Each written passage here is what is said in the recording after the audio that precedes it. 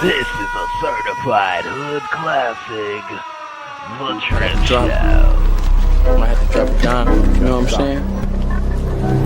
I don't like that shit.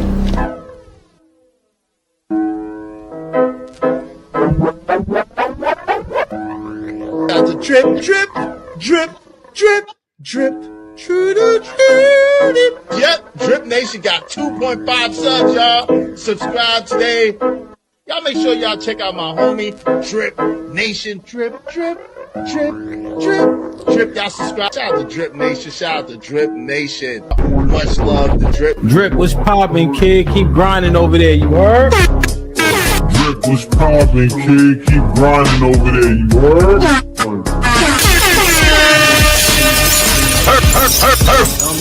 And all that, man. Make sure y'all holler at the Drip Show. From what I could gather, man, he's doing his thing over there. You feel me? So salute this Drip. You know what I'm saying?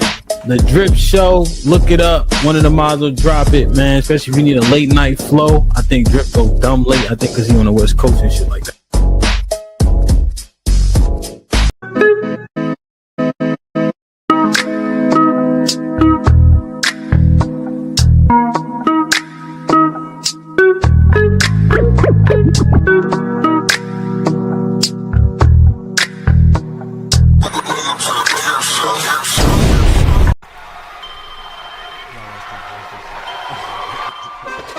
Drip Nation, let's go. Coming to the stage.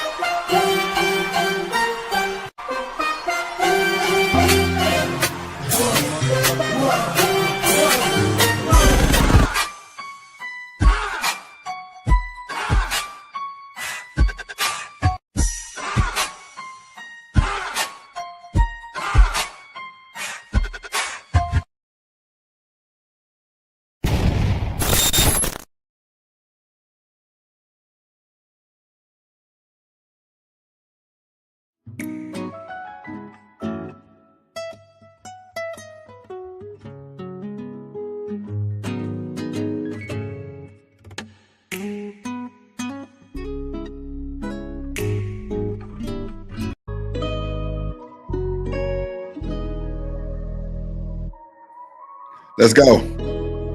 Let's go. Yeah, man. Welcome to the Drip Show, ladies and gentlemen. Yeah. Man, my shit right there, boy. Let's go. Hit that like button, hit that like button, hit that like button for your boy. Dude, let's go. Man, play that shit, Drip. Play that shit, Drip. Let's go.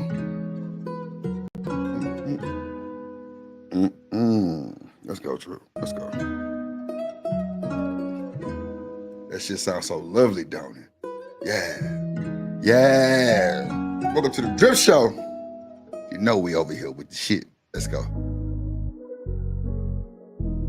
Man, y'all can't fuck with me, bro. It's cool. It's cool. It's cool. It's cool. I'm gonna play everything. Fuck it. What it do, ladies and gentlemen? We are here. Have no fear. Drip Nation in the building. Your hottest podcast during the day. Happy hour with Drip. We are here. We are here. We are here. Man, it feels so good to be alive and free. It does. It really does. It really does. Yeah, it really does. You know what I'm saying? It's a great feeling. Yeah. Turn that shit up, Drew. Turn that shit up, Drew. Yeah. Let's go. Let's go. Let's go. Let's go. Let's go. Dialing me. Dialing me. Dialing me. No, I ain't answering. Dialing me. I ain't answering, no.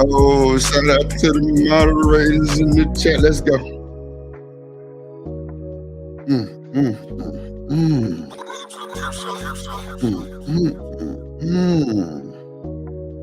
Man, that boy Drip a fool. Drip on the beat. Let's go. Let's go. Let's go. Yeah. Let the bridge play. Let the bridge open it up so we can crank this thing up. Let the bridge open it up so we can crank this thing up. Yeah. Yeah. Yeah. Let's go. Yeah. Okay. Good little vibe, though. I like the little motherfucker. Happy hour with Drip. 21 and up. Let go. Yeah, I like this shit. There you go. In there. With your real hair. Say all my ladies in the house with your real hair. Say, ooh, let's go. Yeah, we vibing today. Yeah. We got that vibe on us today. Let's go, Drip Nation. Let's go. Hit that like button, goddammit. Hit the like button on your too. Hit the like button on your too. Let's get some shit going today, man. It's elevation, bro. We got to start elevating ourselves. Yes, we do. Eat the crew. Yeah. Shout out to all the mods in the building early. Yeah. I say early. Let's go. Ooh. Yeah, that's a vibe right there, bro. That's a vibe, bro. I love making that type of shit, bro. Elia. It's a vibe, though. Ooh, yeah. You feel me? It's a vibe, though. But guess what? Let's go. Yeah. Let's go, Drew. Nope. Prime time warm up for the fucking storm and the fucking after rain is coming. Ooh, work your shoulders, make that shit off, man. Let's go, Drew. Shout out to everybody believing in the Drip Nation, man. Come to the show every day and listening to my black ass. Let's go. Yeah. Okay. Come on, Drip with the remake. Let's go. Yeah, I like this shit. I love it. Yeah.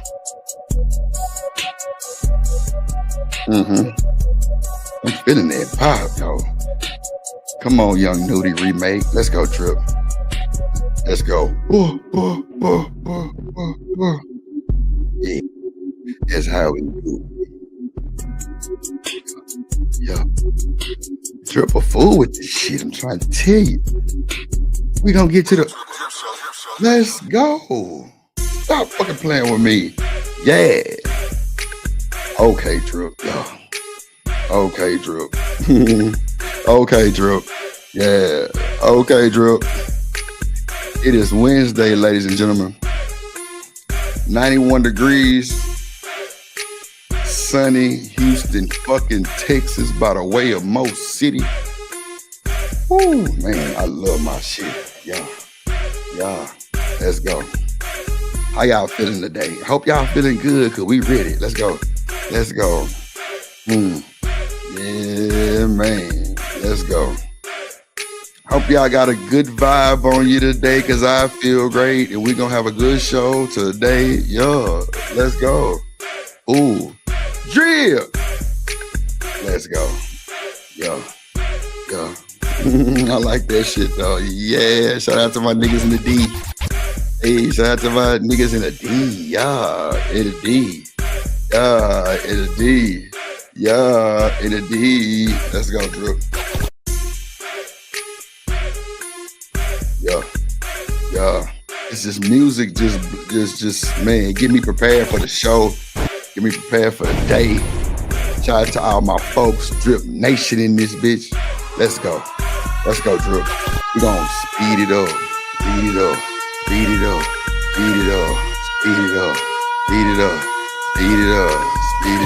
Let's do it. Yo, I'm fucking with that shit. Let's go, Drip. Bring it on in. Yeah. Slow it down like you know you from Houston, Texas, my nigga. Let's go. Yeah, remake. Drip in the building. Drip Nation in the building. Turn to your neighbor and say, neighbor, how you doing? Yeah, how you doing? So I say, neighbor, how you doing? It's your neighbor. How you doing?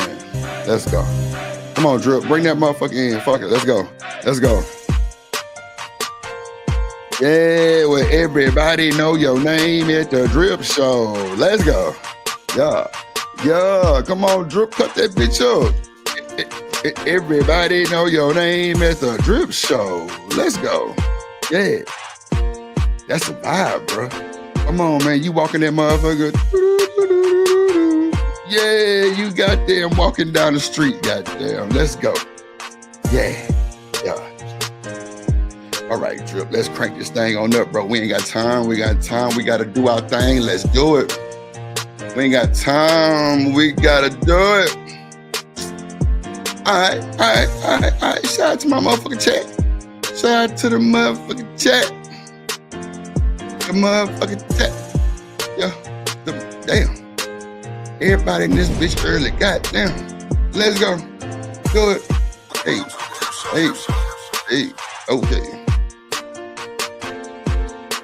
Okay.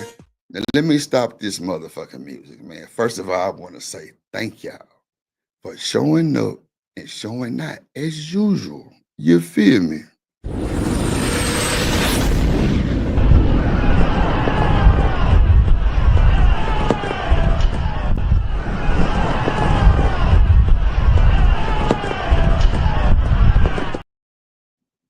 I'm telling you, I appreciate y'all so much. Let's go.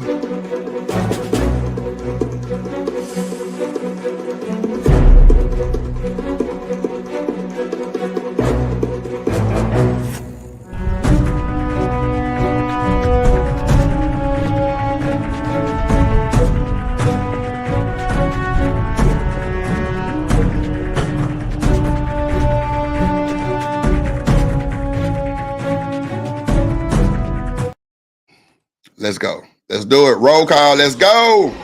Let's go, Drip Nation. Let's do it. I got to shout out to my folks first. with the first verse and the no rehearse. Fuck it.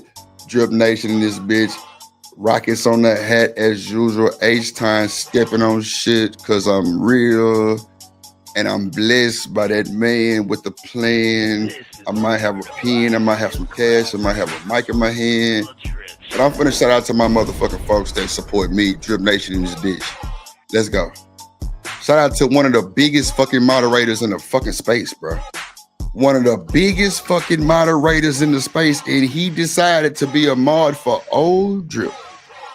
Y'all don't understand how that making me feel. I ain't hug. Shout out to my dog, Emperor Kojak 313 in the building. Make sure y'all go follow Emperor Kojak Gaming channel right fucking now. And if you don't, we gonna block your ass. That's a fact. I mean, right now, not 20 minutes. No, right now. Hey, you, go do that shit right now, please. Thank you. And hit that like button too. Hit that motherfucking like button. Yeah. Shout out to another huge mod in the space. She a baddie. She a queen to be.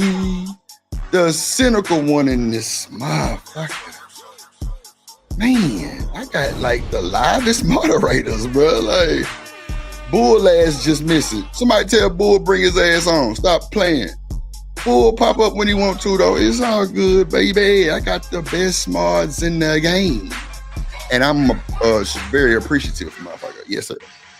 Super through. Shout out to my boy Riez. Riez, the Drip King in this motherfucker. Riez in this motherfucker. Shout out to that boy Riez, the Drip King, a.k.a. Drip. Riez in the building. Yes, Lord. Shout out to Lauren, Alabama. Projects in the building. Yeah, she out there in Lauren, Alabama. Projects. And you through.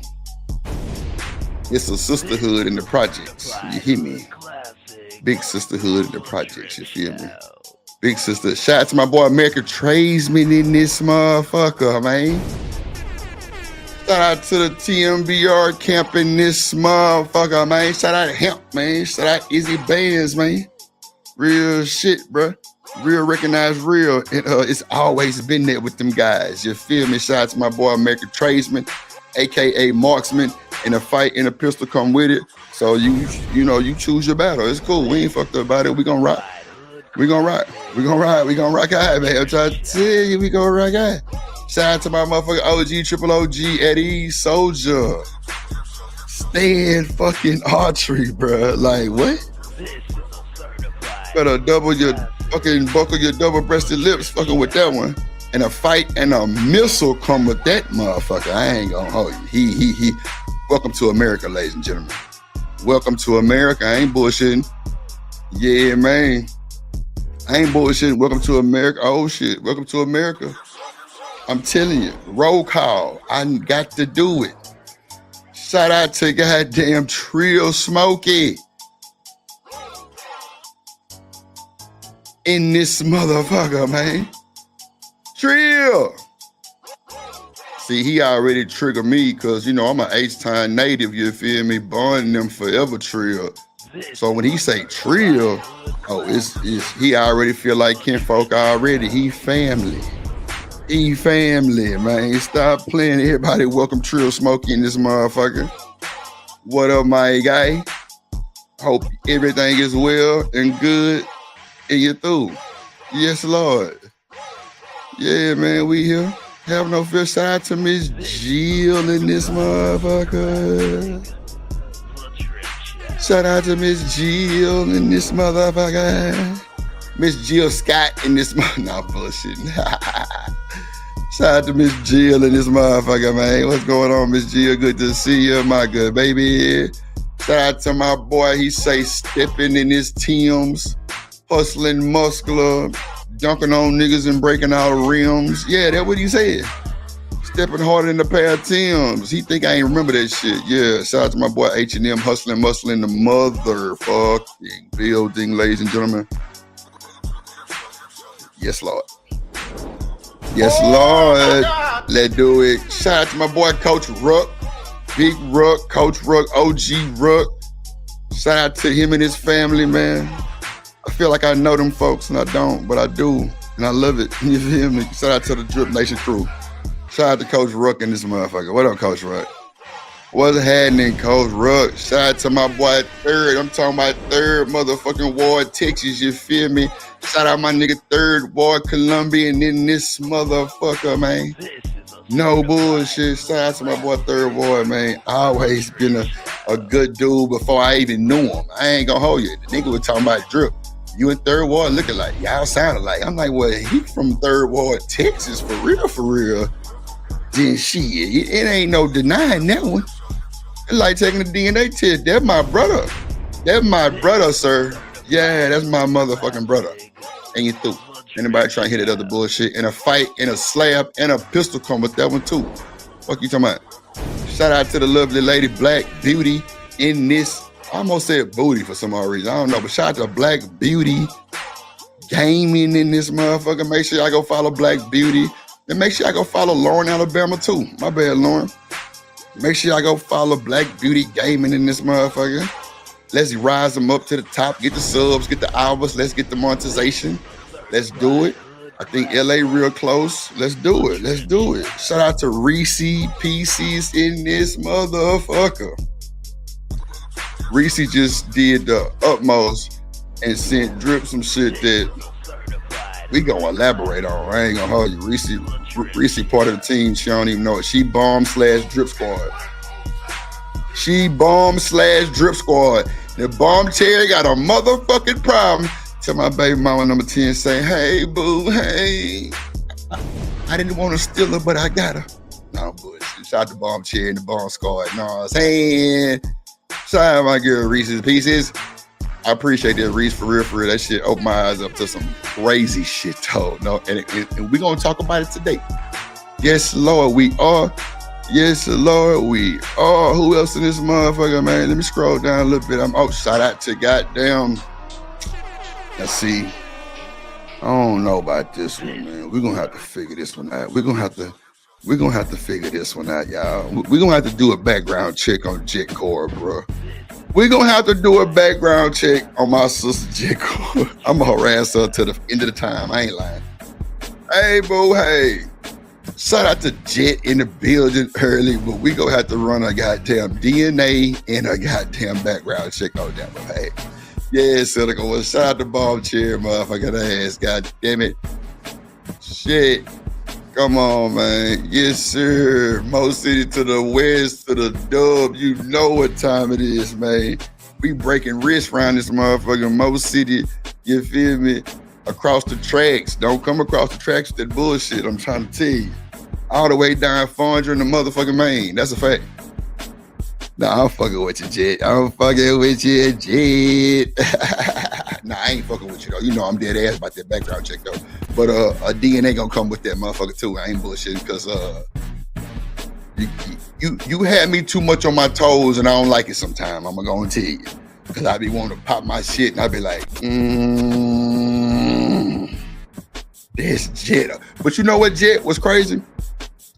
I was looking at some old streams, and bruh, like, I want to say you was on the, it was crazy. I'm like, what the fuck is Jet on my stream? It was like a year ago. It was crazy. I'm like, damn. But, man, it was even DB on there. I'm like, damn, like, what? I don't remember that shit.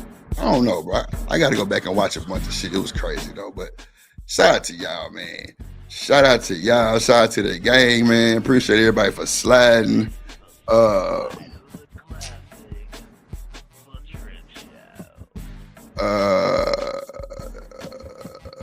Yeah, Jet, I go at 2. See what I'm saying? She don't be worried about drip. I go at 2. She be trying to tune in for the friend. You feel me? Fuck that. We gonna block Jet ass immediately, goddamn it. Sugar, can I borrow some sugar? Look, she come in with that bullshit. What's this? Somebody get Sugar Bar ass up out of here, and Jet at the same time. God damn it. What up, Sugar? Can we borrow some sugar? Can we borrow some fucking sugar? Shout out to all the folks in the chat, man. Shout out to the Mod Gang. Shout out to everybody doing their thing and everything. God damn it.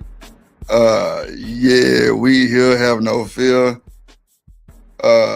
Yeah, man, we here. We got a lot to talk about, right? So we got, oh shit. Yeah, hit that like button, man. We need to get the likes up real quick. Yeah, we're gonna have a goal for the show. I'm gonna set it like 60. We're gonna do 60 for the goal for the show. Just random number. I don't know why I picked it, but I picked it. We gotta get some more support in, you know what I'm saying? I don't know why y'all don't want to give Drip $1 or $2. Water bill high, all kind of shit. Y'all don't love me no more. And that's cool. I'll be making y'all too comfortable, and y'all just fuck it. Yeah, all right. Damn. That's cool though. That's cool. I'm gonna end the motherfucking shows super early. Goddamn, hell nah. I ain't cool with nothing. Shout out to my gang though. Shout out to everybody with a membership. Shout out to everybody watching the replay right now. If you're watching the replay, make sure you leave a super thanks. Hit the cash app. Drip on the beat. Let's make the chat colorful. Shout out to everybody, man. Shout out to everybody. How y'all doing today? It is hump day, ladies and gentlemen. So we got another, I know y'all gonna be like, damn, Drip, you ain't really worried about that? Nah, it's another pop the balloon situation going on. It's a Houston situation. It's wild as hell though. Yeah, like I got a few situations going on with this shit. I got a lot of content today. And shout out to fucking Reese's Pieces though, man. Oh, okay. I'm like, damn, what's that? Kodak Black. I forgot we were watching that shit yesterday. Yeah, Megan Thee Stallion dates Klay Thompson from the what that is, the Golden State Warriors. Shout out to them. I don't know if we played the 911 call for the Beyonce robbery. I actually start with that. I don't think we played that motherfucker yesterday. Okay, so clearly we might have played. Let me see.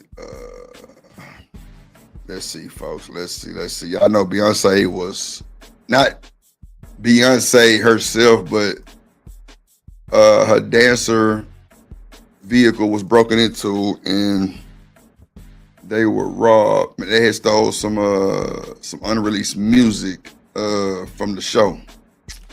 Let's see. These new 911 calls. Let's see. Let's get this out the way real quick, folks, so we can make it. Drip Nation Fair Use.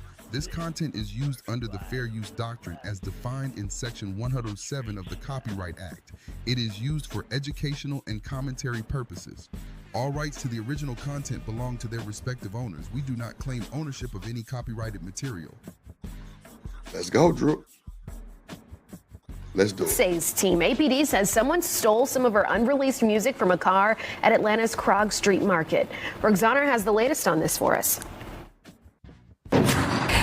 And they were saying yesterday, Krog Street is like a hippie type area. It's not near the stadium that she performed in.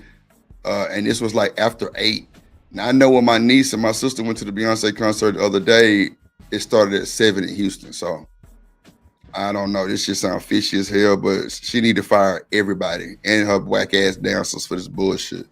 I think it was an inside job. Let's do it. Let's get through these content clips. Let's go, y'all. Thank y'all. Atlanta police say the thieves got away with several items, including some unreleased music from the Grammy award-winning singer. This all happened days before Beyonce's Cowboy Carter tour kicked off 4 shows here in Atlanta. Someone broke into my car. Just days before Grammy award-winning singer Beyonce begins a 4-show run in Atlanta, thieves get away with several items belonging to the superstar. Atlanta police say the break-in happened at a parking deck for Krog Street Market last Tuesday.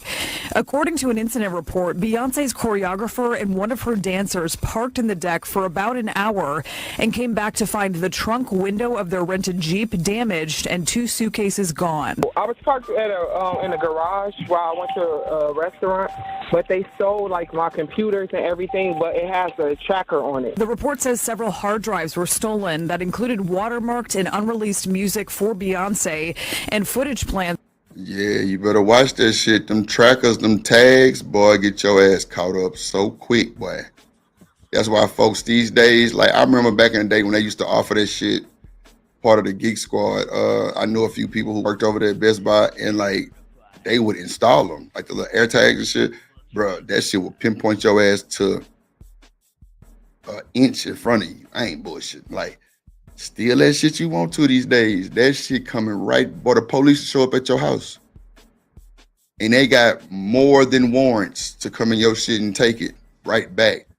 I'm telling y'all, stop playing with these folks. Now, with them saying that they got, you know, tags on it, it kind of give me a little bit more hope that Beyonce wasn't just too sloppy, because, you know, it could be tracked, but still, I don't know about this one. Shout out to Miss Joy in the building. Joy is real online. Make sure y'all go follow Miss Joy.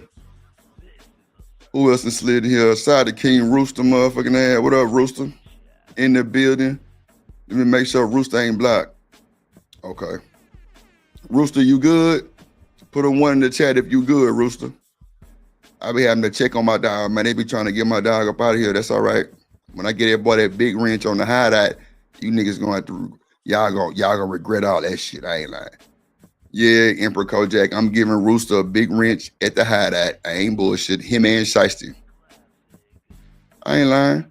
I told him this shit. I don't forget that. Yup, Sugar and Shiesty and King Rooster. Rooster, you good?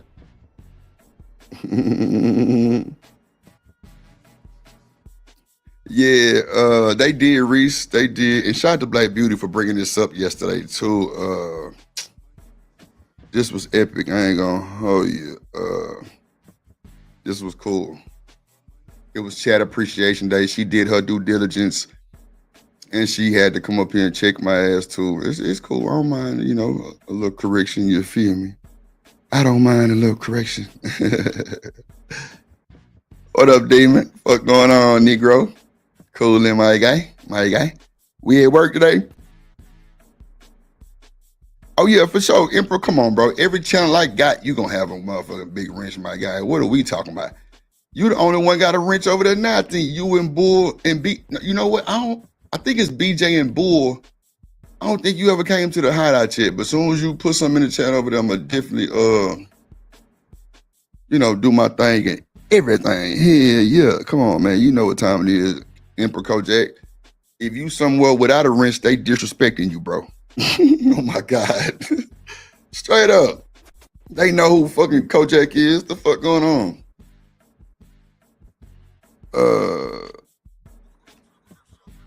Let me see. Yeah, that boy Demon say we on lunch. Damn, tornado watch. Damn, we gotta bunker down. Goddamn, let's go. It's for her shows. It's following them because it's on Find My iPhone. They have my computers, and it's really, really important information in there. Like I work with someone who's like of a high status, and I. Yeah, see, that's how you speak in codes right there. See, Beyonce, let me tell you something.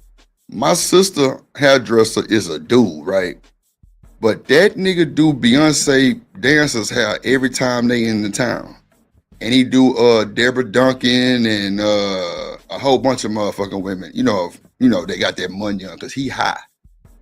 But this nigga lost his contract because when they had a show out here like 2-3 years ago, I think, with Big Frida was out here, the nigga had his phone out, y'all. And they literally scrubbed the internet, and whatever he posted with her, they snatched that shit down, bro. No bullshit. Beyonce got that power. She gonna shut down the internet, bro. I ain't bullshit. No bullshit. That nigga lost all that money because he wanted to record. Bro, didn't she tell your little dumbass don't record shit? You want to sneak your phone out, bro. Everybody be looking out for Beyonce, bro. They looking.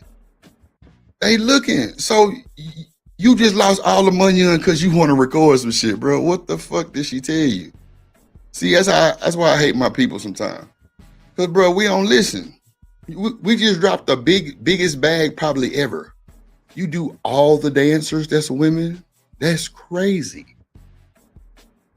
I don't know if you do her shit, but my sister would tell me that you do all the background dances. I'm just like, damn, really?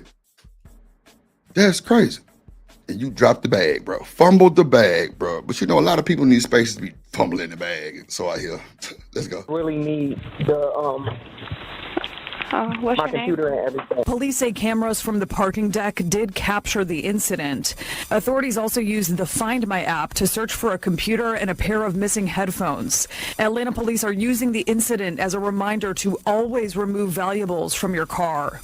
We're told officers also dusted for fingerprints at that scene, and they were able to recover 2 very light prints. There's also apparently a warrant out for a suspect, although they have not released that person's name.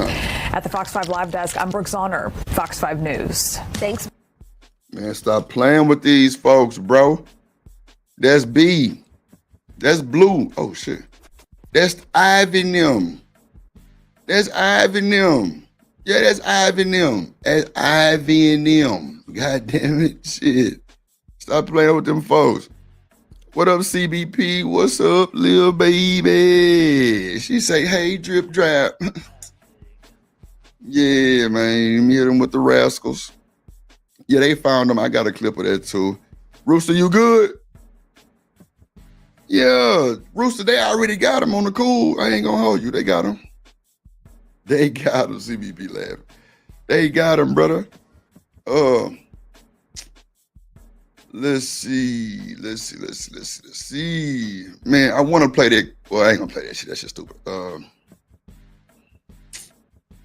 They really have no statue. Let me see. Okay, I'm gonna go to this one. Let's see. I'm gonna go to this one right here. It's a little different type of content, but you know, we are rock at. You know what I'm saying? We trying to make it diverse for the folks in the city of the Drip Nation gang. You feel me? We trying to make it diverse. Hold on, let me see. Okay, there we go. And with this shit, I gotta play that goddamn. Okay. I got to play this shit every time. Seem like now they really cracking down on us, man. Drip Nation Fair Use. This content is used under the fair use doctrine as defined in Section 107 of the Copyright Act. It is used for educational and commentary purposes. All rights to the original content belong to their respective owners. We do not claim ownership of any copyrighted material. You know they couldn't get in it. All right, Rooster, for sure. I had to make sure you was good, bro. You know you my dog. I ain't want nobody back trying to block you and everything. I was asking you earlier, was you good, nigga? Rooster say he good. All right, let's go. Okay, baby. Let's see.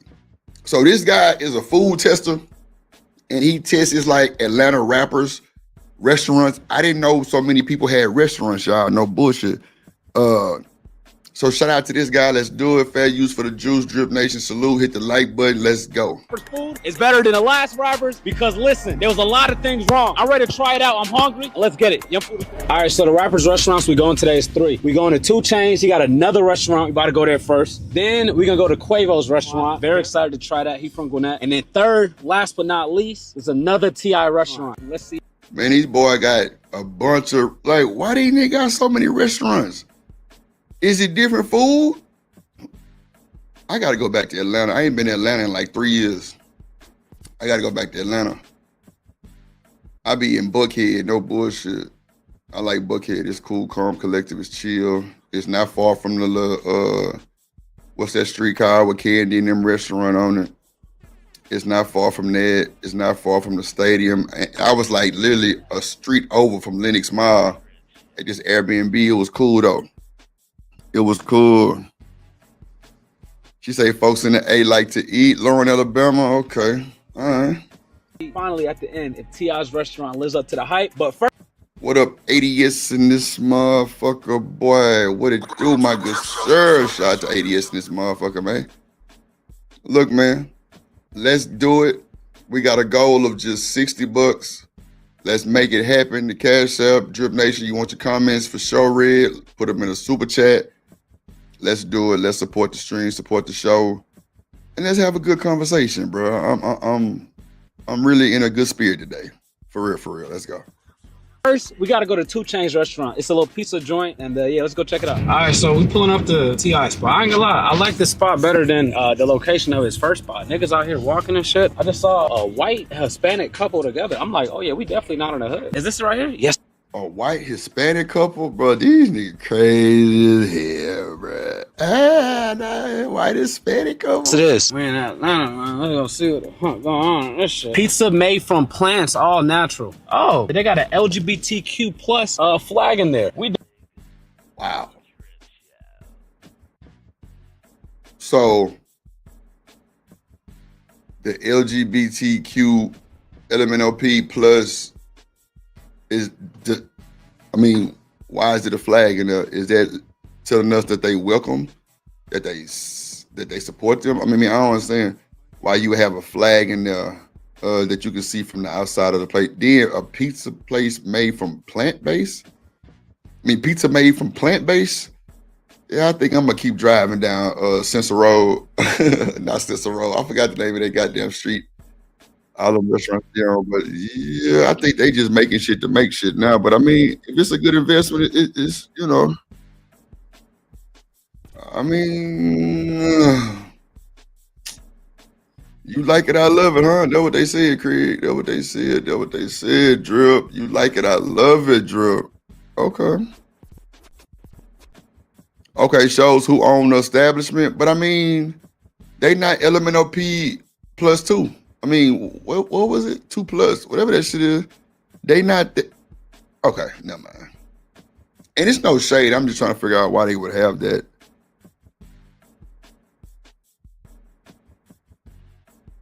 I need.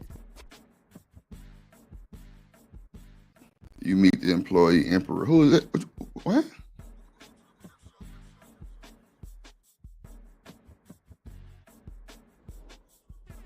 Okay. Yeah, that's what I was thinking. They pretty much support him. That's what I thought too. Okay, I just want to make sure. definitely in a white area. What's the most popular pizza here? I would say either the come on carne or the Mexicano. I'll take the first one. And a name for your order? Jacob. Wait, is that? Oh, this whole place is vegan. It is, yeah. Oh, okay, yeah. Oh, it's a vegan. See, I don't know why plant-based didn't register the way vegan shit did.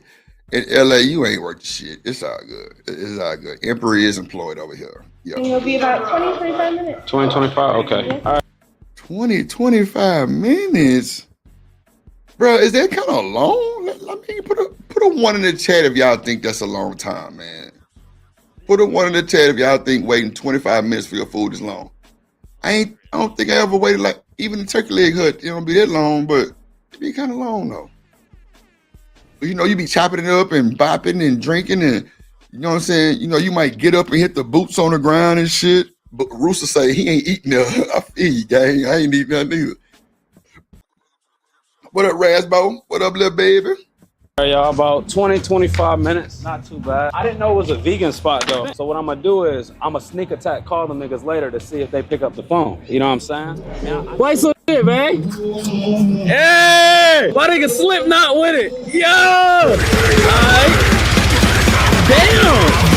Slipknot Hendrix, okay. We got some love, though, in Atlanta. We really in 5 Points right now, bro. We in a Slipknot area. I'm giving y'all a vlog with this shit. I see white niggas with red hair and shit. I got this theory, bro. If she a white girl with red hair or Hispanic girl with red hair, she like black niggas. This a call test. I just want to see if the niggas pick up. White girl with red hair. Hispanic chick with red hair, she like black dudes. You might have me sold on that, my boy. You just might have me sold on that, my boy. No bullshit. You might have me sold on that. Real shit. You might have me sold on that. No bullshit. I swear you might have me sold on that, bruh. On my mama, bruh. I'm telling you might have me sold on that one. Let me see.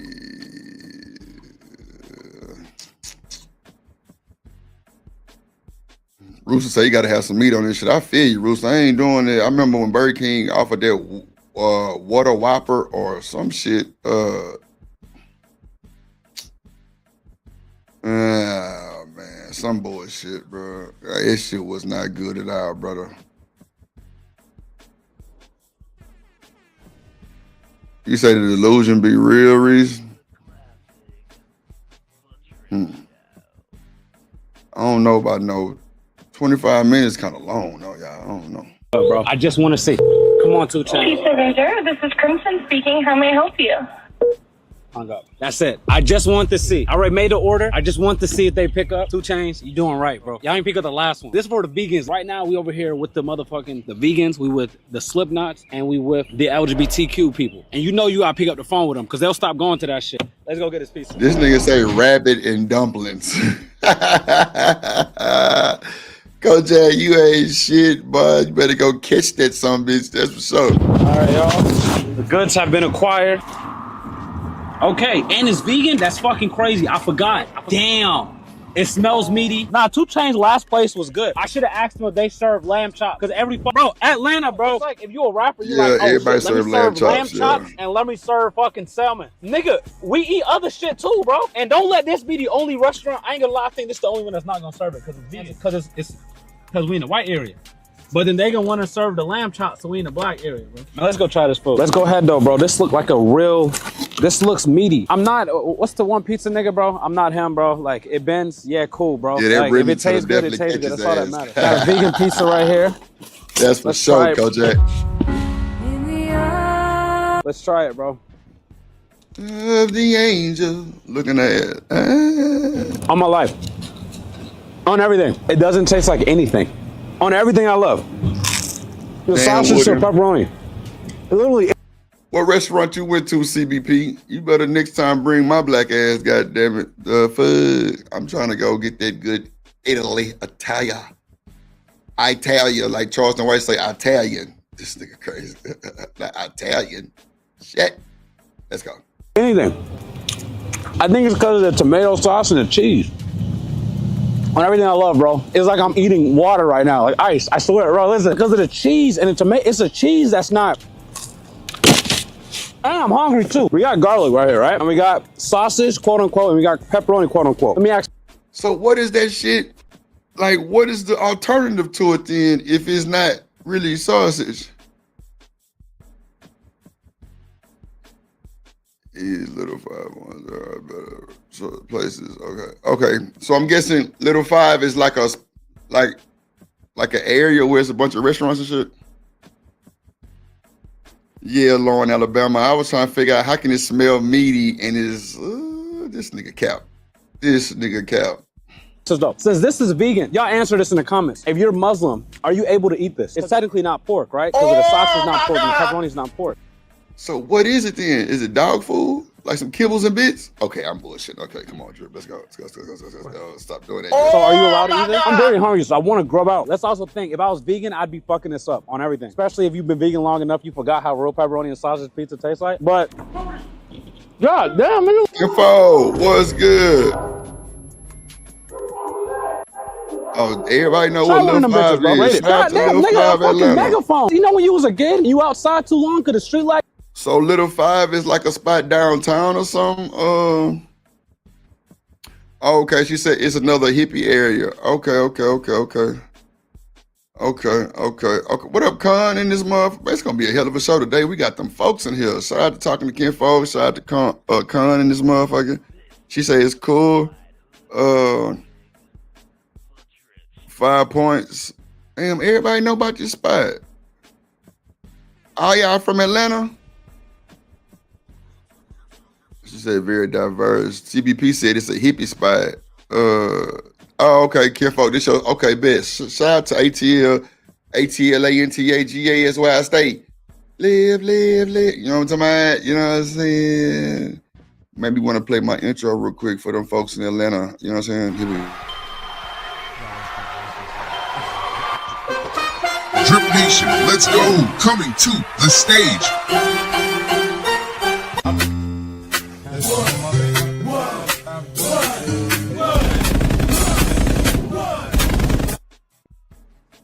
Is Peter?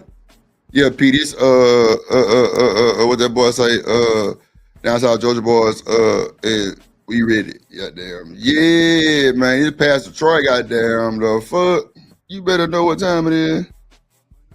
Okay. Eclectic looking ass. Goddamn. I damn that click my damn tooth. Boy, that shit. Eclectic. Oh shit. Let me see. Downtown Atlanta, more residential. Okay. Let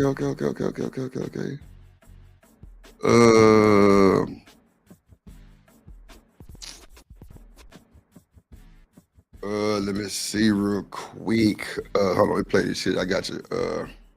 Okay, man. So your parents call you? It's all right. I feel like you need Nah, to see, that's what I'm saying. Like niggas. What is good? What's bad? What's missing? What, etc. All right, what you said was good. I like the crunch. I feel like a lot of pizza, like it's like low-key lousy. Like you try it. Good point. Right there dripping all on you. Pause. You know what I mean? Like, bro. This nigga, bro. Hey. Nah, you know what I'm saying. You know what I'm saying. That's them Chicago pizza. The Chicago pizza, that shit be dripping and shit like. Yeah. They be having pies and shit too. But what else? The crunch is good. It's very good crunch. What's bad about it? They don't have enough cheese. Like I feel like they put more cheese on it. So you know what this is? This vegan pizza. And you was able to tell that something's missing right away, right? That's what I'm saying. If you vegan, I feel like you really gonna fuck with this. But if you're not vegan, I can't see you going back. You know what I'm saying? Or probably even finishing the box, unless you me. Like I'm a hungry ass nigga, bro. I'm gonna be honest with you, my nigga. I be hungry sometimes. Type shit? No, not type shit. Dairy shit. Like I'm probably gonna finish that anyway. And I got 2 other restaurants to go to, and this is just the first one. I'm a hungry ass nigga, Antonio. So listen, what you rate it? I'm gonna say like, the fact that it's vegan, I don't fuck with it. I can't fuck with it. Nah, bro. I can't. Man, he ain't fucking with that bullshit neither, man. Shout out to my boy Romello, 740 motherfucking 7 in the building. What is good, my good sir, with the 10 ball? And he says this right here, ladies and gentlemen. Most of us is rushing into it anyway, you know what I'm saying? We ain't rushing for love, and I ain't up here to judge. Let's go. Let's go, Drip Nation. Let's go. Yeah, man. Let's go. Is it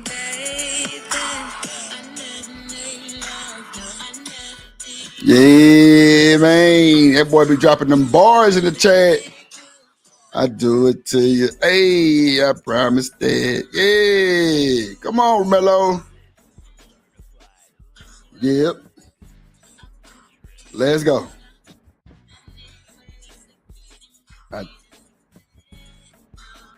To you. Let's go, man. Shot at that boy for the 10 ball. Let's go. I never made. Come on now. Come on with the squeak. That's ATLANTA. Let's go. God damn it. There ain't no fun. There ain't no motherfucking fun. Let's go.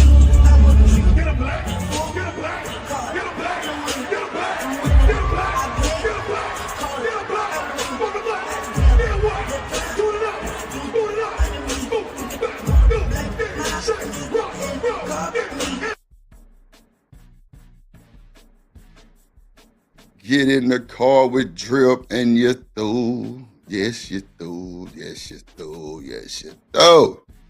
Nightish in this motherfucker, man. What's good, my guy?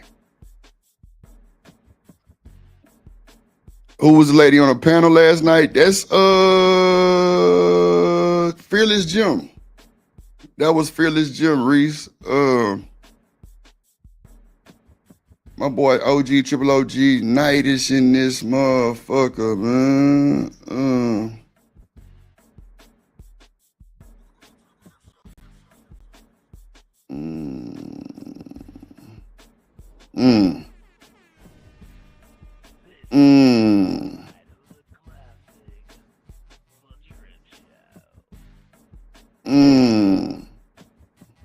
Okay, Wale's DC. No, I'm talking about the Lauren, Alabama. So you got to understand what I'm saying when I said what I said. That squeak is Little John. Come on, what it is, ho? What's up? That's Scrappy. That's John and Scrappy. Come on, Lauren, Alabama. How you don't know? You know what?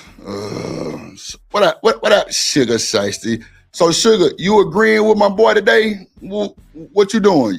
You know you changed like a washing machine. Come on. Look, she said, if you come, I'll guide you. Goddamn, lead a bitch. Yeah, lead and guide me to the promised land. Yes, indeed. Oh, Lord. Sandy Springs.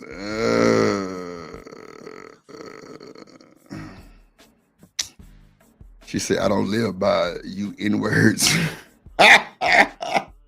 CBP, what the hell is you talking about? You crazy as hell. Yeah, that was Fearless Jim. Yeah, you see that shit, Lauren, Alabama? Somebody get CBP ass up out of here real quick with that bullshit. Okay. Oh, okay, never mind. You ain't okay, never mind.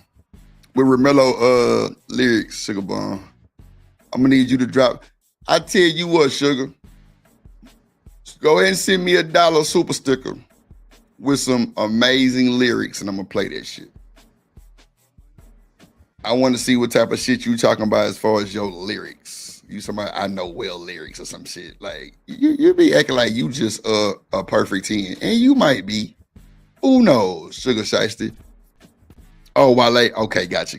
Okay, yeah. I got you. Now, Wale cool though. I fuck with Wale. You don't like Wale, Shiesty? I fuck with Wale though. He cool. Stand the man in this motherfucker. Sound no well lyrics, Wale. Yeah, that was that Wale game. Shout out to the boy Mello. Now, cause Romello had put the super chat. It was Wale type shit. But all right, let's see what this nigga talking about. Trust him. I can't. Nigga, what are you fucking vegan, K? My uncle was vegan. And you didn't really fuck with your uncle? Yeah. I mean. Oh, no, okay. But She like, said she made it. 7 out of 10. I'm asking you now. All right, so they nailed it with everything else other than the cheese and the tomato sauce. That's what I said, because the sausage is not bad. Pizza, nigga, what do you think pizza is? Like, it's not sausage though, bro. Sausage no, but on the pizza, you'll be able to not think about it. Pepperoni, this tastes like school pepperoni. It doesn't have that spice. For a vegan place, I'm gonna go 7. For a non-vegan, I'm gonna go like 4. Yeah, I know CBP. That's what I noticed. I did notice that CBP. It wasn't a bunch of them. The Airbnb that I stayed in was like a high-rise condo type shit. But you know, it was a lot of them over there. But it was the actual owner was a black person. That's for sure. One thing about Atlanta that I noticed that they don't have door handles. They got the little code on the door. You push the little code in there, motherfucker, and damn, Reese say it's tofu on cashew and cheese. That shit sounds disgusting. Oh my God. Romello say shiesty Timu bougie. Lord Jesus. She ain't even Timu. That motherfucker Alibaba. God damn. Yeah, I ain't fucking with that, Reese. If we go and eat somewhere, I don't want that shit. For sure. Don't ever bring Drip to a vegan spot.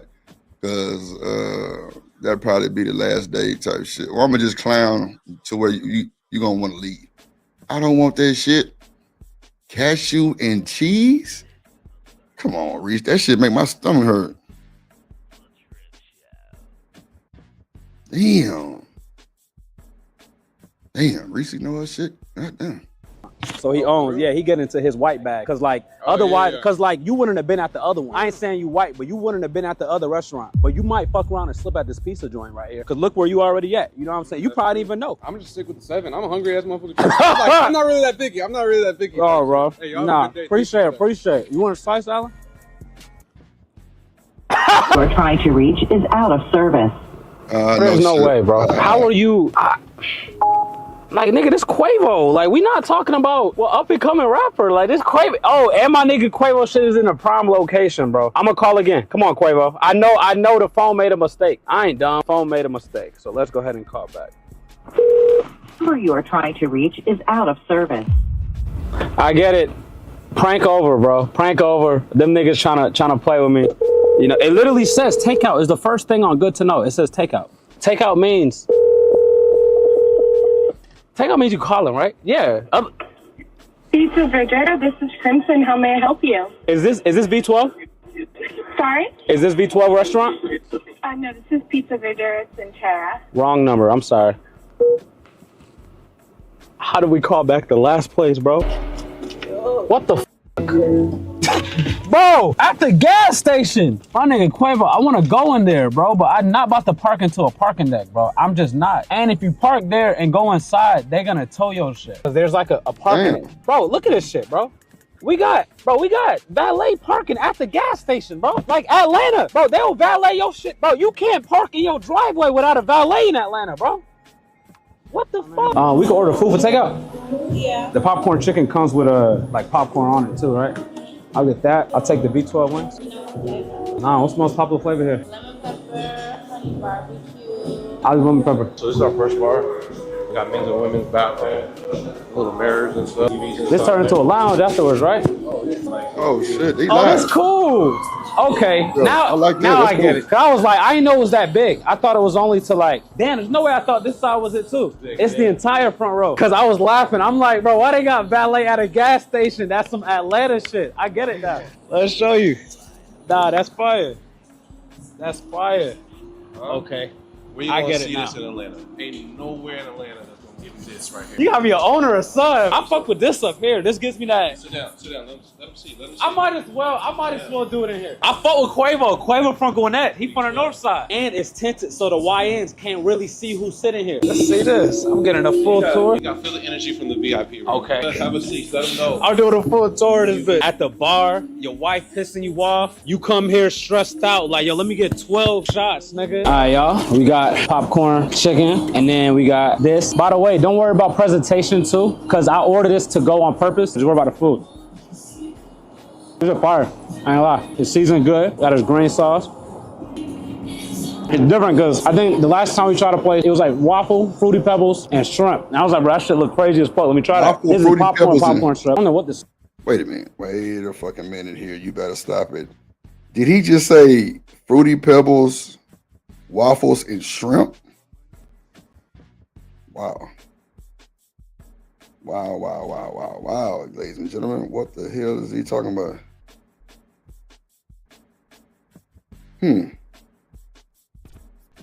That's weird. Who gonna eat that shit? That's in the North LA?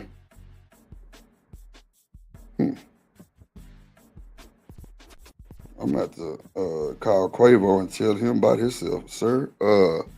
You selling motherfucking what? Waffles, shrimp, and Fruity Pebbles. I'm through. I don't even want to talk about it no more. I don't want to talk about it no more. That's crazy work, and it's insane. That's it. Sauces though. It's like avocado or something. It's good. What up, Miss Love? Lady Love in the building. Nah, come on, man. That sounds disgusting. Bro, we can't do, man. Nah. This guy going to different rappers' restaurants, Shiesty, in Atlanta. T.I. had the plant-based pizza place. 2 Chainz had I think like lamb chops or something. And now he had Quavo restaurant, and they sell Fruity Pebbles, waffles, and shrimp. That's crazy. Like, these niggas need to find another hobby. Shiesty Bar, would you eat that shit?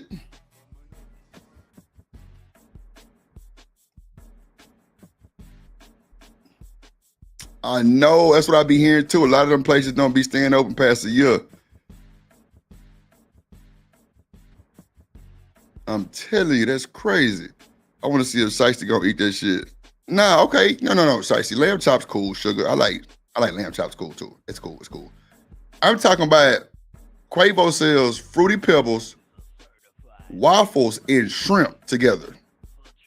Are you eating that shit? Man, you gonna have to go to the shitter. That's for sure.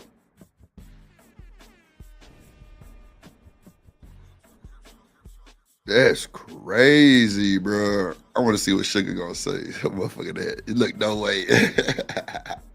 See, it be that bullshit that deter people from going to your restaurant. Fruity Pebbles, waffles, and shrimp, bro. That is a explosion waiting to happen in the bathroom. And you're done. Wait. We can't have it on the whole time. Let me try this. I'm gonna try it off camera and wait till he done recording. He giving a live updates and shit. Nah, it's good.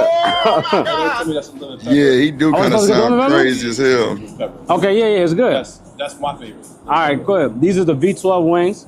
I decided to get this because it said the name of the store on it. Let's see what the wings talking about. V12 wings? Hold on now, okay, like the wings. wings. I'm fucking with the wings. Off rip, already better than Magic City wings. Off rip. Just one bite. Look, I did one bite pull. Damn near got the meat. I ain't gonna hold you. I don't think it's nothing better than the strip club wings. That's a fact, bro. That's a fact, bro. Strip club wings is like, yeah, man. Yeah, man. That shit be on point. One nigga be fucked up like that. High as Scooter Brian. I didn't know that either, Jones, and I ain't gonna hold you. I'll shit. You shit. Look, we both shocked right now because I did not know these niggas were serving.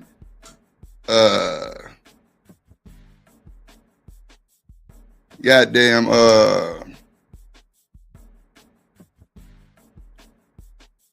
This nigga say he served Fruity Pebbles, waffles, Jonesin, and shrimp together in a dish. Now that's some shit that a kid would order, Jonesin. Am I bullshitting or what? That'll be some shit that my nephew probably would try to order. No bullshit. Oh my God. There's some shit that my nephew would probably try to order. No bullshit. Waffles, Fruity Pebbles, and shrimp, bruh. Man, bro, let me tell you. That's what I'm saying, Jonesin. I'm saying we going out to eat, Jonesin. We can't eat no motherfucking waffles, Fruity Pebbles, and shrimp. Somebody gonna have to go to the bathroom, man. It ain't gonna be good, bro. A lot of black people lactose intolerant, right? Allegedly. Let's see. Let's get through with this shit. Let's go. The wings are really good. Not overcooked, not undercooked, juicy. Rooster, you fucking with it? You know, Rooster from the sticks of that muck. I want to see a Rooster fucking with it.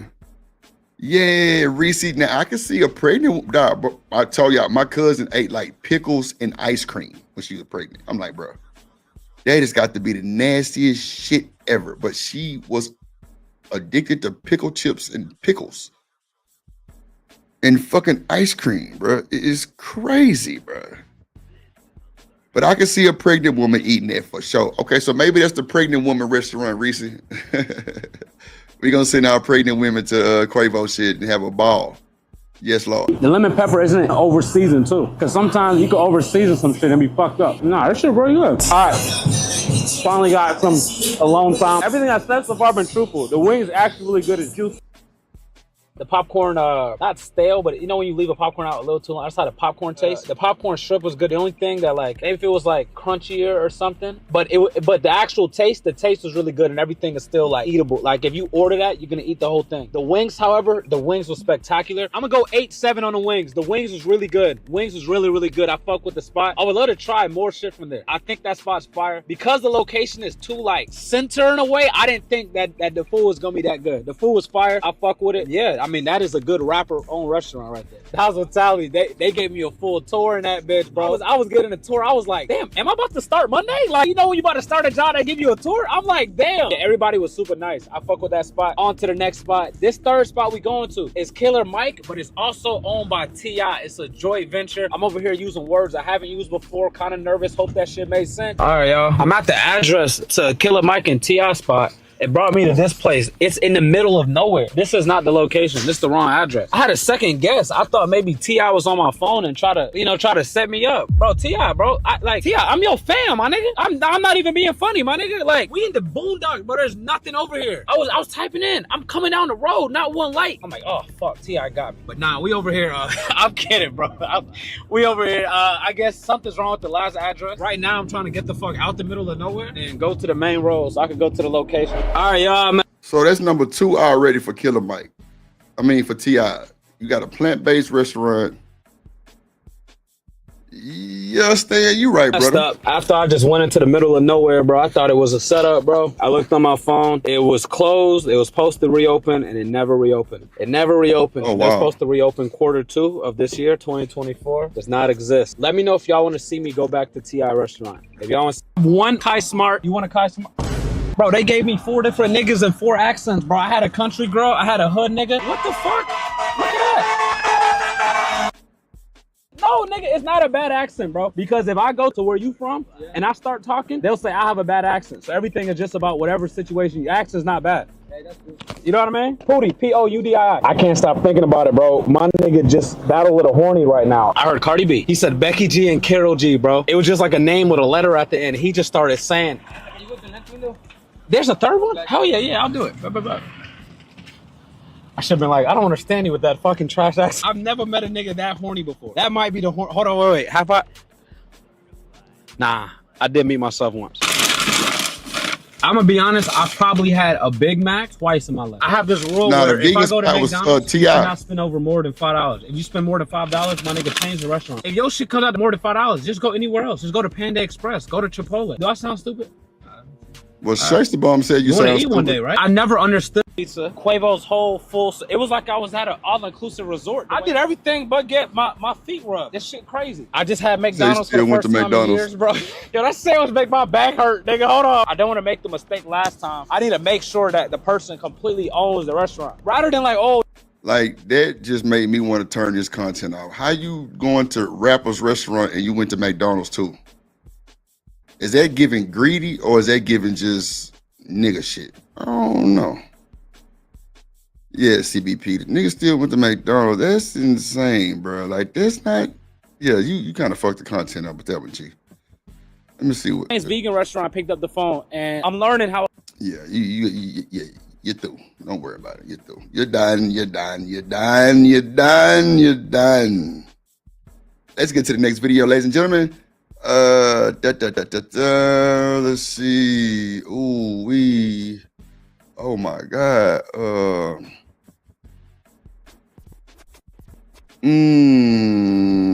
Do I want to do. Ooh, how long is this video? I think. Let me see. I didn't even know Eddie Griffin had a podcast. That's crazy work. They talking about this white lady who was trafficking niggas. Wow. Damn. Hold on. Shout out to y'all for the content though, man. And big shout out to Reese Egghead ass for the big content. I ain't gonna even. Oh, she on point with that one. That was good. Hold on, let me now play that music right there. Then let me do this, y'all. I gotta do it. They cracking down on it. Drip Nation Fair Use. This content is used under the Fair Use Doctrine as defined in Section 107 of the Copyright Act. It is used for educational and commentary purposes. All rights to the original content belong to their respective owners. We do not claim ownership of any copyrighted material.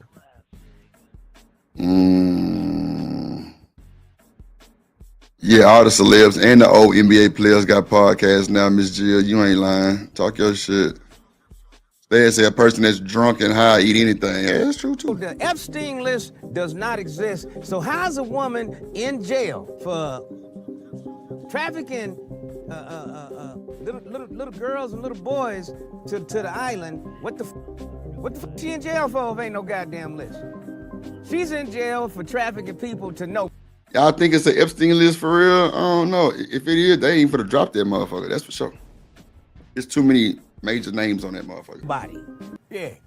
Bullshit. I think Trump had him offed. I think the motherfucker was trying to blackmail Trump. Trump did him, y'all. Somebody did him. I don't think the motherfucker's dead. That motherfucker's damn. They said not he did him. He hung himself. The camera went out for a few minutes. Razzball, you watch this? Every day at that time. Bullshit. How come you didn't fix the goddamn Make sure y'all hit the like button. Hit the like button, ladies and gentlemen. Same goddamn time. Hit that like button. We got about 70 people watching right now. Hit the like button. Shout out to our platforms. We on Twitter, Kick, Twitch, and YouTube. The Plug and the Hideout. Let's go. Jeffrey Epstein is over in Israel, chilling. That's where the motherfucker's at. Trust and believe that. That motherfucker. That's crazy. He's an operative, motherfucker. It was his job to get blackmail on all the top politicians, and he did it damn good. And that's why there's no list all of a sudden. All the motherfuckers scared. You got CBP say don't drop the list. I might be on there. Lord Jesus, have mercy, have mercy, have mercy. Crazy. I'm enough to record their crimes. Yeah, that's I don't know, man. That shit just don't sound right. CBP, let me find out you on that motherfucker, Miss Ma'am. Little baby blood on your fucking hands, you sick sons of bitches. We'll be right back after this commercial break, motherfuckers. Fresh fruit and vegetables look fresh longer. The FDA, Food and Drug Administration, come on, man. Come on.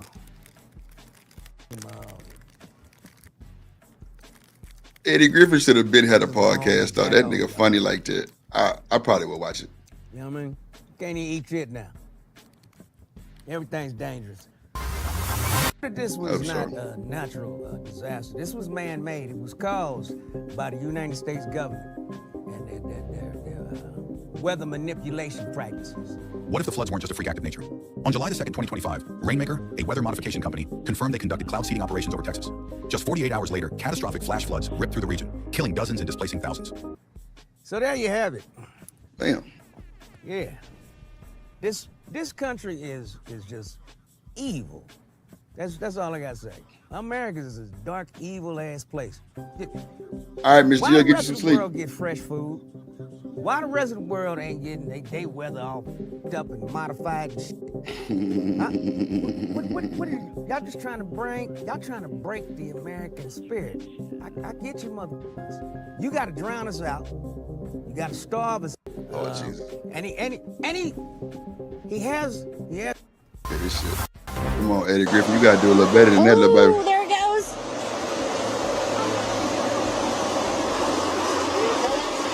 Yeah, that shit was sad. That shit was sad. I ain't gonna hold you.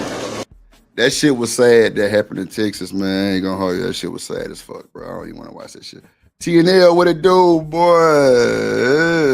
That boy Eddie the GOAT. Nah, Eddie Griffin a motherfucker. He was like a new Bernie Mac type shit, I swear. What up, Chakra Love? In the building. Good to see you, little baby. You cannot outrun water. Duh. Like, your ass will be moonwalking around that motherfucker. Funny shit is, the motherfuckers in the truck would not stop and pick up little children or women. They just kept on driving. Wow. And just gonna let them drown, huh? Yeah, only white people. Yeah, I'm so glad that they ain't got white people instincts. Oh my God! Filming floods be in the hood like, hey, is that a drive-by? Is that a gun? Drive-by. Yes, come on. Let's go see. Pow, pow, pow. Oh shit, these motherfuckers crazy, bro. Who gave Eddie Griffin a microphone, bro?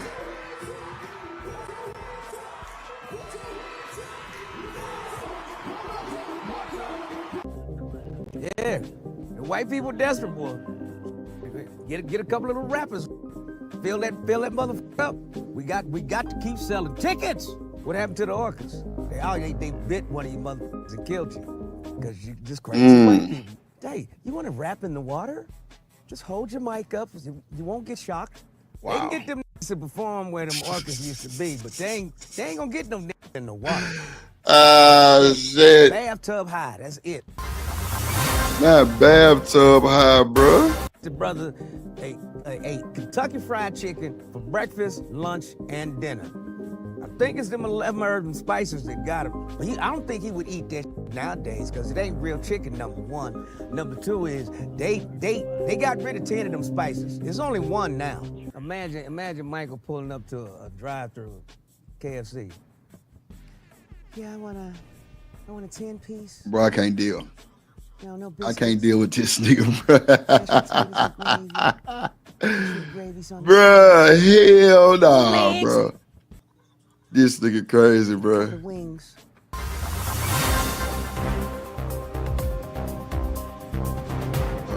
Where the fuck is that goddamn? We're gonna close this week out with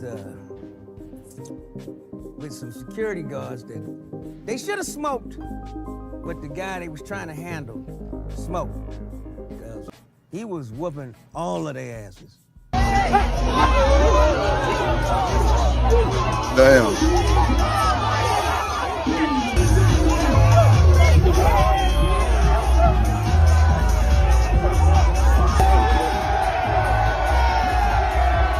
And I'm out of here. Yeah, man. So let me stop this motherfucking music, man. So I got some shit that I seen. I don't know why I didn't play this shit. They probably gonna be like, damn, Drip ain't play what I sent. I got you. Hold on. I ain't even see this shit. Hold on. Yeah, we got some content today. We got a bunch of little shit that just trying to stay off the obvious. I think this is just emboldening more men to do the same thing. Emboldening? Okay. Drip Nation Fair Use. This content is used under the Fair Use Doctrine as defined in Section 107 of the Copyright Act. It is used for educational and commentary purposes. All rights to the original content belong to their respective owners. We do not claim ownership of any copyrighted material. Let's go. Because guess what they're going to do? They're going to get away with it. There are men in this industry who have left this country, who are now living on islands and in different countries, to escape persecution from things like this. There are men that I know personally who are involved in this, who have done things similar to this, who have parties like this. Diddy's not the only one. This is not a Sean Combs problem. This is a societal community issue here in this town, and it's not just the artists, it's also their attorneys, their publicists, it's the whole whatever, yada yada yada. Piers Morgan. Now, I don't care whether or not you like the young brother or you dislike the young brother.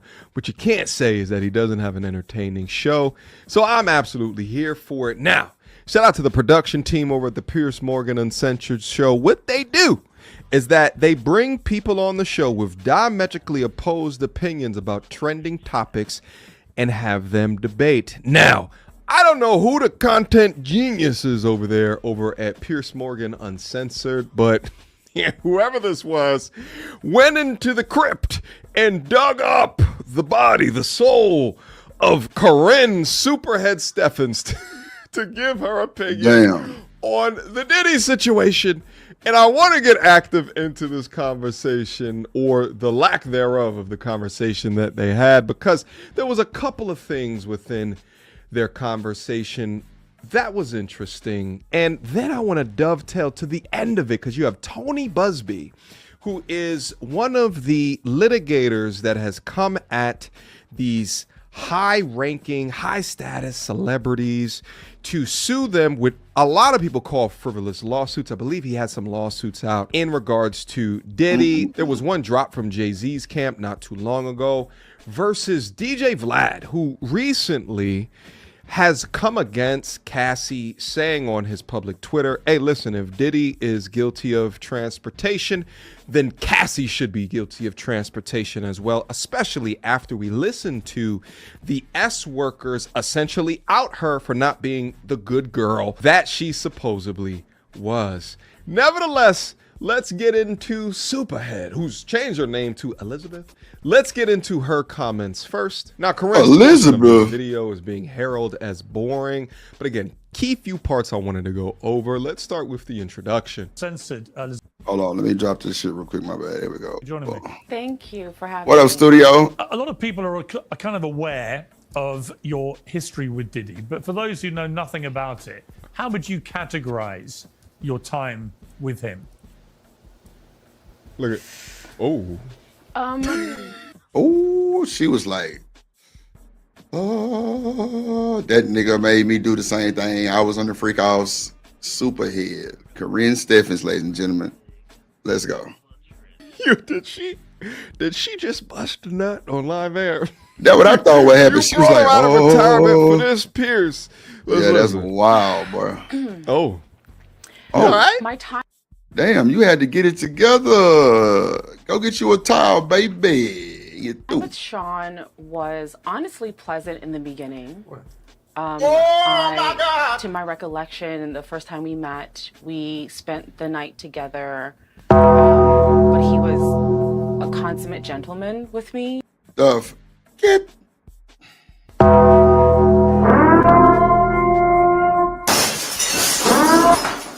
He was a what?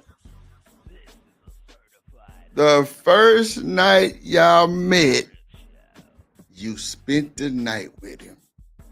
And I'm guessing that's normal shit for celebrities, I guess. Allegedly, you know what I'm saying? But I'm a little disturbed, ladies and gentlemen. I'm conflicted, my nigga. Shit. In that evening, again, to my recollection. Ooh. And when they blink and their eyes go up at the different time, there has never been a woman in the history of woman when they do that and they're like, okay, like, right, you know what I'm saying? Like, usually they're clinically insane, they have psychotic tendencies. I'm not a doctor. This is just MTR field studies. every other time I saw him after that was in a group setting, so it was fine. The last time I saw him, however, things had taken a bit of a turn. It was after Confessions of a Video Vixen, my first book had been published, and he was seething when he saw me at Prince had a party at his house, and we were there, you know, of course, before Prince died, and he was scowling at me the whole night, and I found it amusing, but he was obviously very angry with me by that point in our relationship. Whatever, yada, yada, yada. She is essentially, if you're familiar with her, right? Some of the Gen Zs may not know about her, all right? The Gen Ys and the Gen Xs knows what's up. She was essentially like an industry thought pass around, and she made a name for herself because she wrote a book after being a video vixen to like all of these famous people. So this book, at the time when it was released, was like one of the, I think I was in college at the time when it was released. It was like one of the biggest news story because all of these Hollywood people were going to be outed.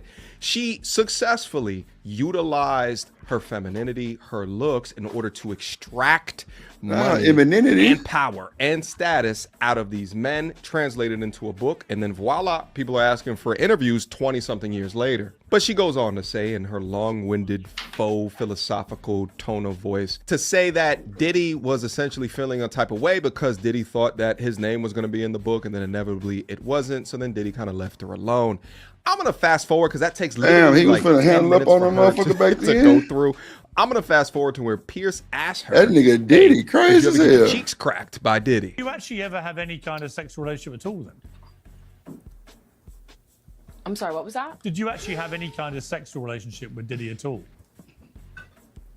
No, Diddy and I did not. No, well, Lying motherfucker. What? Say, what do you mean by that? What? not to my knowledge. I don't. Honestly, I'm questioning a lot of things right now. What you think? So not to my knowledge. No, I don't think anything right now. I just, not to my knowledge, because honestly. That's a very strange response to not remember whether you did or not. Yeah, isn't it? Mm. It is. Oh. Yeah, it is. Because honestly, Pierce, before now, again, before I went through my text, again, I hadn't read Confessions in 20 years. I wrote it. It was painful to write. So I never wanted to re-traumatize myself and go through those years again. And think about this. I'm a middle-aged woman at this point. I don't want to go back into my 20s and see what happened. But in gathering information for this interview here, reading that passage again for the first time in 20 years, I questioned a lot of things, like, well, why was he so afraid? And why did he try to, make my boyfriend feel as if I wasn't trustworthy? And do you think he took advantage of you when you were under the influence of alcohol and drugs? Now, mind you, she just said a second ago that they went home together on the first night that they met. Diddy was a little bit alarmed when he found out that she was writing a book, but then inevitably when he saw his name wasn't in it, he was cool with it. And now after all of that, she's saying she don't remember? Huh? It's almost as if she's prepping for a future lawsuit. Anyway, let's keep going. I don't know. Honestly, I don't know. And but do you I fear never thought that's the case now from everything you've read? Honestly, yes. Given the context, now that I know, because again, I never knew any of these things about him before. So the things that I learned in the trial, I did not know. I never saw that side of him. I did not know. I never understood. And again, in 2005, when I published Confessions, it says I didn't understand why he was so fearful of me, because our time together was pleasant. And I was like, wait, what is he so afraid of? What does he not want me to tell? I didn't see anything at that point. At that point, I hadn't seen anything. At that point, we had, I thought, just a friendly, platonic night together. So I was confused then. And 20 years later, I'm confused now. So to my knowledge, I've never had sex with Sean Combs. We never had that kind of relationship. Probably one of the worst confusing answers ever given on this platform before. She can't say yes or no. Her answer is, I can't remember. That is terrifying.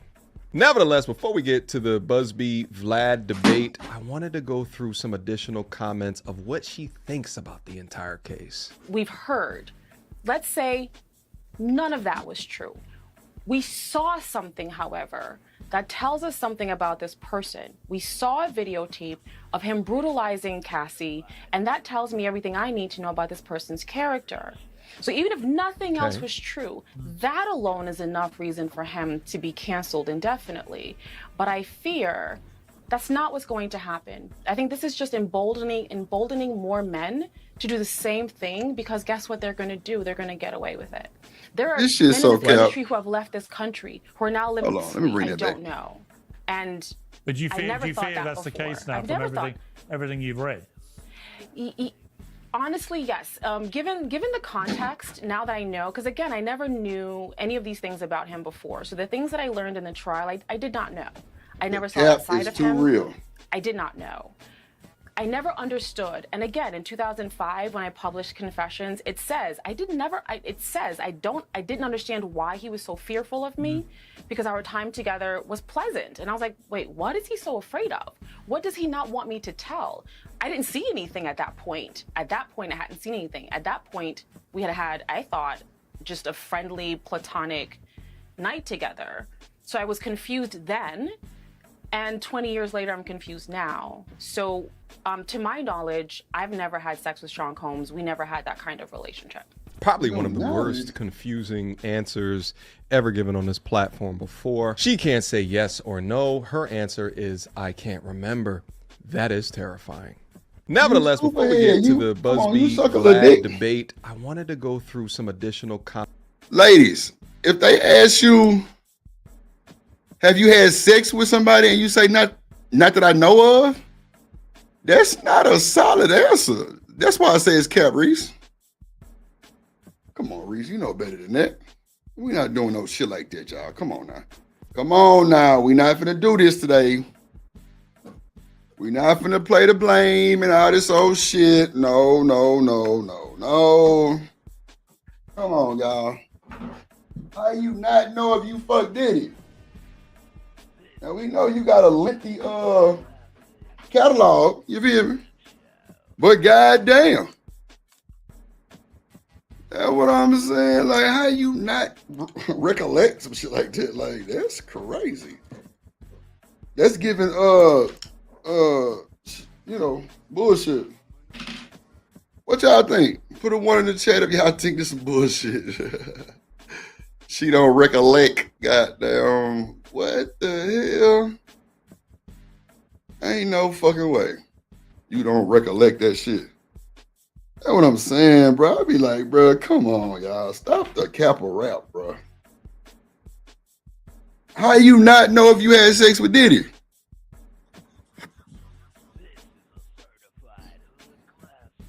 Man, Reese, I ain't got time. I ain't got time for that mind warping shit you finna do today, because you finna try to spin that shit. Look, you already saying because she got drugged. Ain't that some shit, boy? I ain't got time for that shit from you today, Reese. Yeah, I know better now not to even, I ain't got time.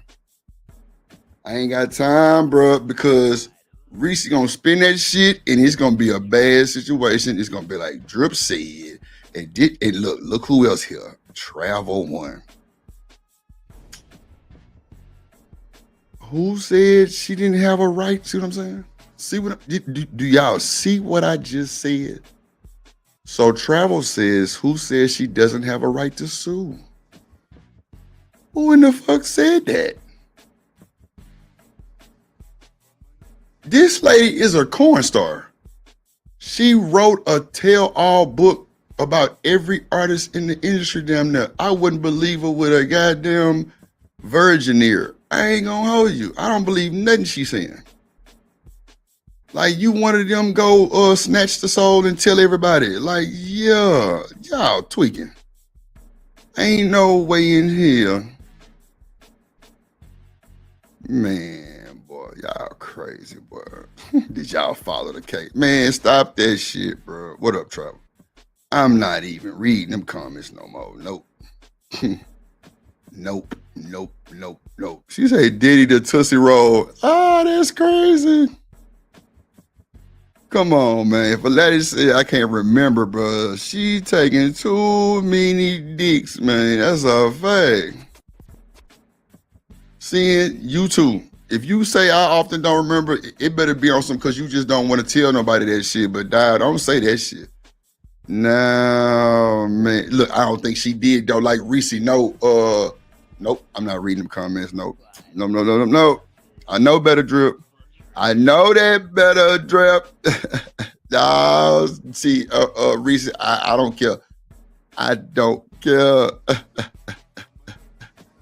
I don't know why you be trying to do Drip like that. You know I don't be caring about that bullshit. Like, damn shit. Well, it's base logic if you actually pay attention. Look at this shit, bro. It's crazy.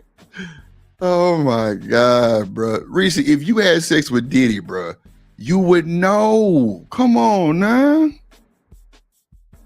She's insinuating. Oh my God. Bro, I want to block Reese ass so bad right now. Oh my God. I want to boot her ass so bad right now, bro. If I actually read, you wouldn't be saying nothing and saying, Reese. Man, you know, that'd be my dog for the first 12 minutes of the show. As soon as we get into some shit, is cutthroat Reese. Fuck that.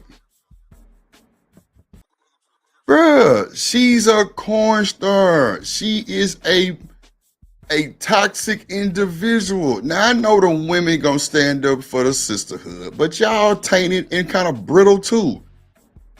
If y'all standing up for this one, y'all crazy as hell. So when she say, I don't know, she's insinuating she was drugged? Bruh, y'all gotta stop this bullshit, bro. Like, just like how y'all said Diddy was gonna do life in jail and all this other shit, wrong. Half the shit that came out, D motherfucker was willing to do it and was doing it behind Diddy back, and that's a fact. But of course, we're protecting the abuser. No, the fuck, we're not. We're reviewing and reacting to content. That is it, man. But it's cool though. It's cool. I don't even know the story, Reese. So how am I standing up for anything? Her comment was her comment. What do you want me to say about that? It sounded crazy for anybody to say that she don't remember.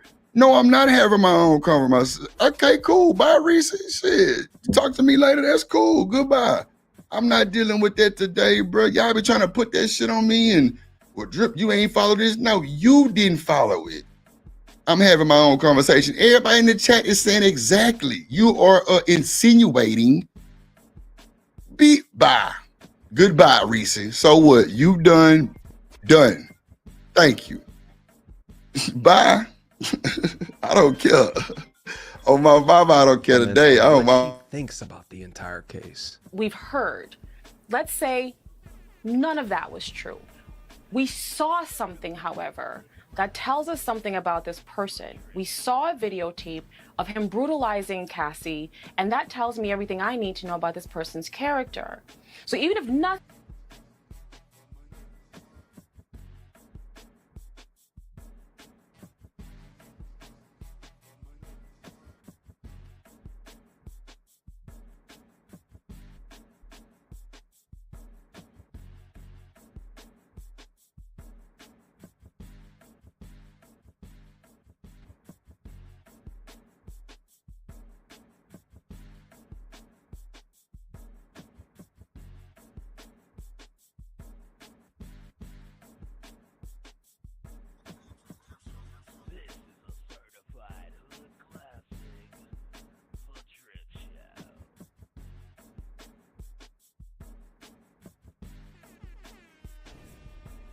I'm muted, my bad. Reese, come on. Why you want to just tell?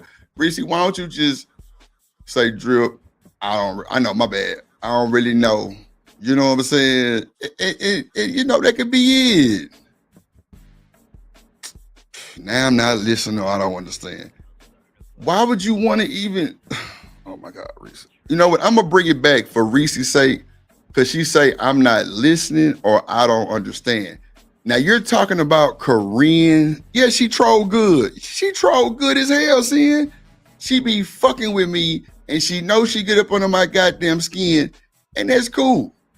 That's cool. I'm gonna bang her ass for about 31 seconds, and then she want to come back. Reese, I love you. Look at that. Bro, that's my motherfucking dog, bro. But she is crazy, bro. I'm not going for that shit today. I'm not doing this shit. She gonna have a whole chat going against me for no reason. I ain't got time. I'm feeling too great and having a good vibe and everything. Reese, you want to fight? Let's fight. But we can talk in real time and fight. Fuck that. I ain't got time.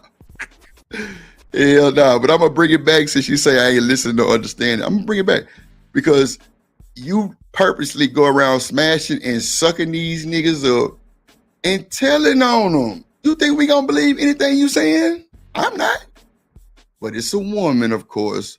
So the sisterhood. Look, see, here we go. Comprehension issue. See, Reese, why you gotta talk to me like that? I ain't said nothing about you not knowing a motherfucking thing, but Drip got a comprehension issue.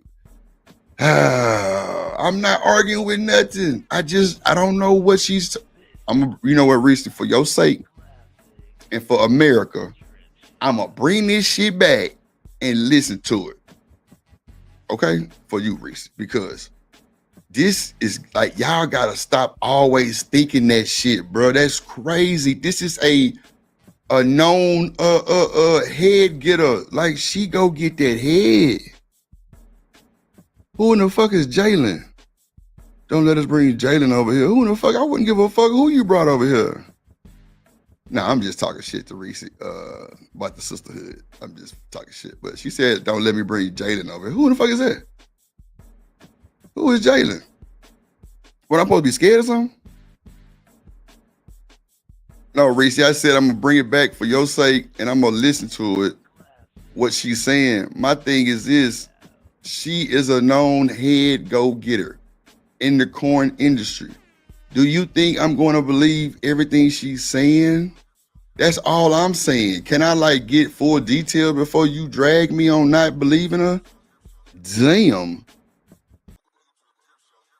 I mean, I'm just shout out to random chat nigga in the bills. And what you saying, Reese? Matter of fact, just hit the link. I don't like reading your text message. Just hit the link. You know you welcome anytime. Hit the link. I post it just for you so we can talk. Matter of fact, we can go over this together, Reese. How about this? So I can understand where you're coming from, for real. Because you know I fuck with you. I fuck with you tough. Hit the link. I dropped it just for Reese. Hit the link and tell me what I'm not missing. Or tell me what I'm missing. And we can go over this segment right here together. Straight up. Because I don't want you to think I really be ignoring the bullshit and just don't give a fuck about that shit, because we know that's not true. But I'm just kind of clueless of what that had to do with anything with Superhead. I don't understand. Okay, well, just come holler at the boy. No, I'm not arguing with you at all. I'm just reading your comments and responding. But hit the link so we can go over it together. And then we can, you know what I'm saying? We can iron it out like good individuals and show the space that you ain't got to argue to, you know, for a man and a woman to go over some shit like this. I want to show them that real shit. One of Demon's buddies. What the hell is CN talking about?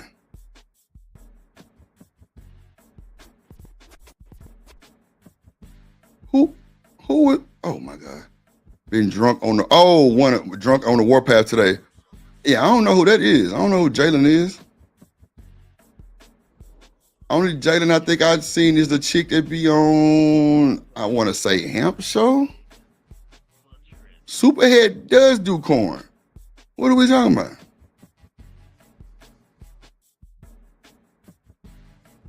You talking about Superhead seeing? Y'all crazy as hell. She definitely in the corn industry. What are we talking about? Or are we talking about the same thing? I'm waiting on Reese to hit the link so we can go over this like, you know, decent people. Seeing crazy as hell. Seeing, I don't know what the hell Seeing talking about. Seeing be just talking shit. She said, okay, thank you. Reese Pieces. Hello. Hey. What up? Like, this is what I'm saying. I don't know what is what with her, but I'm just saying, I feel like she's trying to leave the doors open for a lawsuit. That's why she's like, oh, I don't really know if we fucked. Like, she's trying to say like she don't remember. Like, she could have possibly been drugged. So maybe in the future she could say she was drugged.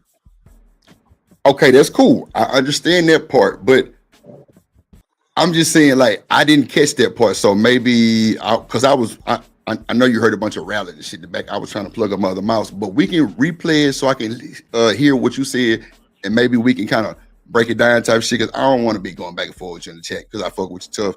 And yeah, but I don't know what there's to go back and forth about. Like, I don't think we disagree or agree. I'm just saying, like, I don't know. Okay. Yeah, I got yeah, you. she could be lying. I got But I'm you. saying, do you hear when she said, I'm not sure. She's like, I'm not sure if we fucked. I don't know. I don't think we did. Because at first she said no, and then she's like, well, I don't know though.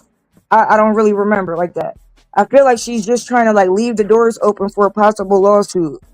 Okay, well, that's the case, Reese. That's my bad for not peeping that part of it because, like I say, I was kind of in and out listening, but I'm just like, if a person don't know they had sex with somebody, that's kind of wild.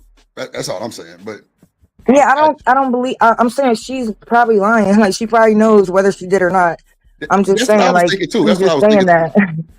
And see, that's what I was really talking about too. Like, how does she not know she had sex with Didi? That's a big time celebrity, but she is a celebrity herself. So, and she had sex with a lot of other celebrities. So she might not remember, she might, but you say she could be opening the doors for a lawsuit. It is kind of weird for her to be on Piers Morgan talking about Diddy too. So I kind of agree with you on that now that you break it down like that. But at first I definitely wouldn't understand. I'm like, well, wait a minute. How you don't know if you had sex with somebody? Okay, so let's just agree that Reese, can we agree that the way she said that was kind of weird? Like, I don't recall. Just to anybody just randomly catching the pickup right here. You don't think that's just kind of... Yeah, but I mean, yes, it's weird, but I'm taking it as like, she just trying to, play a game. Like, okay. But that's the whole theme of everything. Everybody that's suing him, they're saying the same thing, that he drugged them and, he raped them. So like, but I don't really know why she did that.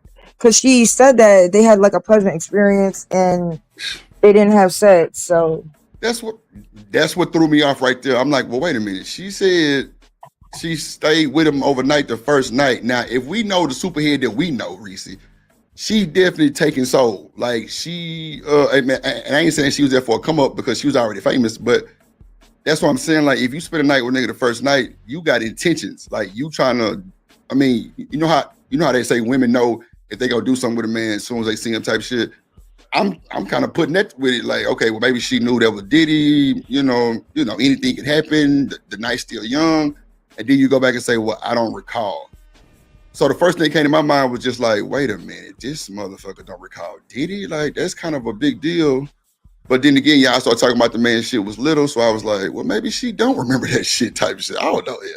But I got you though now. I understand. So you saying anybody with these interviews on Diddy is possibly opening doors for a lawsuit? Yeah, possibly. And honestly though, I'm personally not sure whether they fucked or not because it don't like when you listen to the lawsuit, he wasn't really fucking a lot of people. Like he didn't really want to show his dick to a lot of people. That's true, Reese. That's true. He was just watching and doing voyeurism.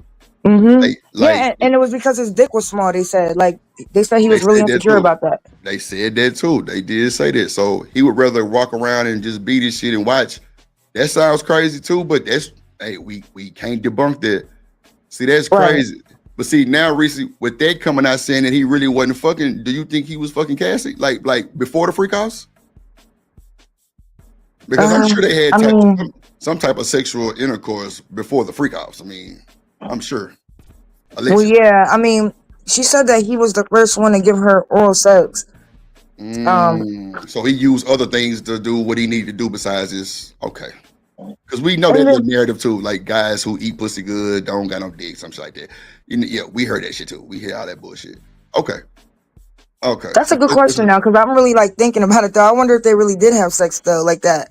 That's what I'm saying. Like, if he insecure and she stayed that long, I would think they had sex. But if he's making people a banger and watching and telling them good job and shit, that is weird. I know, because like insanity.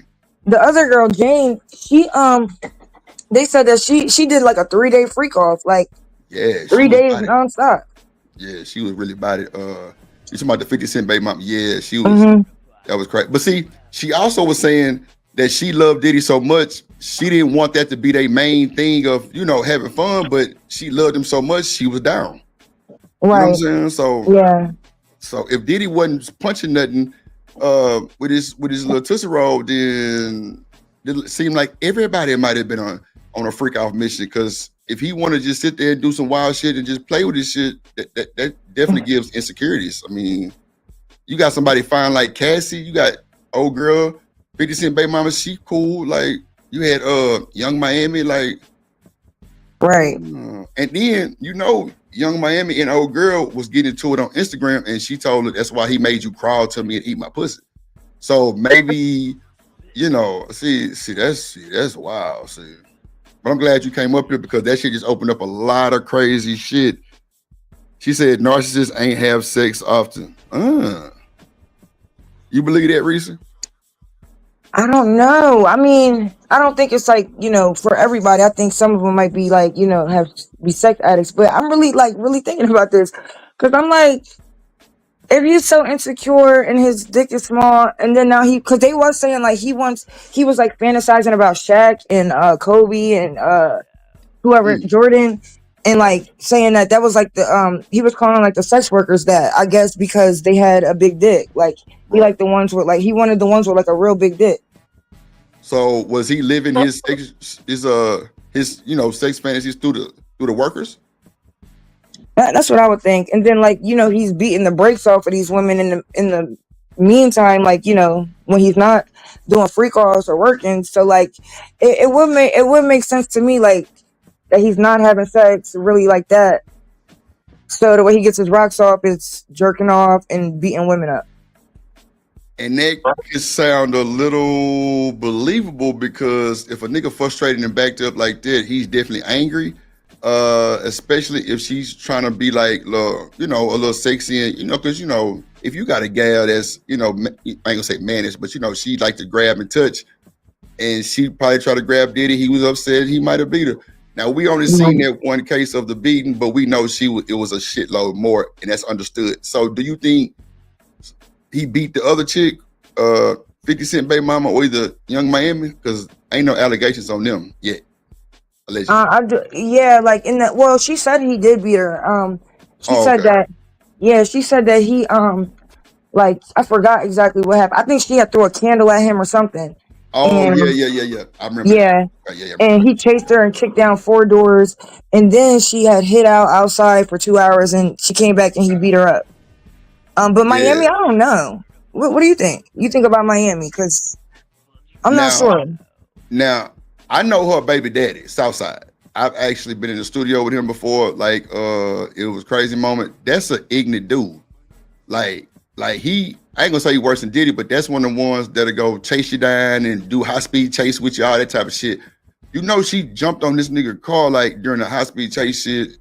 See, it's a lot of shit people don't know about these celebrities because it be old shit, and they might catch them during these little time frames like this, and it'd be kind of not relevant. But Young Miami is toxic too. She ain't nigga. She going bust windows, flatten cars. She going pull up on you, baby.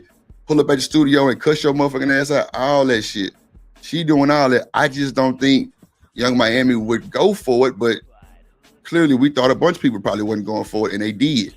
So that's crazy. They had did this interview on Revolt on her channel on YouTube, and she had called him Millionaire Dick, and exactly, you are absolutely right on her show. I remember that shit. So was it Cap? Right, or maybe she just not really saying about the quality of the dick or anything. She just saying you're a billionaire and you have a dick. Right. I mean, 9 times out of 10, Reese, they go for the millionaire. Fuck the dick. They gonna end up fucking it out. I mean, it is what it is. Stay and say, welcome to America. This shit ain't nothing new. This shit, for the money, they gonna deal with whatever they gotta deal with. That's a fact. And not to say the beating, but the whole smashing part. Because it's a narrative about women faking orgasms and shit too. So if that might have could have went on type shit. Who knows, man? But that's wow. I would hope he ain't whoop everybody like that. But the fact that you still put your hands on a woman is crazy work because you got a little thumper and that shit ain't fair. So I definitely agree with y'all on that. But damn, I just don't. Damn, Superhead. I would have never thought she would have came out to sue Diddy. If anything, she would have put him in a book like she did Shaq and Bow Wow and Drake and all them niggas and, said these niggas wasn't big and they was little and all that shit. I would have thought she would have put him in a book than actually get a lawsuit on it. Dealing with her. Because, because of her, because she is I ain't gonna call her sex worker, but she is in the corn industry.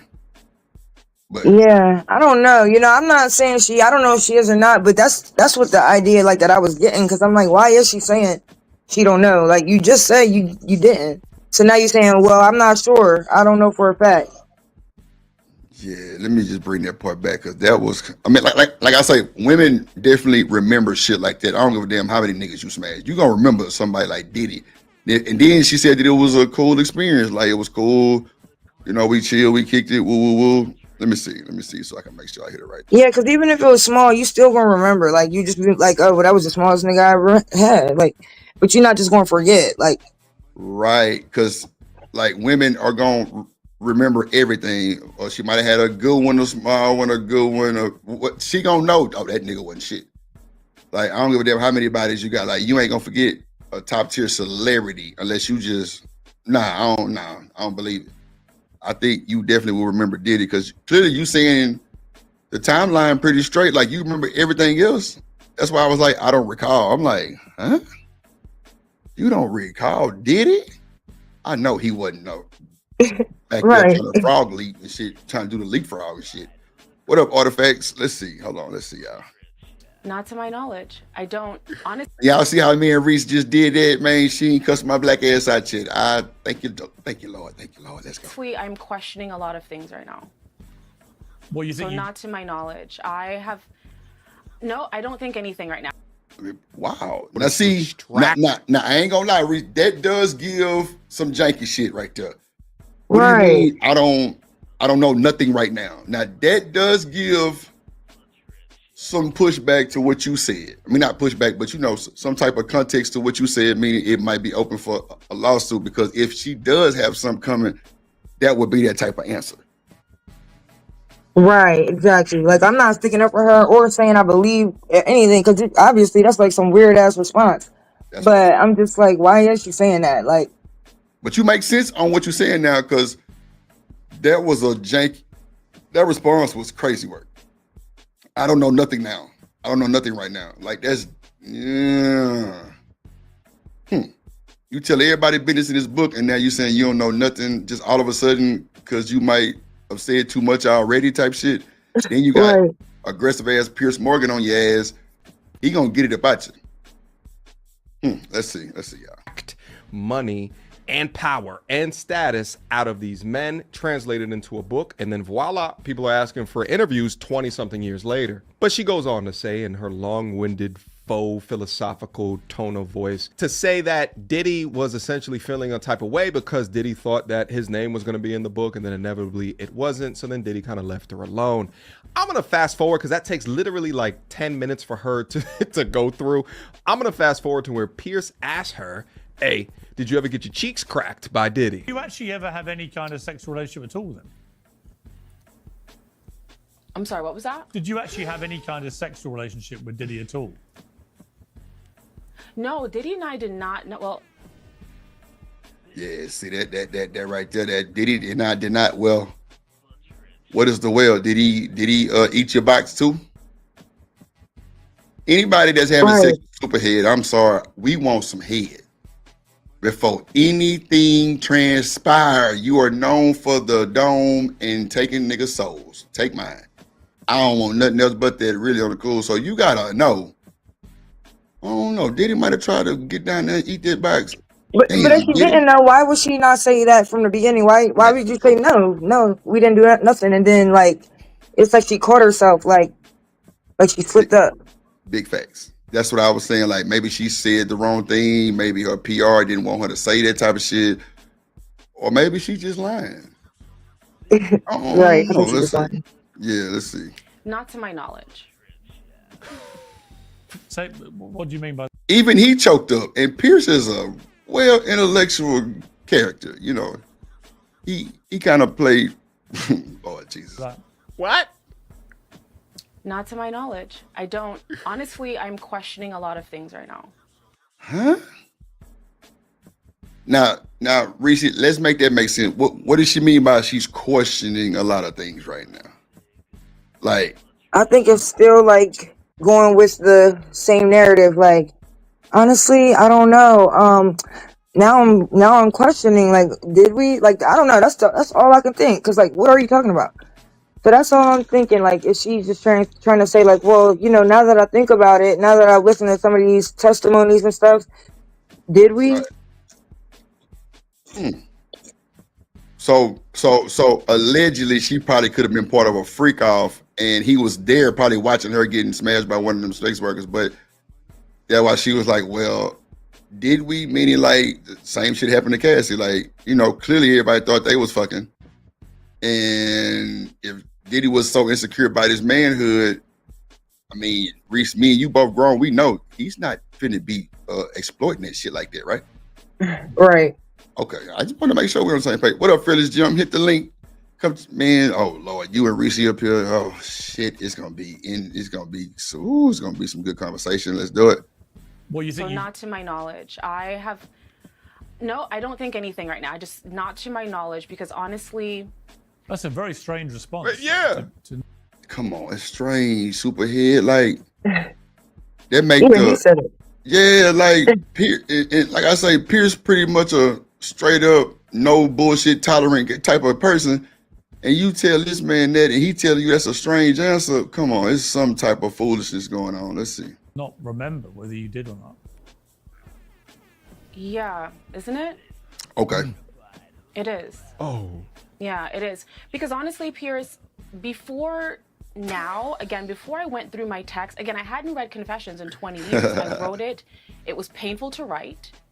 So I never wanted to re-traumatize myself and go through. It was painful. Lady, you got rich and super rich off them books. You had real-time people in that motherfucker, like everybody. What up, BJ? In this motherfucker, what up, boy? Damn, she's still getting airplay, that's for sure. And the way she responded is definitely gonna raise a lot of antennas. That's a fact. Cause this shit sounds janky as hell. What up, Vato? Those years again. And think about this, I'm a middle-aged woman at this point. I don't want to go back into my 20s and see what happened. But in gathering information for this interview here, reading that passage again for the first time in 20 years, I questioned a lot of things, like, well, why was he so afraid? And why did he try to, make my boyfriend feel as if I wasn't trustworthy? Oh, see, that shit kind of, I don't know. She everywhere right now. What's the first thing she said before the boyfriend thing? She said, why was he so afraid? Afraid of what? That's what I'm saying. Hold on, let me bring it back like 10 seconds. Let me see. Okay, here we go. I questioned a lot of things, like, well, why was he so afraid? And why did he try to, make my boyfriend feel as if I wasn't trustworthy? And do you think he took advantage of you when you were under the influence of alcohol and drugs? Now, mind you, she just said a second ago that they went home together on the first night. True. That they met. Diddy was a little bit alarmed when he found out that she was writing a book, but then inevitably when he saw his name wasn't in it, he was cool with it. And now after all of that, she's saying she don't. And see, that's what I'm saying right there, Reese. I don't think, now if she is trying to bring up some allegations for like a suit, she gonna have to fight that one, because she did just say Diddy was kind of fucked up about it because he found out she was writing a book, and when she found out that his name wasn't in it, it was all good. She said that. So that's what I'm saying. Like, that's hard to, man, I don't know, bro. I don't know. That shit sound weird as hell, because like anybody that's celeb status, knowing that somebody like Corinne Steffens, that's famous in the corn industry, got a book coming out on how she took these niggas soul and how they were screaming. That's kind of embarrassing. That's kind of embarrassing to anybody. So if he was afraid, we grown, Reese, I'm not touching your ass. If I'm nervous, I'm not touching you. You got a book out on these niggas? Oh, I'm afraid. She just said, I'm afraid. I mean, he was afraid. So if me thinking as a man, him being afraid is he didn't probably pursue it like he probably could have. So she's saying they hung out after the book. Okay, let's listen to it. American Tradesman say that whole line, Lord Jesus. Corinne, you putting yourself in a dog pile right now, but let's just see what she say. Let's just mind it out. Let's see. Don't remember? Huh? It's almost as if she's prepping for a future lawsuit. Anyway, let's get I don't know. Right. Honestly, And I didn't even hear that part. You are now see Reese now see if I don't even think we got this far for him to even say this. So now that what you saying that and him doing what he like, what's his guy name? Got this boy name. Whatever his name is, say that she's prepping for a lawsuit. But with this interview, it's gonna kind of debunk a lot of shit, right? Because he was afraid, he didn't touch her. Like, yeah, you know what? I'm thinking she really wasn't planning for no lawsuit, but now that she got on the air, she's like, well, you know, I don't want to just fuck up any chances of a lawsuit. So let me try to, I don't know, because this is a little sloppy. Like, this isn't, if you was actually doing a lawsuit, why would you come say these things that you was already saying? That's all I'm saying. And that's all I was saying from the jump. Like, it kind of sound weird because she kind of like, like backpedaling. I don't know. Let's see. But you fear that's the case now from everything you've read? Honestly, yes. Given the context, now that I know, because again, I never knew any of these things about him before. So the things that I learned in the trial, I did not know. I never saw that side of him. I did not know. I never understood. And again, in 2005, when I published Confessions, it says, Yeah, Sin say she think completely different. Okay. I didn't understand why he was so fearful of me, because our time together. Yeah, if she finna do a lawsuit, she not already lost. She not already lost this shit. Because if he fearful of you, that means he's trying to keep his distance. A nigga ain't finna be trying to do nothing out of the ordinary with somebody who got public shit like that going on. You agree to that, Reese? Yeah. But what does Sin say? Well, Sin say she think completely different, but she ain't giving no context on it. But now she just said this guy was completely fearful of her. Your lawsuit is debunked. Cause this is what you said. If he was completely fearful of you, he's not going to want to be around you like that. He ain't gonna want to a whole bunch of your time knowing you got some public shit finna come out about artists and he in that industry. Ain't no nigga. Well, you got some niggas that don't care about that shit, but if he was fearful, like you said twice, he not trying to be around you like that. But I mean, if he's, and I'm just saying, like, you know, for argument's sake, if he's trying to drug her, then maybe, you know, that was his little way of getting around. I don't know, like, you know, maybe I don't know. Maybe she's just trying to say, well, he drugged me, he was scared, but that's why he didn't want me to remember. Well, Reese, that sounds crazy too, but I can see where you're going with it. Yeah, that sounds far-fetched reach, but it's cool. I fuck with it because, I mean, that shit, if a lawsuit come out, I'm gonna be like, damn, Reese fucking said that shit. So I'm gonna say this. If a nigga is fearful of you because you got public documents coming out on a bunch of celebrities and rappers, that nigga not giving you no drugs. No way. Ain't no fucking way. Cause she gonna remember the blackout. She might not remember what happened, but she gonna remember that blackout. Or she gonna remember waking up fucked up and goddamn groggy and shit. She gonna remember that. Clearly all of them do. When they wake up, they don't really, you know, kind of remember what happened or, you know, what's going on, but they pretty much remember waking up in strange places or, you know, half dressed and shit like that. Like, that's always pretty much the story. So, Stan say she rapping and capping. I'm just trying to see where Reese is going so we can mind it out together because MTR, whatever his name is, he did just say she possibly couldn't be opening for a lawsuit. And I ain't even hear that part. So she not wrong, so say. You know, that's just alleged, but I just like to get the facts and the details. But let's see. Was pleasant. And I was like, wait, what is he so afraid of? What does he not want me to tell? I didn't see anything at that point. At that point, I hadn't seen anything. At that point, we had, I thought, just a friendly, platonic night together. So I was confused. Bust that down. What's a friendly, platonic night to you, Reese? We vibing in the studio type shit. We listening to music. Are we fucking? No, not fucking. We just chilling, smoking. Okay. Yeah. Okay. Yeah, because she did say friendly platonic, so I can see smoking. I can see smoking and chilling. Okay, so, but with the smoking, are we gonna say that they were just smoking weed or? See, look, even LA Project said, why are we giving her credit? And say, I think she's auditioning to write Diddy's book. Oh my God. See, like everybody think it's totally different. I'm like, now this Corinne Stephens, now she got a fucked up history of that bullshit she did to them celebrities. She ruined niggas' lives. That's a fact. But I don't know, because Diddy got a bunch of shit going on. A lot of people want some of that money on. But if he beat the feds, yeah, they do. I would tell folks just back up and just leave it alone straight up. Because you ain't go like your suit ain't finna make no difference. I think Cassie shit was the best one, probably the hardest one.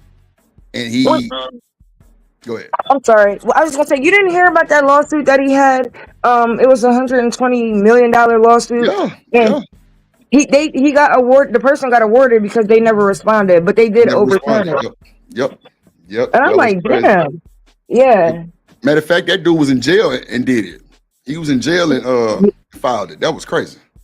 Yeah, that's crazy as hell. I would have been sick as hell once they overturned it. 100. Come on now, 120, and that boy lost. Like, cause that's what happened. Cause you see the game going through that shit too.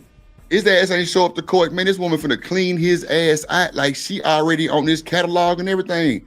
Like, she got his houses, she got his cars, she got half this nigga catalog and everything. Like, that was crazy. Y'all ass better start showing up to court or try to reschedule that shit, but don't just not show up because you think she ain't no big time or whatever. Like, nah, don't do that shit. Don't call her bluff. They probably said she's just not the best person to ask about these things. Nah, that's what I said too, because she's a corn star. She smashes on the normal. Plus, she humiliated a bunch of folks. They ain't fucking with her. Only person still fucking with her probably is Wayne, because she did an interview like about 3 months ago with Vlad talking about how she still fucking Wayne. That's crazy. That's it. Then, and 20 years later, I'm confused now. So, to my knowledge, I've never had sex with Sean Combs. We never had that kind of relationship. Probably one of the worst confusing answers ever given on this platform before. She can't say yes or no. Her answer is, I can't remember. That is terrifying. Nevertheless, before we get to the Busby Vlad debate, I wanted to go through some additional comments of what she thinks about the entire case. We've heard, let's say none of that was true. We saw something, however, that tells us something about this person. We saw a videotape of him brutalizing Cassie, and that tells me everything I need to know about this person's character. So even if nothing else was true, that alone is enough reason for him to be canceled indefinitely.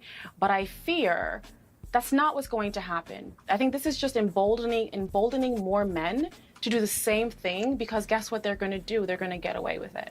There are men in this industry who have left this country, who are now living on islands and in different countries, to escape persecution from things like this. There are men that I know personally who are involved in this, who have done things similar to this, who have parties like this.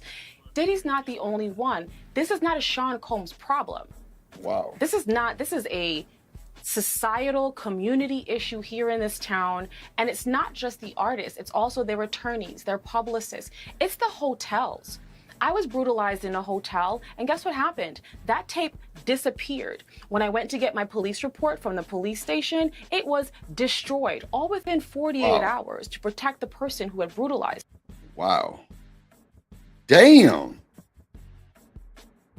That shit hit different when they try to go to the hotel and get the goddamn tape. And it been destroyed already, stay and say, welcome to America. Clearly, Diddy tried to do it too, but it wasn't just so... It wasn't all the way destroyed, though. That's for sure. Yeah, she talking about Russell. She thinks she's slick. To me, it is systemic. So it doesn't matter, if Diddy gets off or not, in the sense that it won't stop anything. I think if anything, it makes it all worse. First off, cut the bullshit, Corinne. There's not a man on this planet that is looking at Diddy within his situation, what he's being accused of, and what he was entangled in that wants to be like Diddy. There's not a man on this planet that looks at what he did to Cassie on that boat and thinks to themselves, I should probably do this too. There's not a man on this damn planet. But what you speak from could be true, at least halfway true, that there's men up on top that are doing some Epstein Island type shit, and then the files just disappear, or the flight logs just disappear. That I believe that too, because I tell y'all all the time, that street in Houston called Bissonnette, it is a war zone. The drugs, the tuition, and the trafficking is insane work. They did a raid twice, and I think the documentary is on YouTube. Yeah, it is.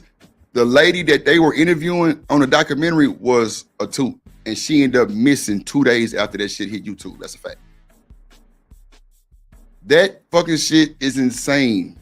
Like, they had a raid. They had your local politicians, the judges, police officers, coaches, pastors, all kind of folks that got caught up, and they never released it, bro.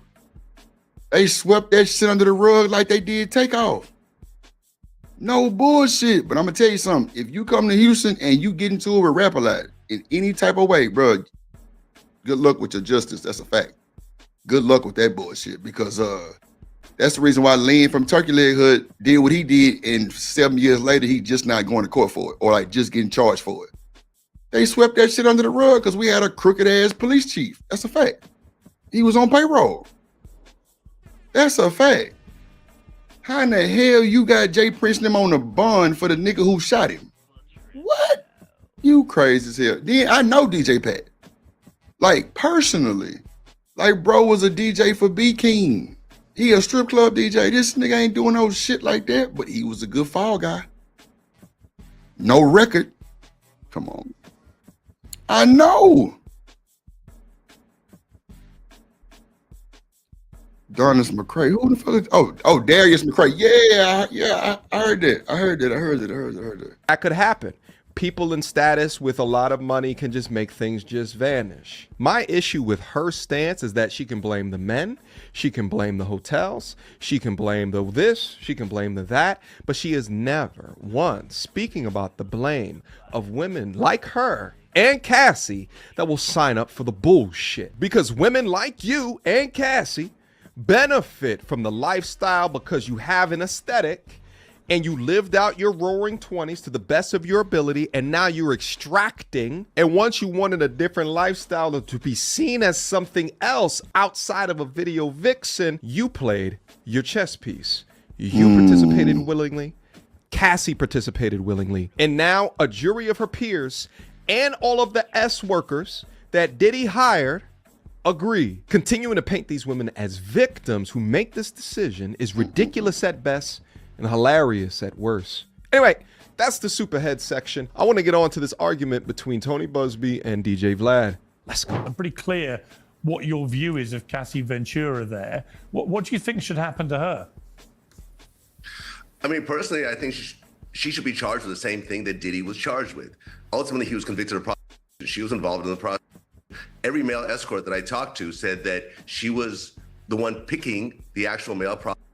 She would book them. She enjoyed every experience. She was sort of guiding the whole thing while they were together, and she was the one that actually paid them.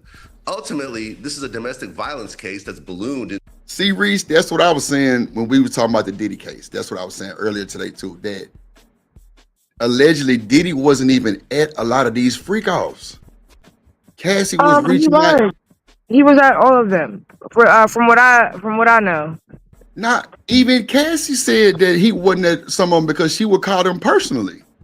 That's what she said on the stand. That's for sure. Either way, I still think he got her like onto this. I really don't know about her. I mean, I think I did hear about when she might have hooked up with one person, but I really can't. Jules. The dude Jules, yeah. That was the one that she said that she actually liked a little bit. But I don't know how many he was at or not at, but I know she was. I'm sorry, go ahead. No, go ahead. You got it. Go ahead. I didn't mean to cut you off. I was just going to say, if everybody thinks Diddy's innocent and didn't do anything, how is Cassie guilty? What is she guilty of? Like, okay, well, I ain't saying he innocent by a long shot. That's a fact. That motherfucker need to be under the grave for that motherfucker beating shit. That's fucked up. And, her having black eyes and having to, cover that shit up. And then we also seen when they was at the little fashion week how he snatched the ass up because the little old guy was kind of I ain't gonna say he was even shooting at her. He was just saying she was beautiful, and he pulled her ass so fast, like yeah, that was wild too. But at the end of the day, I guess we just trying to say not that she's guilty of anything, because the same shit they charged Diddy for, if Cassie did it on her own, then she should be charged too. But my thing is this: I'm not saying she's innocent or guilty for nothing. Like, my whole thing is the violence that was fucked up. But if she started, and that's why I keep saying the drug addiction will make her do it on her own. Like, it ain't even her being her own self. It's that addiction that if she liked that drug and she is addicted to it, she will start doing that shit on her own. Right. I wasn't trying to make it like it was a bad thing or like, Drip, y'all just trying to, nah, when you addicted to drugs, you're not yourself. You are not your fucking self. So that's what I meant by her starting to do that shit on her own, because she started asking them for the drugs too. And that's what she said on the stand. But, and then allegedly 50 Cent baby mama and her was hosting them. So that's why I say we don't really know exactly. We just, because, you know, everybody kind of got immunity here. They ain't going to get in trouble, so they can say what they want type shit. It wouldn't matter. But at the end of the day, Cassie did say she would send Diddy pictures of her beat up by him, and then in 5 minutes say, I want to fuck. And where is so-and-so so I can get the drugs? So, you know what I'm saying? Like, it's just kind of weird, but go ahead. You got it. My bad. Well, no, I'm sorry. I'm not trying to cut you off. No, go ahead.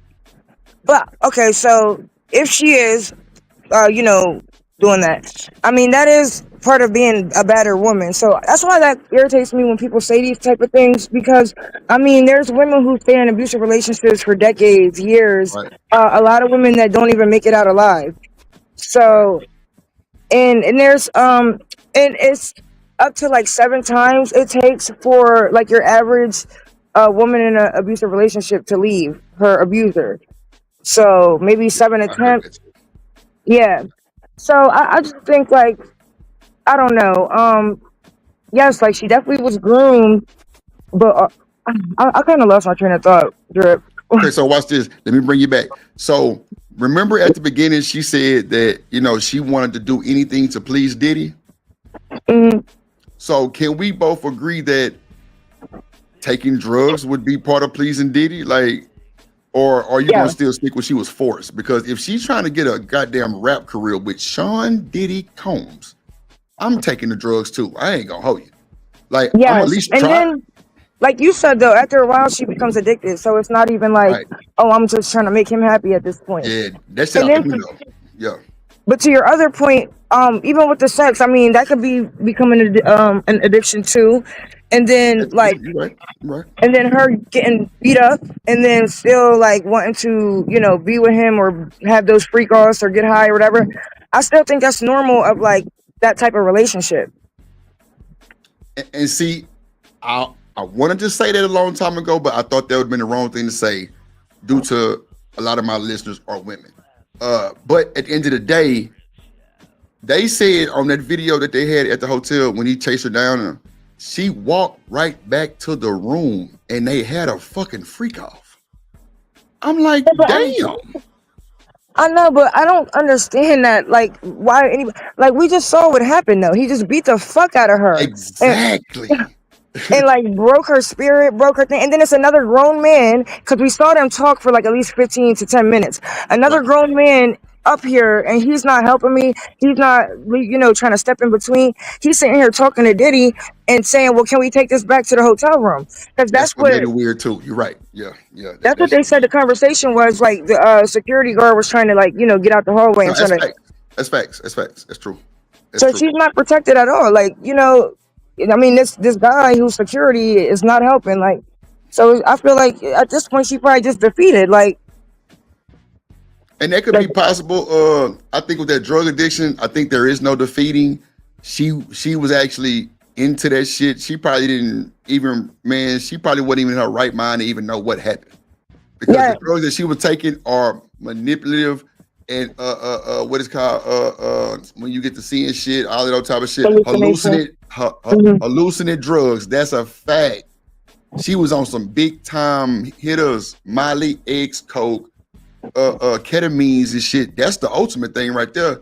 The goddamn ketamines, you ain't finna run down no goddamn highway on that type of shit. You gonna be screwed up. Cause that shit kind of make all your bones kind of just like relax type shit. You know what I'm saying? Almost like a zany, I'm thinking, allegedly. You know what I'm saying? But at the end of the day, I'm just like, well, if she got up and walked back to the room when they had a freak off, that's definitely addiction. Because I mean, go ahead. Yeah.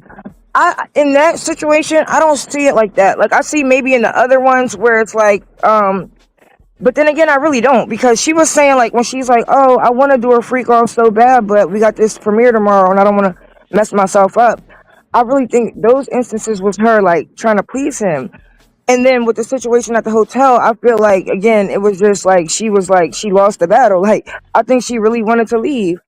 I don't think, I mean, because she said at the court, like when she was testifying, she said she don't remember the conversation that they was having in that video, but she knows she was trying to leave. Like, she did want to leave. So, I mean, I do think that she was coherent enough to know that she wanted to leave. And then again, he like beats her up and like takes her phone, because then people were saying, oh, she stole her phone. No, he took her phone. He was stopping her from leaving by taking her stuff. So I think that in the hotel that time, they did say she had took his phone, because in the video you could see that he actually took something back from her. So I don't know if that was her phone or his phone. That was her phone. Oh, okay. That was her phone. And if you seen in the mirror, he threw the phone at her. Like, he pegged it at her, like hit her with it. And she said that that's what he used to do. He would throw phones, laptops, all types of shit at people. What up, Roy? Sensei taking drugs to numb her pain, but them drugs ain't numbing. They gonna enhance. Like, that's what I'm saying. Y'all gotta know what drugs she was taking to say what y'all saying. That is gonna numb her pain. Ketamine and Molly. Molly is gonna enhance her pain. Oh, okay. You know what? What we're saying is the same thing almost, because I'm saying enhance it, meaning like she gonna go extra hard, and the numbing, I'm guessing, is numbing out of bullshit so she can do what she gotta do. Okay, understood. We on the same type of time. Okay. Because I thought that too. Like, because you was like, she's sending pictures of her bruises, then she's saying she want to get high and do a freak off. But yeah, I would probably want to get high too if I just got, the brakes beat off of me. Like, I mean, really? So you would want to get high after he beat your ass, knowing that shit gonna make you horny? Because these drugs are definitely one of those drugs that had you freaky as fuck. That's what I'm saying. I don't know. I mean, I didn't. Come on, I don't think. like, we gotta you think it always just makes you horny though? Like, no, Molly and ecstasy, yes. That's what people even take that shit for, to go in the club and be lit, have game out of this world. You touch a motherfucker, they get to, oh my God, who is this? Yeah, those drugs definitely. Yeah, but she was on other things too though, like opiates and a whole bunch of other shit. Yeah, but see, coke is another one that have you all uppity and shit like that. Wasn't no downers. The only downer might have been the ketamine, and depending on how they mixed it and what they took it with, that's the only thing I can say that would have her down. But she wouldn't be running down no hallway with fucking ketamines though. Now the Molly and ecstasy and coke, yeah, she gonna be goddamn me, Dominique Dawes, goddamn me flying through this motherfucker, yeah. But I don't know about them ketamines, because like I say, if you know the drug and what that drug does, that will make you kind of understand it a little bit more. Okay, so if this motherfucker was on these drugs, and that drug, she up, she lit, she want to have fun, she want to party, because they're party drugs. That Molly and X is definitely party drugs. But I don't think that's just like every scenario. That don't mean you just gonna want to fuck anybody, or like that don't mean not anybody. But Diddy, if she's in the room with Diddy on Molly and X, they fucking. Or it's gonna be a lot of freaky shit going on. But she's fucking another dude that she don't want to fuck, that he wants her to fuck, and she again don't want to. So I mean, I could see it. I mean, yeah, she might be high, but that don't mean she just want to fuck anybody. Like, now watch this. You're absolutely right. But allegedly, she started liking one of the niggas. Remember, she said that on the stands, the damn Jules guy, or it was Jules or the Punisher, one of the two. She started hitting him up by herself to fuck her, and matter of fact, he asked her to have his baby. But that still don't mean she want to fuck 24/7. No, I'm saying if she on them type of drugs and she's calling him, that's what they're doing. He's a worker, right? Okay. And he's the one that been there doing his thing. So if he, I got you, Royce. I got you. My bad. So with that being said, if she's in the room with Diddy or the Punisher, and she on all them type of drugs, no, and we don't know how much of the drugs she was on, she's going to perform, Reese. she's going to perform. Like, no bullshit. Like, she was the one telling Diddy she wanted to be peed on and shit like that. No, She she agreed to didn't. She that. never wanted to be peed on. She said she would tell him on the She stand. didn't. She didn't want to be peed on. That was what he wanted to do. She said she almost drowned in piss. Like she almost choked on it. These were his like fantasies that he wanted, and she loved him. She wanted to be with him. I could have sworn she was the one that was suggesting them to do that, trying to please, trying to show Diddy that she was, about that type of time. I could be wrong, but I'm gonna definitely go back and check Like it that's out. why I Go brought ahead, up that. I'm sorry. I'm just saying that's why I brought up that scenario when she was like, I want to do a freak off, but I have this premiere or whatever. I don't want to fuck my body up. I don't want to fuck myself up. Like, so I feel like she's saying that, but she's, like, don't really So you want saying to. like fighting fucked up, or like because the freak out she was getting fucked, but if you say fuck myself up, meaning like Diddy might get mad and hit her or She some said shit, she was or leaving with bruise. Well, yeah, I mean, either or, probably from the fighting and the fucking, because she said she would leave those freak offs with bruises, sores in her throat. Also, like she would be battered after these freak offs. yeah, but then she would turn around and want them. See, that's why I say the addiction. That plays a major part, and that was never the part of the conversation, because if they would have got some type of doctor from a goddamn rehab, they would explain that she's not herself after she's addicted. So she's willing to do anything for that drug, like a crackhead type shit. And that's the other day when I was saying, they were saying Cassie was acting like a crackhead. That's what I meant. Like she'll do anything for that drug. Once you're addicted, you're done until you get help. They did get an expert though. That's what I don't. It's like I don't think I feel like people be failing to understand, because that could be true, but it's like that's still his thing that he wanted to do. She said she really didn't want to do these things. I mean, there might have been times where whatever she might have wanted to, but for the most part, she didn't want to. This was something that he brought into her life, and she wanted to please him and make him happy. And then maybe after a while, she might have been addicted. Now, ain't no Mike. She definitely was addicted. All them drugs, ain't no way here nobody can go unaddicted. Because they even said Diddy was going through major withdrawals in the feds. Like the first 2 months, he was going through it. Like he had to get all kind of, extra care and shit, because he ain't on them drugs no more. That's why they say that his hair was turning gray, like his skin was like looking different, because he wasn't on them drugs. He was sober as fuck. That's a different person now. That's a totally different person. Cassie might have left if she wasn't addicted. That's a fact. Well, my thing is might have too, just left. Go ahead. she might have wanted to do it, but I don't think she ever wanted to do it while she was beat up or like bruised up or in pain or anything. Like, cause like I said, she was doing these things and getting fucked up afterward. I don't think she just wanted to do one right away, right after the fact. Well, that's just what we think. The way they put it kind of alleged that, but then some was like days after and shit like that. I don't know every time, but we do know that she was into that shit for a second, and then she would call them motherfuckers on her own, because Diddy was upset when he found that out in court that she was doing it on their own, like taking a nigga jet and in these hotels without him and shit. That was crazy. But she didn't take anybody on no jet or anything like that. And from what I remember, I don't know. I don't think she was doing it like that. It might have been like one time, but I'm gonna honestly have to look, because I don't like to say things that I'm not sure of. Thank you. Just say that to Drip, because I'm like, wait a minute. Like, we don't know these motherfuckers from a can of paint. We don't know shit about them.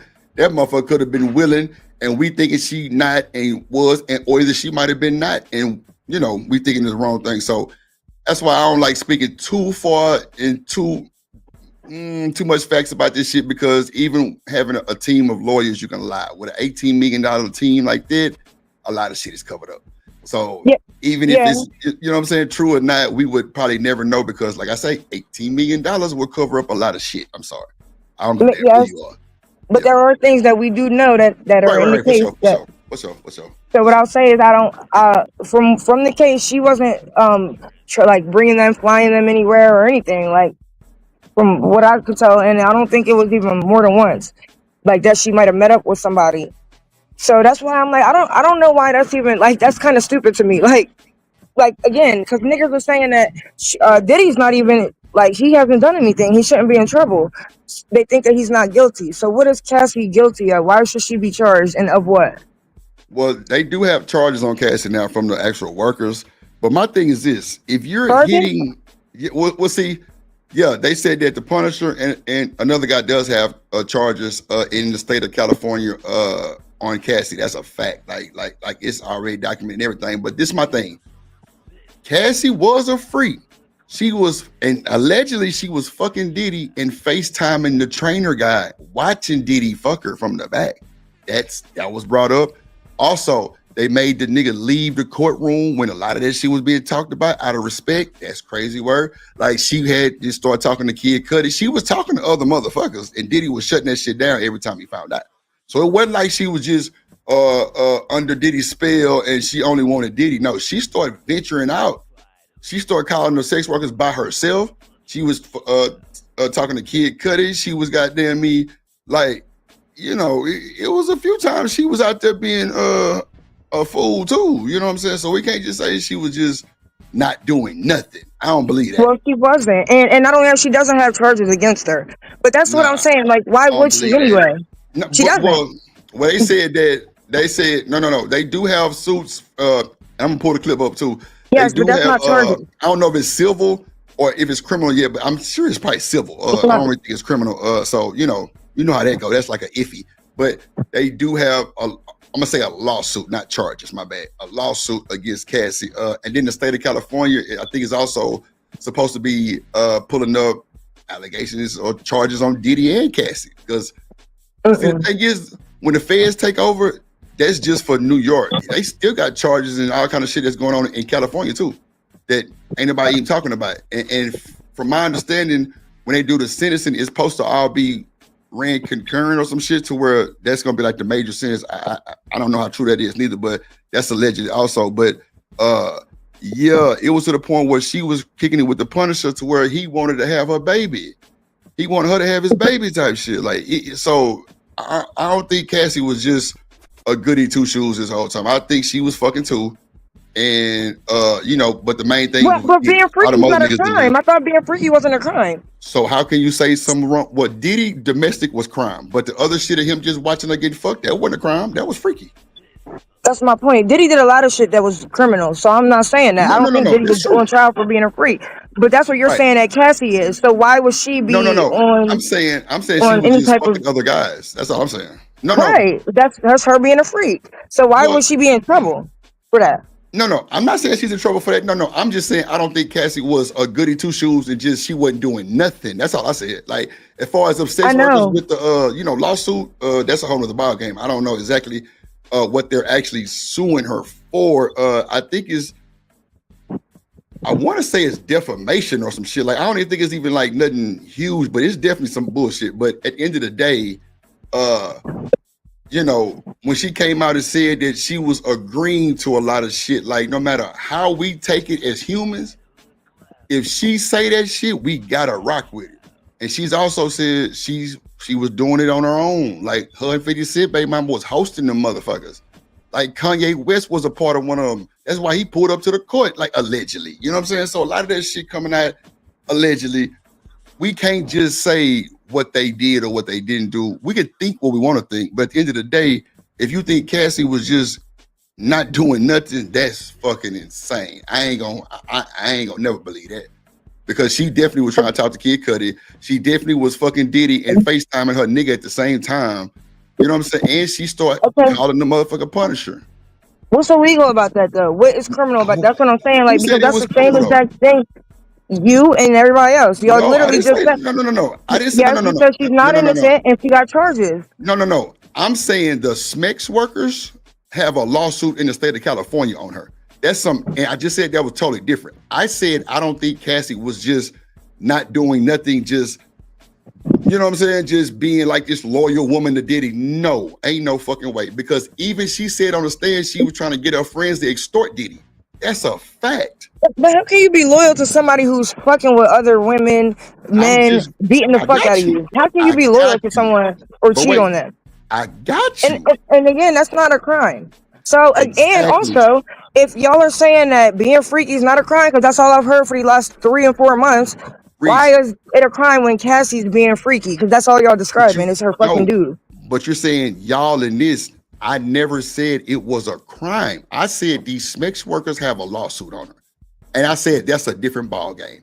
I said, but I don't think Cassie was just this innocent, just goody two-shoe woman that was one man for life type shit. No, she was fucking with other niggas while she was with Diddy. I never said that was a crime.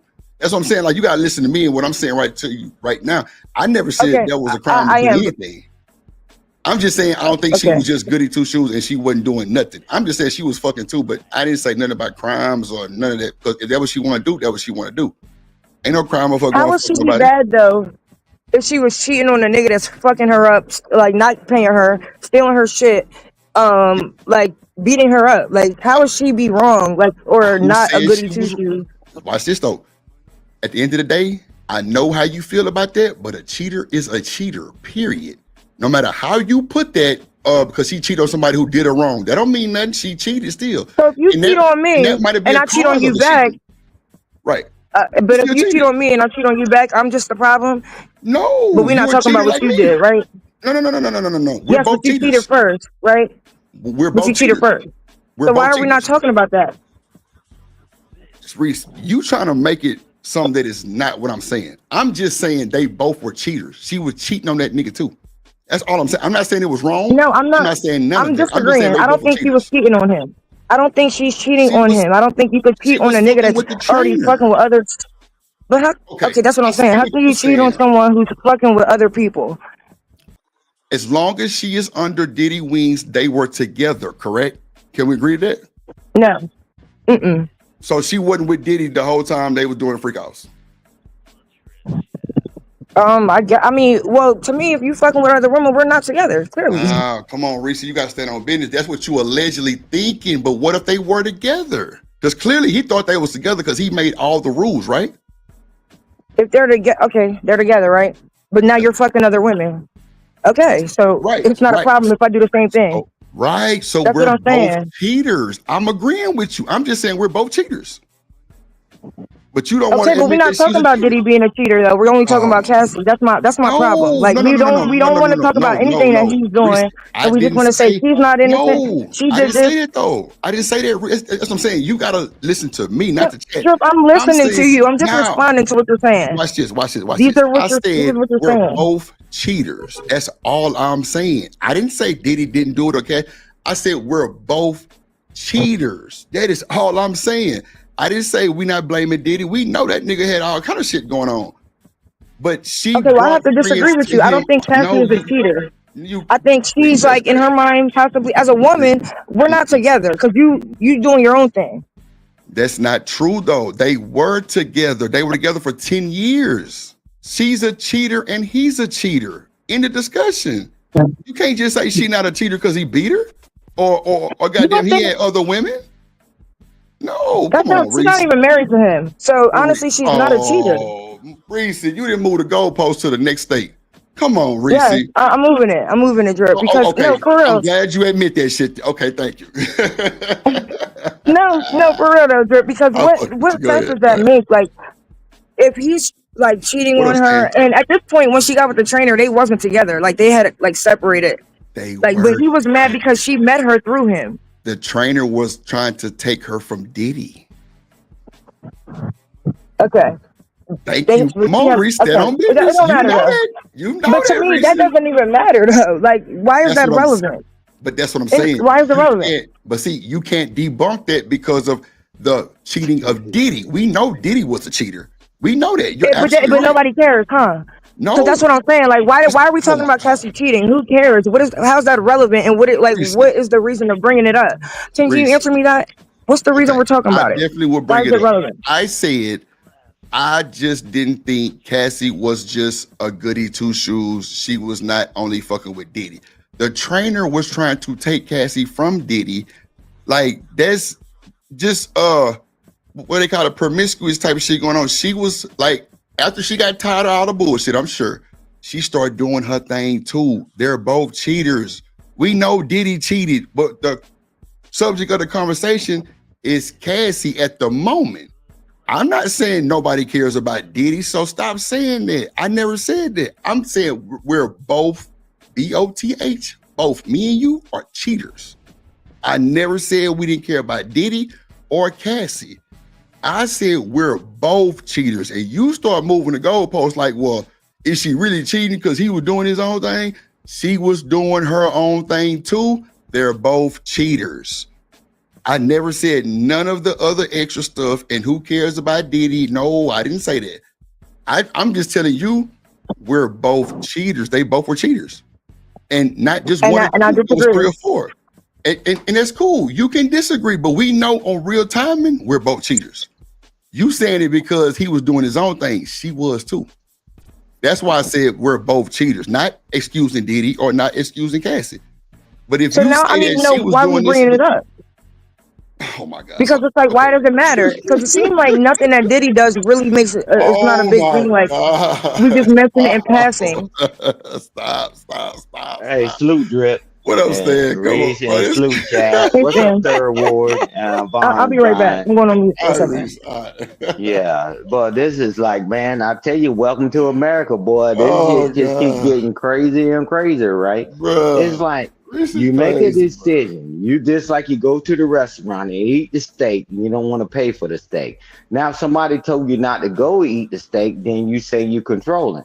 What At up, the end Var? of the day, them guys, what they was doing was what a lot of people would think is diabolical, but the people that's in that lifestyle, that's what they do often, right? And I'm like, wow, man, Diddy, man, hey, we were just, you would, well, at least you was just trying to talk and explain. You say, Diddy's been sitting in prison. He's sitting in jail right now, right in the prison, in the clink. I'm like, okay, he's getting ready to be held for whatever he did. I'm like, okay, so don't act like somebody, some just like, oh, somebody took advantage of me and this and that. And I'm like, man, y'all got the game all messed up, bro. Because Hold on, I'm Stan. telling you, Hold on, real quick, Stan. Hold on. What up, Third Ward in this motherfucker? What up, boy? Hey, what's the damn deal, man? What's going on? Man, up here stressing. I'm need to smoke me a blunt. Reese didn't stress me out. God damn it, shit. Hey, man, you know how I go. You know. And no disrespect to Reese or the other women, but Nah, for sure. Hell they ain't gonna agree on everything that we agree on when it comes to this case. So it is what it is. Yeah, but I'm gonna just say this. I ain't gonna even be on low. I'm just gonna say this, and then I'm gonna drop back down. But I'm gonna say this. The only thing that Cassie, in my opinion, is a victim of is the DV stuff with Diddy, you know, him beating her up in the hotel. You know, we seen it on camera, so there's no denying it. Right. But when it comes to this whole freak off situation, she's a recruiter and a participator. She's not a victim, like, you know what I'm saying? So we got to stop with the whole, he coerced her into doing this and doing that. No, she participated in that freak off willingly. She recruited other people. And, you know, from what the different people punished her, different people that's been, you know, getting interviewed by Platinum, they were saying that she enjoyed, you know, participating in the freak off. So, I mean, to me, especially with the punishment. That's not a victim, bro. That's not the characteristics or the traits of a victim to me. You know what I'm saying? So for me, I'm just looking at it like nah, bro. Like I said, DV, yes, but this freak off stuff, like hell nah. And then my thing is these sugar baby type of relationships that these women be having with these ballers. Like they know what's expected of them. They already know that these dudes ain't shelling out money and doing all of this and giving them the lifestyle that they want just for them to be, you know what I'm saying, doing whatever they want. You know what I'm saying? So they already know what they signing up for. Let's just keep it real. Like if you know the history, Cassie, you know, got taken from Ryan Leslie, and then that's when she went over there to Diddy because she was Ryan Leslie chick first, and then you know she knew that it was a ceiling with Ryan Leslie. Like it was only so far she was gonna go with him. So then that's when she hopped on the Diddy train. You know what I'm saying? Because she thought, but the thing about Diddy, she thought Diddy's gonna make her into a star, but Diddy wasn't finna let her just be out there like that. He let her have a few little songs here and there, but he wasn't finna just let her become this international superstar because she was his personal little chick. That's all it was, you know. So I don't understand why people be trying to like make it into something that's not. Like she know what's expected of her. And then they even said that she told one of her homegirls like, if I leave, Diddy, where am I gonna go to? Like Jay-Z already taken, so who am I gonna go to? So that should already tell you what type of chick she is and what type of motive she got. You know what I'm saying? So that's just how I look at it. And I'm with you, Third. And like I said, I know some women have been through some of this shit that this girl has been through, and I respect that too. I respect that, but we got to call the facts a fact and not put your personal situation into it, because that's how it get razzle dazzle. We know what these folks said on this stand, man. We got the audio from the AI court reporter of all the shit she typed up, read back to us several times. She would say she wanted to fuck when Diddy wasn't there also. So she would call up the dudes herself. We not saying she's guilty of anything. We just saying she not a victim of that shit. She wanted to fuck too. Like, what's wrong with the fucking? Like, I don't understand. Like, and my thing is this too, bro. And like I said, I'm gonna drop down real quick. My thing is this real quick. I'm gonna drop down. Okay. Like, if you like I said, a volunteer, you're not a victim. And also, let's just keep it real. When it comes to this industry stuff, a lot of these girls is pass arounds, bro. They like the 4x4 baton in the relay, bro. Like they go from one dude to the next, to the next, to the next.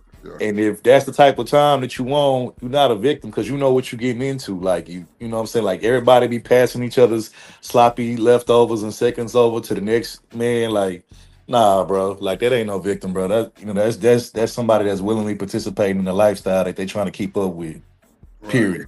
So, but anyway, I'm gonna drop back down, bro. That's a bit there. Appreciate the slide. Go ahead, Risa. Yeah, by definition, she would be a victim because, I mean, if he was, supposed to be helping her with her career because she was already, like, he had a career. And remember, he stepped in and kind of fucked it up. That's like coercion. So he's promising her one thing and then not giving it to her and doing something else. Because he had power over her with his age and with his status, right? So, I mean, that's just like one way she's a victim. And then I'm not sure why y'all say, like, oh, well, she's a victim of DV. Like, it's not violence. Like, I don't get that. No, like, they said that in court, we're too. agreeing Hold with on, you. can I just finish my... Go ahead. I know, but let me finish my statement. They said that in court, like, that's why they didn't let Diddy out. Because he's saying, like, he wasn't a threat to society. At the same time, in his closing arguments or whatever, he conceded to being violent. He said, oh, well, if this was a DV case, I would have pled guilty. So you're violent. The judge said, okay, well, I don't know why y'all think that domestic violence isn't violence, but it is, and you're telling us you're violent, so I'm not letting you out. Well, actually, so, I mean, why y'all are saying that she's only a victim of DV, she's a victim. I mean, is she a victim or not? And the trial wasn't about that. The trial wasn't even about the DV, though. That's what I'm saying. No, So we're not talking. Okay, but we talking about what he just said in the conversation we're having. He just said she's not a victim, so that's what we're talking about. Okay, so can I get it in real quick? Because you just got it in uninterrupted. I'm saying this. If that's so much of a big deal, Reese, why wasn't that a charge? Answer me that. Why wasn't what a charge? The DV. What do you mean? Like, I'm not making it a big deal whether it was... Like, hold on. I'm not... Let me answer, though. I'm not saying whether it's a charge, it should be a charge or not. I'm saying whether she's a victim or not. No, Reese, so if she's a victim of DV, like y'all are saying, because that's what all y'all keep saying, that means that she's a victim of violence, right? Okay. We're not talking about the laws or whether he's getting a charge or not. We're just talking about whether she's a victim of, like, the definition of what y'all just said. She's a victim of DV. So can I cook uninterrupted real quick? Because I'm going to ask you, like, several questions. I'm saying this, Reese. Y'all, everybody's seen the video. We all agree with you, Reese, that it's fucked up what he did. We're not saying that it's wrong. We can't say nothing about Diddy being nothing because he's on court for what she is saying he did. So everything is going to be on Cassie. Not saying blame, but everything that we talk about is going to be on the actions. We seen this shit in real time that Diddy dragged this motherfucker down the highway. He need to be a part of a goddamn firing army. And they goddamn me explode and shoot everything at his ass. We agree. We don't agree with no motherfucking violence. I ain't never touched one in my life like that. And that's a fact. I'm saying this. The charge, like, if that was so much of the big deal, which they tried to make it, why wasn't he charged for that? I'm asking you just a general question, just me and you talking. That's it. Not like You asked, I no, answered you already, but I guess but I'll you answer didn't you really. again. Nah, you ain't really But answered. I'm not really. They charge him with what they charge him with. We're talking about that. We're not even talking about law That's or what I'm anything. I'm asking saying. you Like like you just what moved you the goalpost personally think. again. Hold on. I'm okay, but you're giving me your opinion and him, that whoever that was on the phone, I forgot. That you don't think she's a victim, right? And I'm saying that she is, like by like definition, I because she's never a said that. victim of DV, like y'all said. I'm I not never talking said that. about what. I never said Okay, that, well Reese. he That said was that. third wall Okay, but speaking. you're That was third wall arguing for speaking. it. You're No, no, arguing. You're no, no, arguing no, no, that. no, no, no. I'm asking you a general question of if that was a big deal. Okay, so look, third wall was talking, right? That wasn't Drip. Let's just act like he didn't even come up here. So okay, so watch this. So you can't say y'all because I never said that. I'm asking you you not? a general. No, listen, because you keep You're not cutting me listening. out. I can't even finish my statement. Let me just ask you this with no type of bias, judgment, or none of that. If that was a big deal, and we know it was a huge deal, I'm agreeing with you. Listen to me. I'm agreeing with you. Why wasn't he charged for that? I'm asking you a general question. You keep saying, well, we ain't talking about the law and all this, and you kind of backpedaling and going somewhere else. You're not answering my question. Am I the prosecutor? I don't know. I don't know why they dropped the charges that they had up there. So, let me finish my. Can I answer the question? Hold on. Let me just answer it. Why hold you? on, Reese. I Hold got on. you. Hold on, Reese. Hold on, Reese. I got you. That's what I'm saying right there. I just said I'm gonna ask. You ain't even let me answer the question. But you gotta let me just say this one thing, and you got it. I just told you I'm gonna ask you several questions. That's what I said before I even asked you. That's what I'm saying, Reese. You keep saying something totally different, but then you come back and say I'm not a prosecutor. So it's not facts. That's all I'm saying. Like, but if you let me finish, I would have told you that 5 minutes ago. I'm not arguing with you about no victim shit. Yes, she's a victim of that bullshit. I'm agreeing. But I'm saying if that was the big deal, they tried to make him out of this horrible person, which I would have drove it to his ass with that video. Why wasn't he charged? And you kept saying other things that went around. That's all I'm saying. I don't like this because like you asking me the same question over and over, and I keep answering you. And I'm gonna say this. I don't know why they do anything that they did or why they didn't do certain things. But we're talking about what y'all think, and y'all think that she's not a victim. I never said that. Okay, well he said it right, third word, and you're asking me why didn't they charge him with it if it was so bad? What do you mean? That's what you're saying. That's your point. That's what you're trying to say. So you're saying it's not that bad. My thing is me personally. Jared, why you keep trying to cut me off? Like, can I? No, I'm not trying to cut you off, but I didn't say that. Like, you're putting words in my mouth that You I didn't say. You just said if that was so bad, why didn't they charge him? I'm asking you a general, unbiased question from me and you talking. I said we know he need to be put in a firing squad. Did you hear me say that? We don't agree with that bullshit. Well, listen to me, Reese. I just said that nigga need to be put under the jail. He need to be drugged. All that shit, and you ain't hear none of that.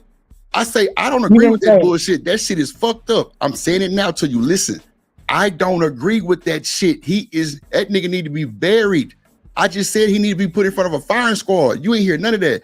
I'm asking you generally, if that's so much of a big deal, which I agree that it is a big deal, Reese, why wasn't he put on his ass for that charge? Now, do you hear what I said about everything? I'm agreeing with you. That's why I was trying to figure out why you was kind of arguing with me. I'm like, well, I didn't say that, but we could talk. But I'm asking you a general question, and you never really answered it fully. Then you start saying you're not a prosecutor. By you saying that, I answered it. I don't know. I didn't charge him with the stuff. Hold on, can I finish? Because you can't let me say one thing and say thank you. Hold on. No. I don't know. I don't know why they dropped the charges that they had on him. So I cannot tell you why they didn't charge him with this. What I'm saying is, like you, because you just said it again, and then you just argued with me and said that that's not what you said. You said it. That was such a big deal. Why didn't they charge him with it? That's what you just said again, even though you're trying to argue with me and say that's not what you're saying, even though you just said it again. So my thing is, I think that that's a problem. And by y'all definition, okay, but that's irrelevant. Can I finish? How is that irrelevant? If y'all think that she's a Reese, you not hearing you're what trying I'm to like play agreeing right with now. you. Like stop. You're trying to play like a game. Oh my like you are, because like you're not even letting me talk, and then like you're trying to act like you're not saying what you're saying. I'm not saying what you said. I said.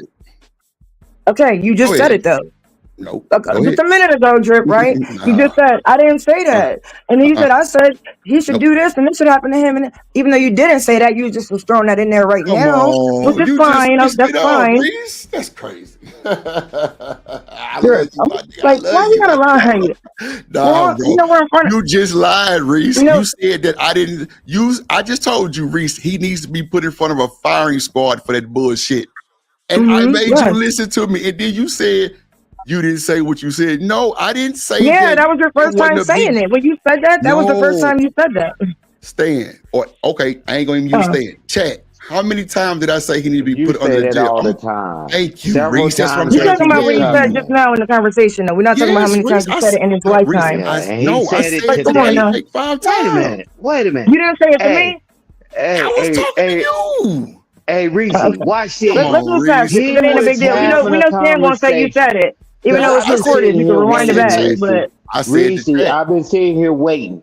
He's saying, why didn't Drip? Let me don't ask me clean again. this Hold up on. a Do not little ask me bit. that question again. Don't ask me that. I No, don't no, know. no, no, Do y'all no. think that she's a victim of or not? Hey, That's what I'm trying to Hold figure on, out. one mic, Drip, one mic, Drip, one you, mic, one mic, one mic. I hey, don't want to be Drip, asked that question again. I already answered it. hey, That's Drip, what you should have said, why didn't the prosecutors nail him to the cross with that one? right. That's what Drip been saying ever since this whole trial started.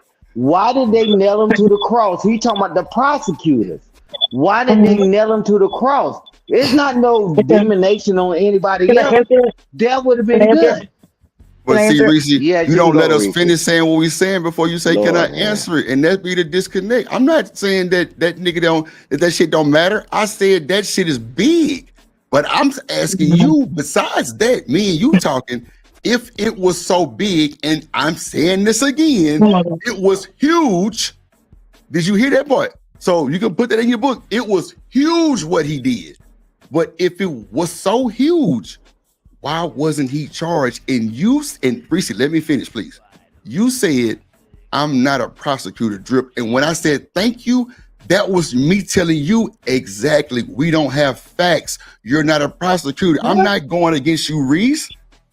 That's what I've been trying to tell you the whole time. And you saying I didn't say, I'm like, no, I didn't say that. I'm telling you exactly what I said word for word, and you not even listening to me, Reese. I'm listening. I listen very well, Drew.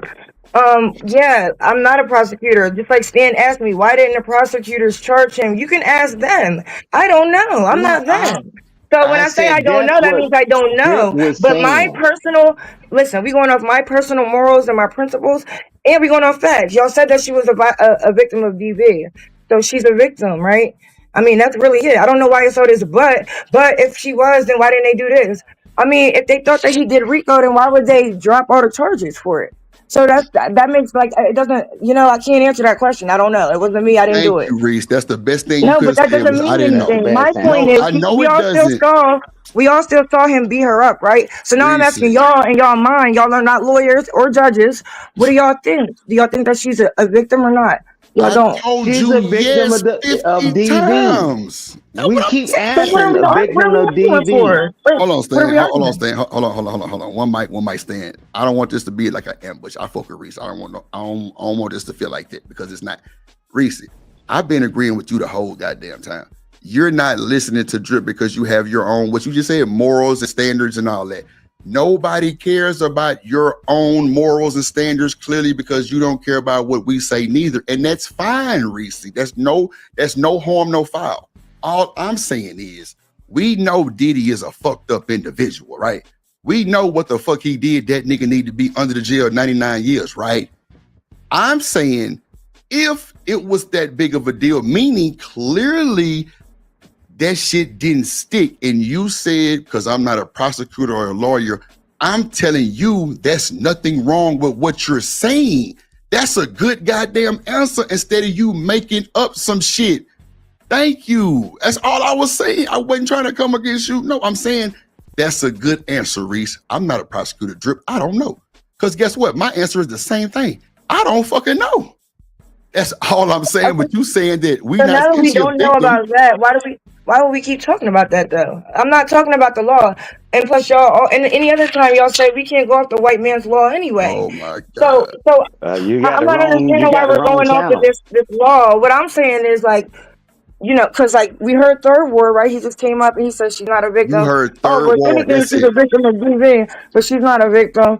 Well, You heard That Third this is like Ward, Reese. said That's in the it. chat. He said it right in the You chat. heard Third Ward, not Drip or Stan. You heard Third Ward. Yes, but now you're up here arguing for it, asking me why, if it's such a big deal, why didn't they charge her? I'm Like not that. You said that arguing 10 that. times. No, I'm not, Reese. Oh, You're not God. understanding me, little baby. I'm not arguing with you about that. I'm saying if they stuck that video to him the way they did, I'm saying why wasn't he charged? Nothing to do with nothing else that you're assuming that I'm saying.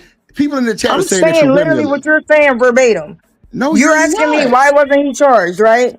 You want the same answer again, right? I mean, I No, already Reese, answered you I didn't that. ask you again. I'm just telling you what we were you talking didn't. about. You didn't say if it was a big deal, why wasn't he charged? That's what you keep saying, right? I said verbatim, we know that it was a huge deal. Did you hear that part? And you said Yes, I heard that part. Okay, so that means No, I'm I heard agreeing with it. you, right? I heard it. That means I'm agreeing with you, right? Does that mean that I'm agreeing with you? Keep it a buck. No, I don't think you're agreeing Oh with me. I my- don't. What? Yes, because after that, right? You continue on your statement and you're saying, No, but if it I'm was a asking big you a deal, question between me why and you, isn't he Reese. charged? No, I'm just Okay. asking a generalized question between me and you, but you keep cutting me off to say, let me answer. And I'm telling you, when you said, Drip, I'm not a prosecutor, that was the best thing you could have ever told me because that was a good ass answer. So what negative part did you see come from there from me?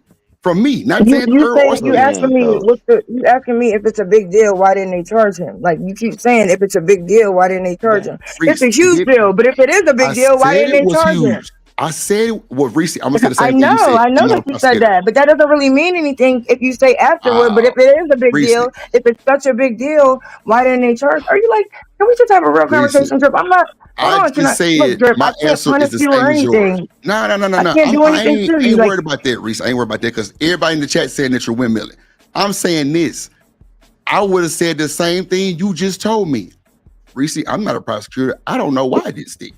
Because I don't fucking know. And you don't know either. That's all I'm saying. We both don't know because we don't know Diddy or Cassie from a can of paint. We don't know what they fucking went through for real. I just told you an $18 million goddamn team could cover up a lot of shit. Everything that you're saying, I'm on your heels. I'm with you.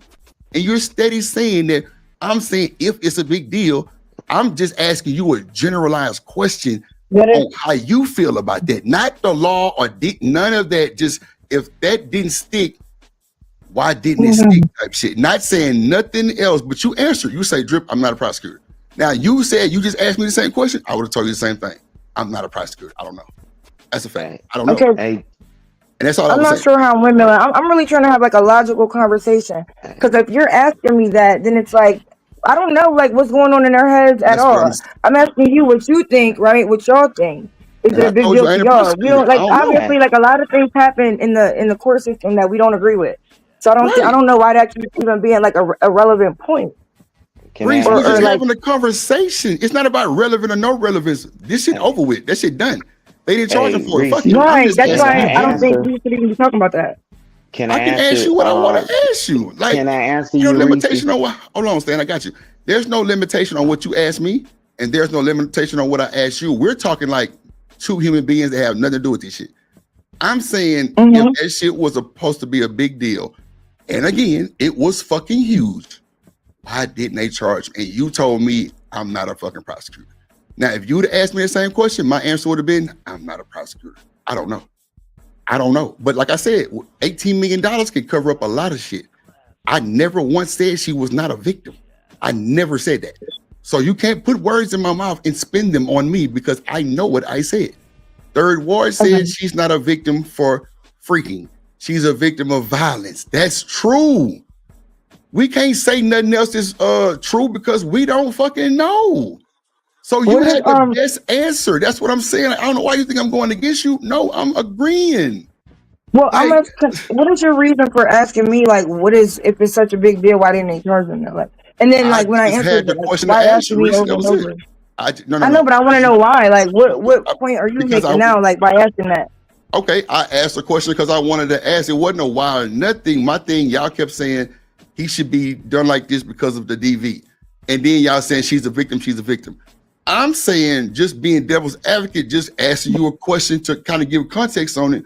if they didn't charge him, clearly it wasn't that. But I know in my mind what I seen on that video. You sent me the video. We watched the whole thing with the edited and everything and the unedited. We all was on this bitch like this dirty motherfucker. That's a fact, Reese. I don't know why you think I'm trying to go against you. I'm agreeing with everything you said. You saying that I'm asking this because of what reason? No, we're talking as panelists on a goddamn podcast for conversation. It really ain't got nothing to do with Diddy no more. It's more of like, well, why they ain't hit that motherfucker with that shit? You ain't a prosecutor. Cool. I'm not one either. I don't know. That's why I keep trying to tell you, and you keep going back to saying that I'm saying stuff that I didn't say, and that's not good because I didn't say that shit because it makes me look horrible. So Well, I wouldn't say it. Okay. Oh, I'm just saying, like, you're asking me that though, and like then you keep asking me, and it's like I don't know. All I'm saying is like I see the problem, and I'm not saying what should be done with what. But earlier you said, "Oh, she's not innocent. She did this and she did that, and she got charges on her." And all I said was, "No, she didn't. No, she doesn't, and she didn't do anything wrong." Like I don't get how y'all can say, well, you know, she might be getting charged too, or she did this, or you know, she's not innocent because of this, that, and the third. But then it's just like, well, why didn't they charge him then? Like, I mean, that's just, I mean, come on.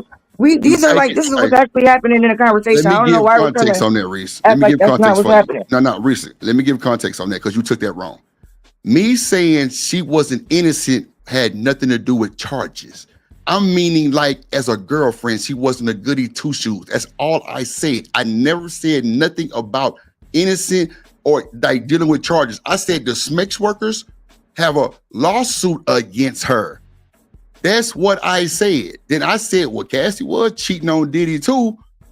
She was fucking the dude she was fucking. And you spent the narrative, well, is she really cheating because he was doing his own thing too? If they were together, call it what you want, no matter what you say.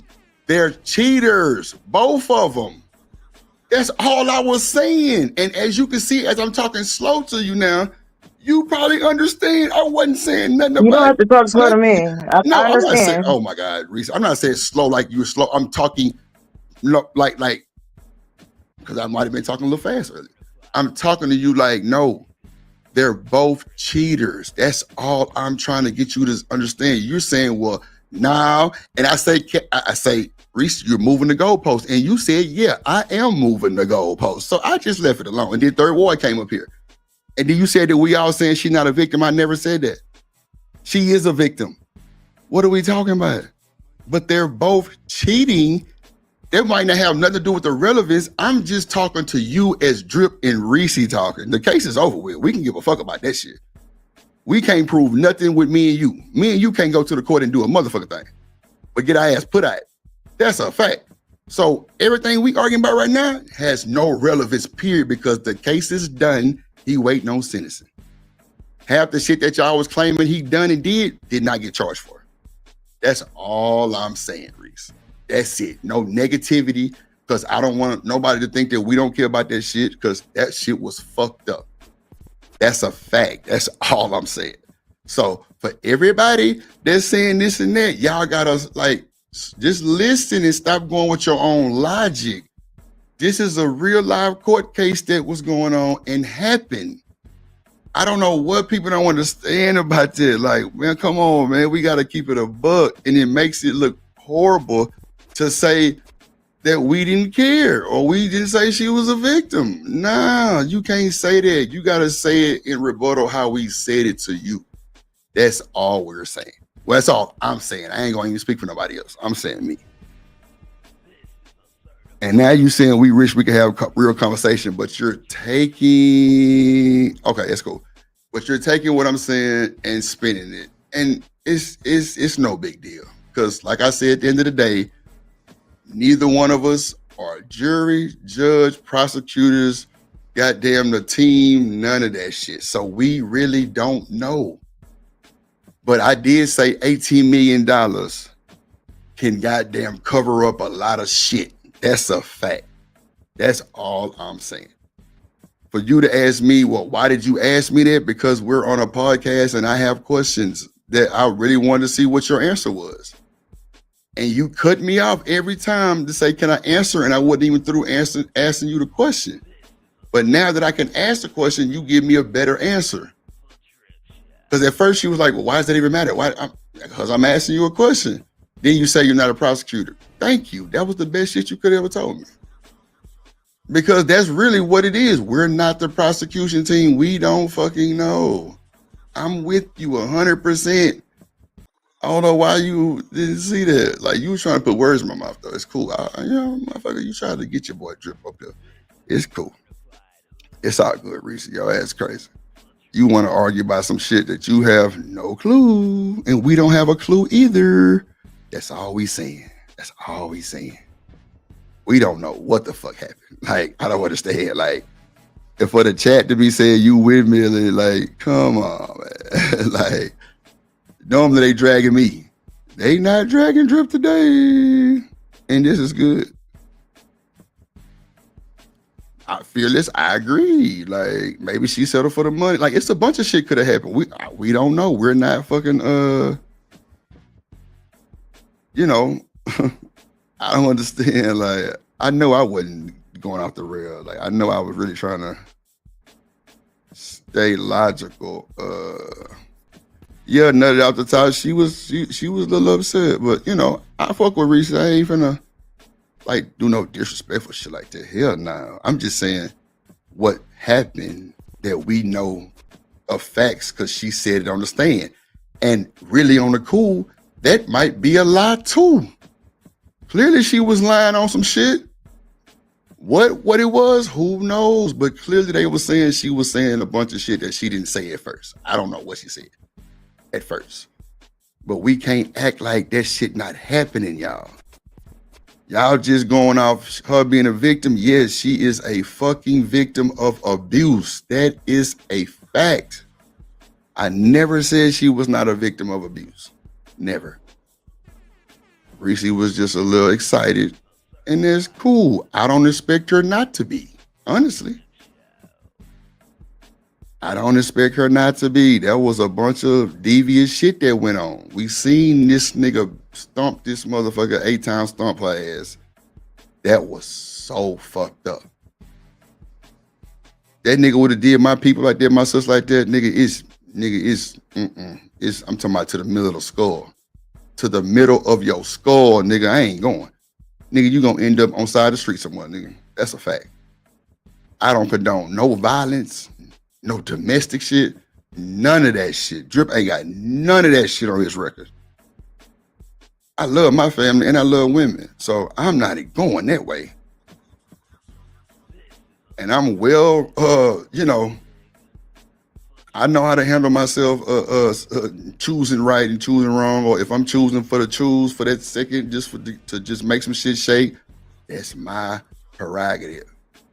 Other than that, I can't explain nothing to you because I'm not the prosecutor. I don't know why they didn't charge him. But the shit that y'all allegedly thinking and saying, assuming, was not true facts.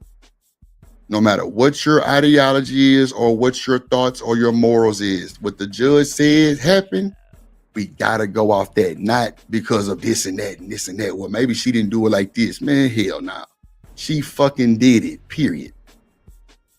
All of those extra goalposts moving, now that's irrelevant. Me asking a question was just me asking a question. So, you know, I don't want Rita to think it was, you know, I just wanted to ask her why they didn't charge her for that shit. I really want her to tell me for real, but I mean, that's cool, Reese. I would hope you would stand on it. Everything you said was facts. That's a bullshit lie, Reese. Can't nobody even agree with you like that. None of that shit was facts. Yeah, come on. She was willingly a participant, but they not gonna go off that shit. And we gaslighting Sugar Bomb? Come on. You know goddamn well there wasn't no gaslight. If you can comprehend well, then you can comprehend well. Straight up. You know y'all tweaking.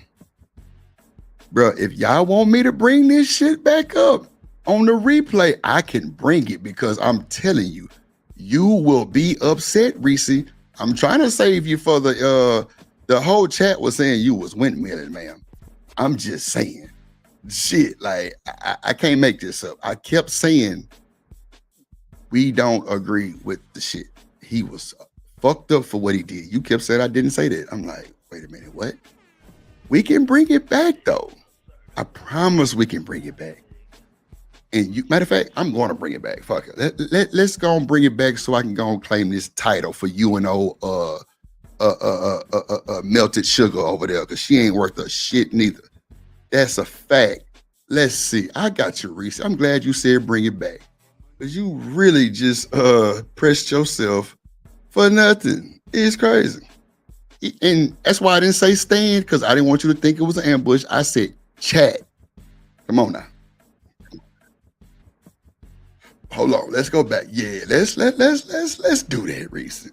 I'm glad you said that, man. I'm not keeping it a buck. We gonna see then. We gonna see, Reese. I gotta watch you, because you were trying to spin the words. I said the chat, not the whole chat. See what I'm saying? You add shit to gaslight yourself. That's what you doing. But I'm finna share this screen and we finna bring this shit back. Hold on, goddamn. We finna bring this back, because I'm finna show you. I know I said everything. You kept cutting me off, so I couldn't finish my question. I got you, little baby. We good. Don't you worry. We good to go. Let me see. Which YouTube is it? Let me see. This one? No, it ain't that one. Is it that one? Nope. Damn. Is it that one? Okay, it's this one right here. This one right here. I got you. Okay. I'm gonna have to mute because it's gonna be an echo. Shit. Okay.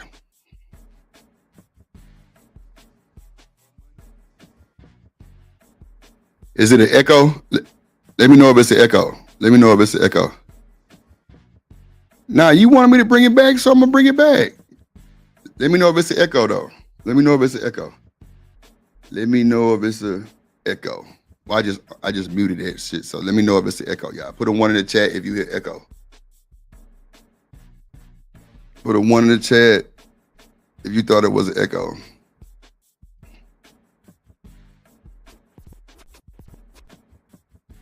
Goddamn, sugar.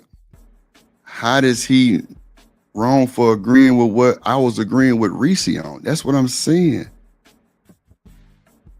No. We're going to bring it back, since you said that I didn't say this. I don't even want to talk about it no more. We're going to just bring it back. I just need to know if it's an echo. Let me put a 1 in the chat if it's an echo. I'm going to play it, LA. Is it an echo? Let me know if it's an echo. She say the customer is always right. Boy, say the customer is always right. I was agreeing. That was, she kept saying I wasn't agreeing. I'm like, how in the fuck am I not agreeing? I'm telling you, it was fucked up. But you didn't say that. Watch this shit. Precisely. I know exactly what I literally just played a little bit of it, and it was already 5 times I said, I agree. She kept cutting me off and didn't let me finish my question. Okay, cool. Thank you. It wasn't an echo. Okay. So I'm gonna unmute it. Is there an echo now? Put a 1 in the chat if there's an echo now, because I did unmute the stream. No, I don't want to argue, Reese. I swear I don't. If you come back up, I'm gonna mute you and mute myself, and we're gonna play it back. But that's on you. I mean, I ain't want you to argue the first time, but if y'all hear echo now, let me know, because I did unmute this stream. No echo? Okay, cool. All right. So let me bring it back. Let me see. I'm sorry. I'm just saying, that's why I brought up that scenario when she was like, I want to do a freak off, but I have this premiere or whatever. I don't want to fuck my body up. I don't want to fuck myself up. Like, so I feel like she's saying that, but she's, like, don't really want to. So you saying like fighting fucked up, or like BOTH? Both me and you are cheaters. I never said we, but you don't want to admit.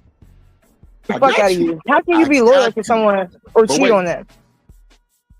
They're being a fool too, you know what I'm saying? So we can't just say she was just not doing nothing. I don't believe that. Well, she wasn't, and not only that, she doesn't have charges against her. But that's what I'm saying. Like, why would she? Hold on, person, Cassie might have left if she wasn't addicted. That's a fact. Well, my thing is too. Go ahead. She might have wanted to do it, but I don't think she ever wanted to do it while she was beat up or like bruised up or in pain or anything. Like, oh shit. Like, damn, hold on, man. Shout out to. I'm sorry. I'm so sorry. I'm so sorry. I'm so sorry. I'm so sorry. I'm so sorry. My bad. Shout out to LA Project for the $9.99 super chat. She say support the show. My bad, LA, man. Shit. I even sent it back to you, man. That's my bad. That's my bad like a motherfucker. That is my bad.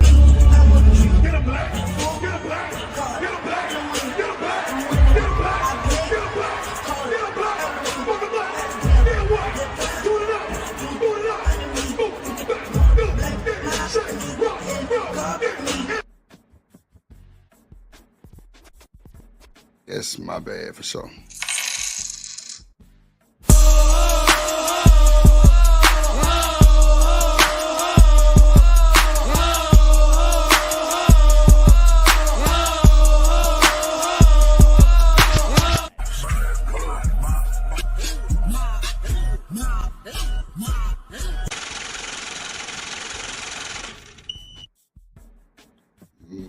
My bad, LA. No bullshit. If you want me to send it back to you, I can definitely send it back. I was not trying to skip over that. Yeah, sugar. I was kind of, it's a lot of flooding going on. I was hustling muscular. What it do? No echo. Okay, cool. I just want to make sure because I got both the streams open. I got the StreamYard and the YouTube open too. So that's sugar. I definitely noticed that shit. That camp that got flooded out, sugar, it's never really had over like 2 inches of rain there. That's a fact. Yeah, that's crazy work, sugar. I ain't gonna hold you. Yeah, it is crazy. Hold on, let's play it. Like I said, she was doing these things and getting fucked up afterward. I don't think she just wanted to do one right away, right after the fact. Well, that's just, what we think. The way they put it kind of alleged that, but then some was like days after and shit like that. I don't know every time, but we do know that she was into that shit for a second, and then she would call them motherfuckers on her own because Diddy was upset when he found that out in court. Hold on, LA, my bad. I just seen that other thing too. I got you. 1 second. Hold on. I got you. Shout out to the LA Project for the Cash App too. Let's go.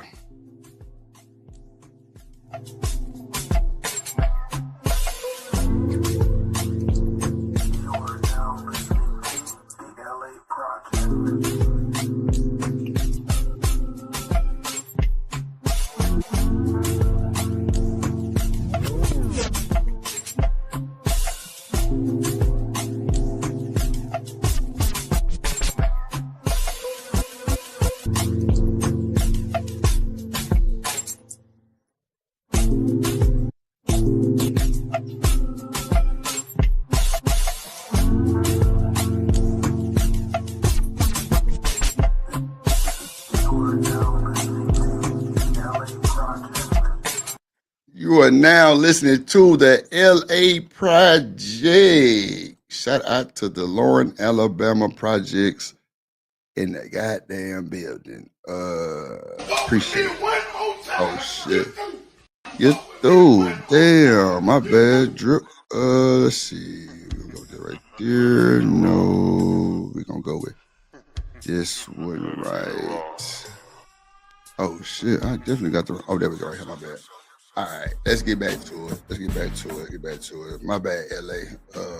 Had to get that out. Had to show love in the club. Let's see. Let's go. That she was doing it on their own, like taking a nigga jet and in these hotels without him and shit. That was crazy. But she didn't take anybody on no jet or anything like that.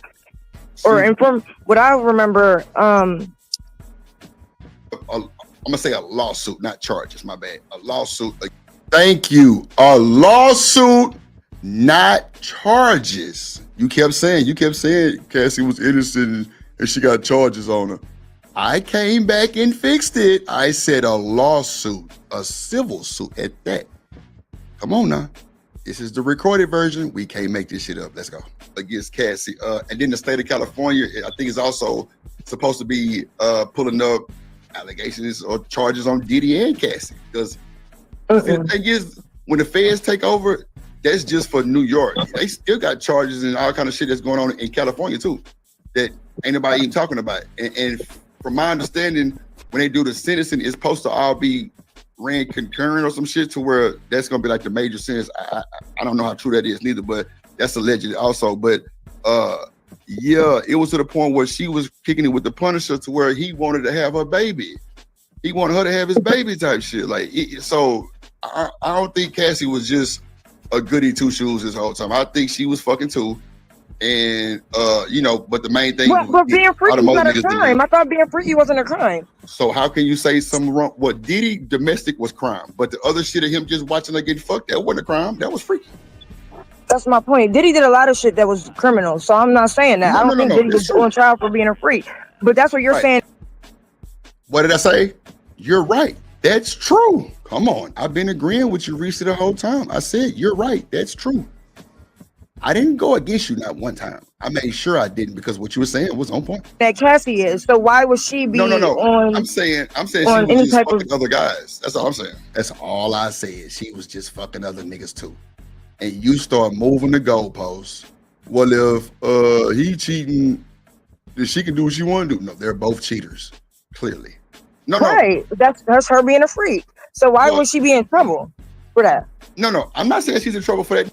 Thank you. I never said she was in trouble for it. Come on now. No, I'm just saying I don't think Cassie was a goody two shoes and just she wasn't doing nothing. That's all I said. Like, as far as obsessed workers with the lawsuit, that's a whole other ball game. I don't know exactly. Thank you. As far as the other shit with the sex workers with the lawsuit, that's a whole nother ball game. I never said that was facts. I said alleged. Come on, you gotta just listen to your boy. You was over talking me the whole time. And that's why I was trying to interject with you too, just kind of showing you like, nah, that's what I wasn't saying that. But let's go. What they're actually suing her for, I think is, I want to say it's defamation or some shit. Like, I don't even think it's even like nothing. Come on, defamation of character. Those are not no big charges. You kept saying she got charges. I never said that. I said lawsuit, and then came back and made sure I said lawsuit. Then I said defamation. That's a petty shit. Come on now, huge, but it's definitely some bullshit. But at the end of the day, when she came out and said that she was agreeing to a lot of shit, like no matter how we take it as humans, if she say that shit, we gotta rock with it. And she's also said she was doing it on her own. Like her and 50 Cent, baby mama was hosting them motherfuckers. Like Kanye West was a part of one of them. Now you saying I'm not playing it, that's not the argument. That was definitely leading up to the argument of what I was trying to tell you, what I said. You kept saying I didn't say that. That's why I started it right there, to show you that that's what I was saying. Come on, Reese. I knew you was gonna try to spin the replay back too and then change up on that shit. Nah, I'm not trying to agree or disagree. I'm saying I didn't say a lot of the stuff that you said I said. And that's why I came back and reiterated everything I said. I said a lawsuit, and I said defamation. I said she wasn't a goody two shoes, meaning she wasn't a perfect girl. That's all I was saying. Never said nothing about nothing else. That's why he pulled up to the court, like allegedly. You know what I'm saying? So a lot of that shit coming out allegedly, we can't just say what they did or what they didn't do. We can think what we want to think, but at the end of the day, if you think Cassie was just not doing nothing, that's fucking insane. I ain't gonna never believe that, because she definitely was trying to talk to Kid Cudi. She definitely was fucking Diddy and FaceTiming her nigga at the same time. You know what I'm saying? And she started calling the motherfucker Punisher. What's illegal about that though? What is criminal about that? That's what I'm saying. Like, because that's the same exact. Thank you. Who said it was criminal? You kept saying that I said she was wrong for that shit. I never said that. Once again, let's get to it, because this is the argument. I never said that. Thank you and everybody else. Y'all literally just said no. I didn't say yes, no. Because she's not innocent and she got charges. No. I'm saying the SMEX workers have a loss. And thank you. You keep saying I said she wasn't innocent, not dealing with court, Reese. I'm talking about innocent as in a girlfriend role. She wasn't goody two shoes. You heard me say that. That's what I'm saying. I knew you was gonna try to pick apart that, but ain't no picking apart when it's recorded. That's what I was trying to tell you. You kept cutting me off, little baby. I wasn't trying to have no smoke with you. You kept saying, well, you said she ain't innocent. She was fucking other niggas. Is that innocent? Not saying in a court innocence. I'm talking about goody two shoes as a cheater. That's what I was saying. You wasn't hearing that though. You wasn't hearing me when I kept telling you that. I'm like, nah, I didn't say she was guilty of anything. Suit in the state of California on her. That's something, and I just said that was totally different. Come on. I said, I don't think Cassie was just not doing nothing, just, you know what I'm saying? Just being like this loyal woman to Diddy. Thank you. Let's continue. No, ain't no fucking way. Because even she said on the stand, she was trying to get her friends to extort Diddy. That's a fact. But how can you be loyal to somebody who's fucking with other women, men, beating the fuck out of you? That was the goalpost moving right there, right? That was the goalpost moving right there, right? Well, how can you be loyal to somebody who fucking other women and beating them? That has nothing to do with anything. They're both cheaters. That's all I was trying to tell you. That was it. And you moved the goalpost and made it way bigger than what it was. And I kept trying to tell you, Reese, I was not trying to go down that hole or none of that. I never said she was guilty. I said she wasn't innocent, meaning girlfriend. And I just said it again, like a goody two shoes. That's all I said. Nothing to do with the court. There were no charges on Cassie.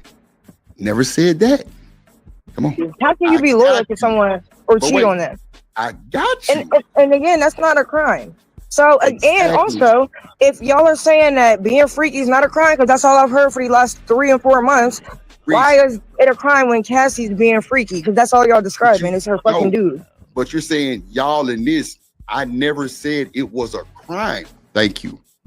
You keep saying I'm denying and saying I can speak on whatever I want to speak on, Reese. I never said nothing about she was innocent. I said a goody two shoes in a perfect woman role, meaning a girlfriend. Not nothing else you were trying to make me say or allege that I said. That's what I was trying to tell you. That's why I was like, look, I'm not saying nothing wrong. I'm agreeing with you. And you kept saying I wasn't. So we playing it back. Let's go. I said these SMEX workers have a lawsuit on them. And I said that's a different ball game. I said, but I don't think Cassie was just this innocent, just goody two-shoe woman that was one man for life type shit. No, she was fucking with other niggas while she was with Diddy. I never said that was a crime. Thank you. I never said that. Let's go. That's what I'm saying. Like, you gotta listen to me and what I'm saying right to you right now. I never said that was a crime to do anything. I'm just saying I don't think she was just goody two shoes and she wasn't doing nothing. I'm just saying she was fucking too, but I didn't say nothing about crimes or none of that. Because if that's what she want to do, that's what she want to do. Ain't no crime. How was she bad though? If she was cheating on a nigga that's fucking her up, like not paying her. There you go with that goalpost moving. There you go. See, you spent that and went around and round and round we go. Come on, man. I asked you to come up here, you know, to defend yourself, but I knew you wasn't coming because I was not disagreeing with you, Miss Reese.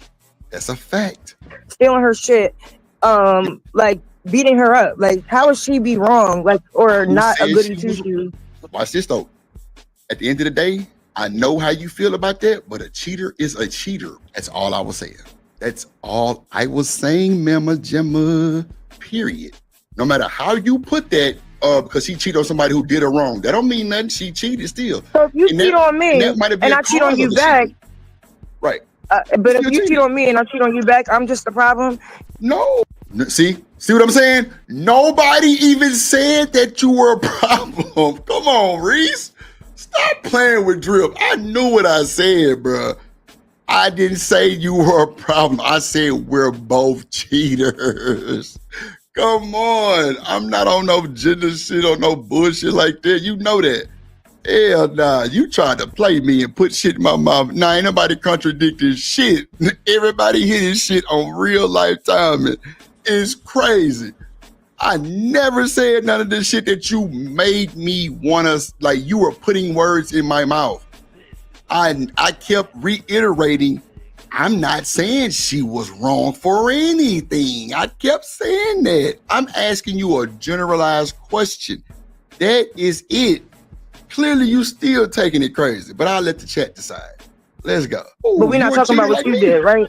No. We're Yes, both but you cheaters. cheated first, right? We're both now you moving that goalpost. Oh, but he cheated first. He did that. No, chillax. What up, Tiff? No, and you even said that you're moving the goalpost. Come on, that's not a logical conversation, but that's what you want to have. Come on, Reese. Don't do drip like that. Don't do drip like that. Ain't no way. I think you was kind of caught up in what Third Ward said when he came up here. And if that's the issue, that's cool. You know, no harm, no foul. I don't give a damn about this shit. I just know what you were trying to make me say was not what I was saying. Because you were definitely spinning my words and trying to say other shit that had nothing to do with what we were talking about. But that's cool. Let's see. You cheated first. So why are we not talking about that? Reese, you trying to make it something that is not what I'm. Thank you. Thank you, Reese. I kept trying to tell you, you're trying to make it something that it's not. I'm just asking you random generalized questions. You saying, so she's a problem. I'm like, what? Nobody said she was a problem. I don't understand that. I'm just saying they both were cheaters. She was cheating on that nigga too. That's all I'm saying. I'm not saying it was wrong. No, I'm not. I'm not saying none I'm of it. disagreeing. I don't think she was cheating on him. I don't think she's cheating on him. I don't think you could cheat on a nigga that's already fucking with others. But how? Okay, that's what I'm saying. How can you cheat? Now, you said you don't think she was cheating on him with a nigga that was fucking with other women. Reese, that's your ideology, not the world, Craig.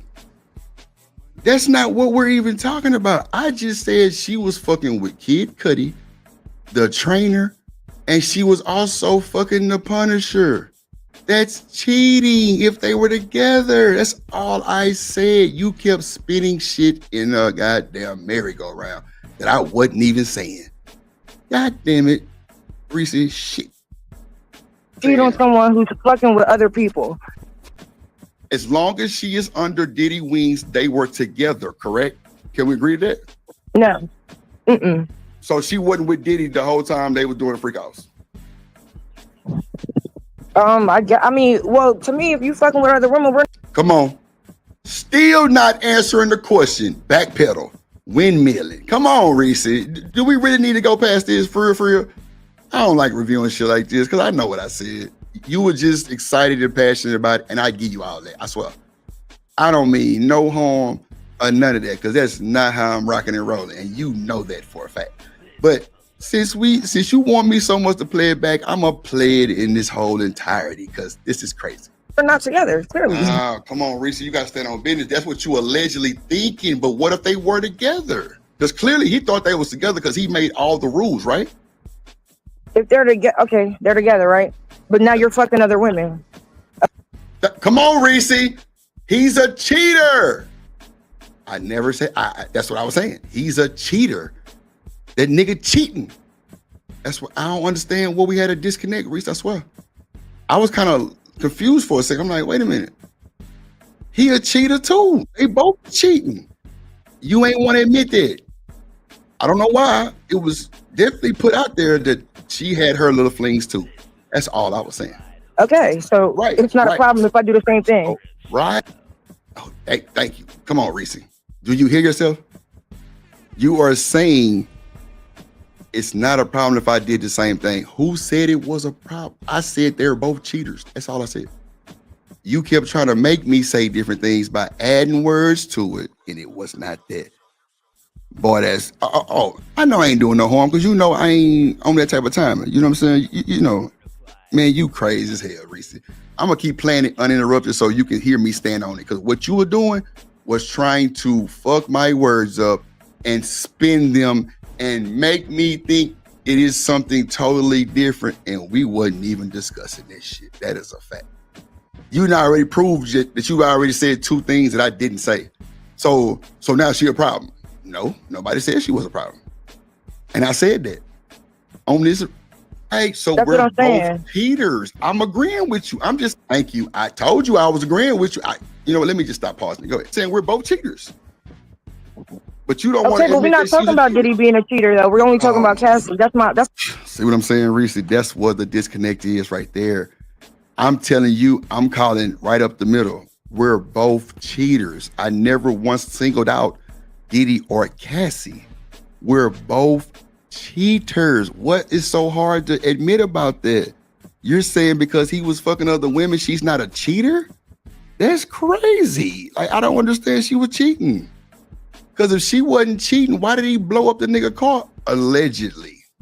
That's my problem. Like we don't want to talk about anything that he's doing, and we just want to say she's not innocent. She I did didn't say this. that though. I didn't say that. That's what I'm saying. You gotta listen to me, not the chat. Trip, I'm listening to saying you. I'm just now. responding to what you're saying. Watch this. Watch this. Watch These this. are what I you're, this said is what you're we're saying. both. No, it's not what I'm saying. I never said nothing that you said, Reese.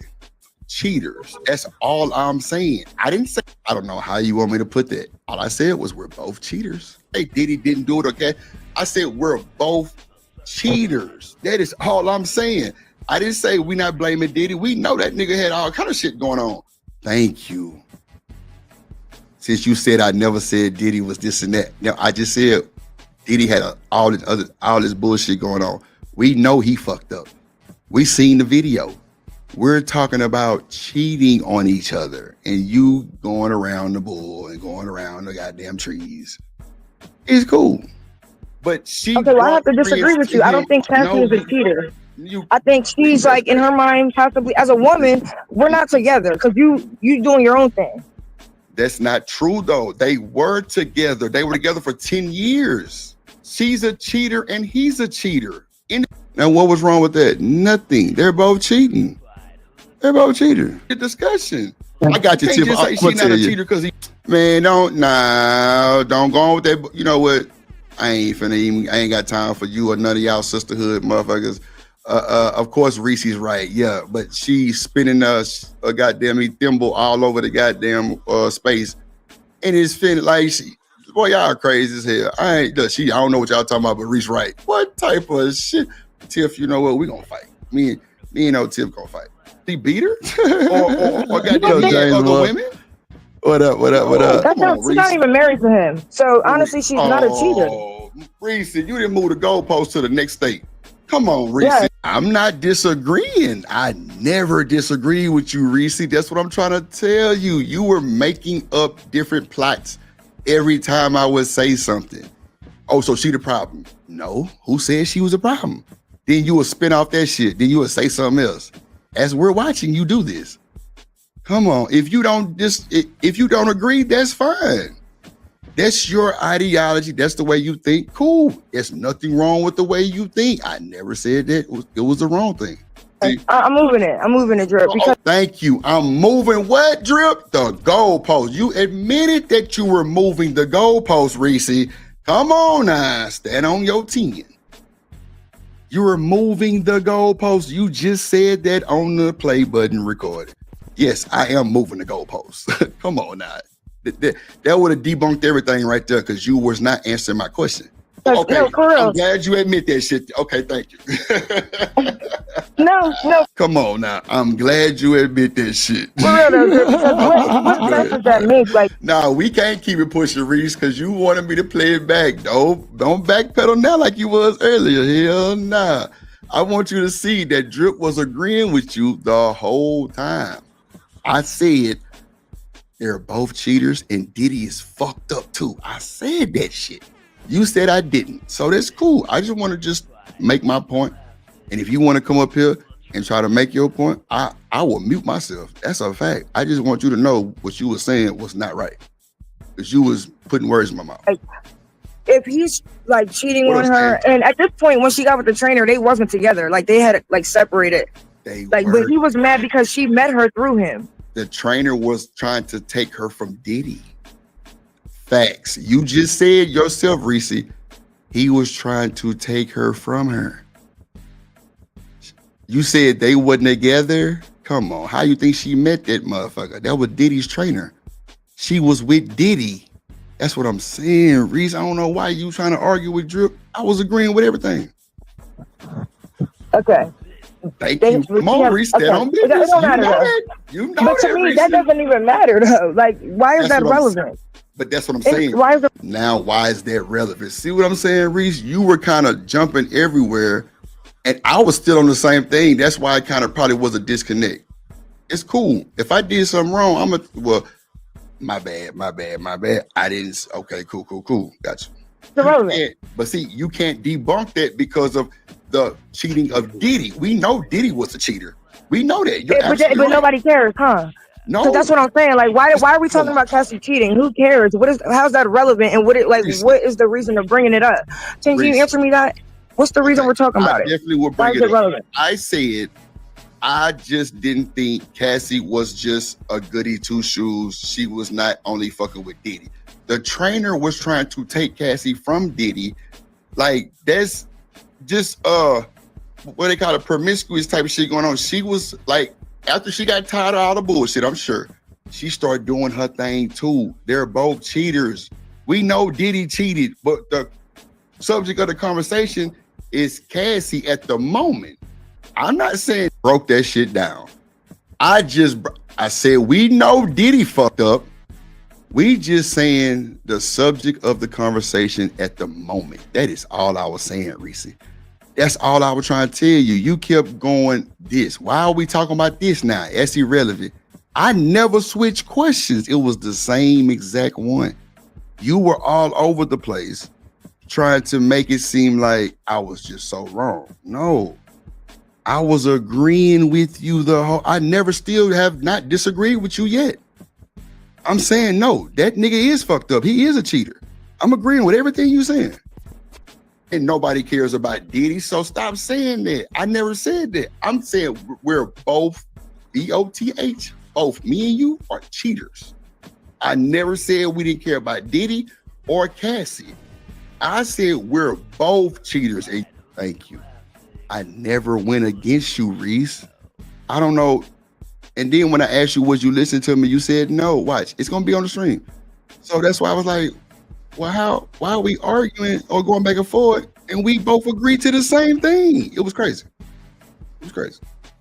You start moving the goalposts like, well, is she really cheating because he was doing his own thing? She was doing her own thing too. They're both cheaters. I never said none of the other extra stuff. And who cares about Diddy? No, I didn't say that. I'm just telling you, we're both cheaters. They both were cheaters. And not just one, it was 3 or 4. And that's cool. You can thank you. That's cool if you disagree. Come on, Reese. You know I love you. Damn. Can disagree, but we know on real timing, we're both cheaters. You saying it because he was doing his own thing. She was too. That's why I said we're both cheaters, not excusing Diddy or not excusing Cash. Thank you, Reese. I'm agreeing with everything still. I never disagreed, not one time yet. I didn't say we're not excusing Diddy or Cassie. We're both cheaters. Then you said we don't agree, like I said.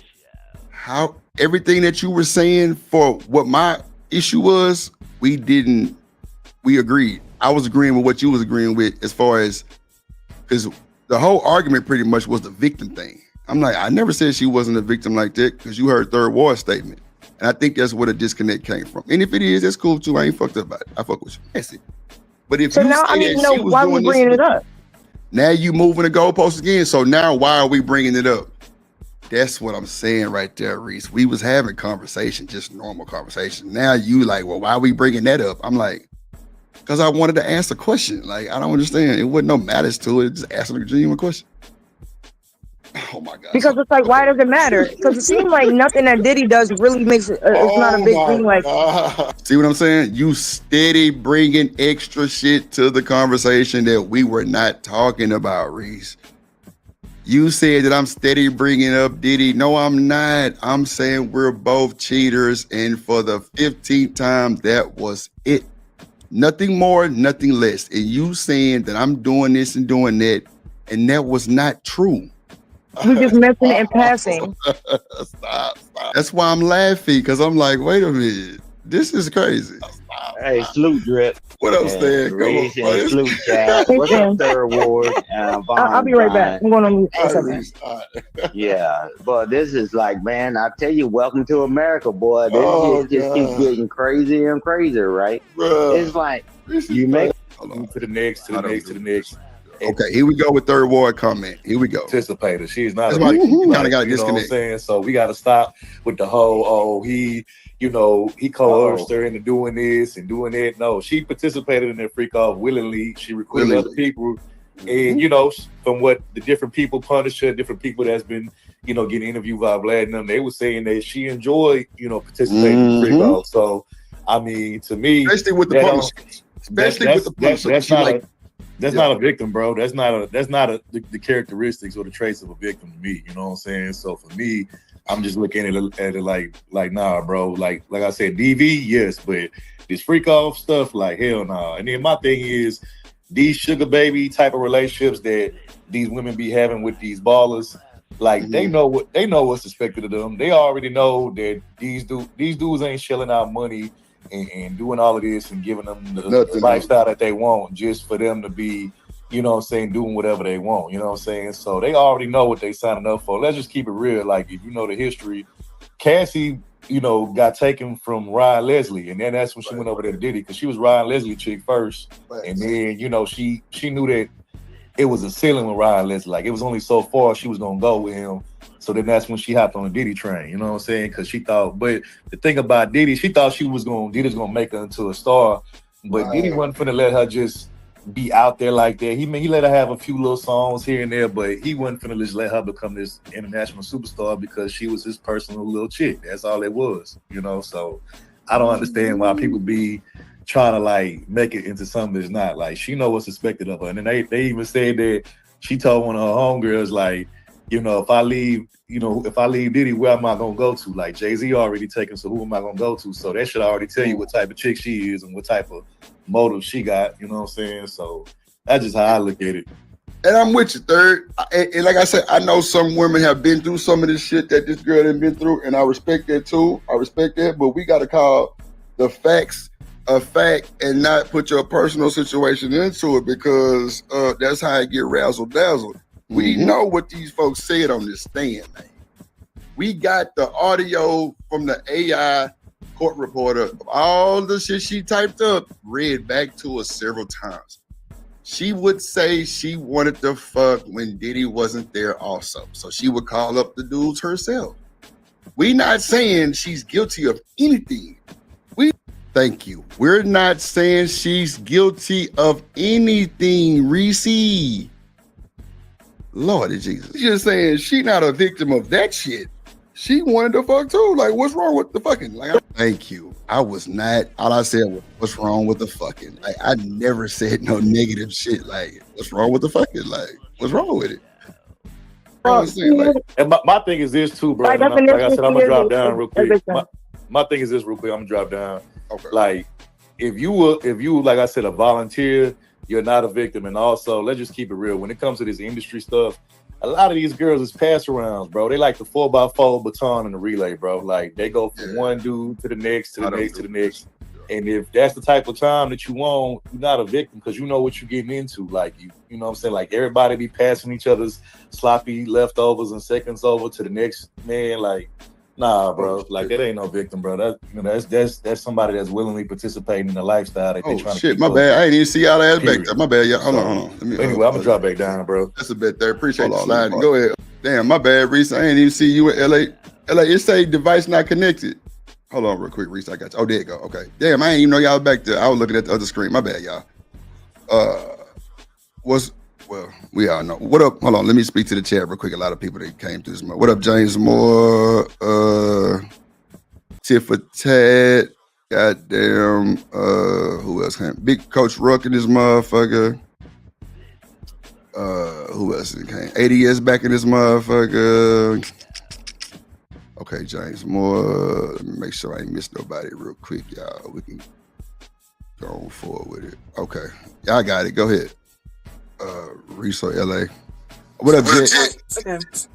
I just want to say, is it? Hold on real quick. Let me mute that. Is it better? Go ahead. Hold on. Damn. Somebody got a mean. Is it still going? That's you. Me? No, it's not. You said it's me? It's Drip. Yeah, that's How is you. it me? I'm not echoing. I'm not echoing right now. Am I echoing?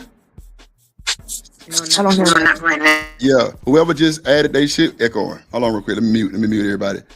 LA. Yes. Yeah, that's Reese echoing. That ain't me. I ain't echoing right now. See, Reese got off mute. Yeah, that's you, Reese. You got two things open, seem like. But yeah, as soon as you unmute it, it start echoing. Maybe you got two browsers open. Just mute the other browser so it don't echo. That's all. What up, LA? Nothing. I just wanted to make sure that Reese could get up. I didn't want nothing about the topic. Make sure she got. Yeah, Reese. Yeah. Okay. Let me. It's probably gonna make. Well, it might make me stop sharing the screen because you on the YouTube side. That might be what it is, though. Let me just see real quick. Hold on. Let me see. Because I paused it anyway. Let me see. Okay, come back, Reese. Let me see. Say something. Reese, say something. Yeah. Can you hear me? Yeah. Is it better? Yeah, that's still you. Yeah, that's you echoing for sure, Reese. I had a tab open, but I closed it. Yeah, I'm not even sharing the screen no more. Okay, say something now. Yeah, you echoing. Okay, I'm gonna go out and come back. All right, baby. Yeah, I wasn't even looking at the screen, LA. I was looking at the damn YouTube side of it. I wasn't even looking at StreamYard. My bad. I ain't know y'all was down there. Damn, she said drop the link too. Damn, I didn't even see all that shit. Damn. Me trying to scroll up and shout out to everybody, see what she said, drop the link. My bad, Reese. What up, Hustler Muscular? Artifacts, what it do? Okay, hold on, let's see. Reese. Mm-hmm. Okay, there you go. You good. Okay. Ain't no echo in there. Okay, so I feel like you're saying one thing, and then as soon as I say something about it, you say that's not what you're saying. Like, you said that Cassie's not innocent, that she, I don't know, is guilty of something. And then when I say Cassie's not guilty of anything, you say that's not what I'm saying. That's because it wasn't what I was saying, Reese. That's what I'm saying. You gotta listen to how I say it. Meaning innocent, nothing to do with court. Meaning like a girlfriend, like cheating. That's what I kept trying to tell you. You wasn't listening to me. I was, and then I disagreed. Charges. I said I don't agree. I said I don't think that she's a cheater. I don't see. Go ahead. I don't see how she is a cheater, and then I don't see like why it's even like, I don't know. I just feel like we making it like a bigger thing than him doing all the shit that he did. Well, when you said you don't think she was a cheater, Reese, I said you can agree to what you want to. I never said you were wrong for what you said. That's what I kept trying to I just played that part. I say, no, I'm not saying that she was a cheater or nothing like that. I didn't say nothing about she was innocent, because I came back and said not innocent, like, she got some allegations, meaning like a girlfriend, goody two shoes. And then I said she's the subject of the, of the conversation right now. We know Diddy fucked up. We seen that. But we didn't see nothing with Cassie because it's all allegations and, just what they said. So that's why I was like, it's cool for you not to agree. I'm not saying you wrong. I said that. When Third War came up, you said, I'm with you, Third. No, I'm agreeing. Well, wait, let me explain that too. You can't just say his whole message, because I just played that. I agree with him saying she's a victim of violence and not the goddamn freak off. If she got on the stand and said she was willing to do it, and that's when I start talking about addiction. That's a fact. That's why I'm trying to tell you, you had our shit kind of probably ran together. I was not saying that motherfucker Diddy was free of nothing or he was good. No, I kept saying we know he's a piece of shit. We was arguing before he came up. So that's not even true. Like, we was already arguing before that. No, Reese, I just played it. We were not arguing like that before third. We were arguing before he came up. We was just arguing right before he came up. Reese. Yes, we were. You play it again. Reese, hold on. Let me just say this, because every time I say something, you try to cut me off, and then I can't finish, so we can get a full understanding of both sides. I kept telling you, Reese, I'm not going against you. You kept saying shit like, so Cassie's a problem. I'm like, who said she was a problem? I said, we're both cheaters. Then you moved the goalpost and said, well, if he fucking around doing everything else, how is he a cheater? I said, they were together for 10 years. If she talking to other dudes while they were together, then she's a cheat. We're both. I spelt it and everything. We're both cheaters. So I was not excusing Diddy. Then I said, I'm not excusing Diddy or Cassie. They're both cheaters. And you said, I disagree. And I said, that's cool, because that's your ideology and your morals. That's how you feel. I'm not saying that you're wrong for feeling like that. I said that, and you kept trying to make me think, or I don't know what was going on. I'm trying to figure out why we was even arguing, or not arguing, because it wasn't like an argument, like going back and forth. And then Stan came up there and said some things, and you might have thought we was together on that. That's why I was like, if it was disconnect, cool, okay, we can say that and just keep it on going. You know what I'm saying? But me and you shouldn't have been going back and forward for the most part on nothing, because everything you said, I was like, I didn't say that. I'm saying this. And then you said you wasn't listening to one part, and then I reiterated again and said, no, I'm not saying this. I'm saying this. And you would go back to it again. I'm like, well, damn. I don't remember ever saying I wasn't listening, but no, I don't think it's like you're not even like trying to have the same conversation. It's like when I say something, then you're saying that's not what you said, even though you just said it like 2 seconds ago. Reese, like I don't. Hold on, let me finish. Hold on, can I finish? We are not agreeing, Drip, and that's fine. We don't have to agree. But I'm like, why are you telling me that we're agreeing when we're literally saying two different things? You literally said that Cassie is not innocent. Cassie was doing this. She was, sleeping with men, this and that. And I said, I disagree. I think Cassie is innocent. I don't think that any of that is relevant. Because if that's relevant, then we should have been talking about it when Diddy was doing it. Why is it a problem that Cassie might have been sleeping around if that's the case? Because when the case was going on, everybody was saying that he's not on trial for being a freak. You can't prosecute somebody for being a freak. That's what I was saying. So my point is, why are we even mentioning Cassie being a freak and then tying it with she's not innocent? Reese, me saying innocent for the 15th time was not saying nothing. I just said this on the stream. Was not saying nothing for court issues. I'm talking about what I said. No, you can't understand because you keep going back to it. I said a goody two. Hold on. A goody two shoes, meaning like a perfect woman, meaning like in her relationship she wasn't innocent, not nothing to do with the court or charges. I said that. That had nothing to do with what we were saying. Then you said if he's messing around with other women, how is she cheating? Then you said you disagree. That was the only thing that might have been a disagreement. Everything else, I was with you. I said you can agree with what you want to agree with. That's your ideology. I'm not saying you're wrong for agreeing to that. But I say let's keep it a buck in real time. If we're together and you're talking to other niggas, we're both cheaters. What was wrong with me saying that? Right. I said I don't agree. I said I don't think that that's because to me it's like that's completely irrelevant. And I know we're not talking about court. We're talking about just what you think as a person. So and you're saying the same from you as what you think from a person too, also, because you don't know everything's facts. Right. I know that. I know that. I know, Drip, and I've been saying that. And my thing is, I think that she is innocent. I don't think that she is not a victim. I think she's innocent, and that she, out of the scenario of the two, why would anybody say, "Oh, well, Cassie ain't innocent either"? When there's nothing that you could say that she did. You're gonna say that she slept around with some dudes? That's not anything. That's nothing.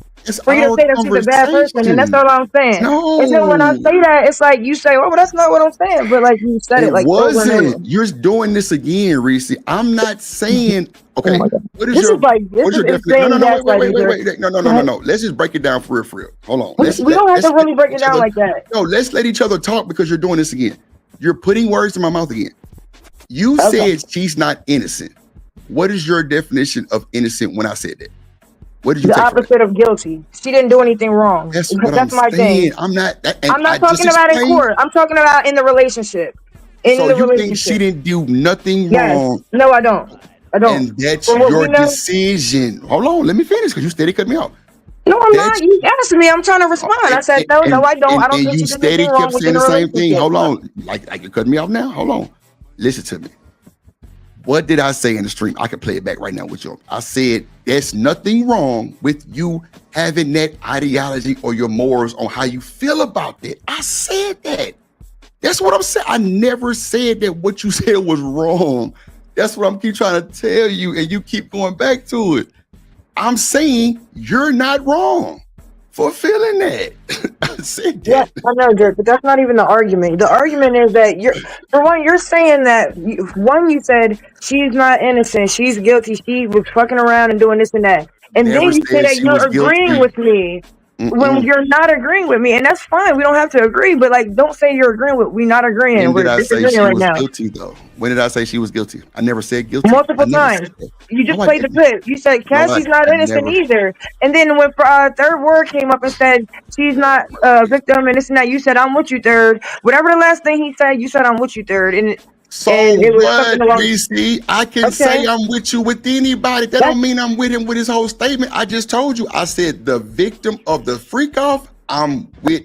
The victim of violence, I'm with. Yes, she's a victim. I said it on the stream. Yes, she's a victim. I don't understand what I said wrong. I'm saying she's Nobody's a victim. mentioning that. Nobody's saying anything about that. But then what did you say after that? No, I'm not talking about her, whether she's a victim or not. I think she's a victim. You're saying she's not innocent, that she's guilty of something in the relationship. I do not agree. Why are we like playing the I'm game? saying cheating. What do you mean she's guilty of anything? I just said she was And I talking to said she's not. niggas. I said she's not guilty of You that. That's don't what I'm have a saying. fact. You're not factful. That's not true.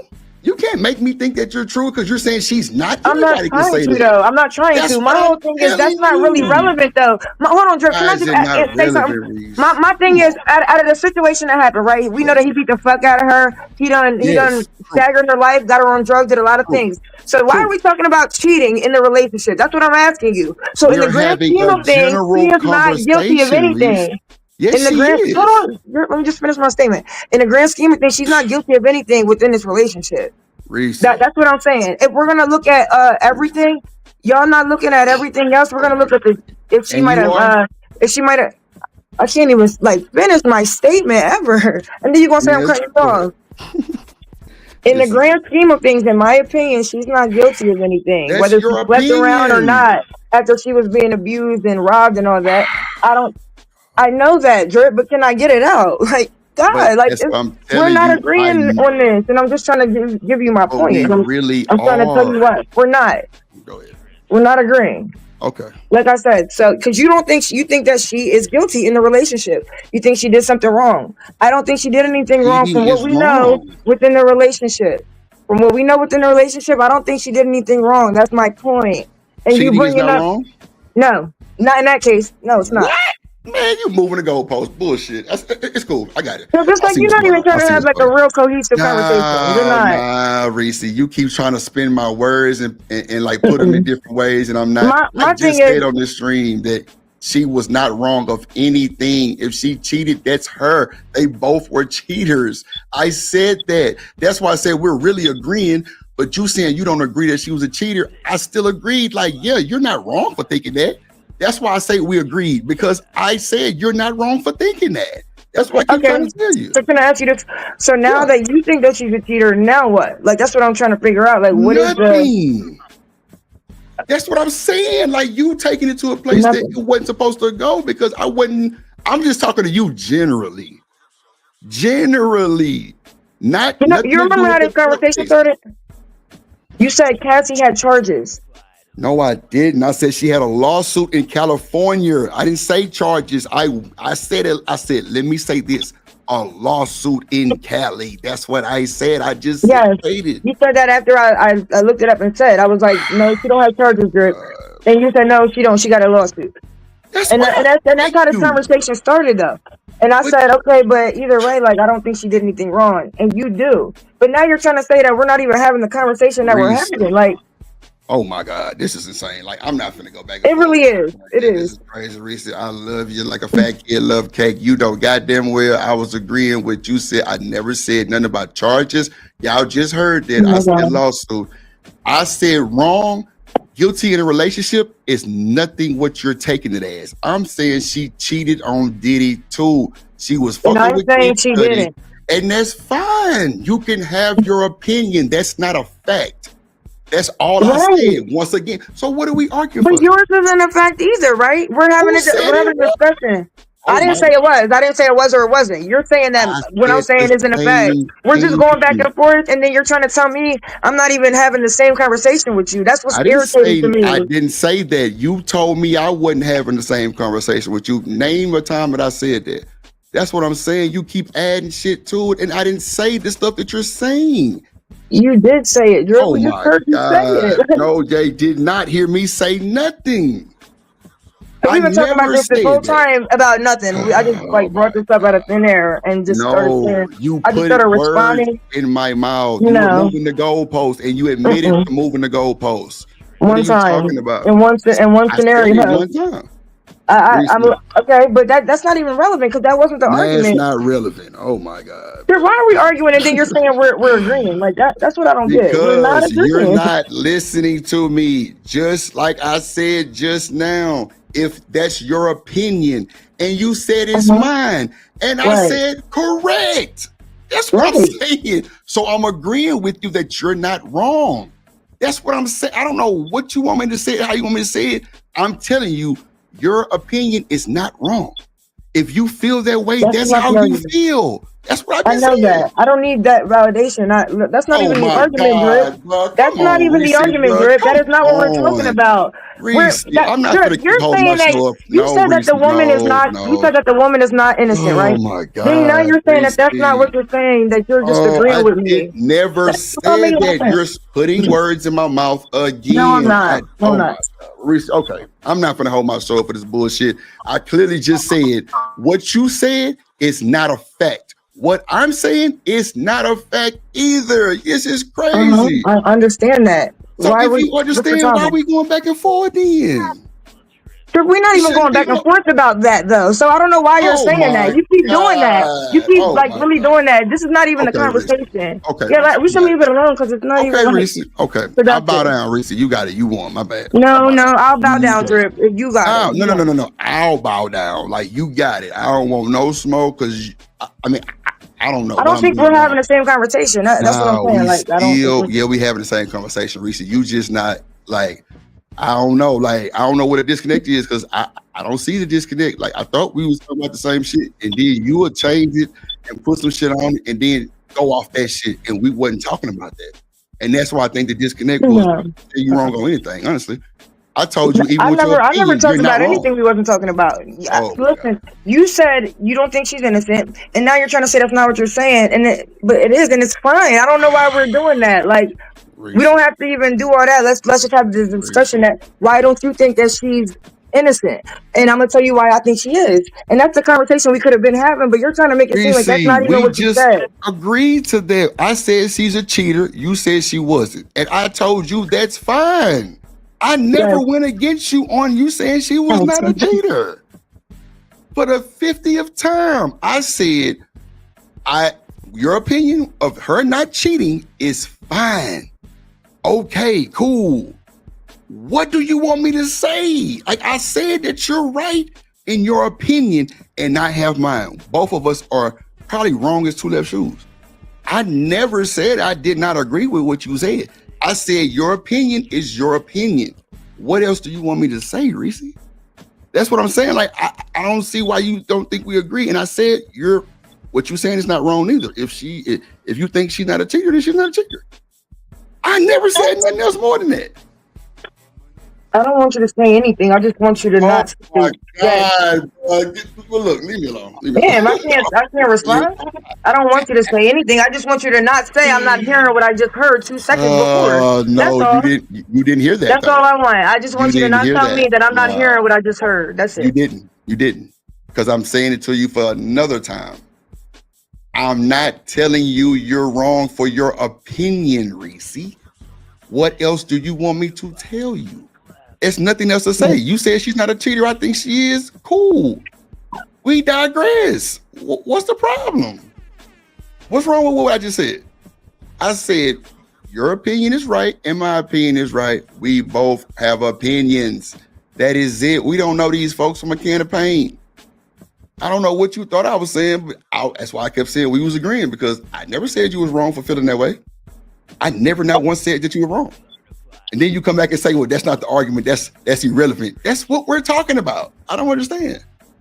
You're literally moving the goalpost, because literally every time, if we actually watch the video back and not keep pausing it every time I say something, you'll see that you'll say something, right? And then I respond with what I think, and then you'll say, nobody said that. I didn't say that. I didn't. Thank you. You so then just why proved am my I point. saying? So then what am I doing responding to it then if you didn't say it? Reese, on my mama, you just proved my point. You said, I tell you what I think, and you say I didn't say that.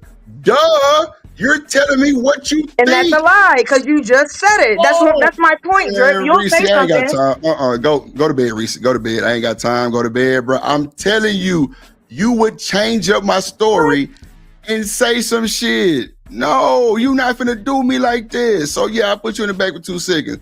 You tell me you love me and leave me alone. I don't want to talk about this no more, because you crazy. Hell nah. I'm telling you what you want me to tell you. I'm not doing that. I know it's recorded.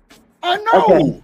Thank you. You crazy. Hell nah. You ain't finna play me like that. Hell nah. Hell nah. Hell nah. Hell nah. Hell nah. Ain't no way you finna play me like a funky piano. I ain't silly. You just said that you would come back and tell me what you think. That's your ways of thinking, not mine. So it will be different. That's why I said So then why are you saying we're agreeing then? So then why have you been saying that we've been agreeing this whole time? That's my point. I never said you were wrong, Reese. That's what I'm telling you. I never said that what you thought was wrong. What don't you get from that? I never said how you felt was wrong. Name one time I said that. I kept saying that to you, Reese. I'm not saying you're wrong. I'm just saying your opinion is yours and my opinion is mine. If I didn't care whether you said I was wrong or not, I was just saying, like, you were thinking one way, right? And I was thinking another way. So I was trying to explain to you why I was thinking what I was thinking. And, I was thinking you're going to do the same thing. But then you just kept saying that's not even what you're saying. So that didn't make sense to me. Reese, of course it's not going to make sense. Leave it alone now. It's not a big deal. You just proved your point and mine. Why would I agree to what you think, Reese? That's what I'm saying. You would respond with what you think, right? You just said that. I would respond with what I think, and then you would say, I didn't say that. Duh. What you're thinking is something different from what I'm saying. So yes, it's going to be a difference, Reese. Like, what are we saying? I don't understand. I don't know if you want to argue today. I mean, that's cool too. I fuck with you, but I really don't. Yeah, but you're not getting what we're both saying, and I never disagreed with you. Still, LA, and we're gonna use a woman. LA, if she's telling me something that she's thinking, and I just said something, right? And she's telling me what she thinks going on, won't it be different from what I'm saying, right? Are you there? Yeah, I'm here. So stand on business, no bias. If I'm saying she's a cheater and she replies she's not a cheater, she didn't do nothing wrong, it's going to be something different, right? The interpretation will be different. No, let's keep it a book. I don't want no rabbit hole. I said the interpretation would be different. Okay. Thank you. So if I'm telling you that's not what I said, isn't that right? I'm sorry. If I'm telling her that's not what I said, there's nothing wrong with that. You're making my point. It's gonna be different. You said, well, you ain't just say that. I didn't. You're rebuttaling with what you think, not with what I said. So it's going to be different. I don't understand what the fuck is going on. Straight up. Because this shit kind of get nerve-wracking now, because I never disagreed with you. You can't name that one time. What you rebuttal It's not what I'm saying. It's what you think. So it's gonna be different. That's the disconnect right there. If you tell me she's not a cheater, and I'm saying she is, yes, Then but that's you're a telling me disagreement. that I'm saying she's a cheater. I'm like, no. I'm not saying, and then you would say, oh, so Cassie's a problem. I'm like, no, I never said she was a problem. I said she was a cheater if she cheated with these guys while she was with Diddy. And then you would say, well, it's irrelevant because goddamn, he was doing his own thing. And I came back and said, well, if they're together, she's cheating on him with other guys. They're both cheaters. And then you would give me your opinion and I would give you my opinion. I never said what you said was wrong. Drip, I'm not okay, but that's not even the point. Like, let me just talk for 1 second, please. Like, goddamn. I've been letting you Look, talk. Drip, it's not about whether I'm wrong or right. We're both giving our opinions, right? But now you're telling me that we're not disagreeing when you're literally, hold on, please. You're literally describing how we disagree, how you think that Cassie's a cheater and I think she's not. And then you're telling me we're not disagreeing. Yes, we are. Why are we pretending we're not disagreeing? We're literally disagreeing. That's the conversation. It's a disagreement. But hold on. The whole conversation is us not agreeing on whether she's cheating or not. What do you want me See, to this is tell like you, this is what you Reese? keep doing the whole time. No, you're not wrong. Okay. I told you that you wasn't wrong for the 15th, 16th, 17th. I don't need you to tell me that. I don't need you to tell me that. We don't agree on this thing. You think she's a cheater and I don't. Why we can't just keep it there? Why are we arguing about what the argument is? So Reese, Like, if that's I told weird. you I don't see nothing's wrong with what you said, the argument should have been done. What are you talking about? I never said yes, it's going to be a different translation. You saying she's not, I said she is. I didn't say what now you we said give our was wrong. points to why we think that. We're not about to argue about whether we said this or that. I just wanted to give my point, and you can give your point of why you think that she is a cheater. But you're telling me that this is like I don't even know what you're trying to do right now. Like you're trying to make it seem like I'm having some different conversation. No, that's a lie. You're not making sense. It's okay that we disagree, Drip. We're not agreeing, and that's fine. But I would like to have the actual conversation. Reese, this can't be real life right now. It really can't be. That's what I agree. I agree with that. I'm telling you, you're not wrong for your opinion. What do you want me to tell you? I just said that shit. I just want you to tell me why you think she's a cheater, Drip. I don't need that. I don't need you to tell me that. I just want you to get back to the discussion. You're trying to make rules on how I talk. It's crazy. Nah, I ain't going for this shit today. Fuck that, Reese. You crazy as hell. You can't make rules on what I say back. This is insane. It's a conversation about just general shit. That's the disconnect right there. Drip, I don't need you to tell me that. Man, you can't tell me what to say. That's the disconnect right there. How are you telling me that you're agreeing with me while disagreeing?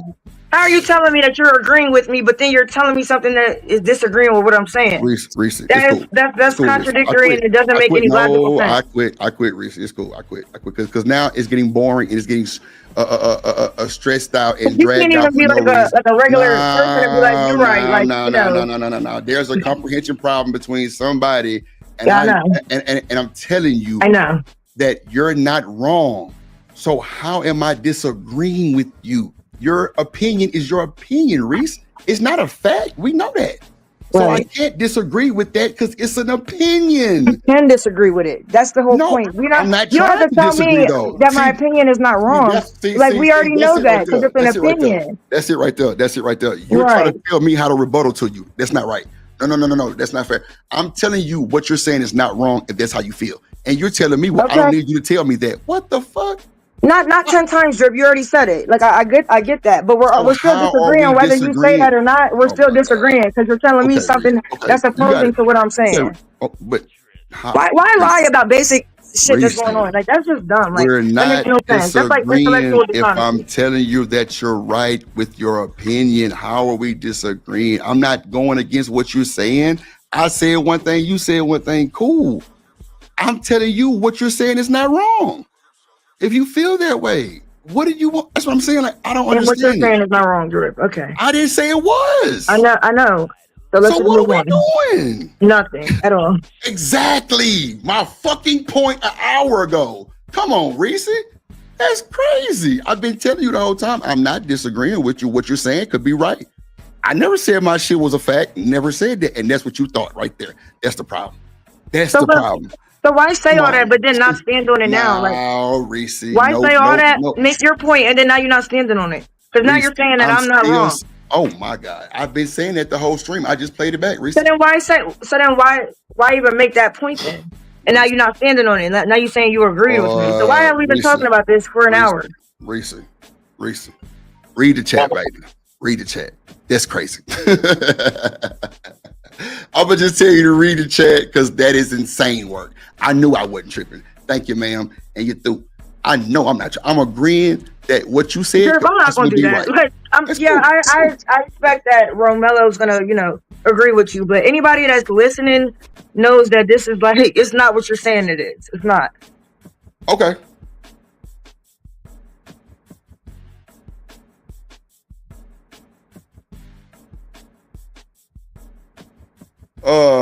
Reese, it's cool. Don't worry about it, baby. Read the chat.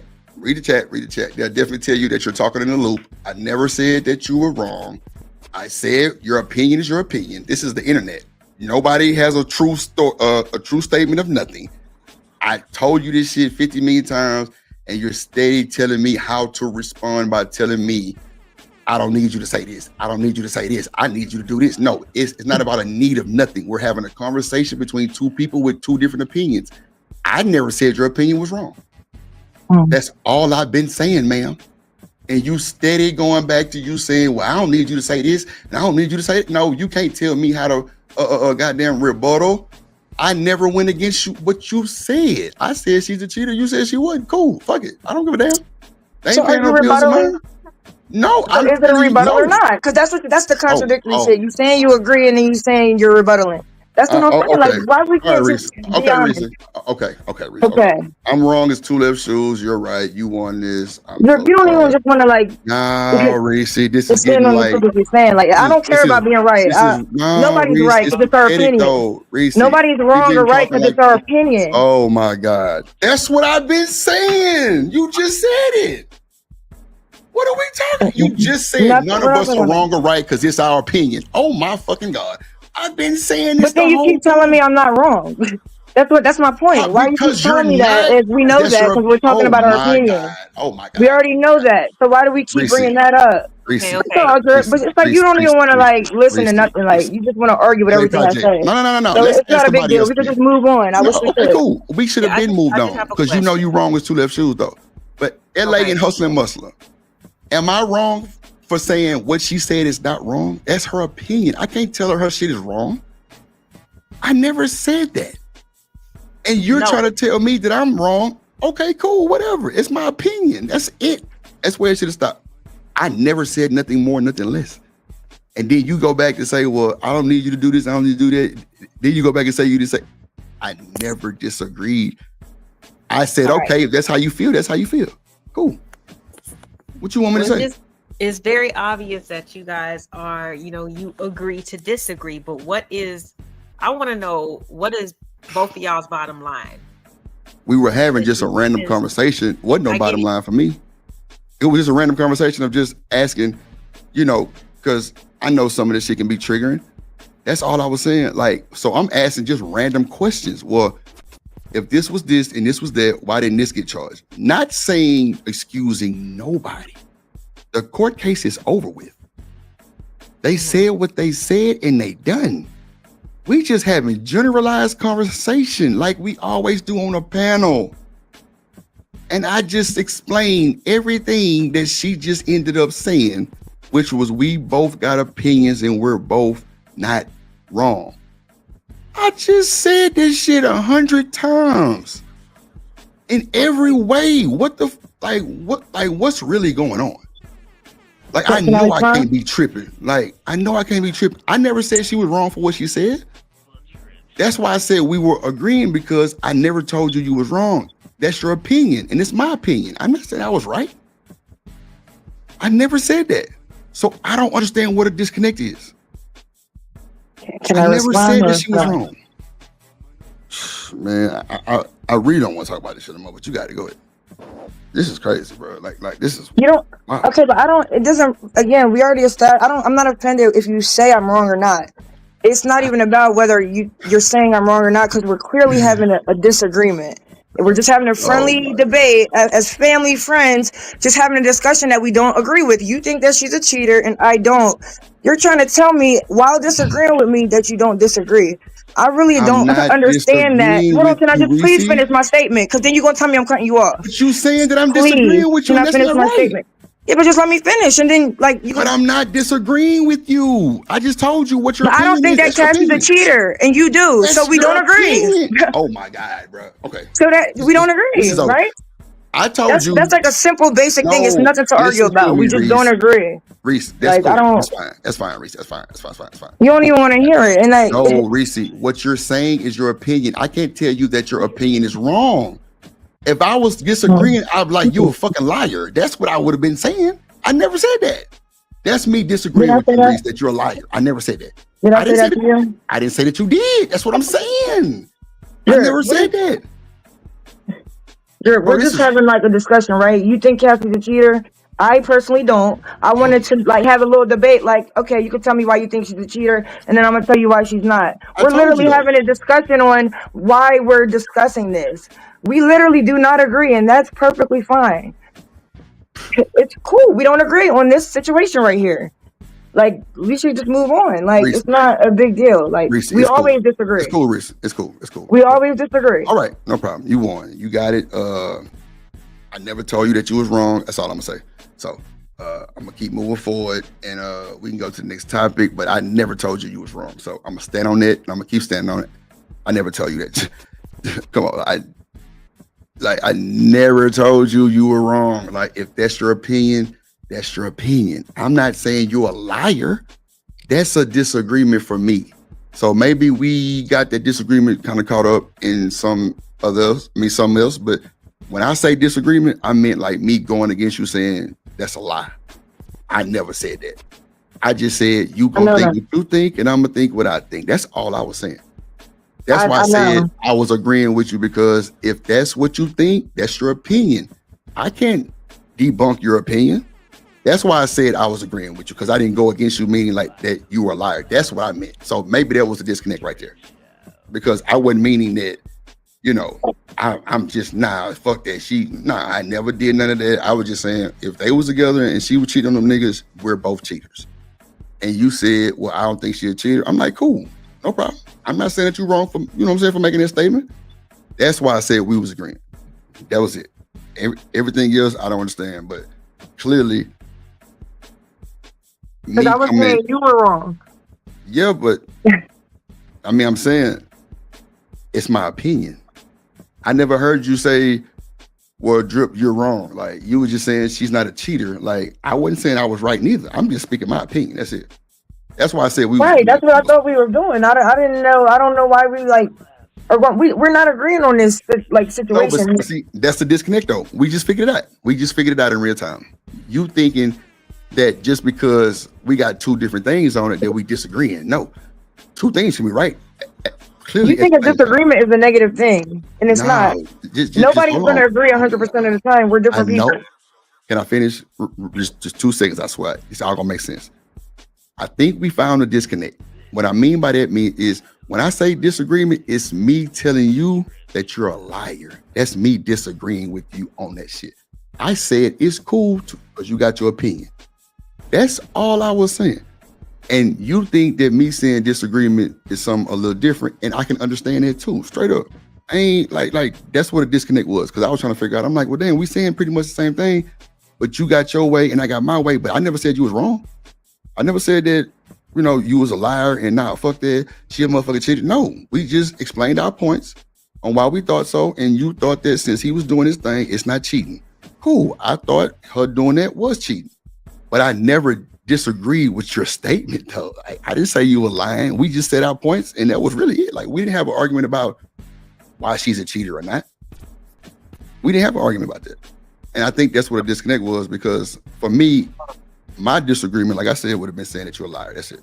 So I think that was a disconnect right there. So at the end of the day, me saying that you're not wrong, for me, it's not disagreeing. That's all. That's all. I think that's really what it is. Because in actuality, what you're saying is still true. Because if we saying two different things, it's like it actually is a disagreement. But me saying what you're saying is hold on. Me saying what you're saying is not wrong. It's me saying it's not me going against you. So that's why I think the disconnect was. And that makes a lot of sense. I don't think you're going against me personally. I just think we're having a discussion where we don't agree. Like no, for sure. And I don't think disagreeing is like a negative thing. Like we're different people. We're never going to agree on everything. For sure. So no, for sure. But you know I what? don't feel any different about that though. No. Hey, come on now, hell no. I'm glad we minded it out because, like I said, clearly we got two different vibes of disagreeing. Because me telling you that you're wrong would be a disagreement for me. And you just saying we have two different opinions is a disagreement. That's not really disagreeing in my eyes because what you're saying could be true. You know what I'm saying? That's why I said you're not wrong for saying that. That's why I think the disconnect was. Because me saying, well, you're not wrong for saying that. So, you know, that's your opinion. So that's why I said for me, that wasn't a disagreement. So it's cool. Ain't no thing. It wasn't no harsh feelings and like that. But I think that's what a disconnect was because I didn't think that was a disagreement. That's why I kept saying, well, I'm agreeing that what you're saying was not wrong. So it's cool. It's cool. It's cool. It's cool. I'm glad we got hold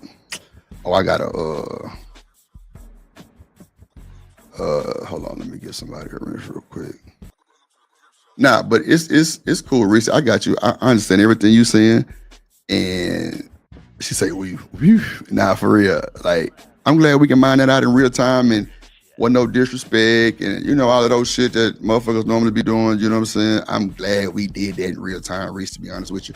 And I appreciate the conversation because, like, I think that's what a disconnect come in a lot of conversations on these panels with, you know, niggas, you know, just pretty much, you know, having different definitions of shit, you know what I'm saying? Or like thinking things mean a little bit different. And that's cool too. That's cool too. Like, hold on, I'm on bars, huh? This is, man, it's all good, man. Shout out to Reese, man. It ain't no thing. We know y'all tired of it. So what? We on this bitch. Yeah. I just don't think, you know, a disagreement is like a negative thing though. Like I know. Nah, and that's where you make a lot of sense too, Reese. That's why I wasn't thinking it was a disagreement because it wasn't negative. I wasn't, you know what I'm saying? That's all. And you see it right, and you don't see it the same way. As you think a disagreement is like an argument, like a beefing. Yeah, or me saying that you lying type shit, and I never said that. So that's what I thought a disagreement would be. You know what I'm saying? It wasn't like you say nothing negative because it wasn't negative. You know, we had our own opinions, and that was it. I ain't say nah, that's some bullshit. I know for a fact she was cheating type shit. Nah, I ain't say none of that. So I see what it was. That's what the disconnect was, and I'm glad we figured it out. And goddamn it, that shit make a lot of sense on, you know, minding that shit out because I see where you going with it, and hopefully you see where I was going with it. But that's why I kept saying that I was agreeing with because I never said that you was wrong though. But I get it. You thinking I get it because like you were thinking I was saying like that you're coming against me or something. Right. And I wasn't really saying that. Right. That's exactly what it was. That's exactly, and that's a fact. I'm glad you said that because I'm like, well, why would she think I'm disagreeing? And I said, what you're saying is right. You know, two things can be right at the same time, but you know, we both don't know. But you know, at the end of the day, we can think what we want to think. You know, so it's cool. It's cool. I like this shit. You say so? You agree not to disagree? Nah. Like I say, I think it was two different things or two different meanings from a disagreement. For me, it's more of me like being combative, kind of arguing back what we said. And it wasn't no arguing back what we said. It was more of just by me saying she a cheater and she wasn't a cheater, that was a big disagreement. It wasn't a disagreement because I said she wasn't wrong for what she thought. That's why I said there was a disagreement. But the way you break it down, it is a disagreement. So it's cool. And now you say it like that, I really don't. I'm not going to keep arguing with you because I get what you're saying now. Right, for sure. And I get what you're saying. That's why I said I'm glad we can mind it out in real time without doing the most. I appreciate the conversation. Like, because like I say, when we break it down like that, because we never was breaking it down with that part. We was all over the board with other shit. Right. So, you know, yeah. So I can agree with what you're saying, and you can agree to what I'm saying now, because we was taking it different. So that's cool. I liked it. Yeah, okay. I get it. Yeah, see, she calm as shit now. Yes, Lord. Oh shit, LA a hater. She ain't worth shit. She up here trying to I'm up. Look, I'm real just quick. bullshit. I'm bullshit. I'm talking shit. Shout out to oh shit, I'm on YouTube side. Hold on, let me go back to StreamYard. Shout out to Beretta Scott Kane. Oh my God. He said, "Oh my God, get a room, YouTube." God damn, she knows she my little baby, man. Real shit. Nah, it wasn't that. Like, I'm glad we had the conversation though. That's We amazing. really mind that shit out because niggas, I ain't gonna lie. On other panels, it would have been tough. I'm sure it would have been motherfuckers dropping each other and all kind of shit, bitches and hoes and disrespectful. Nah, Reese, no, I don't even move like that. But I'm glad we was able to mind that shit out because that just shows that, you know, different things can mean different things to people, and that's totally understood. As long as we can agree that we know now what we talking about, that's the best thing ever. So shout out to you for that shit. Appreciate it.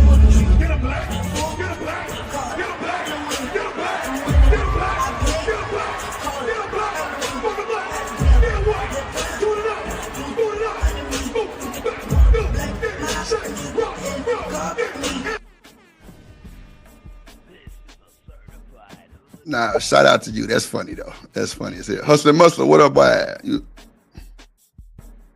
James boy, shit. We don't negotiate with her. So oh Luke, my God, y'all crazy, man. It ain't that serious, y'all tweaking. What up? What up? What's going down with your boy? What up, Vaughn? nothing much. I'm like, what the hell did I just walk into? Man, me and Reese having our monthly argument. That's all. Yeah. That's all. Monthly. Yeah, you know, we got a bond, and you know, we got to scream it out to the mountain sometime, and then we get back cool and hug, and we go back to playing in the goddamn dirt again. That's all. Shit, I actually like the dialogue, you know, but just to iron it out was even better. So yeah, it's all good. Shout out to the chat for having all the opinions. Oh, I get it. So she one of them homegirls you can talk shit to and then make peace with at the end of the day. I've had friends like that. Yep. Yeah, like, ain't that good though? Or no? It is. I think it's cool because see, that mean that we got more respect than we think we got for each other. First of all, I think, you know what I'm saying? Because we didn't respect each other. She ain't called me out my name, ain't call out her name and no shit like that. And that was the best shit ever because I'm sure they was waiting on that. You know, they were waiting on that. Nah, hell nah. Not even a little bit for me. Yeah, not a little bit for me neither, because I definitely wasn't even that mad or nothing. Like, I'm not mad at all. I'm just, you know, I'm just like trying to get my my point across. Nah, for sure. You are too. As you should. So, As you should. yeah. As you should, Risa. As you should. Vaughn say, thank God I hung in there to see the results. See what I'm saying? Like, the outcome like that be everything for me. Fuck everything else. Like, the fact that we can resolve that shit without tearing each other head off and the most that I've seen in this shit before, like, nah, that shit was perfect for me. Perfect. I appreciate you, Vaughn, for that shit, for sure. Nah, I don't mean no harm, man. She know I ain't gonna bust Communication is key. Nah, that's a fact. It is key. But you know what? When we finally like start letting each other like really like get it out and like talk, like that's when it kind of came to light. You know what I'm saying? So yeah, like, you know, some places you don't really get check my home message. Okay.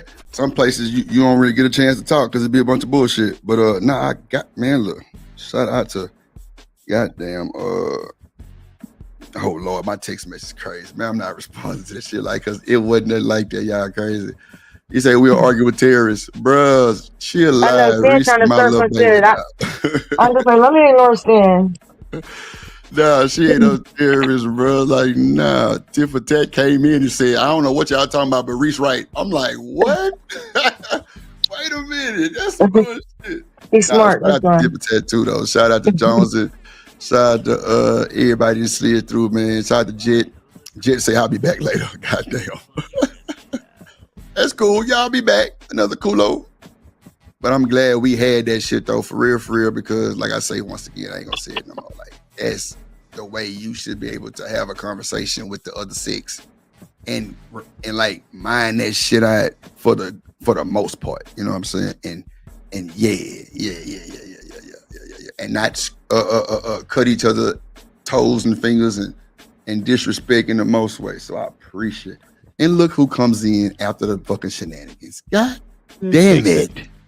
I think y'all done ran LA projects off. Man, LA can stay where she at. Shit, ain't right. Nation coming to the stage.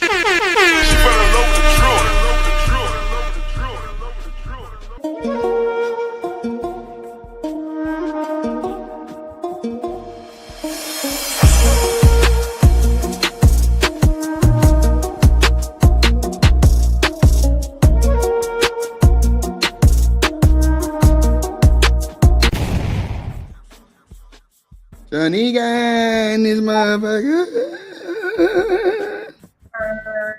What up, good? Hey. Look what we got here. Little Miss Deadbeat Dimples. Little Look, Miss James right on Dimples. time with the $2 too. And everything simple. Yeah. What up, Fearless Jim? What a dude. Shout out to James Moore for the $2 too with the super sticker. Oh, that's the emojis and shit. Okay, bet. Let me play that boy shit though.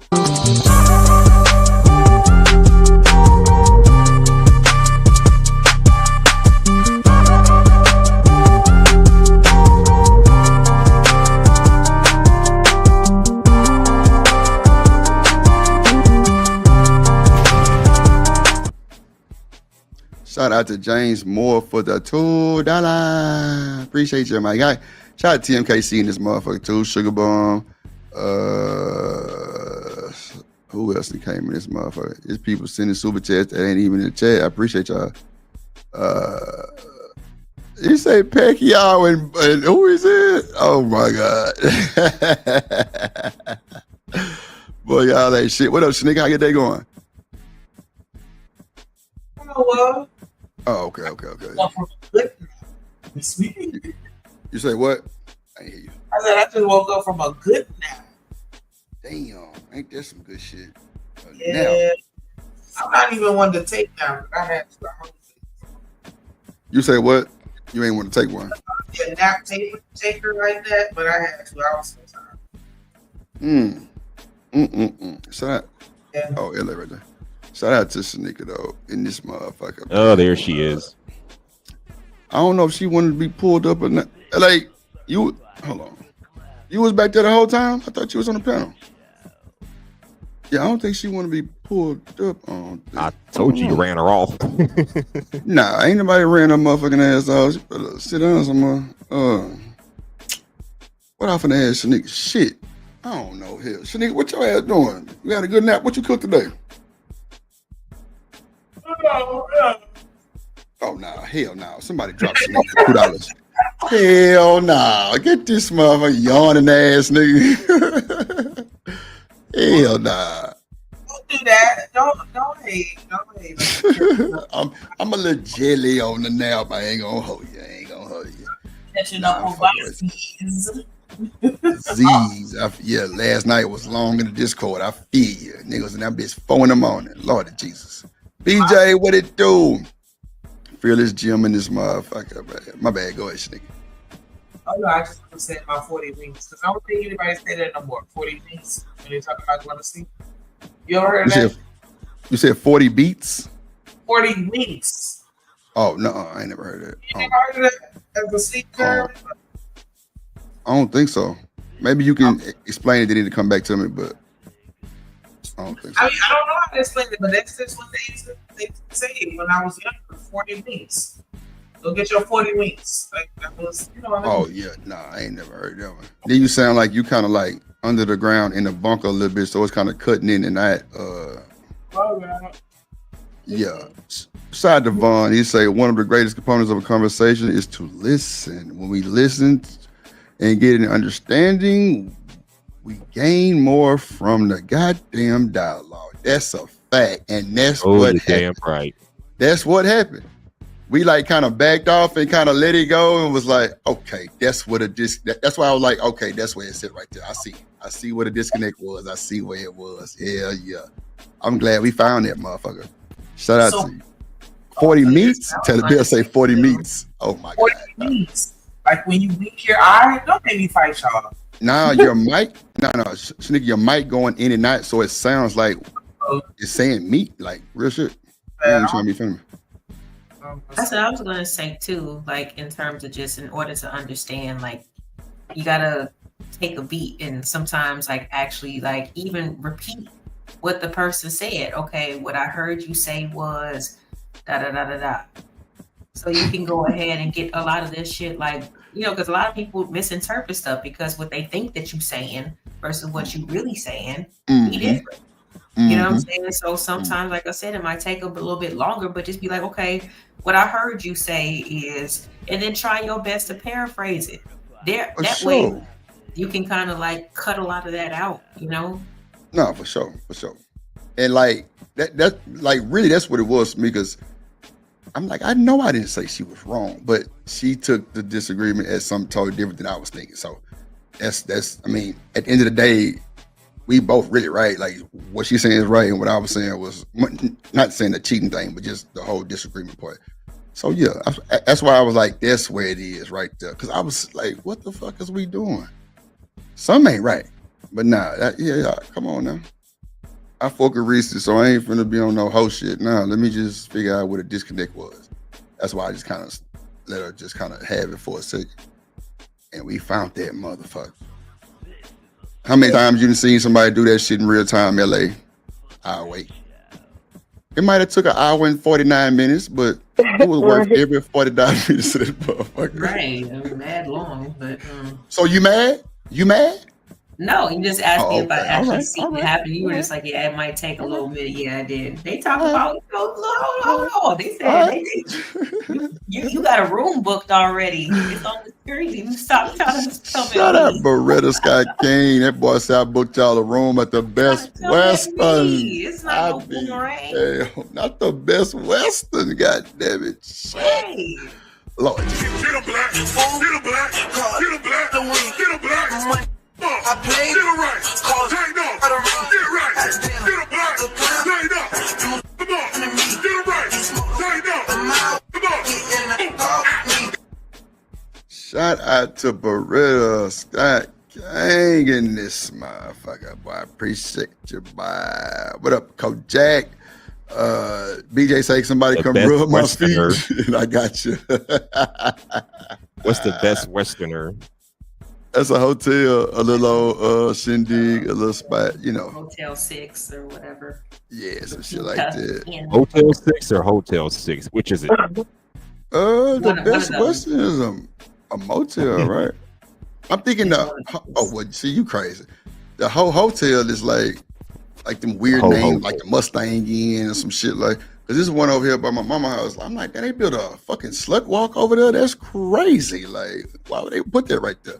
But they put them around trucking stops because you know them truckers be trying to get their little hourly sleeps in and shit like that. And, you know, Oh, you noticed that too, huh? They be right next to no one of these bullshit. truck Yeah. stops. Right next to the goddamn trucker stop. That's a fact. Yeah. I thought that No, they I could didn't. sleep in their truck though. A lot of them got sleepers, but you know that's dangerous as fuck, right? They don't tell you that shit when your ass wake up and can't breathe. Yeah, it's a lot of shit people don't know about them campers. Yeah, It's dangerous. sleeping in your campers. For what? In Carbon your monoxide? camper. Carbon monoxide. Hell yeah. Oh, Your ass sleeping in wake your up and can't breathe yeah. and be. Get your window down or something. Yeah.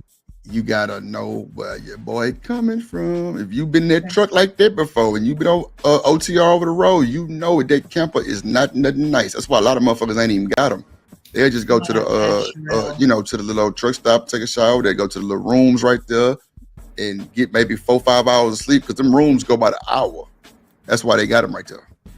That's a fact.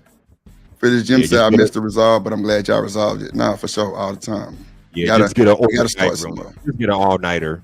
Yeah, that too. But see, hustling muscle. But you know, some people got to be somewhere at goddamn a certain time in the morning or a certain, you know what I'm saying? Because I know Walmart, if you missed your drop-off appointment, your ass got to wait 24 hours. Who want to wait there 24 more hours to just wait and just get rebooked? Now these boys doing bookings so where you got to be on time. That's a fact. If your ass ain't on time, your ass is skipped out for real. You got to wait. So you got to wait till the next day to make your delivery? Yeah, hell yeah. At Walmart, bro, hell yeah. If you don't be there at your 2 o'clock appointment drop, you missed it. You got to get rebooked, and that shit take 24 hours. That's a fact. Damn. Even at Amazon, if you driving like trucks for like other companies and you go and drop off at Amazon, you got to get scheduled. Ain't no just pulling up no more. That was a whole bunch of headache trying to just pull up. Niggas was fighting, all kind of shit. Niggas was wrecking their trucks, man, it was a bunch of bullshit. Niggas was trying to race to the place and getting into accidents, and man, it was just wild shit. So they started scheduling appointments, which actually made it better too and more structured. That's for sure. Yeah, that's probably why you see all these old trucking accidents and shit happening. Come on, Emperor, tell them you can't be a minute late. That's a fact, bro. I'm talking about you got to be checked in. No bullshit. Like, ain't no, Walmart strict, bro. They strict, and Amazon, they strict.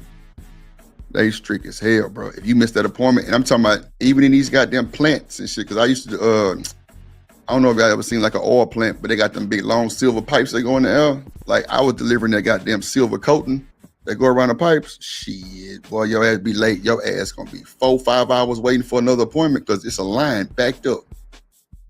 That's no bullshit. And then motherfuckers get off work, they got lunch and shit. Like they really take lunch in between a motherfucking drop off. That's a fact. Them damn forklift drivers, look, you ass better come with some cash. I used to pay them motherfuckers. I ain't lying. What? $20 a pop every time. Bro, go on, come get me real quick. I'm down here. You see that motherfucker coming down the street with a load. I swear to God.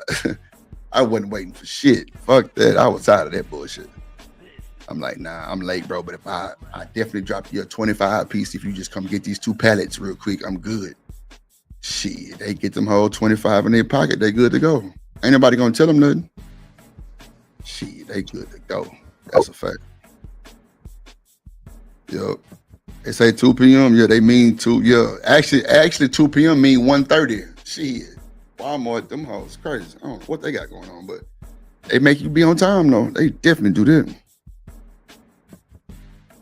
He said, "How about stop going to see your mistress and partying before you complete the?" I don't know who's they talking about, but okay. Them truck drivers.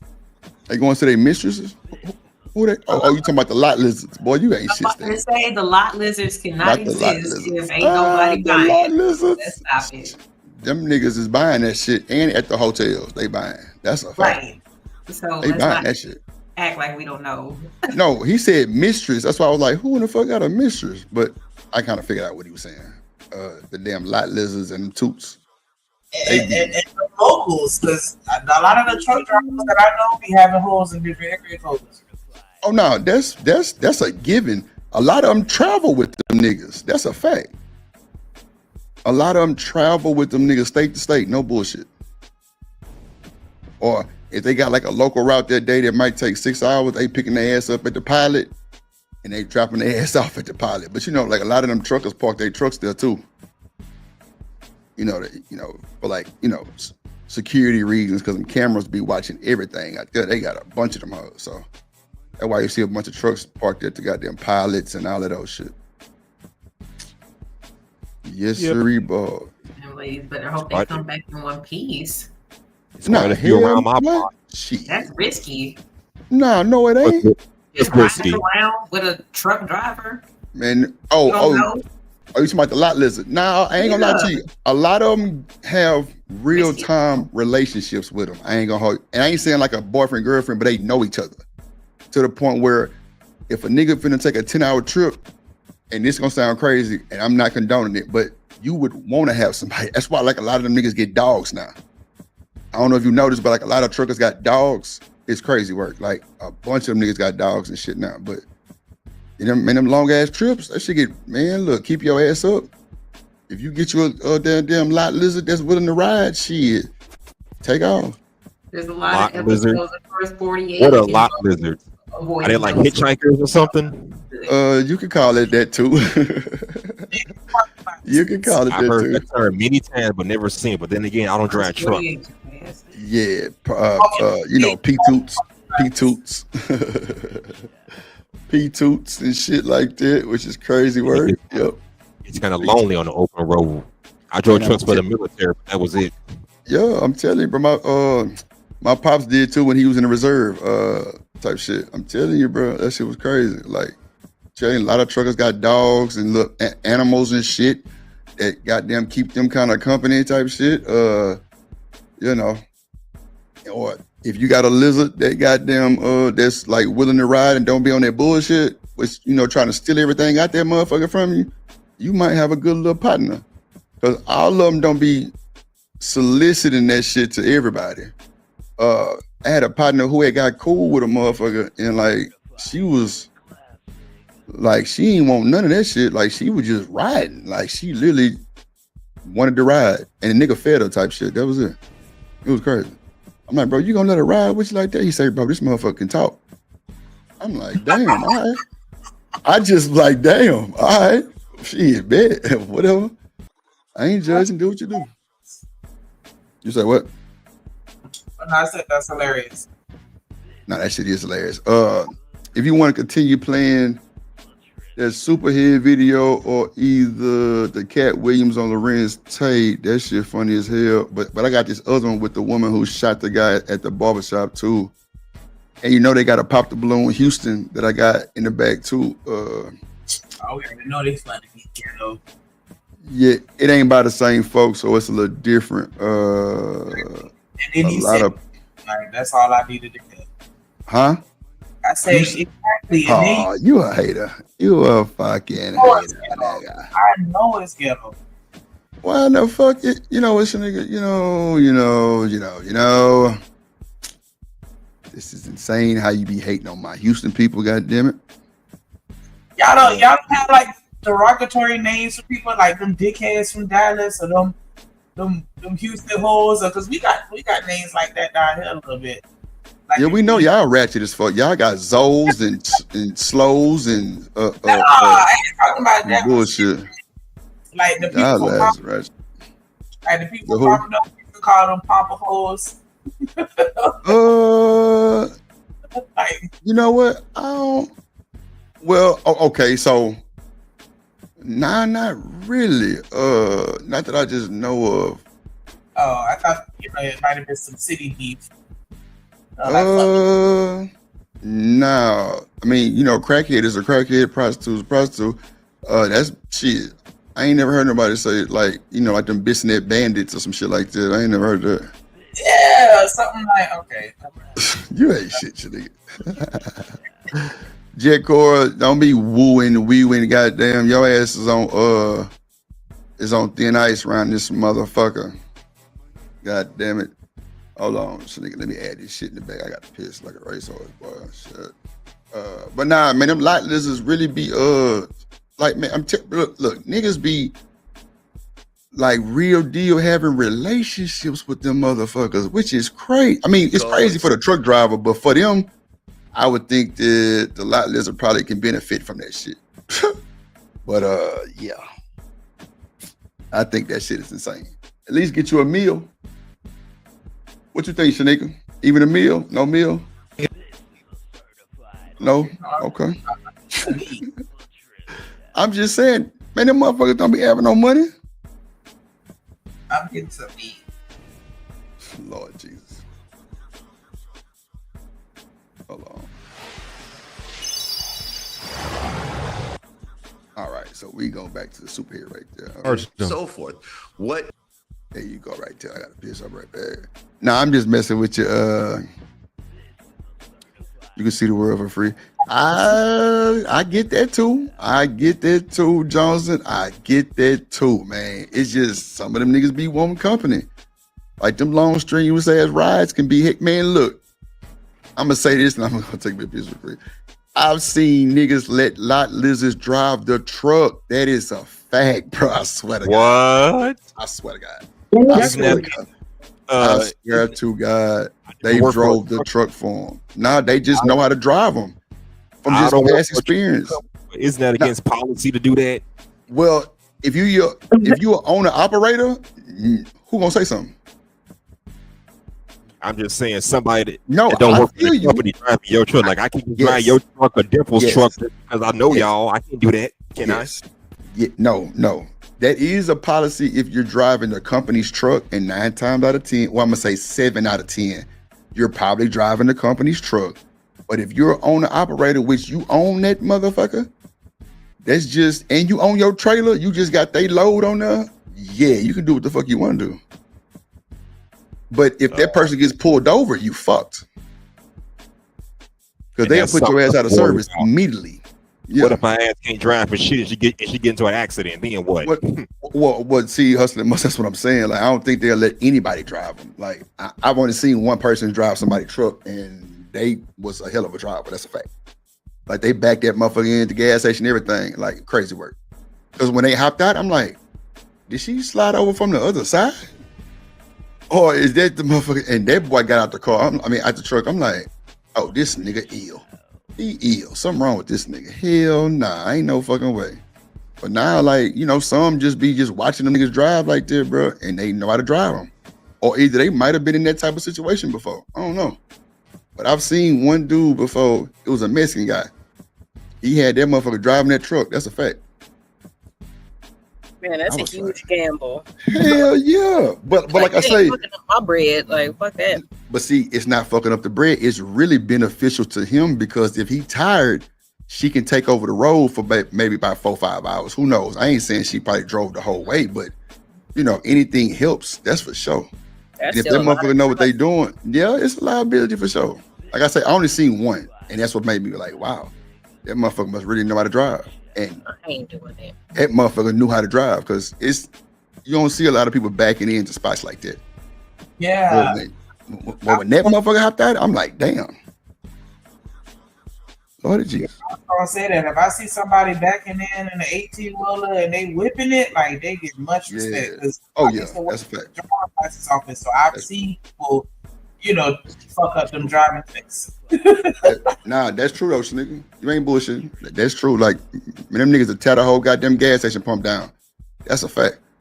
Y'all ever heard of when keeping it real goes wrong? Nah, I understand you got that the wrong too. person behind the wheel or something. You think people might be able to whip it and do all that stuff, but shoot, you got to be certified because if something goes wrong, that's your ass. No, you're absolutely right, Lauren, Alabama Project. You're absolutely right.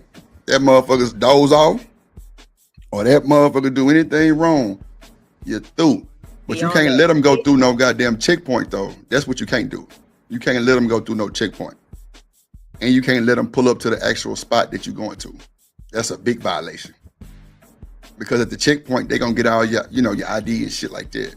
Or at the place. Are y'all saying that lot lizards are trustworthy individuals? I would never say that. But seeing that Mexican dude, like every time, I only seen him do it twice. And I ain't really seen him again after that. But both times that motherfucker, and it was, I want to say she was black, but she looked like she was kind of mixed with something else. But if she was mixed, she might have been like a Puerto Rican. But that motherfucker driving that truck and back that motherfucker in, I'm like, wow. Shit. Yeah, man, the chicken coops ain't, I'm trying to tell you. And then you ain't got to pay her. You probably feed her type shit. I'm telling you, it's some of them folks that build real relationships, Lauren, Alabama. I'm trying to tell you. It's weird to hear, but it's so true. I mean, I don't This doubt niggas it. out here with no family at all. Literally no family. And they truck drivers, and they don't even have a house. They just drive all day, every day. It's a lot of niggas doing that. They ain't got no place to stay, none of that, but they got a badass truck out there that make that money for the fun. And they sleep and stay in that bitch or go get them a nice hotel here and there, but shit. Like, their life is the road. And they making a shitload of money. So you look, Risha said, her brother do it. So, yeah, motherfuckers definitely be a house for what? You ain't finna be there. Literally, you might not be at home for a month. So, shit. Yeah. Wasn't goddamn Sherelle a trucker? Yeah. Yeah, that's what I'm saying. Like that, She was streamed with us from the back of her truck. It was tricked out. It was nice. Yeah. Mine got 2 little tins in it. Got a little blue neon light under the seats. That's about it, though. I ain't doing all that extra shit. Cause that shit was. I was kind of confused about the whole sleep. Like, what would be the problem with sleeping in your truck? Because carbon monoxide got some pretty nice setups. You know what I'm saying? Like, nah. Well, the carbon monoxide from the motor and all that shit can get in the camper. And if you got them windows up, you will wake up out of breath. And if you wake up, that's a fact. Who would ride with their truck still running though? Yeah, that's what I was thinking. Like, how did that happen? that shit, niggas, you better do your research. When you see niggas pulled over on side the road with their lights on, they truck be on too sometimes. Sometimes people trucks still be on. That's a fact. But it's possible though, right? Hell yeah. Like niggas have been deleted like that. Like these boys see the same truck for 2-3 days on the fucking side of the road, and they finally get the DOT to pull up, and it's a dead body in there. That's a fact. Yeah, like that's like the number one rule for truckers. Nigga, don't you know you better not? But you know, people want AC and shit. They want that AC. They want to be cold, all of those shit. Your ass will wake up either coughing, trying to, you know what I'm saying, trying to get your breath, or your ass ain't waking up. That's a fact. Straight up, your ass. I said, yeah, because it get cold too, and you know, some people be probably putting the heat on. That too. Telling you, that damn camper sealed up like that, your ass is done. And it ain't big. So that shit get up in that motherfucker, your ass don't wake up, you're done. I'm just saying, you know. Truckers know that shit though, that's for sure. Cause you will see that shit right now to this day on side the road, motherfucker got his truck on. Or in the back of a big ass parking lot. Lights on, truck on. Them niggas in there sleep. That's a fact. That shit dangerous as hell. So, after I seen that shit and like heard that shit, you know what I'm saying? Cause that shit have come over to CB. They be like, man, we got us one on side the road in the back sleep. I'm like, wow. There it go again. That's shit. That CB tell you everything really on the cool. That's how tell you everything. They'll tell you everything. Police up here at Mark 521. Police up here at 1057 Mark. Shit, you better slow down if you're on that route. Breaker 19 dead dimples. You know what? That would be lit though. You calling that motherfucker breaker, this deadbeat dimples. Bro, them boys gonna be trying to, well, pull over deadbeat dimple. Let's see where you at. I'm dead ass. Man, look, truckers know what I'm talking about. But them boys wait for you at they goddamn markers and shit, especially if y'all vibing. I'm telling you. Because now it's more women on the road too. There's a lot more, you know, women driving, and they be like nice looking women. You know, a lot of them be content creators type shit. That's a fact. So, hell yeah. Motherfuckers be trying to meet these motherfuckers. It'd be crazy. Damn, trucks be catching on fire like that? On fire? Yeah, that too. Yeah, them all catch on fire too. But see, it's diesel, and a lot of them trucks be having like 1 million miles on them, Shanika. That's a fact. Even if you buy one with like 500,000 miles, that's a good truck. Believe it or not. That's a good truck. That hoe broke in, everything running, the goddamn tubes and shit for that diesel shit, you know, broke in. That hoe running. But like I say, 500,000 miles is a good truck. That's a fact. But them hoes will catch on fire because niggas don't do maintenance. That motherfucking depot shit that you put in the diesels, man, that shit'll fuck your shit up too. So it's just about maintenance and shit really on the cool. Motherfuckers be having, you know, wires and shit loose. You know, inside of the 18-wheelers normally raggedy in the motherfucker. Shit be everywhere, papers and shit, you know, bill of ladings every fucking where. You got clipboards and pen tops and, you know, shit, who knows, man. See, look, Emperor just said. Go ahead, what'd you say? He fucked me up with that when he said the diesel doesn't explode like gasoline. It burns. What? Right. Yeah, it do. Explode? Yeah, diesel lasts longer than gas for sure. It's a lot of shit come with that diesel. You gotta have that shit right. Like you gotta have a lot of shit. I forgot the name of that shit to make that black smoke come out.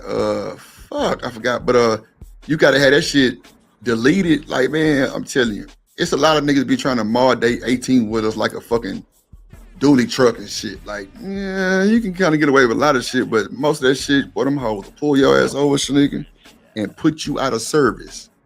I don't know if you know what that means, but they will tell your company and wherever you're going, your truck is not working, literally.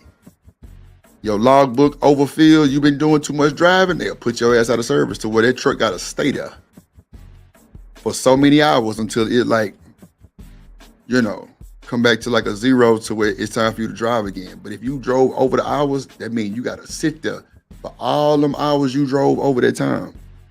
Yeah, it's crazy. DOT worse than the feds. That's for sure.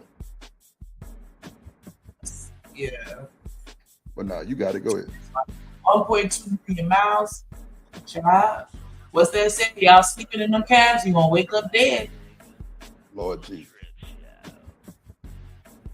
How the hell do you wake up dead? Nah, I'm telling you. The carbon monoxide, Reese. Nah, that's real talk. The goddamn carbon monoxide will, man, that shit will have you unalive. Like, I'm telling y'all, I done heard that shit over the CB. We got one nigga sleeping in their campus with the truck on. That's not good. That is dangerous as fuck. That's a fact. Like, many boys will tell you that when you go get your CDL, the goddamn company will tell you. Other truckers will tell you, like, don't be in that motherfucker knocked out like that for no long ass time. Boy, your ass wake up trying to catch your breath or you ain't gonna wake up. That's how. Ask your brother, Reese. He'll tell you. He know. All truckers know. This is crazy. All truckers know. That's a fact. They all know that shit. They ain't finna be sleeping like that. Hell nah. Ain't nobody trying to go out like Willie Lump Lump. Nah. They ain't trying to be caught like that. Anyway. Go ahead, Shannon. You got it. Let me go. I know this shit. Okay, like, I'm so sorry, y'all, but I missed the beginning. So I'm back it up a little bit just to see, so I can understand what the hell they're talking about. But I see Pierce Morgan, so I feel like, oh, okay, here we go. I like Superhead. Like, people, you know, feel how they feel about her, but she's very smart. I mean, you can't take that shit away from her at all. Yeah, just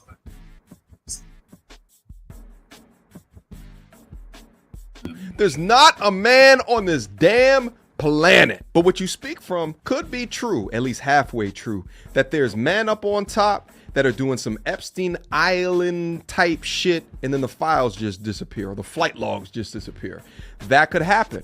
People in status with a lot of money can just make things just vanish. My issue with her stance is that she can blame the men, she can blame the hotels, she can blame the this, she can blame the that, but she is never once speaking about the blame of women like her and Cassie that will sign up for the bullshit. Because women like you and Cassie benefit from the lifestyle because you have an aesthetic and you lived out your roaring 20s to the best of your ability, and now you're extracting. And once you wanted a different lifestyle to be seen as something else outside of a video vixen, you played your chess piece. You participated willingly. Cassie participated willingly. And now a jury of her peers and all of the S workers that Diddy hired agree. Continuing to paint these women as victims who make this decision is ridiculous at best and hilarious at worst. Anyway, that's the Superhead section. I want to get on to this argument between Tony Busby and DJ Vlad. Let's go. I'm pretty clear what your view is of Cassie Ventura there. What do you think should happen to her? I mean, personally, I think she should be charged with the same thing that Diddy was charged with. Ultimately, he was convicted of prostitution. She was involved in the process. Every male escort that I talked to said that she was the one picking the actual male prostitute. She would book them. She enjoyed every experience. She was sort of guiding the whole thing while they were together, and she was the one that actually paid them.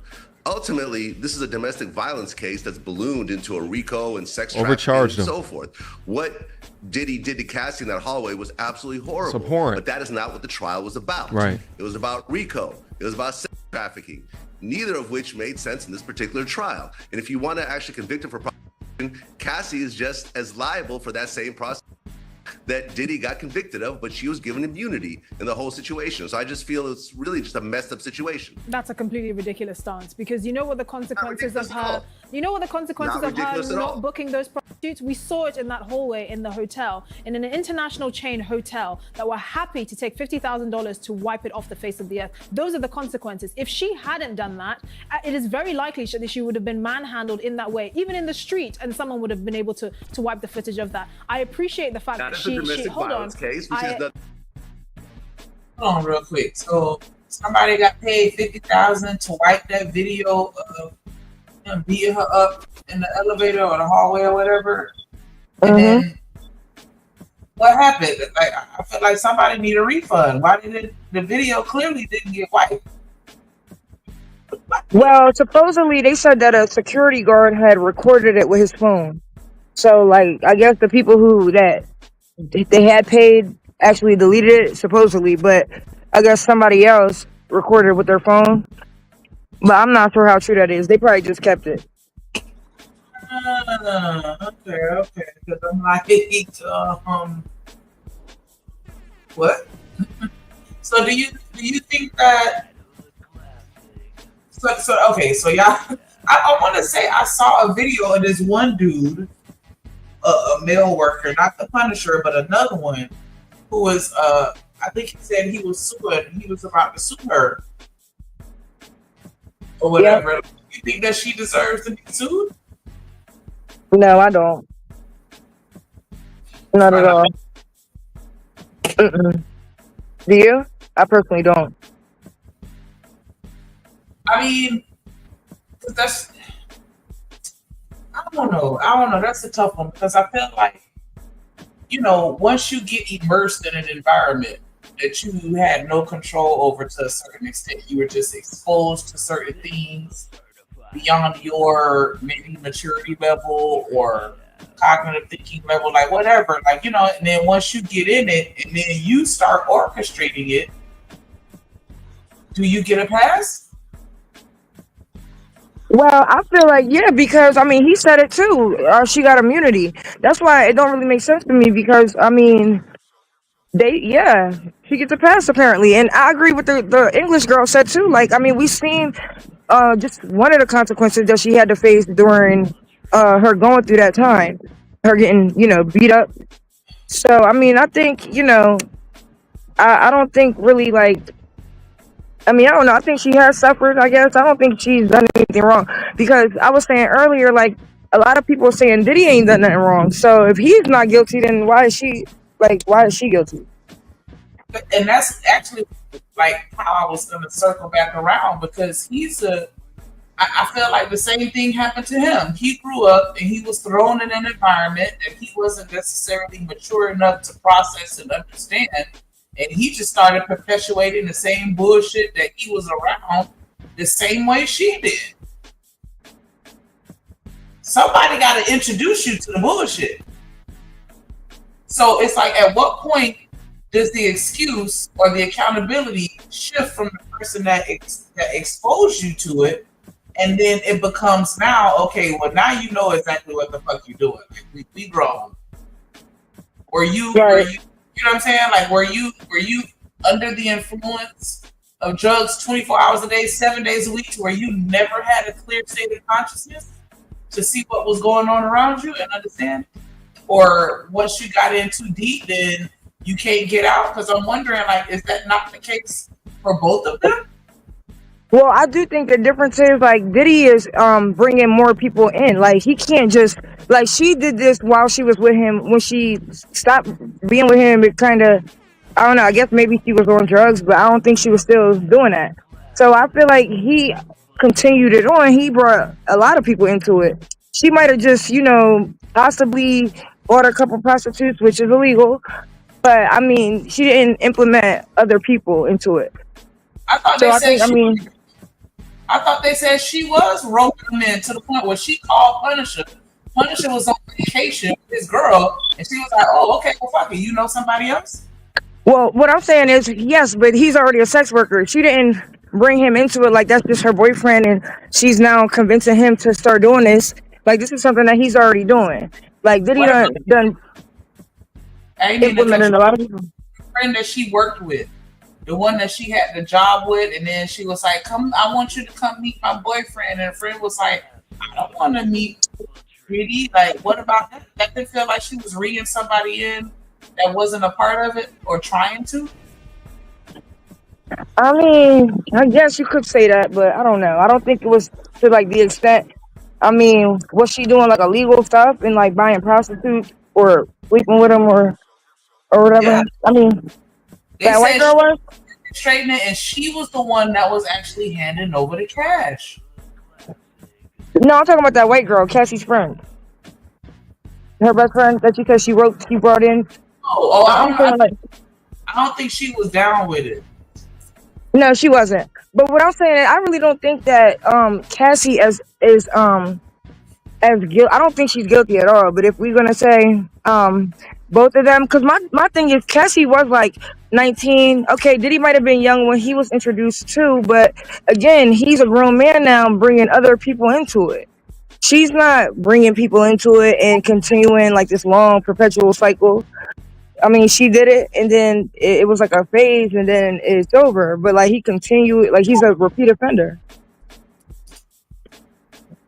So that's where I think it's the difference. Like he's like constantly, he wants to continue this act, like to where she, I mean, from what we know, she only did it a couple times. I don't know, and it was during that time she was with him. So I just don't think she's as guilty. My thing is, if he would have given her what she wanted in a relationship, and I'm just asking for conversation. I'm not trying to blame or get no gotcha moments, anything like that. I'm just trying to flush this out, right? So, do you think that if he would have gave her what she wanted within the relationship, that she would have left, that she would have stopped doing what she did? Because it seemed like the only thing that made her stop is just the fact that she got tired of not getting what she wanted. Well, I don't know. I could be wrong, but I'm saying, like, do you think that if he would have, like, you know what I'm saying, did what she wanted, that she'd still be there now, orchestrating these same acts? If he would have gave her a hot album to come out with, and she was #1 on the charts, and you know what I'm saying? Like, do you think that if she would have got what she wanted, she would have stopped? Stop the free calls? Yeah, like if he would have gave her some fire music, and she had a #1 album right now, do you think she would have dumped him and stopped with the free calls? Or you think she'll still be there doing it right now? I don't think. Well, I think if he gave her what she wanted, I don't think they would really be doing the free calls. But if she was, I mean, so basically, you're saying like if she was getting everything else she wanted, but they would still have to do the free calls, do I think she would still be there? Possibly. I mean, she said she loved him, and she, did that to make him happy, and then whatever else happened. I mean, I guess that was the beginning, her doing it to make him happy or whatever. So, I mean, possibly she could have been with him if the relationship wasn't abusive. That's what I'm saying. I feel like if But then again, I don't think... Go ahead. Yeah, I was going to say, I don't think it was just about her, not getting... I don't think it was just about her waiting around for what she thought she was owed. I think she did love him, too. Yeah, that's what I'm saying. I think that if the relationship hadn't taken a turn for the worse, she'd still be there ordering the Punisher. Yeah. Well, another thing I wanted to say, because she left around the time that Kim Porter died.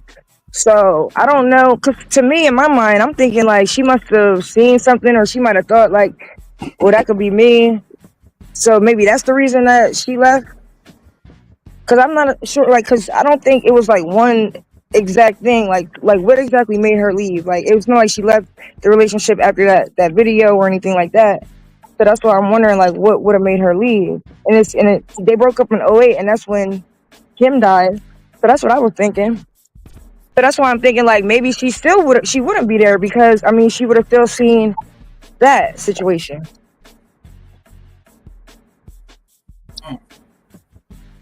Josie, we got here because that's what they talk about on the video.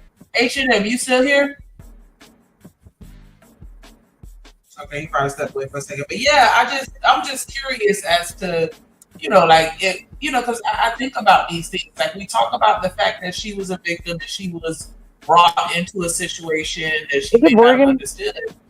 Like, is that not the same thing that happened with Diddy? He just, I don't know. Not saying not, but I'm just saying, like, at some point, somebody introduced him to something that he wasn't prepared to understand, and he just got kind of caught up the same way. Hold on. Can you hear me? I hear you. Ooh. Yeah, I think it's Morgan, Tanika. Unless it's me. Can you hear me? Am I Morgan? No, I hear you clearly. Okay. Okay, because I think you're Morgan. Because I didn't hear nothing you were saying. Ah, shit. Hold I don't know. This might. I don't know. My computer is just not. You on here? I'm here. I'm here. Okay. And ain't nobody else saying that, so I don't know if it's just me. Nah, it's me. Can you not hear me? Hold on. Yeah, I can hear you now. Let me reconnect. Oh, okay, my bad. But nah, I was just wondering, like, would she still be there now? Right. But I'm I know. I don't. Oh, okay. No, go ahead. Reese got tweaking. They said they can hear both of us. They hear us clear. I appreciate the fact that she was not charged with domestic violence. You're talking about a totally different situation. I guess the question. So, in case folks don't know, the way that the defense fought that within the trial is that they said, "Hey, listen, she wasn't running out the room because she wanted to get away from the orgy that was happening inside of the room. She was getting out the room because she was jealous over Diddy. She saw something written on his phone, took his phone, did something to it, and tried to run off with it. Then he came out the room and did some DV stuff. Women like the one on the right twist the story to the way that they want it to have. Hold on, did they prove that was the situation? That's what happened?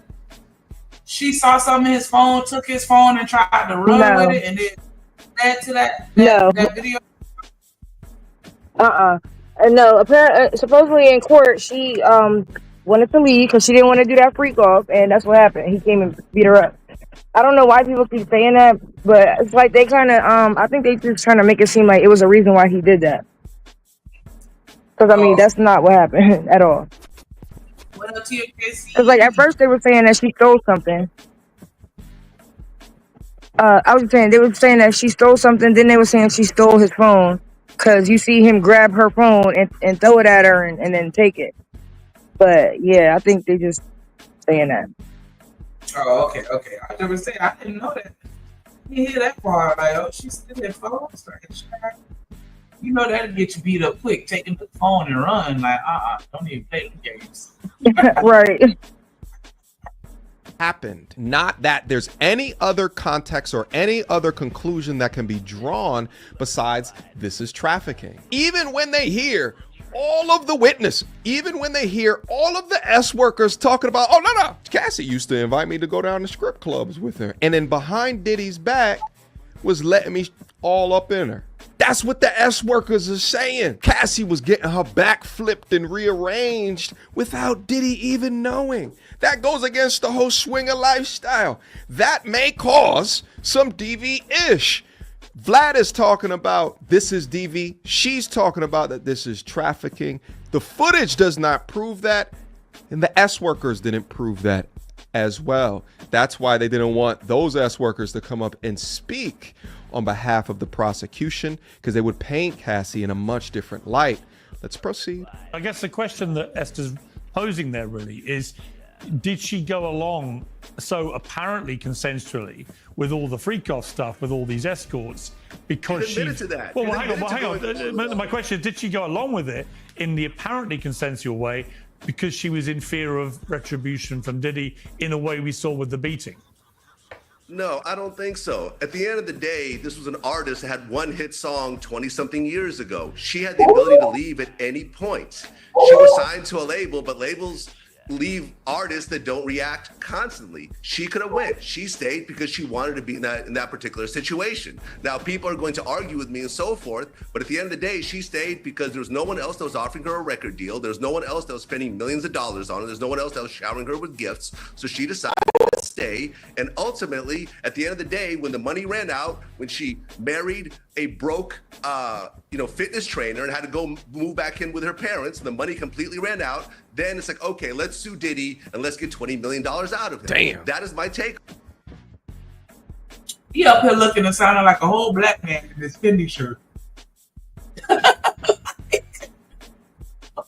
Why he got the Rick Ross beard and the Fendi shirt on? Like, I don't know, he's looking like a nigga to me right now. But that was wild how he came for her throat like that. Like, he got to bring up her musical career. Say she had one hit in the last 50 years. He got to do that. I never seen a white man do that. That's what I'm I'm saying, like, he up there acting like, and he got this Fendi shirt on, like. I'm sorry, but he just came for her throat. Like he was in the alphabet community. Like, wait a minute, you ain't have to read her like that. He said, "Ain't nobody checking for her. Like, ain't nobody spending money for her. Where she going?" Oh man! Welcome to America. On it. That's always been my take. That always will be my take. Okay, Tony Buzz, we need to bring you in here. Okay. Just first off, what do we think is going to happen to Diddy here? What sentence are you anticipating? I'm expecting 2 to 4 years. I would expect. Yeah, I mean, he's that's not what I'm going to be. He's not going to get 20 years, obviously. Yeah. He's already has time served. There's going to be some mitigating factors. He doesn't have a prior record. However, there are some issues within the case that might be reasons for the judge to go a little bit higher than perhaps normal, but I would expect 2 to 4 years. What is your feeling? You've obviously represented many Diddy victims in civil actions. You had over 100 people come to you with various allegations. What impact does this verdict have on the suits that you want to proceed with? Zero. I mean, I was listening to Vlad there for a minute, and I'm sure that same kind of argument took place in the jury room. I mean, people have a hard time putting their head around a situation where somebody might consent one day and not consent the next. And there are people in this world that believe, well, you've consented once, so therefore you're consenting for life. That is not what the law says, and I can understand why there may have been people on that jury that had the same point of view, and I'm not criticizing, I'm just saying that there's a lot of psychological issues here that people really don't understand about trauma bonding and how somebody might feel compelled to do something that they really don't want to do. But even if they said no one time, that is not consent. And I think in this trial, and we didn't have the benefit, or at least I didn't have the benefit of watching it day to day and seeing each witness and hearing how they said the things they said. All I was able to see was the transcript that I would. I'm sorry, hold on. That's the DJ Vlad guy in the Fendi shirt? Because I don't watch his content. Like, I don't. I can't tell you what that man looked like. He could walk right past me on the sidewalk and I would have no idea. That's Vlad? No, that's not Vlad. Oh, okay. Okay, Joseph trying to be funny then. Or maybe I misunderstood. I was just for the same. Oh shit. Okay. Well, so just to speak on what they played already, so it sounds like he gonna be by the time they get around the sentences or whatever, they gonna be letting him out. That's what he said, 2 to 4 years. Yeah, that's what his defense is asking for. But I mean, of course, the prosecution is probably asking for longer. But I don't know personally, because what I think, this is just my opinion, but from what I heard, and like when people go to trial and they lose, like you don't get like the minimum sentence because it's like you wasted their time. You could have took a plea deal. Like that's what they tell you. Like you're gonna burden the state or I guess the government by going to trial. So you want to take a plea deal. So I don't know, but I mean October is kind of long from like when his sentencing is. So if he do get like that little bit of time, that works out for him. They said that it is Vlad. Oh shit.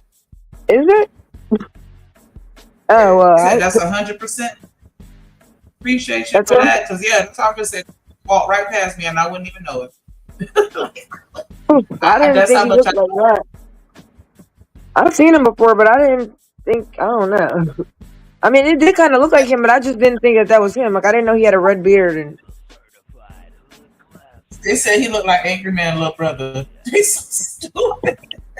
His dad. No, said that. Yeah. But the Fendi, he did a black one because he got the Fendi shirt on. If that is it, well, knowing now that that's him, it right. kind of, I guess, makes a little sense that he would be sounding the way that he sounds with regards to his stance and he was acting. Because I was like, yeah, he on here acting like, I was like, he on here looking at it like a whole nigga. Now it makes sense because they say he a culture vulture. That's why I don't support him in any way, form, or fashion. Only time I see his content is when they review it on here. Other than that, I don't watch that man at all. Like, nope.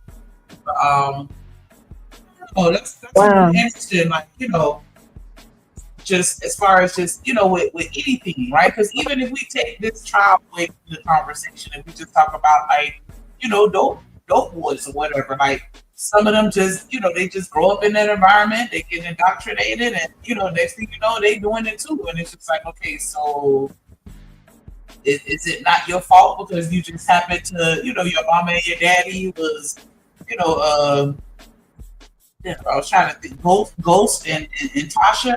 I don't know if the characters from Power.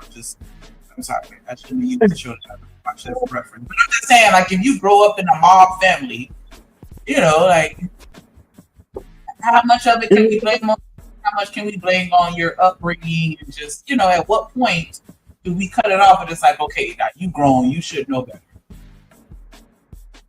Or I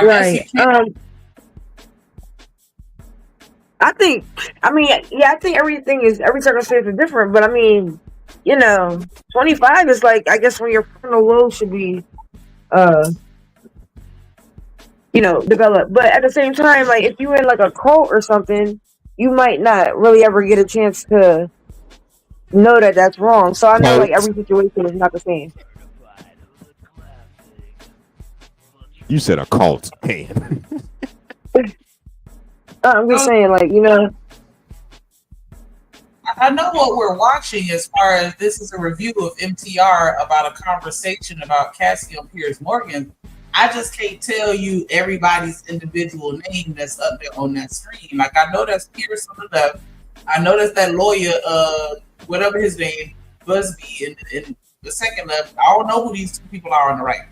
So, yeah, I watch a lot of content where I don't necessarily know everybody's name that's on the content. But yeah, like, that's just, I don't know, that's just something that a conversation that I've had with people. Like, at what point do we hold ourselves accountable? All right, at what point do we hold ourselves accountable, you know, once we've gotten sucked into a situation? It's just like with a cult. Once you get sucked into a cult, is any of that your fault? Or no? Well, if you were like born into it, maybe not. And then, I mean, at the same time, I feel like, I don't know, because people don't really try to join cults. Like, they think it's one thing and then, you know, maybe something else might happen. But, I mean, I agree, though. Like, it is a certain point, I think, like, when you have to, you know, like, take accountability and grow up. Yeah, if you were born into the cult and raised in that cult environment and you continue the cult, are you evil? Right. What do you think? I mean, I don't know. Yay and nay. I don't know. What do you think? I personally really don't know. I think that they're both victims to a certain extent, even though I don't like the actions that either of them have been accused of doing and have reportedly done or testified to doing in court. Because, you know what I'm saying, they both did some fucked up shit. And I feel like the same way that we could look at Cassie and be like, she didn't know no better, she got roped into some shit and she didn't understand what was going on, and once she got caught up, she was in so deep she couldn't get out. That's how I look at Diddy too. And it's like, that's not me excusing his behavior, but it's like, you know, when you see those generational curses within families where they all alcoholics, and it's just like, you know what I'm saying? Can I just give you an excuse because you grew up in a family and watching everybody drink that, and then you end up drinking too? Like, is it never your fault? Right. I get it.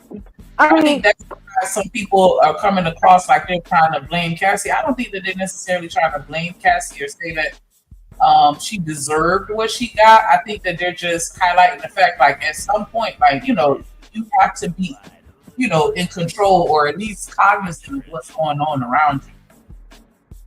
And you're still making that conscious choice to do it. Even if you're doing it out of fear or whatever the reason is, you're consciously making that decision to do that shit that you know is illegal or immoral or whatever.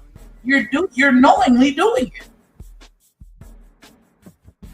I mean, I can agree with that, but I feel like when that's said, that's like kind of like we're trying to just negate the fact that like all this other shit happened. Like, because it's like, I mean, I'm sure she probably has like reflected and seen, like, thought about things that got her into that situation.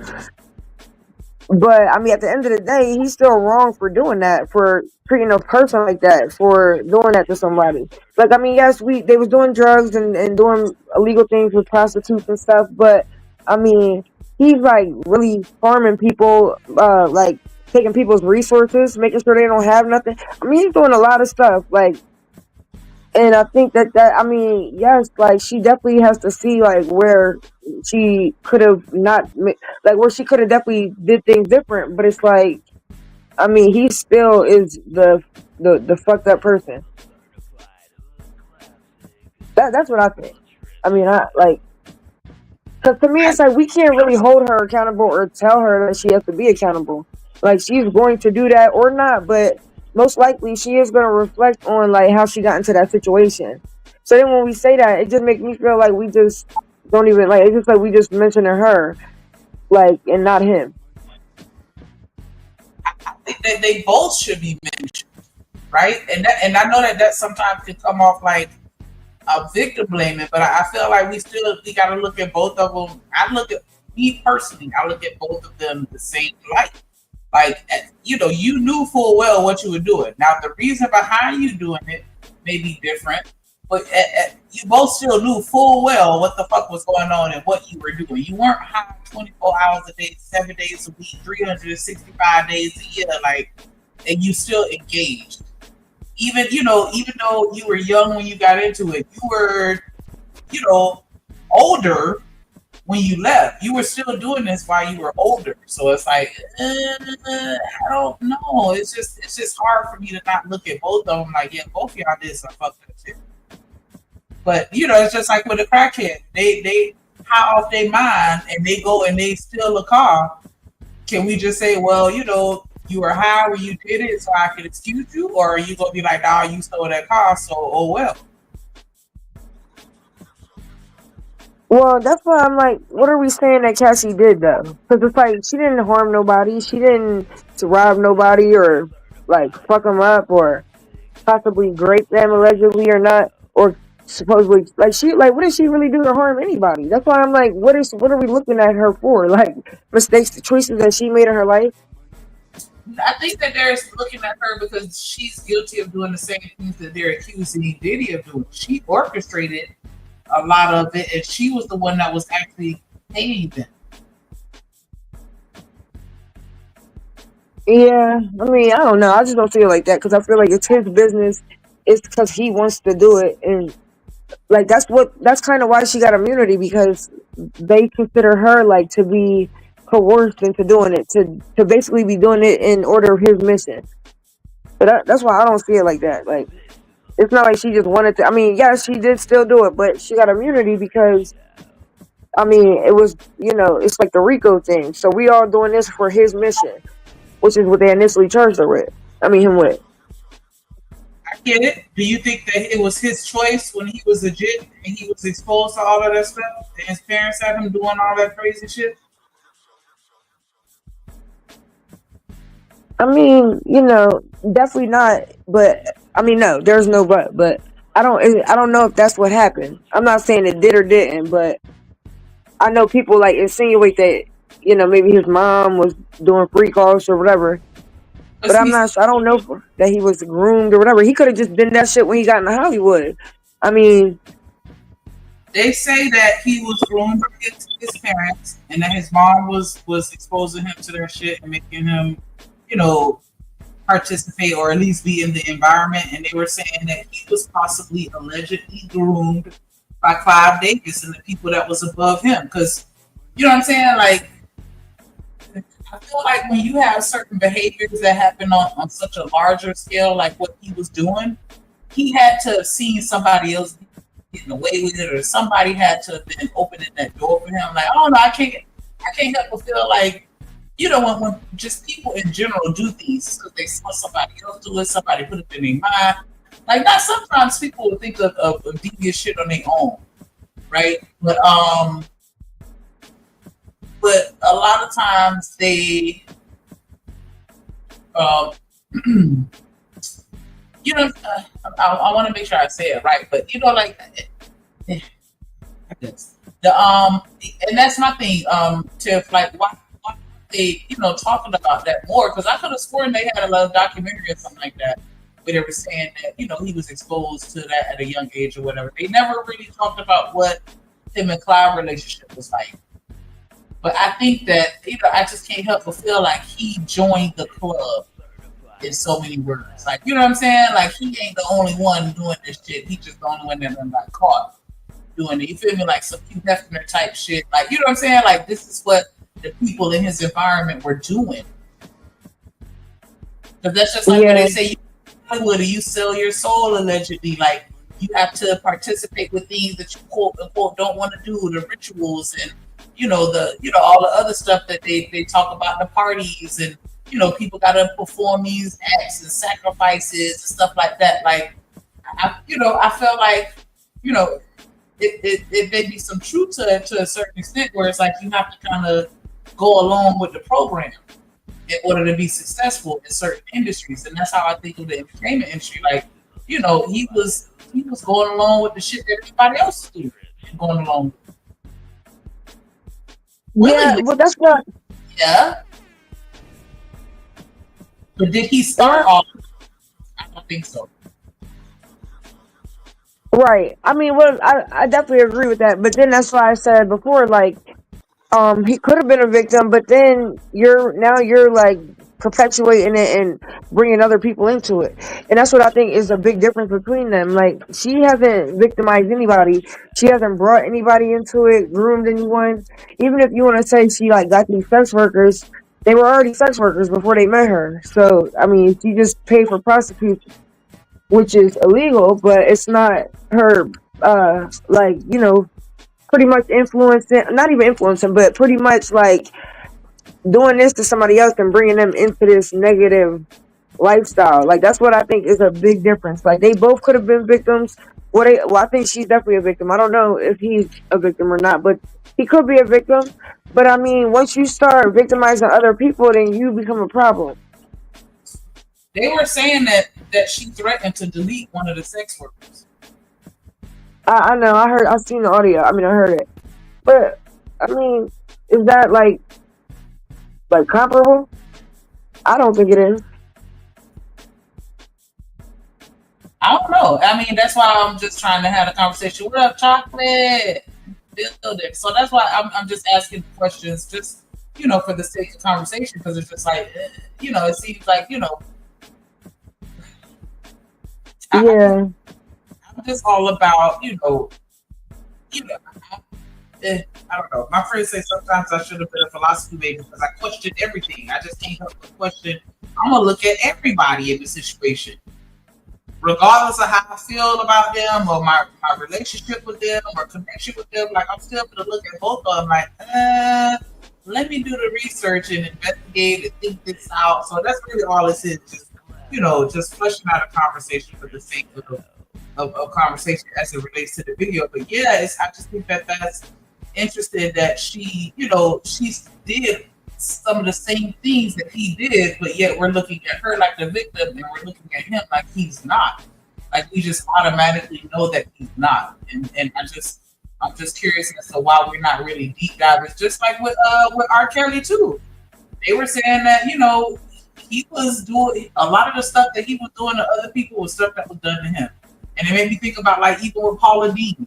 She grew up, all her family members were saying nigga, so she said nigga too. And then, when she got called saying nigga, she was just like, hey, this is how I was raised. Yeah. But they weren't trying to hear that shit, though. She got canceled like a motherfucker. So it's just like, where do we draw the line on you being held accountable for your actions as an adult versus you being a victim of your environment and circumstance? Well, I think that I think people do look at Diddy as a victim. I think a lot of people looked at him as the victim like the whole time. Even like to the point where the jurors didn't see her as a victim, and I don't know what they was thinking, but I don't think people really look at Cassie like a victim like that. I mean, some people do. Out of all the people, she's like the only victim that they really consider, but nobody else is considered a victim. And I think people again do look at him as a victim. They think that he's in jail for no reason. That they're like, I heard many people say, he must have pissed somebody off. That's why they're coming at him like this. He did something to somebody, and now they're retaliating with these charges, as if he didn't really do this stuff, and now they're pressing these charges on him. So I think people actually do feel bad for him. I don't think it's But I don't. where it's like, okay, I don't think it's necessarily like, okay, well, yeah, you pissed somebody off, and now we finna come after you. Like, I think it's a situation where other people are doing it, and well, yeah. Maybe I'm gonna play a little bit more of the video, but yeah, I just feel like we're being selective. Like, yeah, some people do deserve to be held accountable, but it's just like, does not everybody deserve to be held accountable, or no? That's my thing. But what you said about Spencer? So since you just admitted it's illegal, do you think she should have been charged with it? Apparently, she don't got immunity, so I don't know. You know. And that's crazy to be like, yeah, we gonna let you get away with doing the shit because we'd rather catch this person. You know, like, child, why not everybody? But my thing is, that's why I said before, like, who does she hurt though? Like, she don't have any victims. She don't have any people that's like, I mean, I hear you when you say, you know, she threatened that person, but again, like, I don't know. I don't see them as an actual victim. And maybe you do, but I'm saying, does she have any victims? That's why I think it's a difference. Like, she didn't really hurt anybody. Yeah, I'm just saying I don't know, and that I'm questioning everything. All I'm saying, and so it's not me trying to say she isn't a victim. It's just me saying, like, is she? That's it. I'm not saying she is or isn't. I'm just questioning it. Well, to me, it like reminds me of like when, like, say a drug addict gets caught with some drugs, and they're like, okay, well, we want who you got her. Like, who did you get her from? Like, they're not worrying about this person. Like, yeah, you're doing something illegal by doing drugs, but we really want to know, like, who's supplying you with this. So that's how I see it, like, in this situation. And that's why she didn't get charged or anything like that. Because she's not the person who's really committing all the crime. Okay. Receive on a daily basis. Obviously, the jury thought that the RICO situation was complete baloney. They thought, apparently, that this was not a RICO situation. There was no conspiracy, and they were trying to put a round peg into a square hole or vice versa. I did think that, given the testimony that I saw, that there were instances where Cassie and Jane were forced to do things, either through financial pressure or through extortion type pressure or through force, things that they did not want to do. But the interesting thing on that, real quick. It's about 70 people in here watching right now. You get the sound of my voice, I need you to go check. See if you hit that like button. I'll give you a second. While I'm giving you a second to go do that, make sure y'all subscribe to the content. Make sure y'all subscribe to every channel that y'all see linked in the chat. We building a nation right here. Make sure y'all pay y'all dip ties. I'm trying to get my shirts made, but I can't get the shirts made until I get my second dimple. Can we get a $2 super sticker? Ain't much, just $2. Pay your ties. I'll go ahead and send the collection plate through the chat, and I'm gonna send it up in the clouds too. Go ahead and drop your $2 in there before we lock the door. Tony, is that the jury clearly did not believe. And cop y'all a membership. I'm trying to told you. If you're trying to be a content creator, cop that membership so you can get monetized. We sat and watched in real time him help elevate Miss Joy to get monetized. And I'm not saying that Drip did it by himself, because Miss Joy did all the work.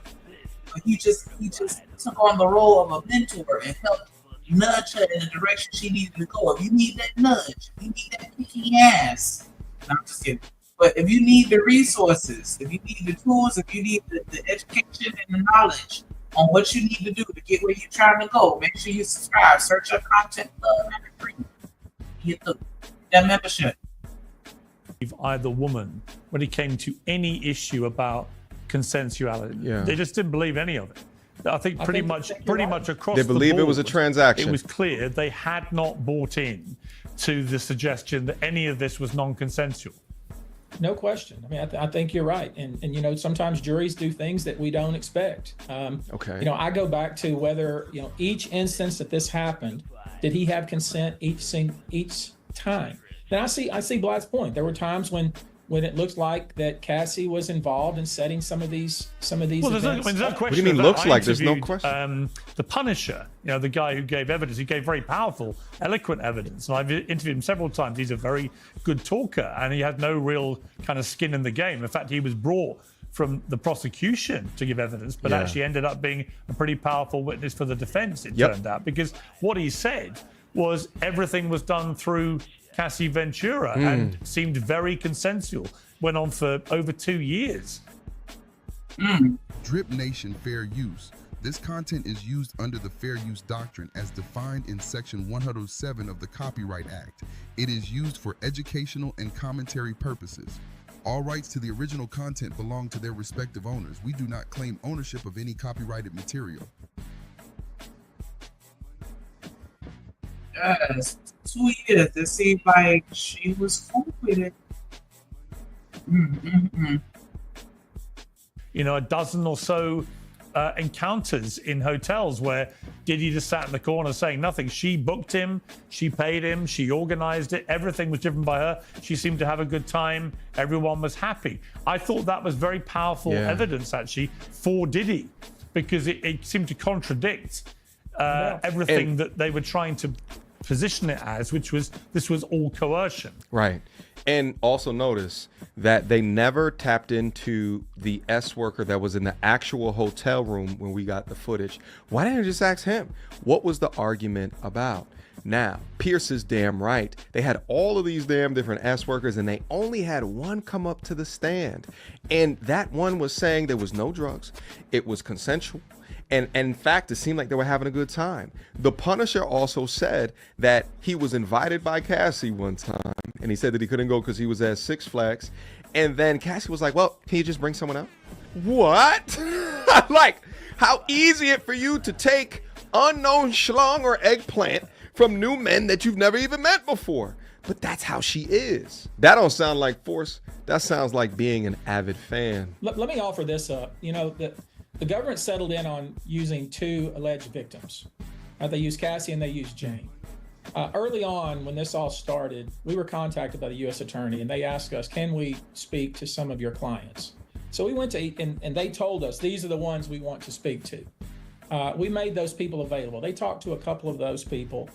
But I think by that point, they had decided, their team had decided that they had what they needed. They had the goods, if you will, to proceed with Jane and with Cassie. I think that was a mistake.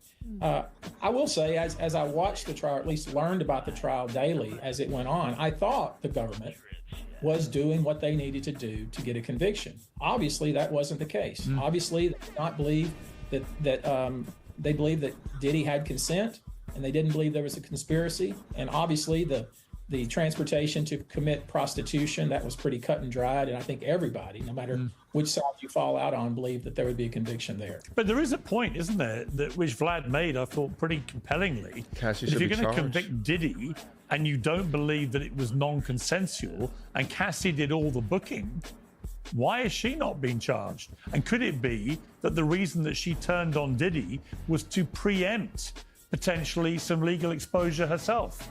Oops. Who knows? We'll never know that. They gave her immunity early on, and they that's the horse they rode with. Hey, I ain't even gonna be mad. That's a good little drug. Like, let me go ahead and stitch What did you he out. say? Get in trouble. I'm sorry. What did he say? I didn't hear it. He was saying he think that maybe Cassie switched on Diddy like that so that she can get the immunity to avoid her being charged with anything. Oh, okay. I get it. Well, what would she be charged with? Just the prostitution thing? Potentially any and everything that he was charged with, other than the violence. She put her hands on anybody allegedly or supposedly, but she did everything else. What up, 40 Boom? I mean, she didn't do the blackmail or the kidnapping or anything or the arson. I think really like all she did was the sex part. That's why I'm saying, because if you hear the dude, whoever just said that, he's like, see, she was hitting, she about to take some random dick. Like she does this. She was a willing participant. Like they're met, like she's on trial because she was fucking. Like that's their gripe. That's everybody's problem, and that's what they're saying, that she should be charged, locked up, whatever. Because she was a willing participant and she wanted to have sex. That's what I'm saying. What is she doing that she needs to be charged too? Because like you can't charge her for having sex, but you're saying the prostitution thing. I mean, she, she was trying to bring people in. She called Punisher. He wasn't available. Okay, so who else can we bring in? But I mean, that was just for the parties or whatever, the free offs, maybe, I guess, man. I don't know.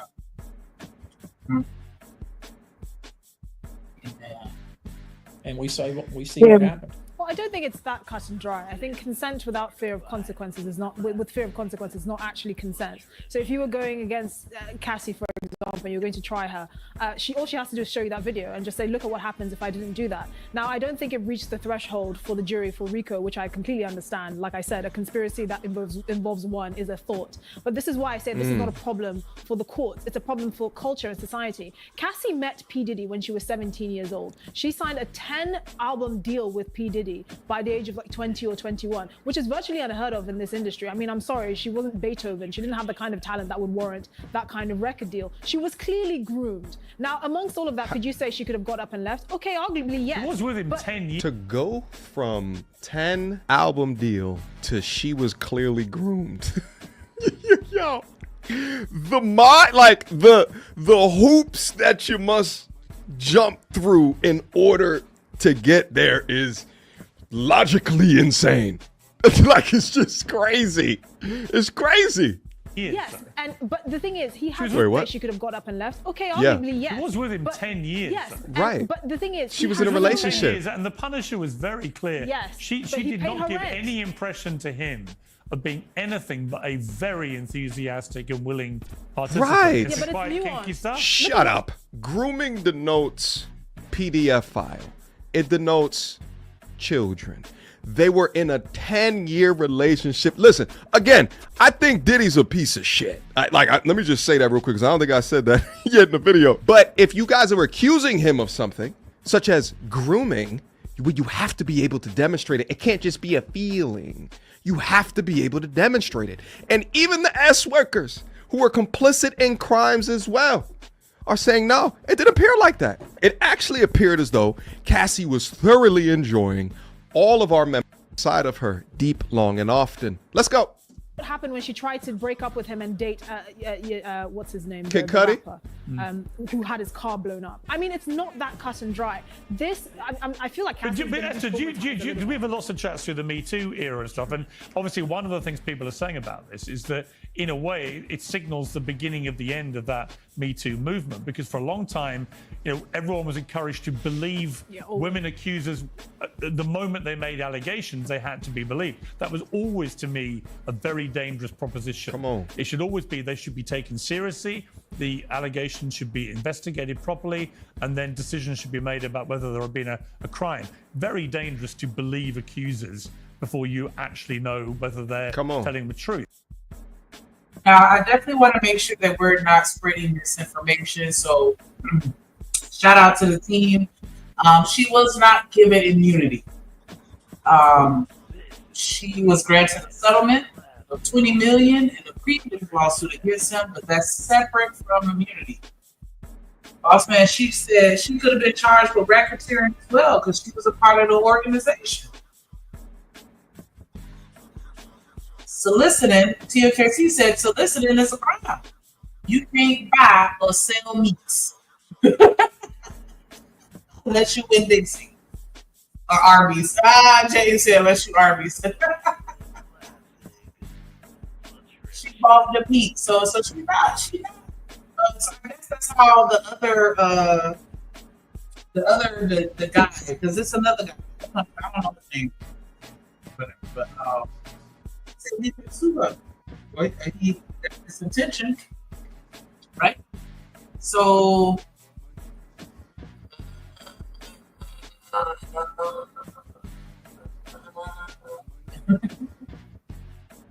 Yeah.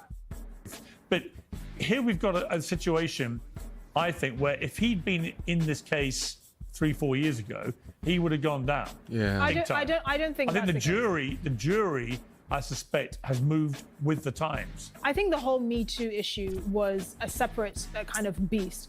P. Diddy and the environment that he existed, the hip hop industry, is a completely different kind of sleaze. And also, it was very cut and dry from that video. Is it though? Is it any different to Harvey Weinstein, who claimed that a lot of what his stuff was transactional? She's reaching. I mean, he was convicted of It's all rape gross. and sexual abuse and so on. So obviously, again, juries didn't agree. But he painted a picture of a lot of kind of transactional relationships with people, right, where he believed this was all part of the sort of casting couch deal. That again has been, that's dinosaur stuff and was outrageous and wrong and everything else, and it turned out to be criminal as well. But I don't think there's much difference in the attitude. There is a difference. I think hip hop has always come under fire for being quite sleazy. I mean, you can't listen to a hip hop track from 20 years ago without hearing the N-word or bitch. It's always been quite sleazy. They've always been quite actually vocal about the fact that they treat women like pieces of meat. And What? I don't know if I want to give hip hop that reputation. Hip hop has always been sleazy? Is that the general consensus? Chat. Come on, we deep up in here. What's up? Like, is that really what's going on? Because I know quite a few rap songs where they weren't talking about DMP and calling people B's and H's and all that stuff. I don't know if I want to necessarily say that. I don't know. Maybe it is rap folk. But I know a lot of rap songs, especially when hip hop or rap. I don't know if we want to say the same thing. But when it first came out, it wasn't sleazy. It didn't start getting sleazy until I don't know, maybe the 90s. I'm gonna be quiet. What you talking about, Shanique? What y'all going on? Be treated that way because they get a lot from it. Okay, so that. Just the video with the superhead, but then they started talking about Cassie, and so I was asking, why is she not on the chopping block to catch any charges? And so it's like, okay, yeah, you might get like if you get pulled into a cult, right?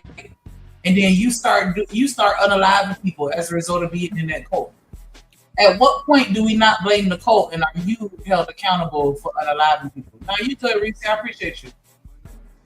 At what point? And then I was also asking, do you think that if he would have gave Cassie a fire-ass album and she was #1 on the charts and she was getting what she wanted in a relationship from him, do you think she'd still be orchestrating those freak offs right now? Do you think she would have ever stopped? Shit.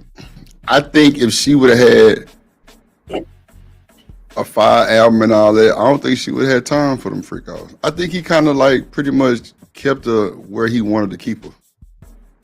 Like it was like he would only probably feed her so much to where, she, could only do so much. Because clearly, I think that nigga was I'm gonna say this with pride. I think he was jealous that she might have blown up for real. If he would have, put her in the right position. Because he definitely held a title over her head for sure. He definitely controlled all that shit. A piece of me wonders if she would have still been that infinite had she not been disappointed or, if she would have felt like things were going her way in the relationship, if she would have stopped.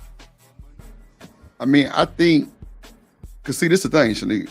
If she would have been fire and had a fire-ass album, a lot of people would have had access to it then. For features and, award shows and shit, they would have gave her too much freedom. And not saying that she don't, but I'm saying like under the Diddy Act. Like, I think she would have had too much freedom. I don't think Diddy would have liked it. Because he kept a tight leash on her. Like, she couldn't go nowhere pretty much without him. Because I'm like, you know, I'm sorry. No, go ahead. Had too much freedom. Remember that when we was watching about the Pepsi and Beyonce, where they was in the studio, and he called and he was like, "All y'all get the fuck out." Yeah. And they had like, so did Beyonce really have freedom? See, that's what I'm saying right there. Spots that he couldn't have been at, that, you know, she had to do different shit. I don't think he would have liked it. You know what I'm saying? I don't think that would have been good for Diddy, because the way that he hounded her and pretty much kept tabs on every fucking thing, you know, that pretty much says he didn't want her to be nowhere too far away. Plus, I don't know if he knew she was doing the freak house by herself or none of that shit, but, you know, I heard that in court, you know, he was kind of upset about that, but I don't know. But I just think she would have had way too much time to do a lot more shit that, you know, than be held in Diddy goddamn house as a slave type shit. If he keeping tabs on her and everything he doing, how was she able to set up all these 101s without him? Well, allegedly they were saying when he would be out of town and all his bodyguards and shit was supposed to be watching her, she would sneak out with her friends, which was her friend that actually came and tried to extort Diddy for that $10,000 and all that shit too.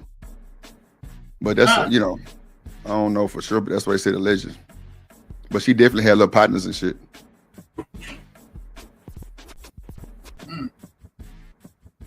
I mean, by him not being able to have just, you know, full control, what you think would have happened?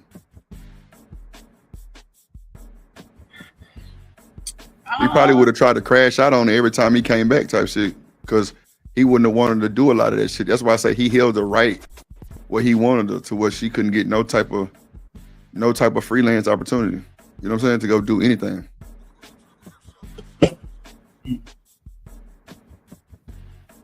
I mean, that's just like me controlling you and you get a bunch of deals. You're going to have to go, you know what I'm saying? You're going to have to go adhere to all them goddamn obligations, right? If I'm not there, I ain't got no control. So I don't know what's happening. I don't know who in your ear trying to get you to turn on me, all kind of shit. And not to say that would be happening, but just, you know, just possible. Right. That's all I'm saying. Reese said a grown woman sneaking out. Yeah, I mean, that's crazy work. That's insane for her to have to do that. But that's why I say he kept her. I think that he would have been upset, or no, I mean, not upset, but he would have been worried about her being on her own time, because that's giving her, you know, confidence. That's giving her, you know what I'm saying, all kind of, you know, free time to go do what the fuck she want to do. Or, you know, if Diddy was there, he probably would have held her ass on a damn leash to where she couldn't do no whole bunch of moving around. You know what I'm saying? I think when you get in, you know, when you get hooked up with other people, like, that should give you freedom opportunities, especially coming from sitting up on the Diddy, because that nigga ain't let her go nowhere. Allegedly.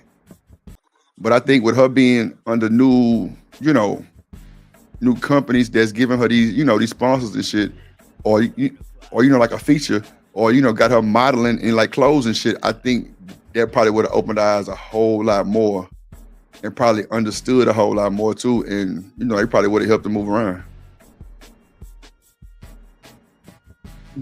What you think? You don't think so?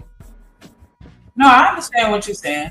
And I think you're right. It definitely would have, you know, opened the gate for the possibility of somebody else to slide in and be like, you know, they're like, girl, you don't got to go through this. I could be better. Yeah, exactly. That's exactly what I'm saying right there. That's exactly what I'm saying right there. You ain't got to go through this shit, girl. Go ahead and, you know what I'm saying? Or we got you. You know what I'm saying? Book a plane ticket and shit, like, type shit. Yeah, Diddy ain't the only one who money long with. I money on long over here too. Like, that's what I'm saying. Because I was surprised she never really got heavy into modeling. Because I'm like, clearly you don't really have the talent to be a singer, but I saw her as used for modeling for sure. I don't think it was the talent. I think Diddy held her where he wanted to hold her so she don't blow no more than he wanted her to. Sir. we all heard her singing on that song. It wasn't No. Tyler. Well, no. You talking about the modeling though, right? Because she's a pretty woman to be modeling. Yeah, I was saying musically she didn't really have the talent. Musically. Okay. But I didn't hear that part. My bad. Could have ventured into other keys, and so I was surprised that she never tapped into other stuff. So I can see what you're saying as far as him controlling her and and wanting to keep her financially dependent upon her. Right. Shout out to TMKC. Yeah. Nah, for sure. I agree. I think by her being more freely to move around without him, that would give her too much kind of, power to do what the fuck she wanted to do, and he ain't had no say so, or he would have sent his bodyguards with her for sure, to where they would have did the same thing Diddy would have did. Stan said, "I wish we could stop all the rapping and capping. Who would trust somebody that left the good guy or the good woman to be with you? It'll always be on your mind." Welcome to America. I mean, it's a fact. He ain't lying. She was with what's his face, and he was allegedly the good guy, because I don't think anything ever came out against what's his Ryan Leslie, where he was like a serial cheater. He's the veto people. Like I'll give him the side eye because she was a little young, so that was kind of gross. But he was supposedly the good guy, and she dropped his ass like a bad habit. So how good was he? He wasn't powerful enough as Diddy. But still, what kind of person are you to be like, you know what, fuck you, I'm leaving you for somebody else that's better? Nigga, that happens every fucking day. If I'm the boss of this fucking record label and you an artist, how many relationships do we see where the artist and another artist, man and woman, the man end up being a manager type shit? Or does she end up dating the boss of the goddamn record label, or like the head of the goddamn camp? I get that, but that's different from I'm with somebody and I'm leaving them for you because you could give me a better opportunity. That to me says something about her character. Well, he came at her though, right? So I don't think she was trying to leave like that, right? If I'm with H&M and you come step to me saying, "Hey, I can do you better, I got more money, da da da." If I'm really fucking with H&M like I'm supposed to, I'm not gonna give a fuck about your money or what you do for me. I'm gonna stay with you. If I'm really a loyal person that's not a cheater, or you know what I'm saying, I'm gonna still rock. Cheater. I believe you. Trust me, I believe you. If you're really down for a man, no matter how much money the next nigga got, you still down with that man. You got the gold. H&M, we talking about the industry versus real life. Come on, man. Them motherfuckers leaving at the drop of a dime to real life. Into real life. If you made a real chick who's down for you, she don't get two fucking shits what the next nigga got. Now, to be fair with these industry chicks, yeah, they will. They with one guy until the next guy come along, but not every woman's like that. But I wouldn't trust any industry broad in the first place. But that's just me. I'm just saying you got a solid relationship with someone. It can go. Watch this, H&M. Watch this. How many celebrities? And I'm rocking with you. How many celebrities married to these regular women do you see? It's a lot of niggas that got regular women as wives, and they don't be in none of this bullshit. Look at LeBron. That nigga wife ain't famous. Look at Steph Curry and them. I was just about to say Steph Curry and Aisha Curry, yeah. Yeah, they ain't, you know what I'm saying? She ain't famous. Look at what's the boxing name? Jalen Green and Drea Michelle. Drea Michelle is kind of famous, yeah. Well, okay, Jalen Hurts. We can say Jalen Hurts. That nigga wife ain't famous. Look at Terrence, what's the boxer dude that just beat Earl Spence? That nigga wife, bro, they regular people. They've been with them since high school sweethearts type shit. Or you know what I'm saying? It's always the ones that's normal that always, they kind of hold it down in the industry. But if you were an industry person, then Yeah, of course you're gonna get with somebody regular because like I said, you can't trust everybody in the damn industry. That's facts. I mean, can you imagine a movie star, a male movie star, marrying another female movie star? That doesn't work well because hell, she's almost as famous as he is. She's gonna look at him as kind of a partner rather than a mate. Compared to a regular person who's going to look at him as being more of a actual mate, an actual husband, because she doesn't have the same status as him. It ain't no goddamn insecurity. Let's face it, women marry up, men marry down, in lack of a better term. Look at what's your boy name? What's your boy name? Caprio. As soon as you reach that threshold, you're done. 25. Come on now. 25 what? 25 age. He don't want nobody over 25. Yeah. Every time you get that 25 goddamn birthday, you're done. Next. Yeah. That's what Leonardo DiCaprio be doing. Hell yeah. And they've been doing. You done, H&M. That's crazy work. Even if you fall in love with this motherfucker, my bad, Shannon. Even if you fall in love with this motherfucker, 25, you're done. I don't know about all that. I mean, why is a 40-year-old man going for younger women anyway? Should you get somebody your own age? But then again, I guess when you're famous like that, you got acts, you got resources, you got options. So I guess, bro, he known for that shit. Pull up anything with Caprio. That boy, 25, he don't want nobody over 25. When you hit 25, next. And he damn near my age. I think he's a little older than me. That's what I'm saying. But that's that industry shit though. No, 9 times out of 10, he the breadwinner. Big breadwinner. But when you hit 25, you're done. That is a fact. He's known for that shit. He don't want nobody over 25, G. What the fuck is he gonna do with a 25-year-old? The broad probably still in college. Shit. You know, we all say the same thing, but you know, it is what it is. I don't have a problem with age gap relationships, but I think lines need to be drawn. If you're 40 dealing with 20-year-olds, that could be a bit of a problem. If you're 50 dealing with 20-year-old, that could be a problem. The line need to be drawn when you get 25, nigga. If you fall in love or not, you're done. Next. That's where the line needs to be drawn, nigga. God damn it. I mean, me personally, I don't want no chick under 35. If you're under 30, I ain't fucking with you. You too young for me. Give me 35, 45, maybe even 50. Damn. Okay, I feel you. That's my opinion. Y'all ain't gotta rock with that. I'm just saying.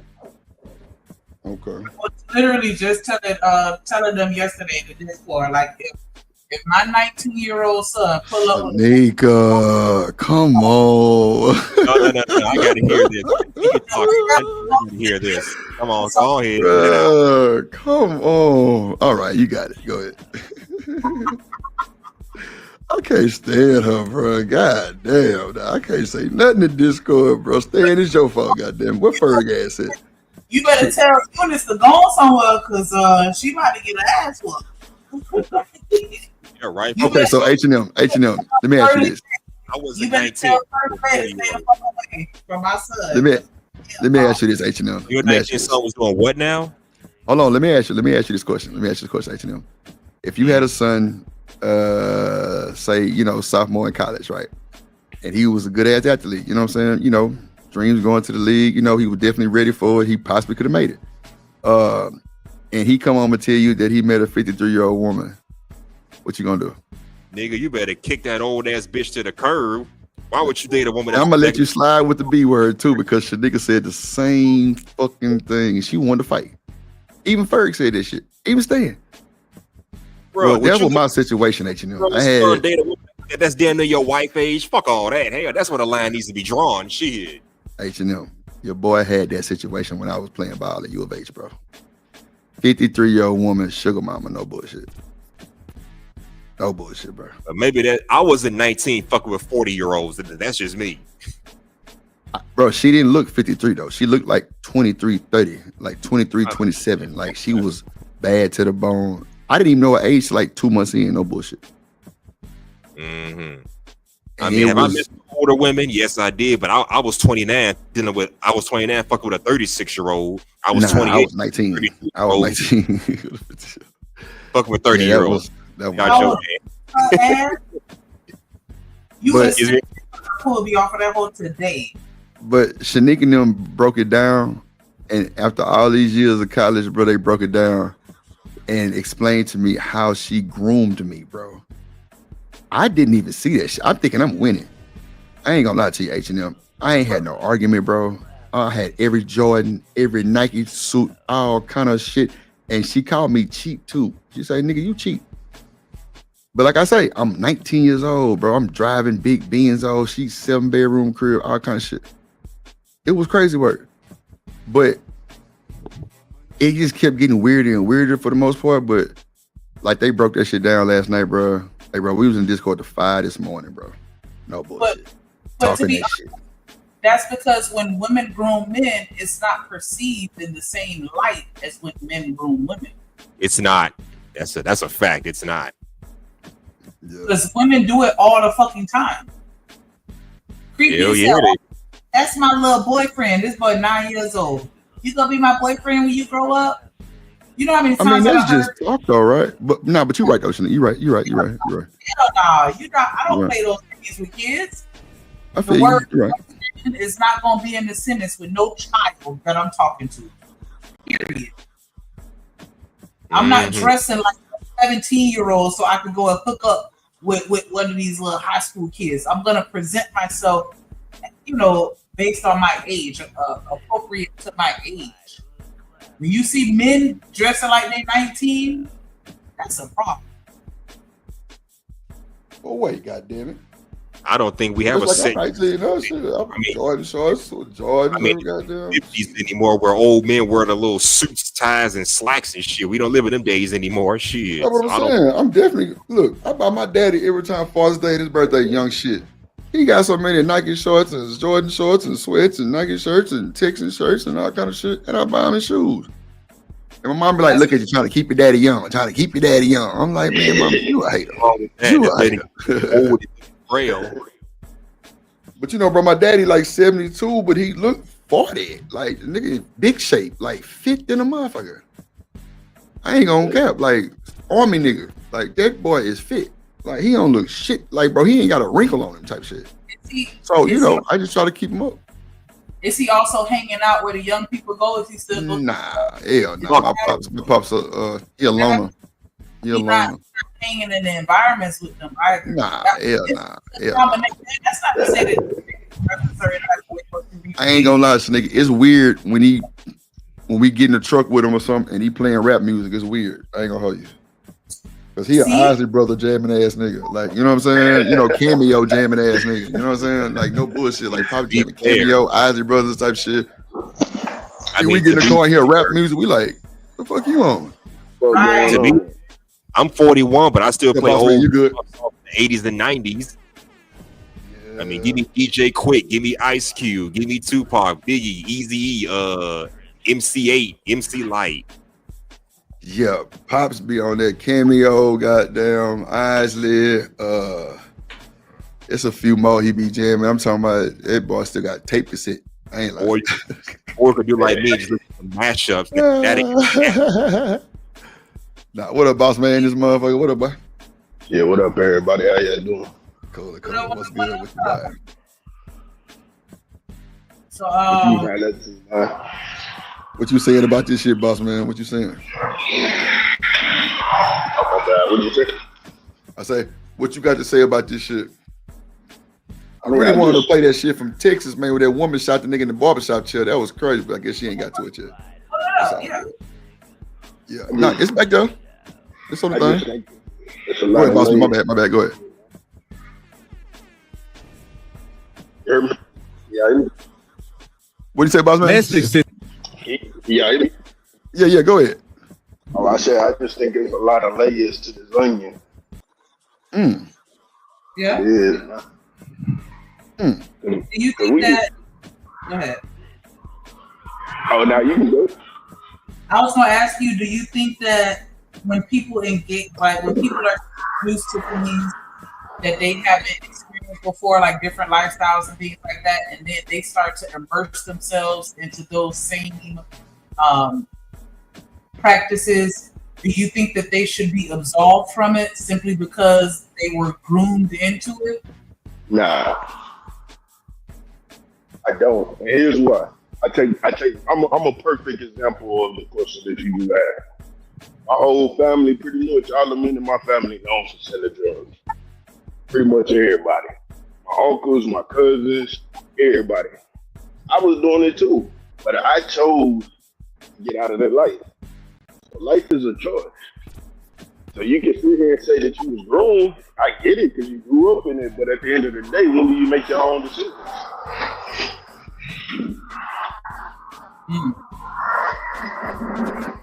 Okay. Do you make that decision when the money low and you gotta sue this nigga now in order to get some money? Or do you make that decision before and say, hey, I ain't doing this shit? Because that was always interesting to me. You were so scared to leave him, but you damn sure wasn't scared to sue his ass. Why you not scared now? Because I would still be scared to come after me. You quote unquote just saw him kill people and have people took out. My bad for the K word. Have people took out of here and all that, and you stuck around. You know, some people, you know, they get they strength a little later. So you know, maybe she was scared yesterday and she brave today. So definitely don't want to take that away from her. But yeah, it's like, you know, at some point, you know what you're doing. That's why I say it's a lot of layers to this onion, man. Because it really is. I mean, we can sit here and try to think logically about it. At the end of the day, we wasn't in the mind during that time, so you know, you don't really know what the hell is going on. And I get that, right? And Yeah. but I'm saying, like, if a crackhead go out and steal your car, can he blame the drug dealer for exposing him to the? Tell me what that works. Even, and I don't mean to talk over you. Even when they do hit it, or they see a crackhead on the street, so they ask them, "We don't want you. We want, you know, the person that you're getting it from. But we can give you the opportunity to go to rehab." You see what I'm saying? That's still like a, what's the word I'm looking for? A consequence to the things that you're doing. Yeah, it's gonna get you help, but at the end of the day, you still gotta go through whatever the rehab people say in order to get your help. So, I mean,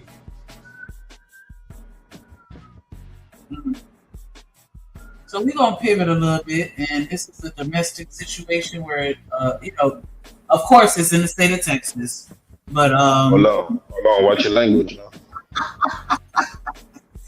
this woman out here pulling out the fire. Situation. I can tell you that much. It's the domestic situation where a dude was getting his haircut. And a woman came in and shot him. And while he in the chair, while he getting hurt. Officers started canvassing the salon and found a 37-year-old man who was a customer dead with multiple gunshot wounds. A motive is still unclear, but police say they have learned that the two were previously in a romantic relationship. Now, no one else was hurt, but the witnesses inside were clearly shaken today. In the heart of Dallas, Texas, lived a man who seemed to have it all figured out.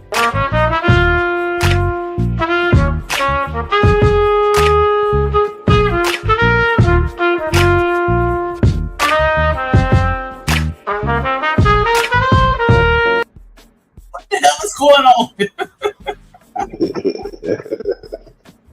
You can't tell him he ain't fly, boy. That is hilarious. Room. He wasn't just successful, he was the real deal. The founder and CEO of Credit Champs, a credit repair company that was changing lives across Texas. William wasn't your typical businessman. He came from Kansas City, Missouri, graduated from Westport High School, but made North Texas his kingdom. His company, Credit Champs, wasn't just another business venture. It was his mission. Sunday, September 22nd, I'm going to be at the grand opening of the Empire Training Institute. Make sure I pull up the support and meet other people that's trying to win just like you. Let's go. William taught people how to fix their credit, how to build their financial future, how to become champions of their own destiny. I'm just starting my whole business credit journey this January 2023, but so much has transpired in such a small period of time. I just got my American Express business platinum card, which I am so excited about. A few other business cards. My business course has literally shot up so quickly, and access to business, other ways to get business funding. And this is all shouts out to my amazing business coach, Todd. Todd is amazing. He's the truth. His mentorship is literally going to get you to where you need to go. He really cares about helping you. And oh, that's the video with that. I thought it's somebody background. Okay, so he out here trying to, help people get their money up, get the money on together. That investment is nothing compared to where your business can go, you know, and how much you can make from getting that access to that funding. Like, it's a no-brainer. Like, Todd is the truth. Let's get it. The results spoke for themselves. We deleted 51 items from this client's credit report. They went up 154 points on Equifax, 235 points on TransUnion, and 131 points on Experian. Let's get to it.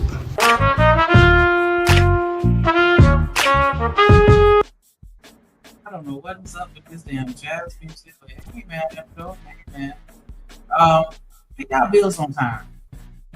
And you through. Pre-game. You want to pay your bills on time. I know why. It's not going to. About helping people avoid the mistakes that could ruin their financial future. Do not buy a CPN. Instead, use that money to invest into credit repair. We can remove an eviction off your credit report so that you can go get approved for a house or apartment in your own name. Let's go. He was known around town, popular, respected. His luxurious lifestyle showed on social media. Recent trips to Miami, expensive cars, designer clothes. But more than the flashy lifestyle, William was known as a mentor, a teacher, someone who genuinely cared about lifting others up. And in his personal life, William had found love with Tateand Michelle Williams. She was 37, ambitious, and they seemed perfect together. They even had a beautiful child together, a son who was the light of William's life.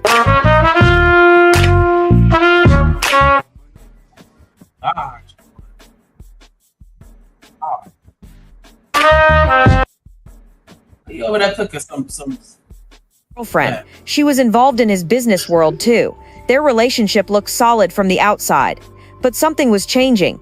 Something dark was brewing beneath the surface that nobody could see coming. William and Tateand's relationship started hitting rough patches. The successful business empire William had built, the respect he commanded in the community, the financial freedom he enjoyed, none of it could fix what was broken between them. After some irreconcilable differences, William made a decision that would change everything. He called Tateand. The conversation was short, direct, and devastating. William told her he was no longer interested in continuing their relationship. It was over. But Tateand wasn't having it. She wasn't ready to let go. What started as a conversation became messy, very messy. William tried to move on with his life. He had a business to run, people depending on him, a son to think about. In his mind, the relationship was over and it was time to focus on the future. He even started seeing someone new. William thought he could just close that chapter and start fresh, but Tateand had other plans. The breakup had hit her hard, really hard. While William was moving forward, Tateand was spiraling backward. She couldn't accept that the man she loved, the father of her child, the person she had built dreams with, was just walking away. The thought of him being happy with someone else was eating her alive. What William didn't know was that Tateand was developing a plan, a deadly plan that would make sure if she couldn't have him, nobody could. Before we get too deep, please remember to like, comment, and subscribe. We was just talking about this yesterday. Well, like, you know, I can't. No one can. Oh boy, we know where this is going. Shit. Yeah. And this was recent. This happened recently. 2025. I'm looking at that date. That was like what, 5 days ago? Yeah. Oh shit! I'm thinking. I thought this was an old story from at least 10 years ago. I think that we need to, really start having these conversations with people about the relationship aspect of breaking up. It's okay to break up. Everybody that you like, that you date, y'all not always meant to make it to the finish line, and that's okay. It doesn't mean that one person evil or both of y'all evil. Sometimes y'all could just be two good people that are just not necessarily meant for each other, and it's okay. People are not entitled to be with you just because you want to be with them. I don't think we talk about that enough. And that's why with my boys, I openly encourage them, hey, go and get you a little girlfriend right now. And it's not because I want them to be out here doing grown shit, but I just want them to get accustomed to dating and breaking up and all this shit while they young before they get too old and they never had a girlfriend in their life, and then they 35 with their first girlfriend and she break up with him, and now he ready to go jump off a bridge because he don't know how to deal with it. What's up, everybody? Like, okay, it didn't work. You thought that you had this picture in your mind of what you thought the relationship was gonna be. You had a baby with this man. I get it. Like, that just sucks donkey balls. But it's like, golly, you gotta take a nigga out. Child, that's scary. That you can't even break up with people nowadays. You gotta be in fifth of your life because you don't want to be with them.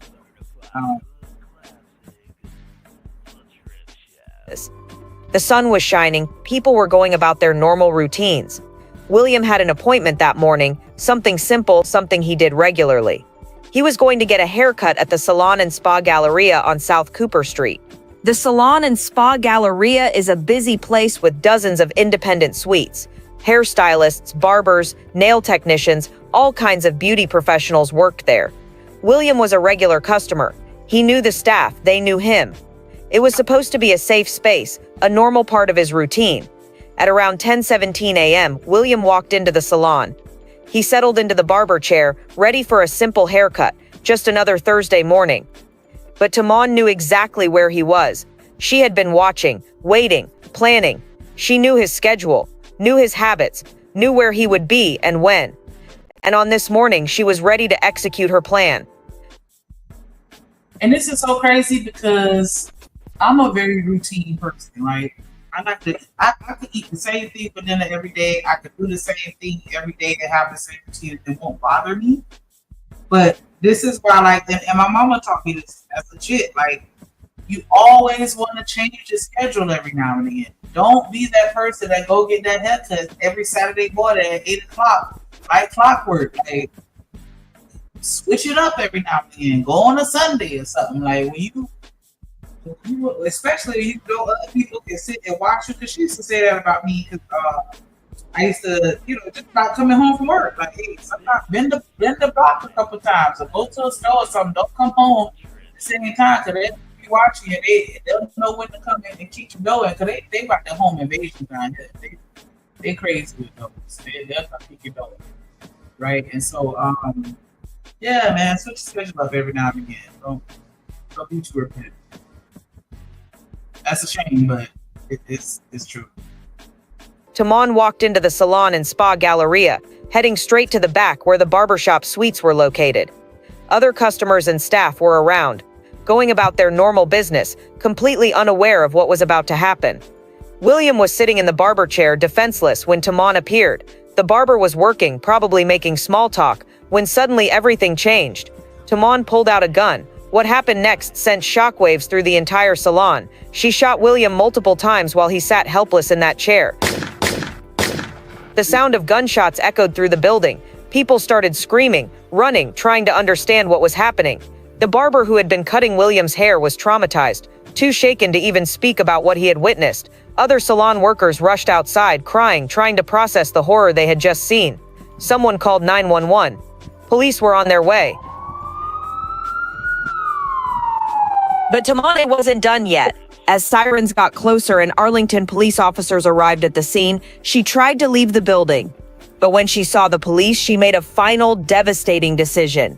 Rather than face the consequences of what she had done, rather than think about their sons who would now grow up without their father, Tateand went back inside the salon and ended it all. When the police finally entered the building, they found a scene that would haunt everyone involved.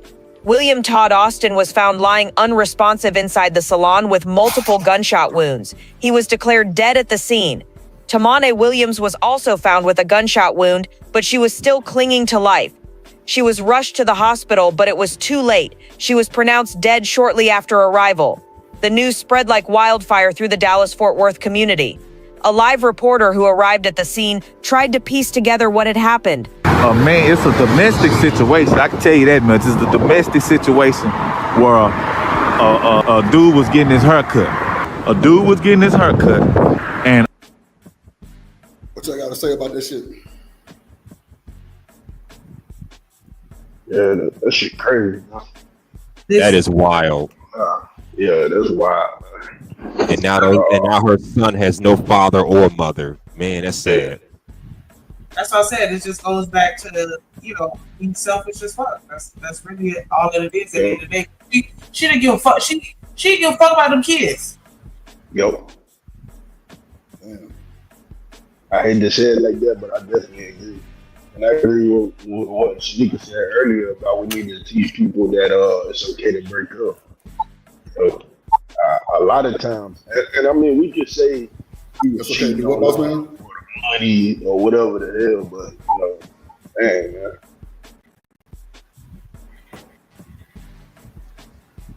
Crazy work. Crazy.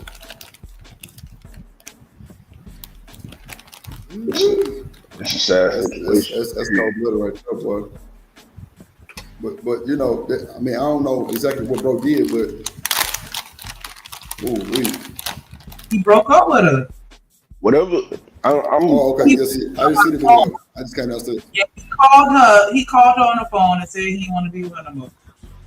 And then he ended up dating somebody else. They said she got mad and didn't want to. He been dating somebody else. That's all.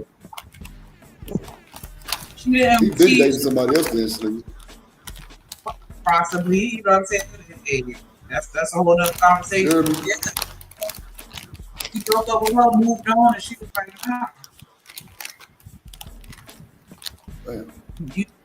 me or nobody. But Drip, him dating somebody else wants her to go shoot up everybody? No, not like that. Yo.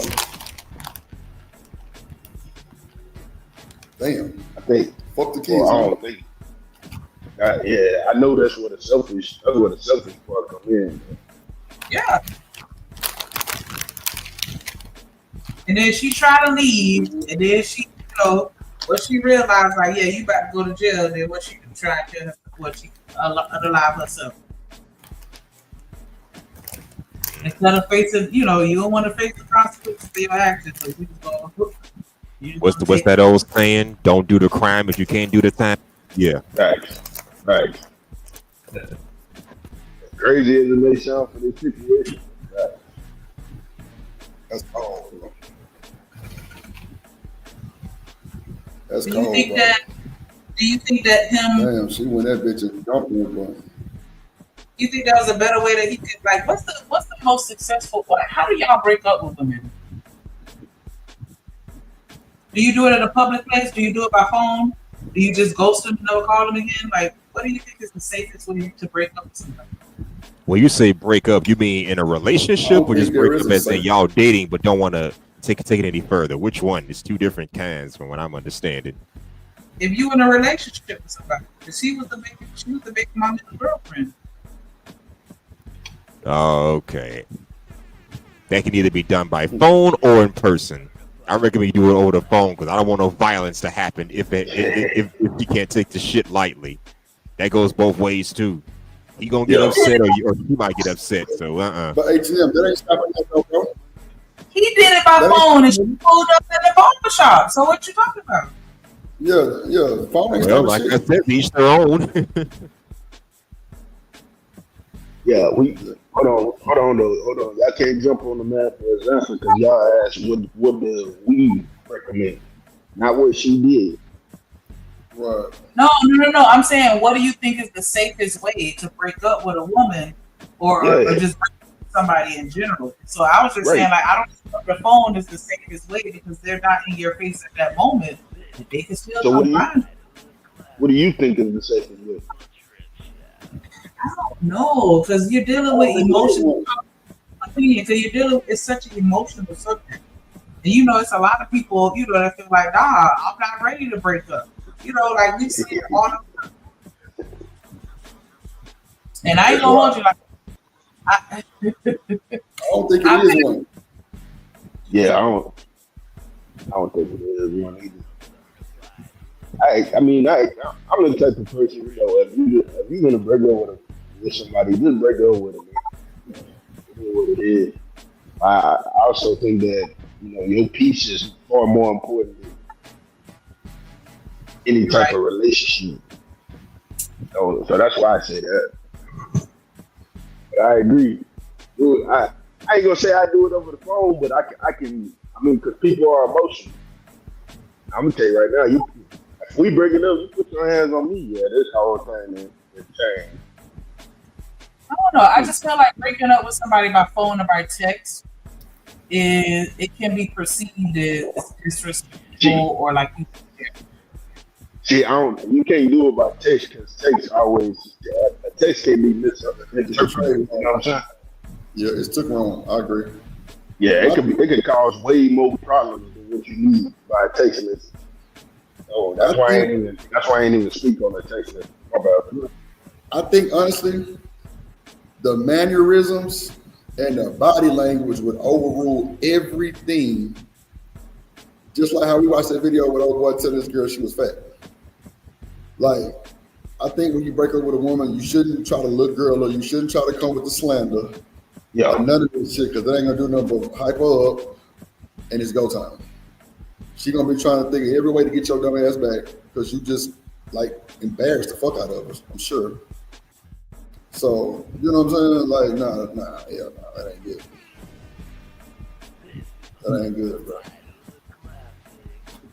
So I would think just try not to get, like the tone would be everything too, Shanique. I think the tone would be everything. Mm-hmm. You would have to literally come with like, sheesh. Have any of you gentlemen experienced a situation where you tried to break up with a girl and she was like, no? Yeah. I got to be fair. I had a situation where I wasn't in a relationship with her, but I did try to let her go, but she wasn't having it at one point. But luckily, it leads to nothing violent. I figured all three of y'all have. Like, so how did y'all handle that? How did that turn out? I wasn't even dating this chick, so I just easily walked away. Okay, so when she you said she wasn't having it, so you ended up having a Well, I let her know I ain't playing with, I ain't fucking around. I ain't on no bullshit, so don't come at me with no bullshit. Oh, and then she backed off. Yep, pretty much. Hell nah, you ain't telling no shit like that. She just backed up. What did again? I don't know. She might have. I don't know. I'm just talking shit. I don't know. That don't seem like something that would happen. I guess because I'm really trying to base it off Shanika ass. So yeah, I don't know. Yeah. Boss man, what happened when you told her you wanted to break up and she said no? I mean, I live life differently, so she got to understand it. Shout out to the Live Life Different squad.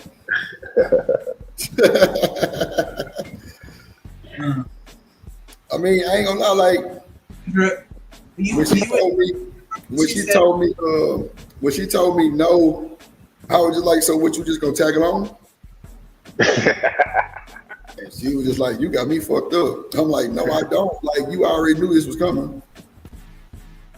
And it was a good situation because it was a situation where I literally caught her doing some shit. It wasn't like I fucked up, so maybe that kind of helped it out too. So I'm like, bro, I'm not gonna deal with you. Cause nigga, you have pulled the ultimate disrespect. Like bro, she was trying to like low key holler at my little brother. It was crazy work.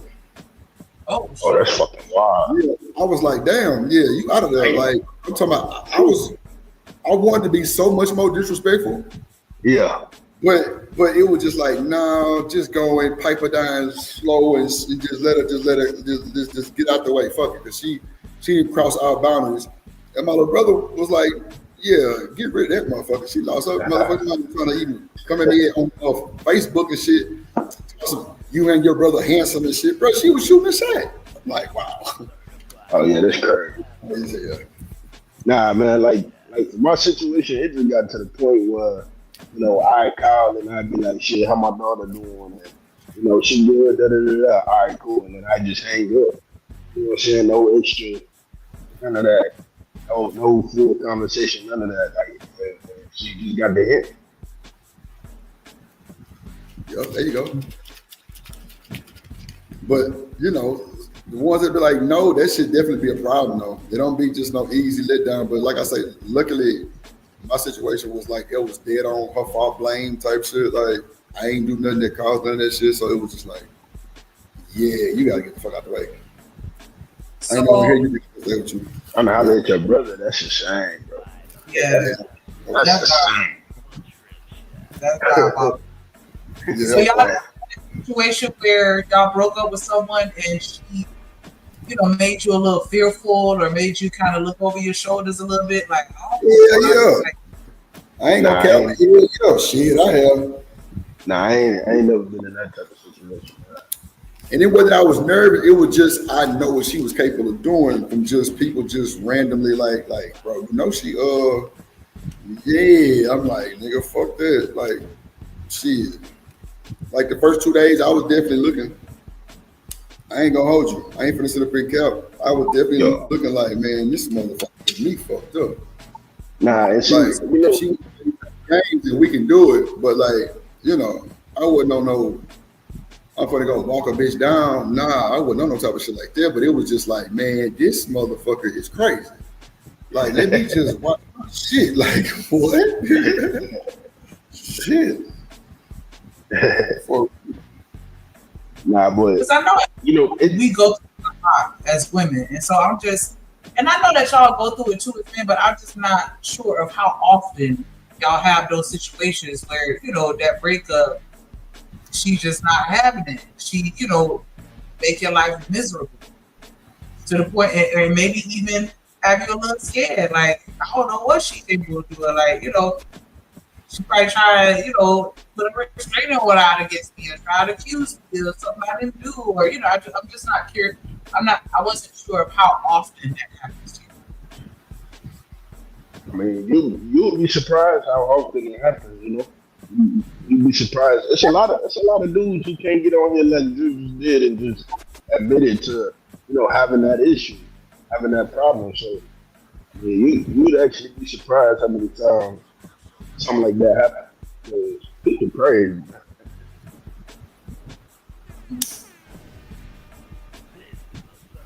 Oh man, so it's bad both ways there. Because I would think that it happens to us more than it happens y'all, but I don't know. So that's why I would like to experience. If I had to assume, if I had to take a guess, I'm gonna say that it do happen to women more than men.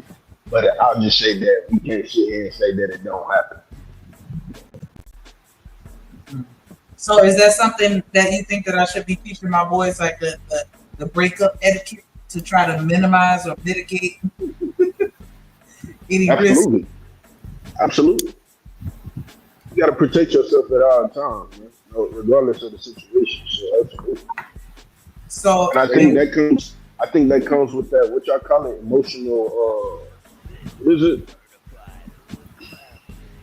So, what's some good advice to give to a 15-year-old, somebody in high school, like, with dating girls and how to break things off? Like, would y'all say it's good to kind of forewarn them or have conversations with them or try to, talk about the things that are leading you to break up with them? That way it's like, hey, this ain't come as a surprise. Like, we talked about this, or just like, I don't know. I guess it's no same way then. I don't know. I think it's all situational, of course. So, pay attention while you dating them, so just, No, say what did you say? No, I was saying or just pay attention to the person while you're dating them to kind of get a understanding of how you need to adjust your breakup. I think if you slanging that wood, you're gonna have the hardest time breaking up with a motherfucker. I'm gonna just keep it above. Wouldn't you agree, Shannon?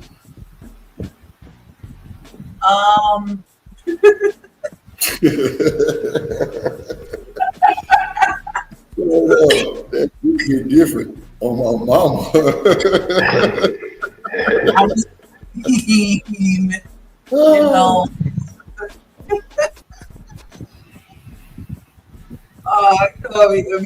throw that pipe, I might be outside the house with the radio.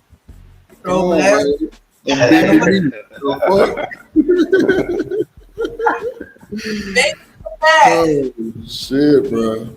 Work it out. We can work it out. Are y'all like? I don't know. Because peace, we feel like we should be able to sit down and have a conversation about it.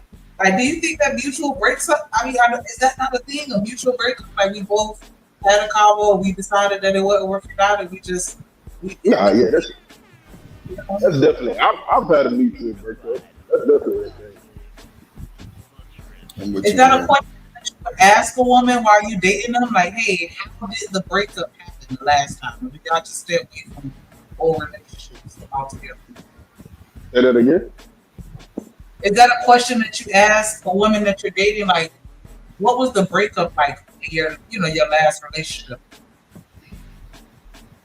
Yeah, me personally, not because I don't want you to talk about another nigga, but that's just me. I feel you on that. I could care less. Be honest with you.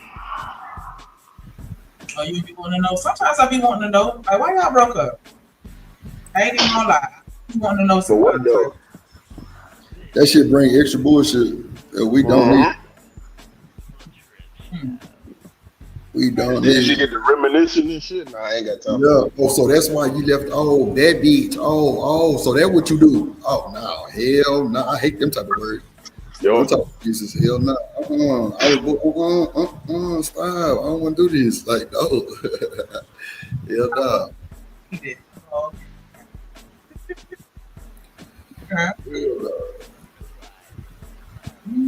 I've been in a situation where I was with a chick, and I forgot how it happened actually, but we had seen my baby mama, my daughter mama, and when we got in the car, she was like, "Oh yeah, I see why you ain't with that bitch no more." You know what I'm saying? I was just like, "Yo, chill out, like, you know what I mean? Like, we ain't even about to do that shit." Really? Yeah. And don't let her look better than you. Oh my God. You come on World War IX around this bitch. That's a fact. For real? So what she said, because I lowered my standards to fuck with you, and then this how you act, like that type shit? What you mean? Say it again. What you mean when you said don't let her look better than you? Like, I said don't let her look better than you. I know, I'm saying, like, how does that make it different? Like, man, come on, man. You know y'all women get the popping in y'all head. Like, well, why you left her? Or I mean, I don't know, man. Like y'all know how to pick like arguments and like pick different trigger words that get up on our skin because y'all know it do, and it fuck us up every time. And we be having to get up out that rut when we get deep in that motherfucker. Like, God damn it, why did I answer this question? Shit. It really opened up too many bird boxes. Real shit. Way too many. And that's a lot of shit on the table. I don't think that should be nothing that's relevant type shit.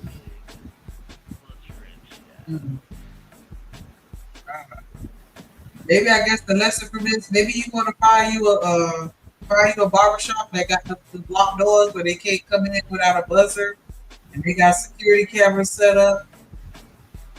Man, I ain't gonna lie. If you want to find out if you trust your woman, send her to the barbershop. No bullshit. My barber and them Shanika used to try to talk to every woman came in that motherfucker. I ain't lying. Because you don't really see a lot of women in the barbershop like that. But that, bro, I'm talking about my barber, and it was like 3 more. And rest in peace to that nigga Big Doe. You know what I'm saying? That nigga was right there in the mix. And bro, when I tell you, bro, every woman, I'm talking about with a baby now. With a baby, meaning that I ain't gonna say she's a single mom, but we don't know. But with a baby. And everything, shoot they shot. Next day, you know, the same chick you seen about 2-3 weeks ago, she bringing a nigga food. And I'm asking my barber, like, ain't that old girl that came in the other day? Damn. Oh, yeah, he got him. I'm telling you. Crazy what? Yeah, I used to take my boys to the barber, and then I had to. I'm sure the barbers always try to talk to you. My son used to cut the fuck up, and everybody Everybody could handle it, so I used to do it. And then I just didn't like that environment. Like, I don't know, I hated the way I felt. Everybody was staring at me when I walked in there. Like, I just, yeah, it wasn't my problem. Like, no. But either the nigga that's cutting your hair or the nigga in the first chair was trying to talk to you. Straight up, every time. No bullshit. Every time. Niggas see women come to the barbershop, it's brand new meat on the line. It sounds crazy, but that shit true as fuck.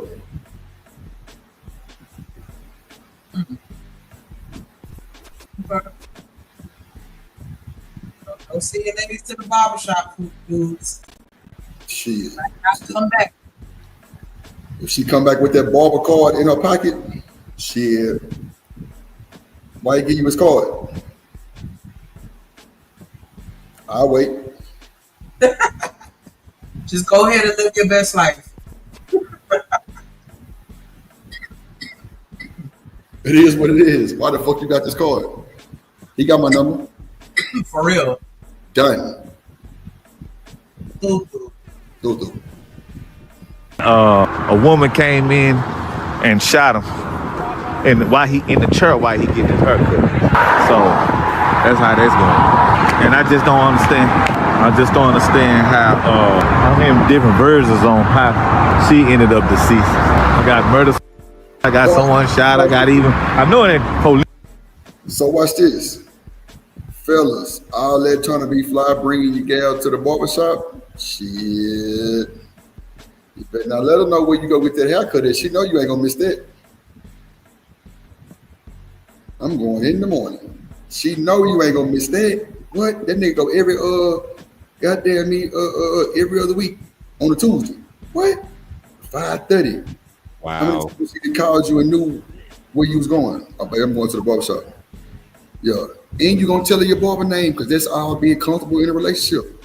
But when you send that message saying, sorry, you're through. Yeah, she gonna come to the barbershop that day at that time frame. You think she not?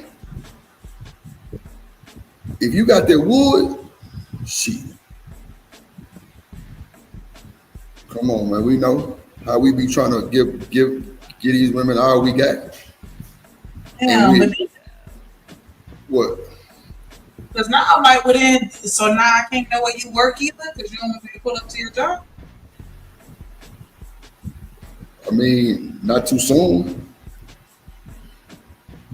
And that sounds crazy too, but man, I ain't gonna hold you. Like for me, I'm not bringing, and thank God for my nephew. Because when he here, I don't bring women around my nephew. Like not even a little bit. Because I don't want him to get no idea of what's going on. Or if he see me with a different chick or some shit, like, and like he want to move like this, like type shit, like I always show my nephew big respect too. I'm not gonna be doing no bullshit. I ain't gonna be playing no goddamn Showtime power movies on this bitch because I know they fucking. You not watching it. Nah. And I ain't bringing no women to come watch a movie and chill type shit. Hell nah. Not why he does. Especially with my niece. Hell nah. When I tell them to come through, they got all the time. You know what I'm saying? But that's just, I know chicks that shit got babies in car seats that'll tell you to come through. I just couldn't do it. Yeah, I ain't do it. And then my thing, children, I said big ups to you for that. And I was saying that my thing is on top of that, like, because they are watching you, right? And this is how they learn how to be in relationships by watching the relationships, watching the people around them in relationships, right? So I get what you're saying. But also they develop a relationship with that person. You bring this shit girl twice, maybe even one time, because like, and she got a good personality or she like kids or good with kids and they have fun with her. And then, now they got an attachment to her. Yep, because she gonna speak. So it's I can't do it. I done had chicks try to bring me on play dates and shit, but nah, I'm good. Mm-mm. That's the I ain't got time. Years ago, like, because you don't want to bring nobody soon, and you don't want to wait too long either. Like,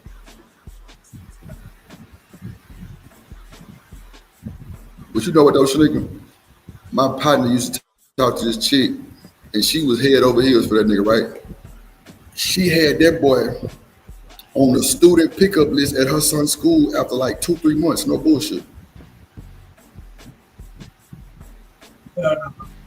No bullshit. He could pick her son up. now, if it was a situation where she had no other choice or for some or another, and it was an emergency and she needed his help or whatever, I don't know. Maybe that's what's going on. But yeah, like it got to be an emergency, extreme situation. Like that's wild. Shanique. Look at him. Look. Stop it. See. Stop it.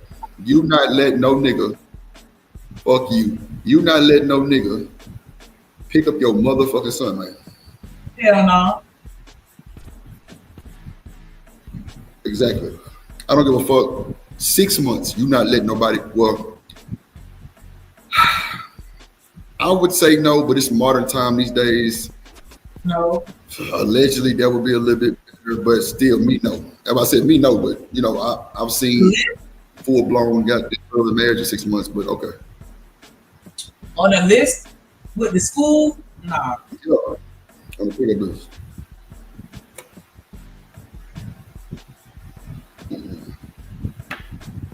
Because if anything, I just want to know, like, who was picking your son up before you met this dude 2 months ago? What were you doing then? Keep that going. I ain't gonna hold you. If a motherfucker asks me to do that, I'm gonna have to give you the no. No bullshit. If a motherfucker asks me to pick that kid up, bro, that's gonna be a flag for me. I ain't gonna hold you. I'm sorry. That's a flag for me. Oh shit. Damn, my bad. Yeah, that's a flag for me.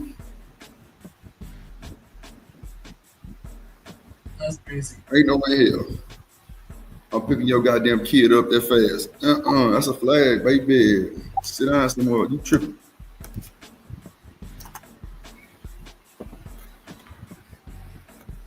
Police shot her because it'll be blocked off down the street, so ain't no police shot her. The community was in shock. How could someone so successful, so well known, so respected be gunned down during something as simple as a haircut? How could a relationship that seemed so normal from the outside turn into such a nightmare? People who knew William started sharing their thoughts online. The comments revealed the true impact of this tragedy.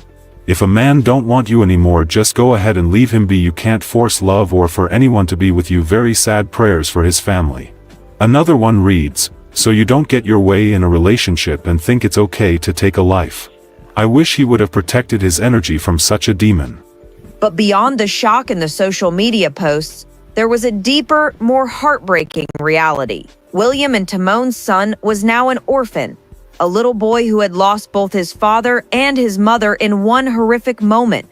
The child who should have been the reason for Tamon to think twice, to find another way, to seek help instead of violence. The business community mourned the loss of William Todd Austin. Here was a man who had dedicated his life to helping others achieve financial freedom. His Credit Champs company had changed countless lives. His mentoring had inspired new entrepreneurs.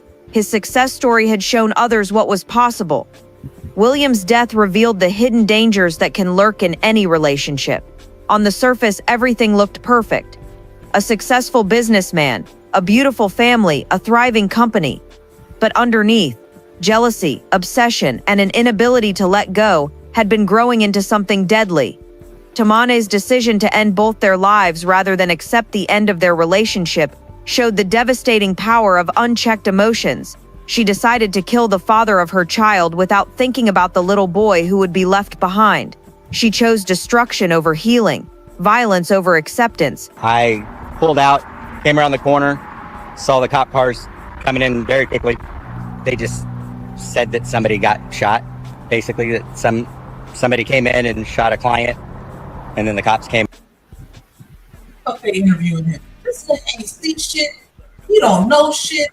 He on the outside just randomly seeing the cops and telling us what the cops said. We could have just okay.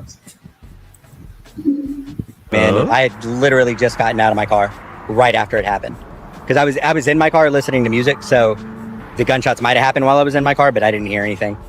The Salon and Spa Galleria, once a place of routine and relaxation, became the site of an unthinkable tragedy. The other business owners and customers who witnessed this horror would carry these memories forever. William Todd Austin's legacy lives on through the people he helped, the businesses he built, and the lessons he taught about financial empowerment. But his life was cut short by someone who claimed to love him in a moment of rage and jealousy that destroyed two families forever. This story serves as a reminder that love should never turn into obsession, that rejection should never lead to violence, and that there are always other options besides destruction. Yeah. Nothing should lead to lovers destroying each other like this. Our sincere condolences. For real though. I mean, I know we don't live in a perfect world, but we absolutely have to stop with this. Like, I have to destroy you just because you left me. Like, and I mean, I get it. Sometimes, somebody do you dirty and you want to do them dirty back. I get that. And I mean, maybe we just need to reassess whether or not we really being done dirty. I don't know, but it's just this whole like, just leave. Just leave.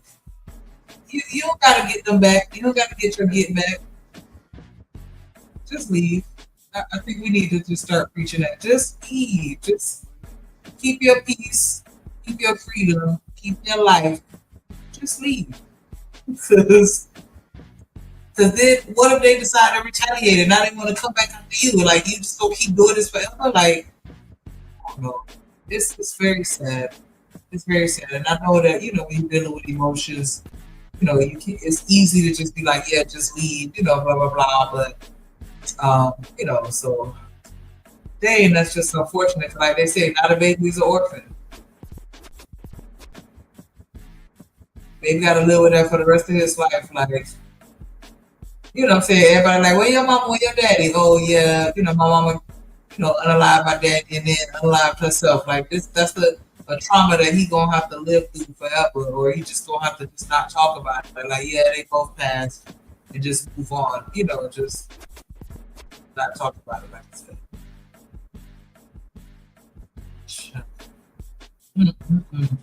Billy said, love me and leave me. That's the story of my life, but it won't happen again. See?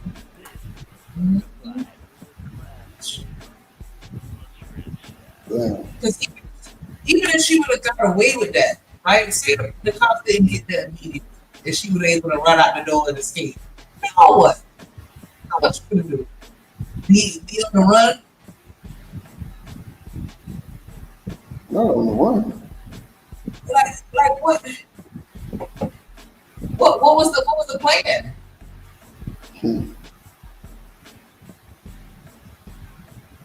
Yeah, bullshit.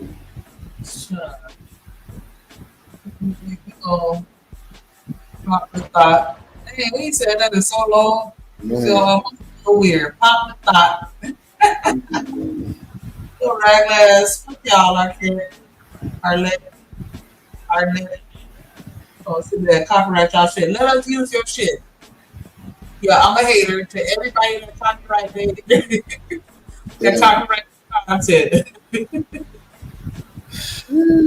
Yeah. Let me use it. Okay. You see in the back on the small video clips, press play that copyright thing. Oh wait. I'm on my laptop. I'm sure if I can do it. I played it earlier.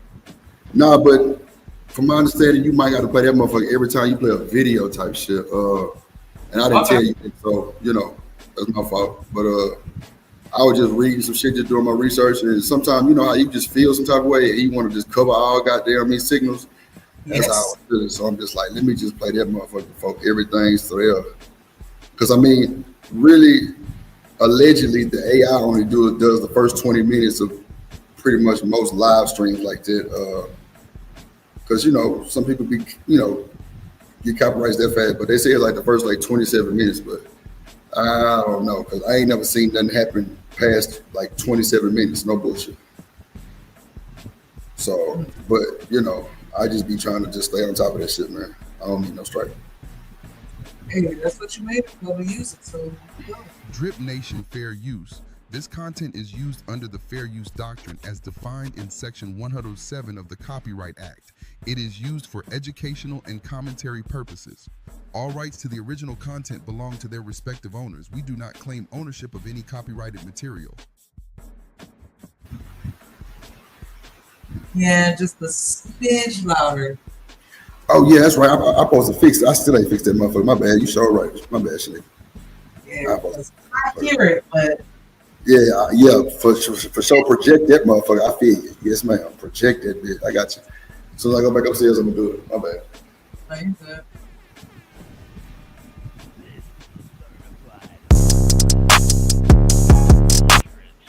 I hate it already. Thank you, man. Damn, you good. That girl good. God damn, you good. I couldn't even touch my mouse fast enough. You got that motherfucker. Damn. What is it? I want to zoom into his hair real quick, but we gonna get it. We gonna see. Shout out to Texas. Shout out to Houston.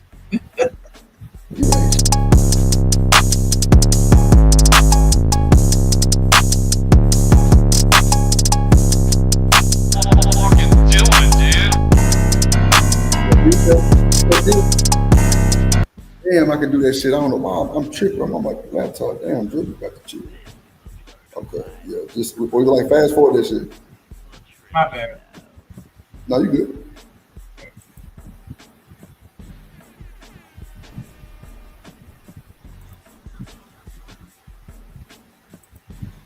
And man, episode 51. We in H-Town, Houston, man. Make some noise for that, man. Come on now. Shout out to this host and his jeans. And his jeans. Lord of Jesus. It's just, why did I pause here? Don't he look like somebody homegirl? Like, okay, I'm done. Damn, absolutely. Okay. I'm just saying, like, that's crazy work. Damn, for real. I love that. I appreciate the support, man. Now, fellas, that's how the game go. Anytime y'all see a lady, hear anything y'all like, see anything y'all like, man, just go ahead and pop y'all balloon. It's a pretty simple process. I got it. I ain't gonna waste no more time, man. We in Houston with it, man. They already been waiting, so let's cut right to it, man. Let's bring out our first contestant. Y'all make some noise for it.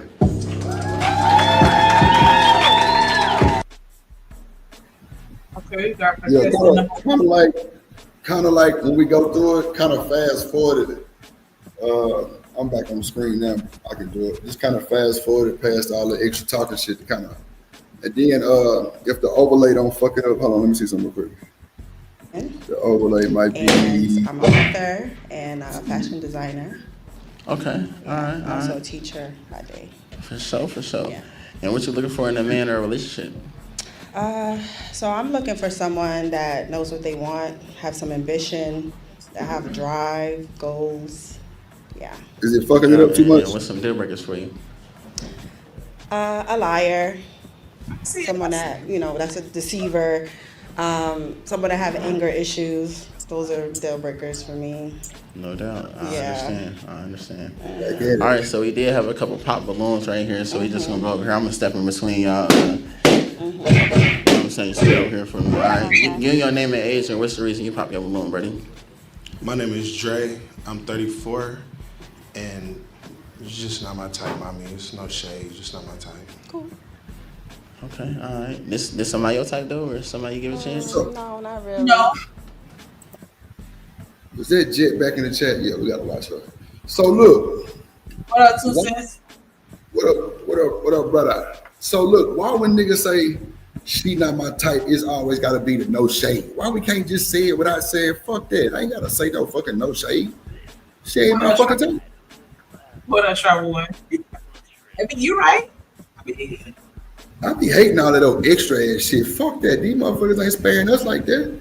I ain't no shade. She just not my type. End of story. The no shade makes it shade, right? A little bit. That's what I'm saying. That's what I be saying, Shanika.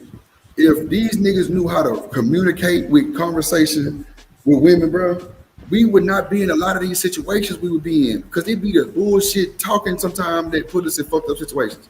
Or us trying to do too much to show off and it don't work. Now we done fucked up. Now we got to stand on that shit. Or, you know what I'm saying? Like we might have gave her a different age or name or, I don't know, something that can be found out. You feel me? And you been, you know what I'm saying, been bullshitting the whole time, knowing you could have just been yourself and still made it. Now you gotta live that shit. That's crazy. And like with the no shade thing, I understand that he's just trying to be polite, but I feel like it's certain phrases that trigger certain people. Just say to me. Like if you ever have to had a job where you work like customer service or interacting with people, they always have that. Instead of saying this, say that. They always have that list of certain trigger phrases that just, you know, it's just like if I come to you like, I ain't trying to be rude, but you already know whatever I'm about to say is going to be rude. Or at least that's how you kind of program your brain because I put it in your brain when I said that. And so, you know, yeah, like saying no shade, even though you're saying no in front of it, like wait, a lot of people brain process that like, oh, wait a minute. No shade. Like, you know what I'm saying? And it's so crazy that you end up doing the exact opposite of your intention. But yeah, you're better off just not saying no shade. Just say, yeah, it's just not my cup of tea, but you know, thank you. Or, you know, for the compliment or whatever, depending on the situation. Okay, all right. Give me your name and age and what you do for a living, bro, and what's the reason you pop your balloon? My name is Kendrick. I'm 34 years old. I'm a tech repairer. It's just not my type. I like to work out, eat healthy. So, you don't think she like to work out? I don't know. It kind of look like she might be in the gym. Cool. All right. Okay. All right. This somebody your type though, right? Somebody. Why the fuck he gonna sit down and ask that man? You don't think she work out? And I mean, it's a hint of truth in that because she could be, you know, starting her journey, right? So you really honestly don't know, but like, that was shade. A smidge, or maybe I'm just on shit, but like, he didn't have to do that. But I get it. He may not have meant any harm, but yeah, I think he could have probably just not even said that. Damn. You give a chance? Not really. No, not really. All right, then. All right. And saying right here, bro, give me your name and age and what's the reason you pop your balloon? Duran, 34. And the reason I popped my balloon, it just was the initial attraction. That's it. That's cool. Yeah. Okay, all right. And is he somebody your type or somebody? No. Sure. No? Oh, okay, shit. So they pop all their balloons over here as well. So let's come back up to the top right here. Give me your name and age and what's the reason you pop your balloon, bro? That's fucked up. My name is Innocent. Oh yeah, he out of there. Why they got? Damn. Your name is what? Ricochet. This nigga out of line. Bro, go home, bro. He might be the Princess of Munda, you don't know. Shit. That's Zamunda, my nigga. Yeah, she threw that short. Yeah, you see how she put that in on that boy, man. It's crazy, right? Step on the first two. She probably couldn't think of that fast enough. She hit this boy with the, oh yeah, you short. Damn. She was especially supposed to snap at the second dude, and he was like, yeah, because I like the gym. Like, he was the one who I felt like was, you know, being a little rude, a little curt. And she snapped at him. Like, this extra crunchy, black, crusty lip, soft face. Like, are you kidding me? He looks like a microphone sitting here. No. She let that slide. And then The next dude, he just like, yeah, he respectfully just, initial attraction, and that was it. He said the no shade part. He didn't like. I felt like that was solid. And then she like, no, he's short. Like, dang, mama. Yeah, that was crucial. I ain't gonna let that was serious. I'm 39. It's just that she's not. She's beautiful, but I have to pass. Yeah, what? I have to pass on this. Okay, all right. Cool. This your type? Right? No.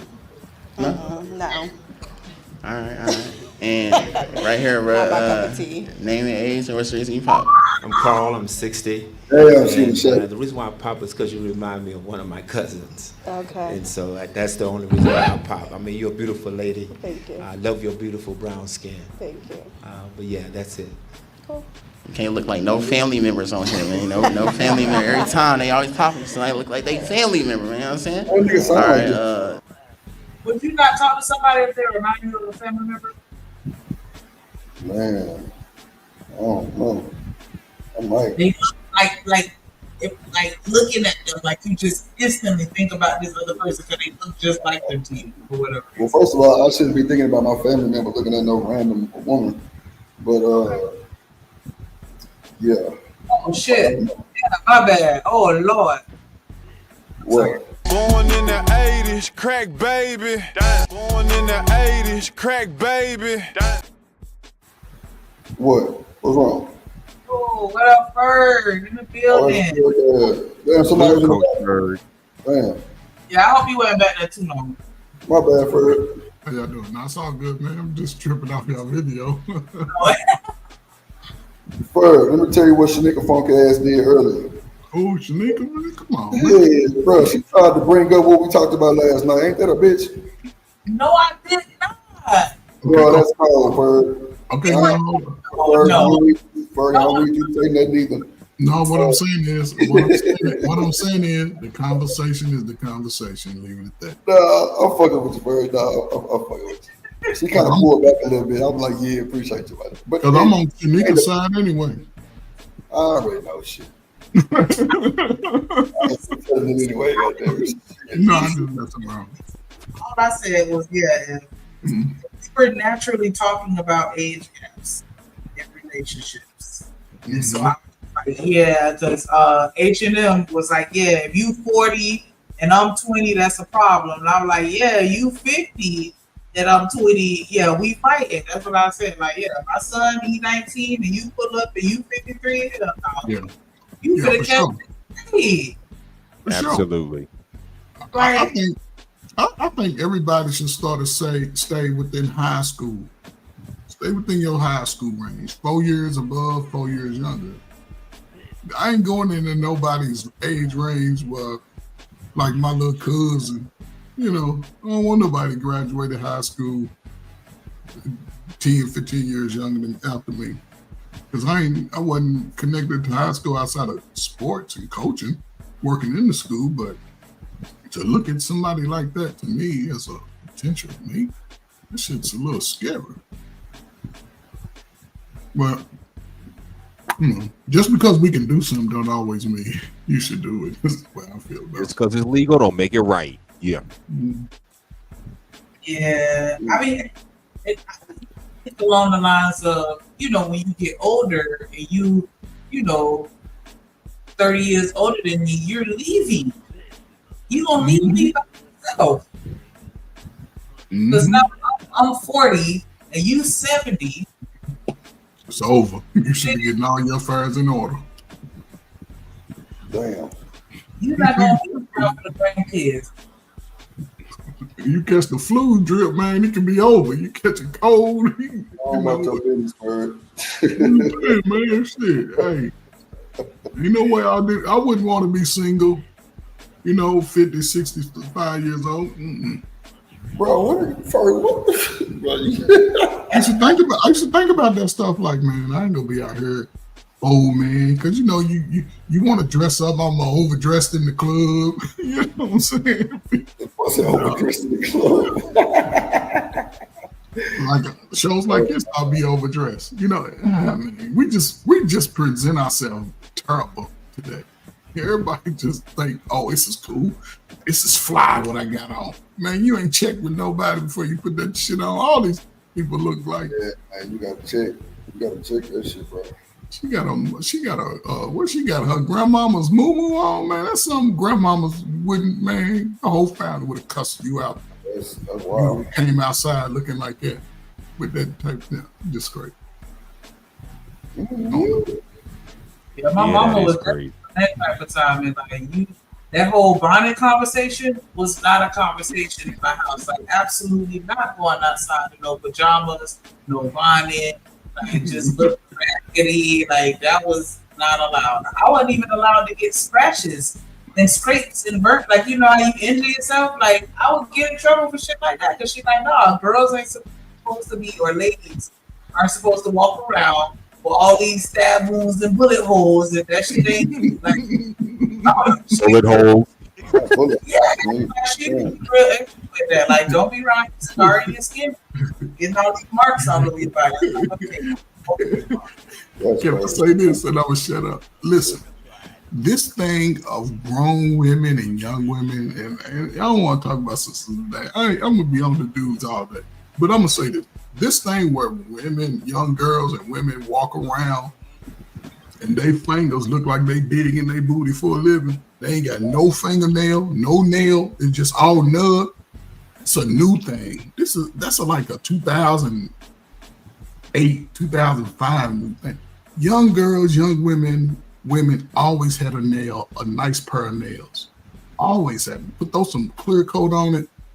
Man, this little nubby nail shit, that shit is weird as hell. It really is. I've been seeing that shit for 20 years, man. That's low self-esteem right there. That's some type of emotional stunt. But that's an emotional, even on men, whenever you see it, that's something dealing with their emotions.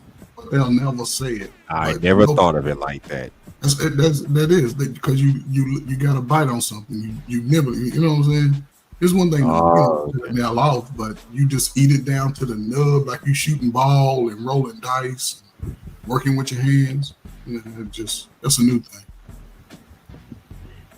Now, to be fair, you do have kids who have a bad habit of biting their nails. I knew one in elementary school. Yeah, but that's a kid. My nails at 1.2. Yeah, that's a kid. When you 35 and 45 and you still walk around with nubs, you have an emotional deficiency. There's something deficient within your body. But people got this. That's why I carry clippers, nail clippers. Yeah, my nails. Plus, you rub it on that little pussy. You can't. That dude look like Bobby Brown. Women. I mean, women are supposed to be symbols of beauty. Imagine seeing a beautiful woman and she has no fingernails. She got nothing but nubs. It looks weirder on women. That's gonna scare me. What about a dude that say he's a high value dude and he ain't got no niggas? How does that look? Nah, no comment. A dude say he's a high value dude, and you look over, this dude got all nubs over. I can't hear nothing first. Let me cut my headphones on. That dude look like Bobby Brown though. What about all the dudes that walk around say they high value, and you look at their hands, and their hands look like they've been playing in the dirt all their life, just nubby nails. That boy, goddamn, go get him. Nah, he ain't getting nothing. Shit, yeah, go get him first. That's anxiety. Fearless knows, Chris Jim say it's anxiety. Yep, it's a part of anxiety. A lot of people have anxiety that goes undiagnosed. There's always symptoms that you can't hide. So, but you know, you know what I notice about our people though? We rather not go to the doctor to find out, but knowing we fucked up. Because we don't. Think about how much pain and trauma we hold on to.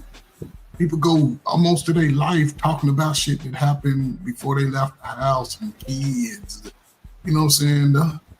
Get outside with your kids, man. I mean, people are carrying that. You see it on YouTube more than anything.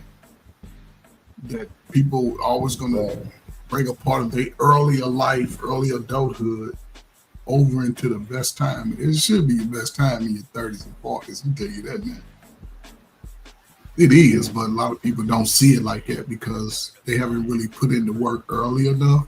And now real life is there. You got bills, you might have kids, you gotta get up and go to work. It's like, man. And some people are just getting started.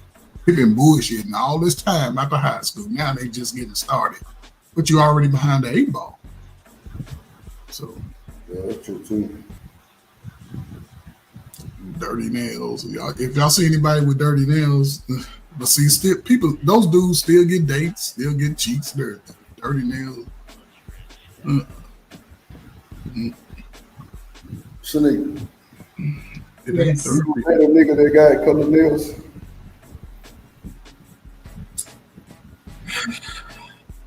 Damn, this is. Ain't that a bitch for her? Huh? Yeah, that shit she gonna Yes. It depends on how they do it because I'm accustomed to clear coats, right?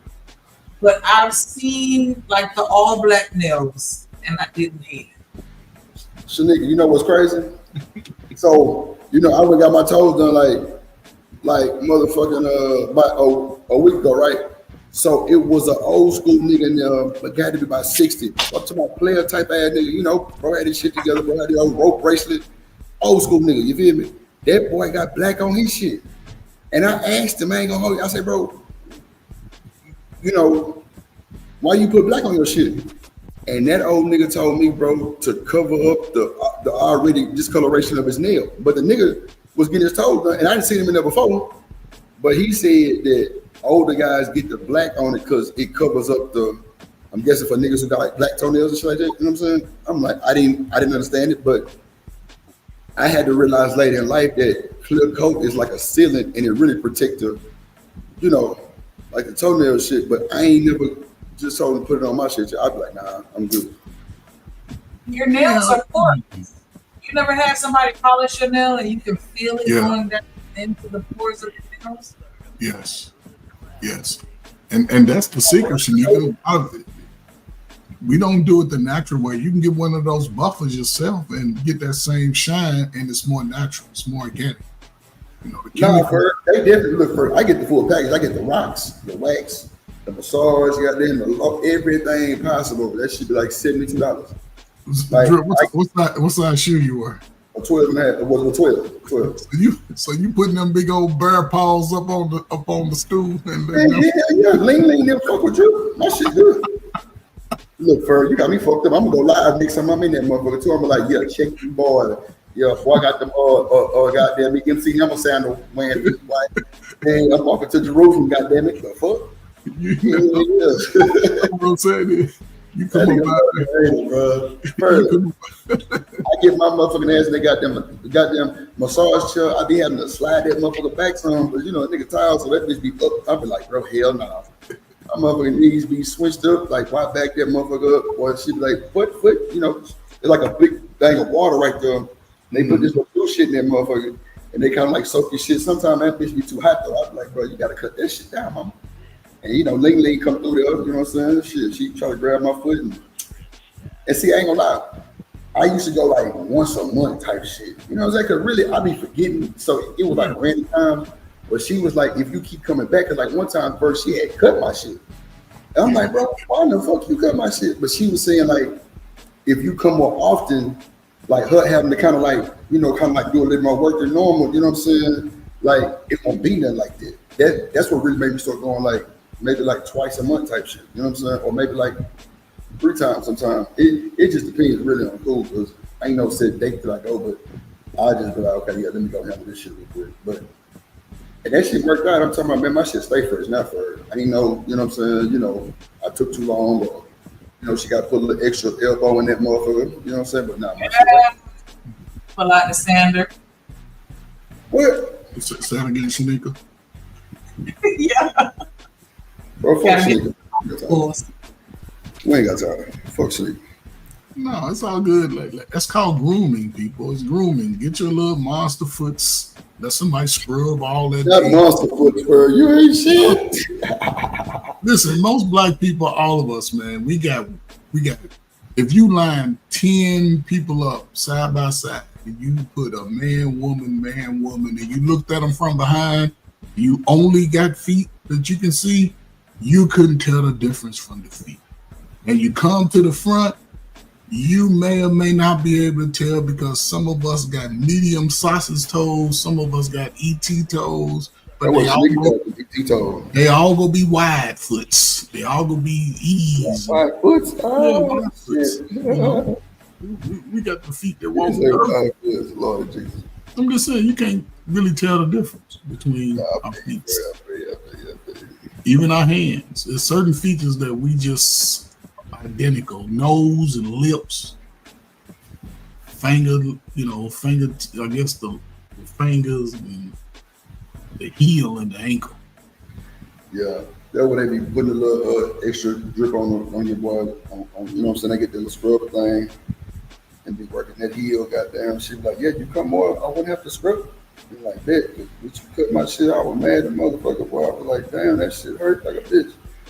And shit, she had put some kind of little, I guess, the little ointment or something. That shit, wow, shit, I felt like a whole drastic difference. But that shit, I'm talking about damn, they heal my shit up that fast. I'm like, man, what the fuck y'all using shit? I need this motherfucker. Drew, I'm the last question I'm gonna ask you. I ain't got time for it. Go on about your business, bro. No, because you talking about listen. Do you still walk out there with them little things between your toes? Come on, bro. Like, I ain't gonna hold you first. So look, you know what? I ain't finna set myself up for failure, bro. I ain't got time for you, Shanika. I already know what she finna say. Is that a yes? Bro, no, bro. No, I don't put them between my motherfucking toes. Now, you know, when you get the pedicure. No, first. So look, let me tell you what I do because I don't have to because, you know, I ain't never put no polish on my shit, right? So I normally put them little paper things inside my slipper because one time it wasn't good. You know what I'm saying? I had to kneel like Kaepernick one time and it was fucked up. My shit was hurting like a motherfucker. But normally I wear my Crocs, right, Ferg? But I had on my Nike slippers before my shit was wrapped around my goddamn calf muscle by the time I got up. I'm like, hell no, bitch. Fuck no, this shit fucked up. So I was like, damn. So now I got these other Nike slippers. Them hoes got some type of like grip in the inside. You know what I'm saying? Kind of give it like a little friction. So I wear them, but now I just only put the little paper inside my slipper. On my shoe type shit. But like I don't really wear shoes to the thing though. You know what I'm saying? Oh, yeah. They have like feet all moist. Like, got some nice feet, nigga. What they do? Yes, sir. I ain't fucked up about it, but now, like, you know, I'll be up there talking to Ling Ling them. You know what I'm saying? Ling Ling like to tell me about her fucking relationships. I'm like, no shit. She's like, yeah, I told. And I'm like, shit. Yeah, like, boy, where we be now, chopped it up. You know what I'm saying? You know, they give me my little drink and shit. They know it's go time because I ain't no drinker. So that one little, what's that shit called? Goddamn Casamigos, Reposado. That's all I can really drink, man. That other shit be just fucking with that buzz. That smell make me not drink. I ain't gonna hold you, man, because one time nigga threw up on my shit and the people they cleaned up too good for. Oh my God. Woo. It was like 2 weeks from my shit book. It was hot. And I got on that bitch and smelled that smell by them and threw it myself. Like, and from then on, every time I smell alcohol, I smell that smell, bro. I was like, oh nah, I'm good. So I was just like, yo, smoking weed, what it's gonna be for me? Fuck that. But you know, I always take a drink with them though, you know what I'm saying? Because they be wanting to drink with me or, you know, take a shot and shit. They know y'all cousins. Man, you know what, bro? You know, this is shit drop. They know y'all cousins. That's why they're comfortable with you, man. They know it. They can see. You know what I'm saying? See, the slander be real. Nothing. You fired.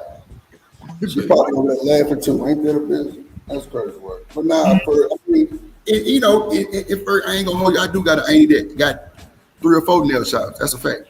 And she more like, you know, on that side of the culture type shit. Like really like my mama really like the least. Well, I'm gonna say second to least. You know, more the hood and the drip.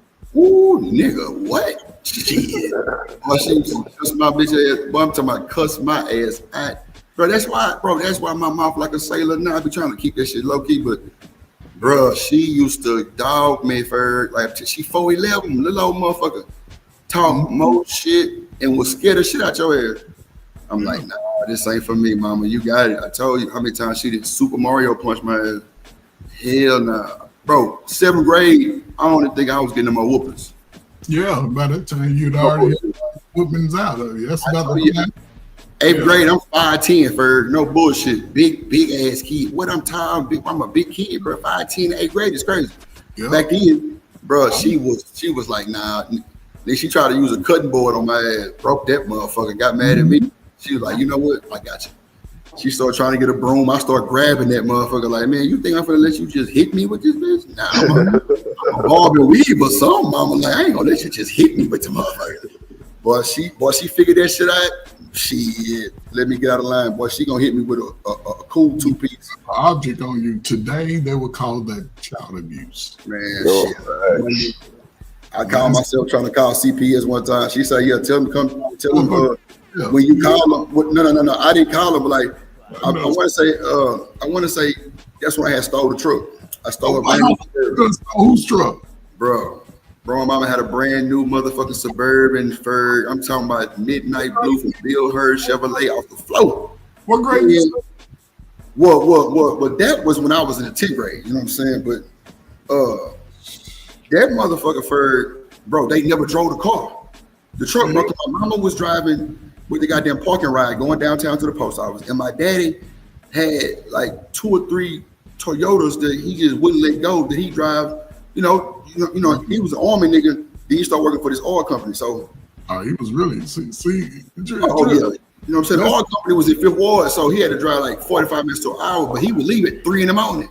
Bro, when I tell you, they wasn't coming back home to after I was at goddamn came home from school, bro, it had to be 2 weeks for they wasn't driving it. I'm like, man, I'm gonna tell my little brother, we're gonna ride in the morning, fuck it. First, my dumb ass put ice chips on the hood so it would cool down. First, I was doing my thing. First, I was doing my thing, Ferg, no bullshit. And my nigga, one day I went to school and I must have hit the light switch or something. And bro, my partner had a bunch of music in his trunk. And so, bro, the battery was dead, Ferg. So he trying to jump my shit. Bro, the police came from the school police, asking us what we was doing with his trunk up and my hood up. Bro, Ferg, that boy asked me for my goddamn parking pass. Didn't have that, right? And I didn't have no license. Come on. Yeah, it was over.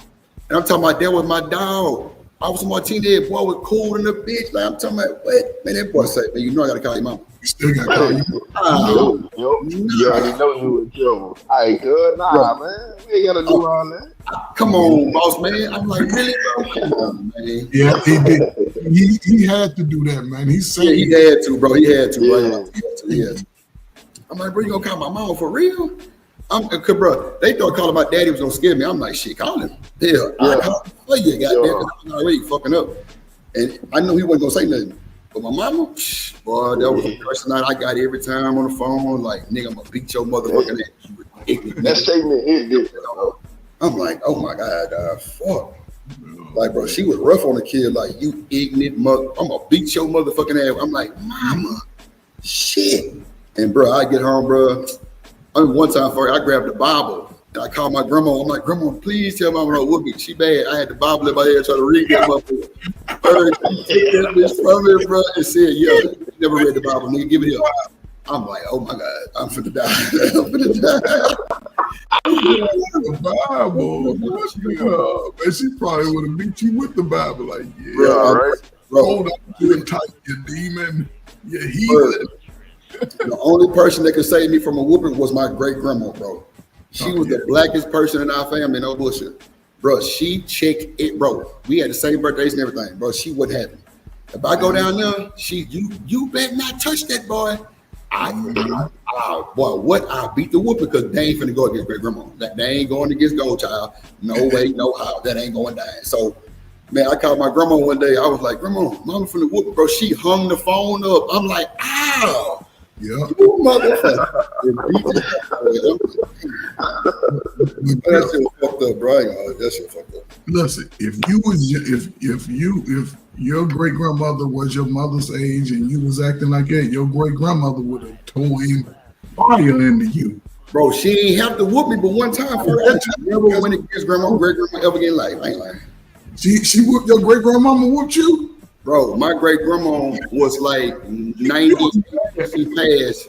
She whooped us because now let me tell you, bro. Great grandma. Hey, Ferg, I ain't gonna hold you. Great grandma lived like down the street from my grandma, about like not even like maybe like 4 or 5 houses. You know what I'm saying? It was like right there. So goddamn, you know, I was always fair when I was down there for the you know what I'm saying, for the summertime. But bro, I did something for, and you know how them motherfuckers got them change look purses, nigga, with they cigarettes in that motherfucker. Yeah, nigga, I knocked that motherfucker over, and the cigarettes fell out that motherfucker, and like feeling like a little puddle. Bro, oh my god, she hit me one time, nigga. I'm talking about she railed back with a shoe. What? Get your ass here. Nope, never again. Nope, never again, boy. And she told me she wasn't gonna let nobody whoop me. So I'm like, bet. Somebody, we had the same birthdays. Crazy work. Yeah. Nigga, I was 40 years old, having parties, nigga, with the mayor of Liberty, Texas, nigga, at the goddamn at the courthouse. I ain't bullshitting, because they knew my grandma. Yeah. See, no bullshit. It was crazy. But yeah, bro, my mama was rough, bro. Like I want to say she the second least of that culture. But I got a grandma that's like, boy, it'll blow your mind. Like, wow. I mean, not a grandma, but an auntie. Like, whoa, look at this shit here. Like, that's your auntie for real? Like, yeah. And they got black names, Ferg. That's what's crazy. Mm-hmm. Ain't no, you know what I'm saying? You know, farm and fam and soup, and you know what I'm saying? Fo and soup. No, none of that. Nigga, my auntie name is Cynthia. No bullshit. I swear to God. Yeah. No bullshit. That's the beauty of it, man, because, you know, and just even you speaking about your family and you see how it went back to the great grandmother. Oh yeah. I knew my great grandmother.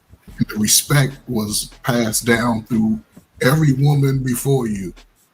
Nah, that's for sure. You know what I'm saying? And those times from my generation on, that's when they started to break away. Man, and my grandma Will, bro.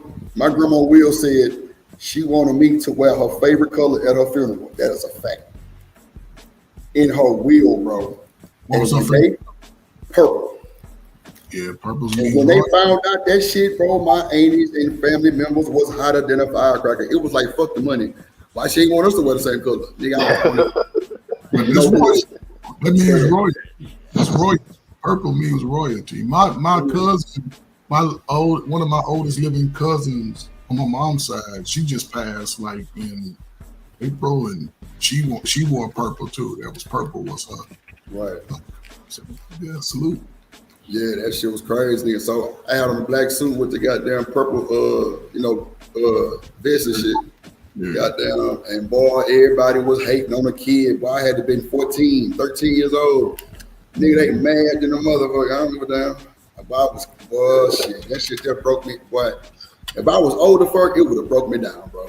Ooh, cause bro, I was right there holding her hand for her when she passed. No bullshit. Oh yeah. Bro, if I was older, bro, I'd be fucked up. Cause that woman there, boy, that goddamn godchild, oh my God, that woman had something over me. Yeah. I ain't bullshitting. But the women protected the children back then.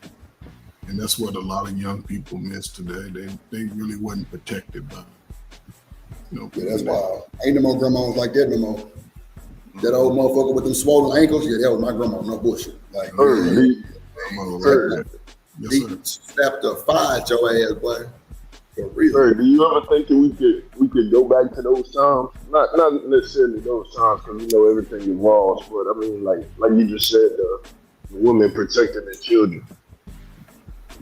Oh man, you know what? Man, I don't know, man, because I don't know your age, man, but you're talking a process that could take 20, 25 years.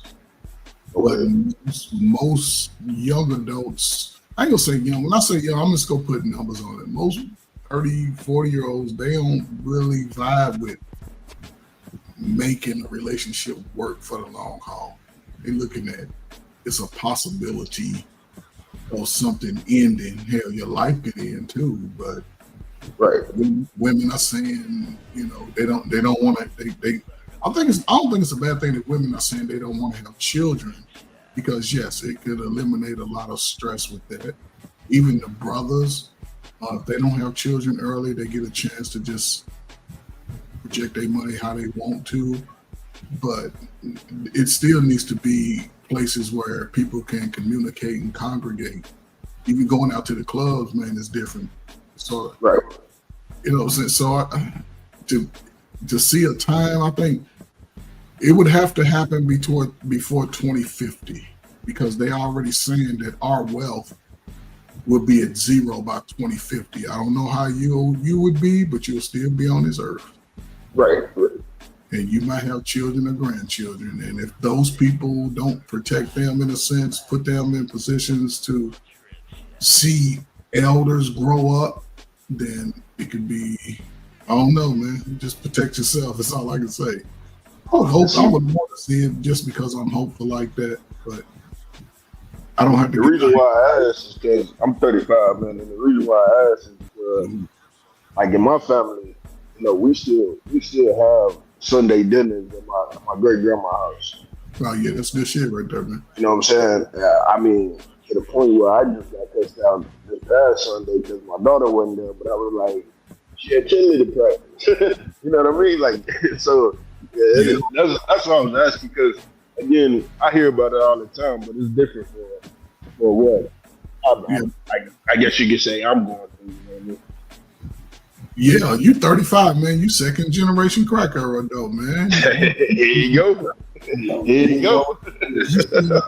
No, but listen, it has nothing to do with the person. It's just that time. You've seen a lot. You've seen a lot of brothers your age who ain't here no more. Oh yeah, for sure. No, definitely. Think about the trauma that y'all were going through, but nobody was addressing it because it was only affecting black people. The country wasn't addressing it. Now everybody's saying go to therapy, but it's therapy. By 40 years old, you should go talk to somebody that you don't know, not necessarily pay, because you can meet a bum on the street and tell them your issues, and they can probably give you the most unbiased, real advice you could ever hear. But then when you get that advice, will you be strong enough to step away from the people that you've always been comfortable with, who've always talked about you, said you ain't shit, the people that always begging from you, but don't ever be there for you? Are you comfortable enough to step away? That's where you get the breakthrough, especially a man. Sometimes you got to pull back to allow your thoughts to become actions in a positive way, not where you have to work with other people. You know, if you got children, engage with the children. You know what I'm saying? Like you say, your daughter. Ask your daughter, you want to go cheerleading practice? You want to go to this family dinner? She might be like, I want to go family dinner. Hey, cheerleader coach. I pay too much for her to be going to family dinner. What I'm saying, though. What I'm saying. No. We definitely have those conversations. If she's old enough to answer it, now she's looking like, because now she's going to value family. See what I'm saying? You know what I'm saying? For sure. So allow them to take what you have and expand 10 times fold, because we want our kids to be smarter than us. Right. We want them to be able to go and live amongst the world and compete in the world. Right. So yeah, man, salute to your family, man. Just so you can have a Sunday dinners, man. Thank you. Probably all your friends that do it and sit at a table and eat. Man, it's weird going to some people's houses, man, and not seeing that. You know what I mean?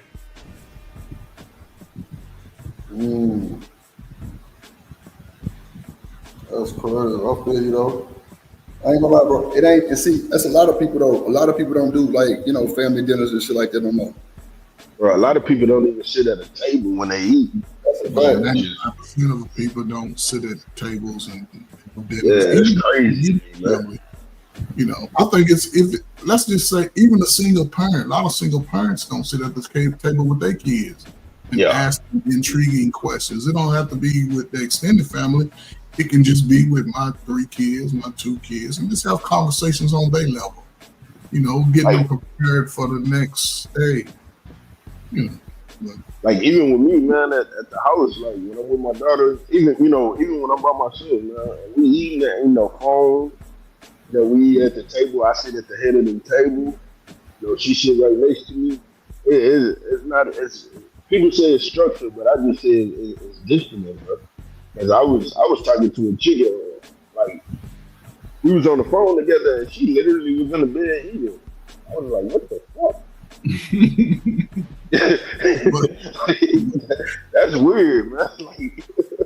I mean, but again, like you say, are those type of conversations being held when you meet somebody? Because you value that. And if I meet a woman and she don't value some of the things, or I don't value and some of her things, we can have a discussion about it. And if it's something that's really big to me, I'll be like, I don't see investing time with it, 2 years with that. Don't even, no moving in, keep everything separate, keep it moving. But just having the conversation today, because to me, I believe everything works out for the better when everything is kept real. Step outside of feelings.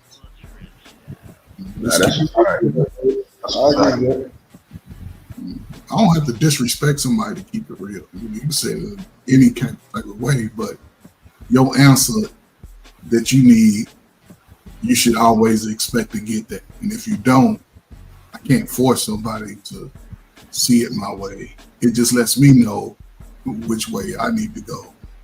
Right. But that's just me. That's how I've always moved. Because I had sisters growing up, and I didn't get caught up in the, well, why you don't? Nah, okay. You sure that's the way you feel? Okay, cool.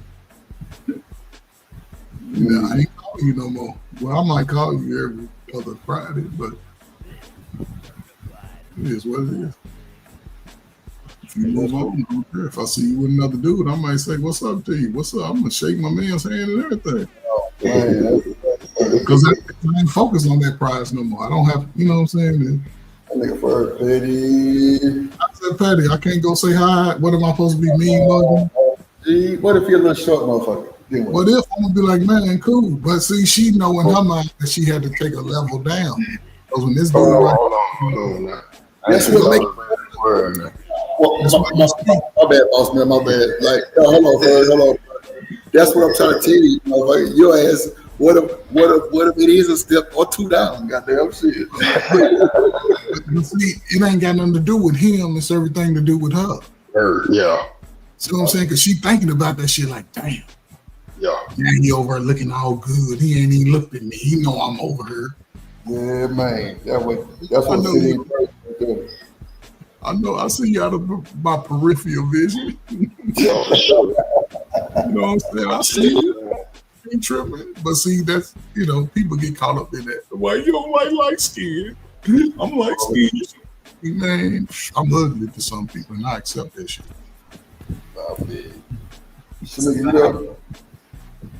Yeah, everybody, somebody. What you said? I said everybody ugly to somebody. Oh, for sure. Yeah, your ass is goddamn. Not everybody accept they ugly, Shanika. That's the problem.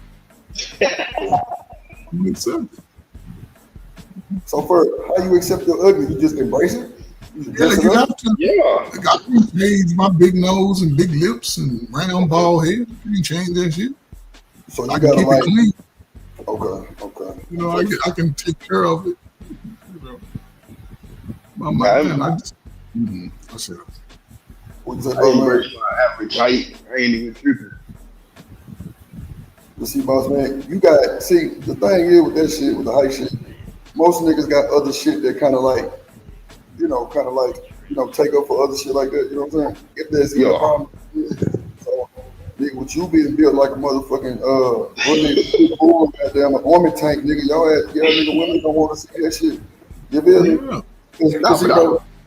But you got some niggas taller than motherfucker and ain't got not a damn muscle in they goddamn finger. You feel me? So like it hit different because they super slim. You feel me? It look crazy because it's lanky now. You know what I'm saying? But yeah, it be shit for everybody though. You know what I'm saying? Yeah. Nah, for sure. And most women have a type. Even dudes today, younger dudes, my little crack overdose, y'all got types of women. Yeah, there's a type.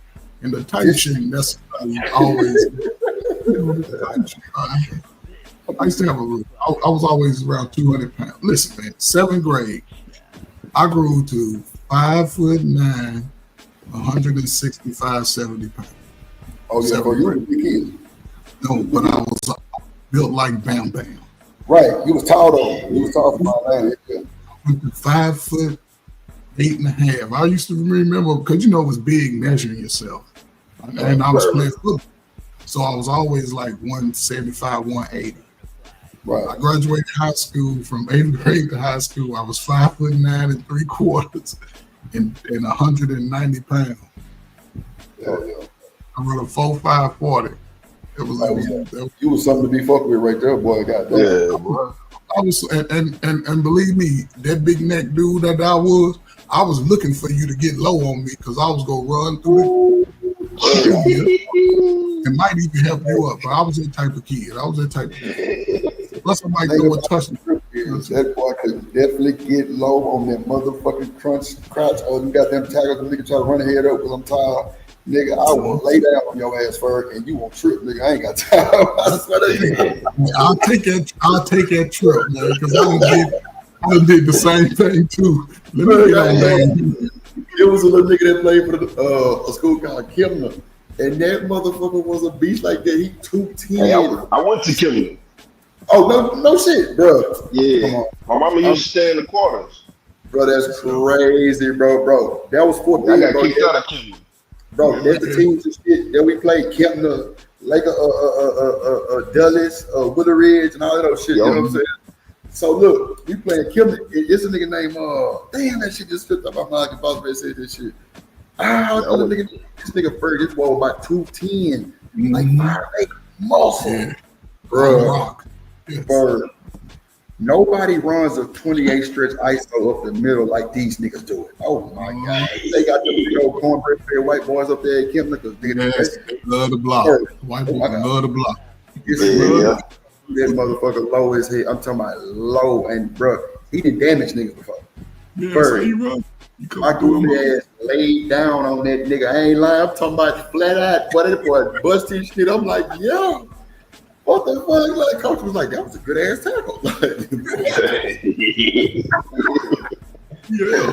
I ain't lying, for that boy was hot. That boy came in like slapped me on the back of my head, but he was like, bro, I ain't never had nobody do me like that. I say, bro, you ain't finna tear my goddamn knees up, nigga. You crazy. On my shoulder, you crazy as hell, nigga. I'm gonna lay down on your ass and nigga, you tripped right over my motherfucker. I ain't like that. Kind of stepped on me, but still, I ain't give a damn.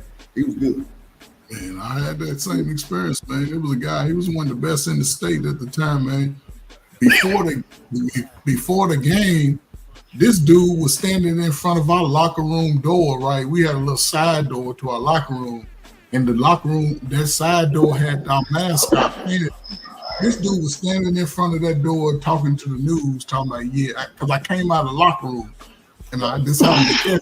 I'm like, I'm expecting to get a little over 120, 130 yards today. Yeah, I'm like, hell no. And I was a sophomore starting varsity DB. I'm like, man, this nigga. He ran to my side one time, man.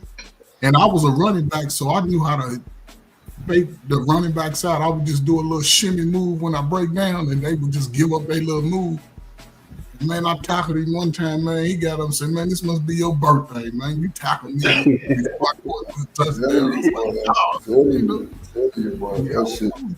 I was like, I ain't gonna say I was top 10, because I went to a little high school. We only averaged like 30 players, half of them white boys, half of them new players coming out playing ball. And man, shit, we competed like a motherfucker. I made all-state my junior, senior year. And some people know me for football, some people know me for basketball, because I was averaging like 16, 17 points before the three-point line. I played before the three-point line. And I was shooting like 60% from the floor. It's killing, man. My jumper was Steph Curry. My jumper, I always had a good jump shot. Plus, I had them shoulders, so you really couldn't get up on me and beat me up. I hit you one of them forearms, man, I'll be done busted your whole little jaw. I used to, Man, come on, man. You looking like David Robinson out there. That nigga there had shoulders, man. My Lord. That nigga was an army dude. Man, come on, man. Hey, Robinson bullshit. Yeah, I grew up around a park where it's like guys went to the NBA. Some of the best players in the state over the time were all within my park. I played against Vince Young. Who?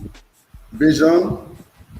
Yeah, Vince Young, man. I used to love Vince. I played against that nigga. I played against Derek Carr. Derek Carr went to Clemens when I was at Clemens. Yeah, bro. Clemens was another school that we was goddamn be playing in goddamn Fort Bend. You sure right. Elkins. Yep. Yeah. All that shit. Y'all Southern boys, y'all got that good. Y'all Southern boys got, man, listen, y'all can damn near work out, play outside 10, 12 months a year. Man, come on. Y'all growing now, man, them Florida boys, all that down there from everything on I-10, 95, y'all all going to be 6'3", 6'2", 4'4", 4'5", bench press 340, 400, 500. Y'all been doing that shit for the last 40 years. We had coaches that was little old bitty niggas, bro, throwing up 350, bro. It was embarrassing. Oh my God. In front of you. In front of me, real time, and like, nigga, y'all ain't big. I'm talking about, about 39, 40. He little old bitty short, I want to say white, but he mixed with some other boy, goddamn scissor cut, looking like Tom Cruise out there, but throwing that bitch up there. I'm like, oh my God. Yeah, but bro, all my coaches played for like a D1 college, you know what I'm saying? So all the niggas got their little history and shit, but they was cold. I ain't gonna hold you. But yeah, that shit was crazy. I'm like, bro, ain't no fucking way I'm finna get up under that 350 with you as a freshman. Hell no, not today. Not today.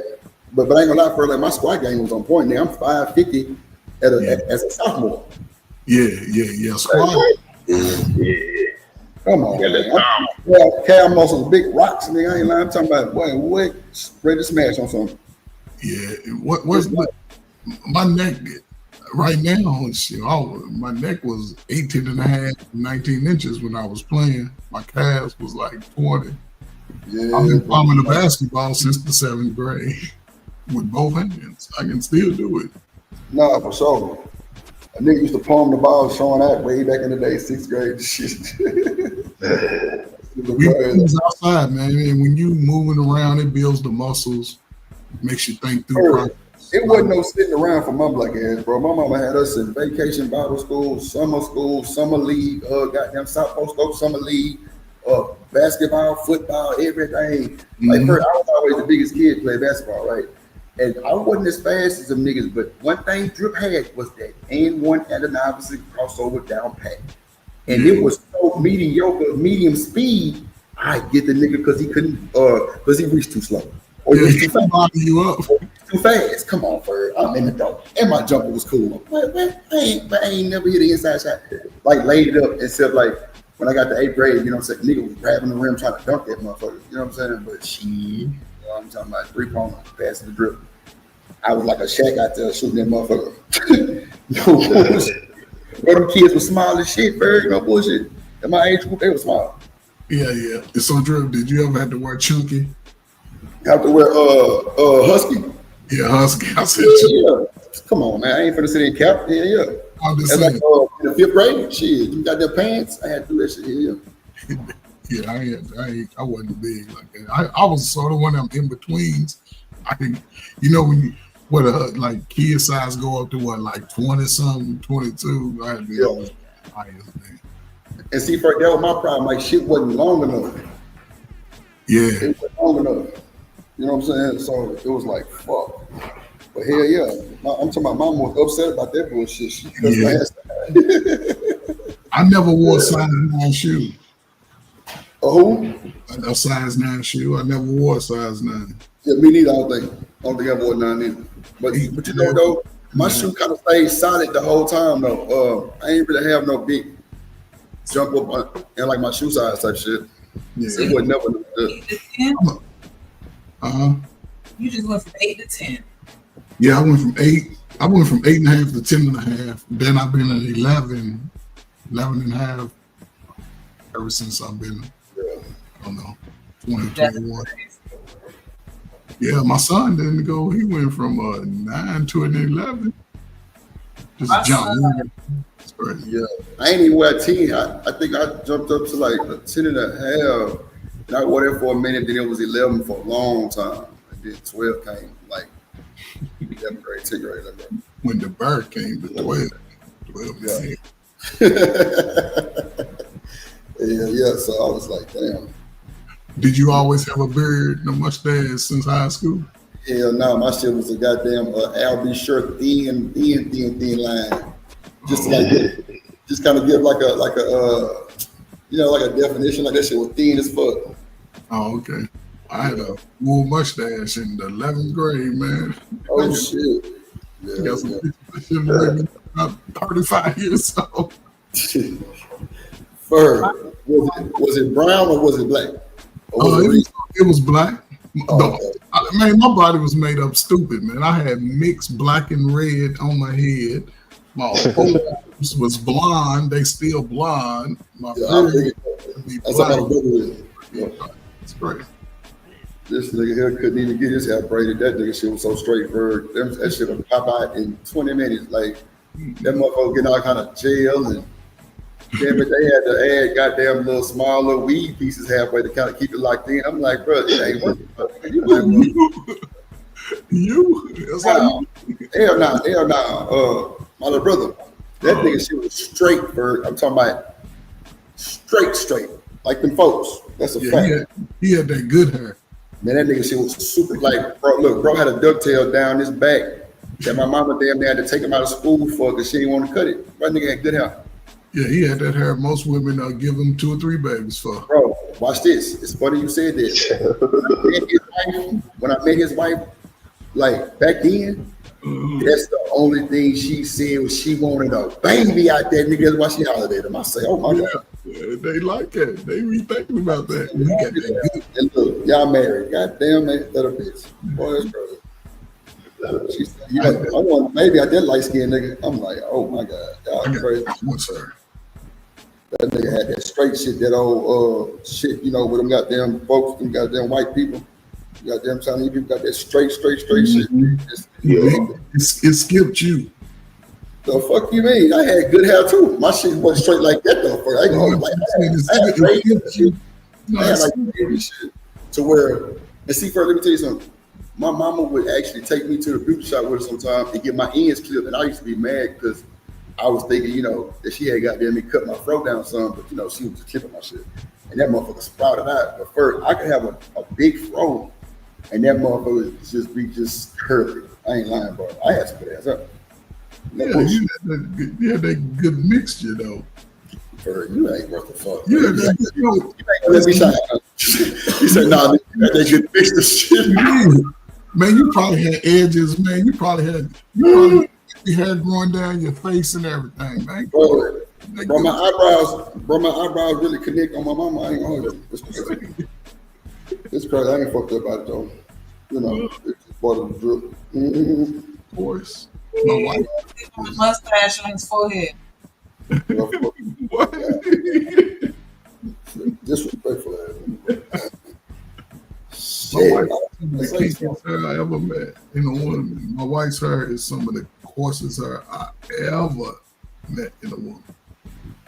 You said the coarse?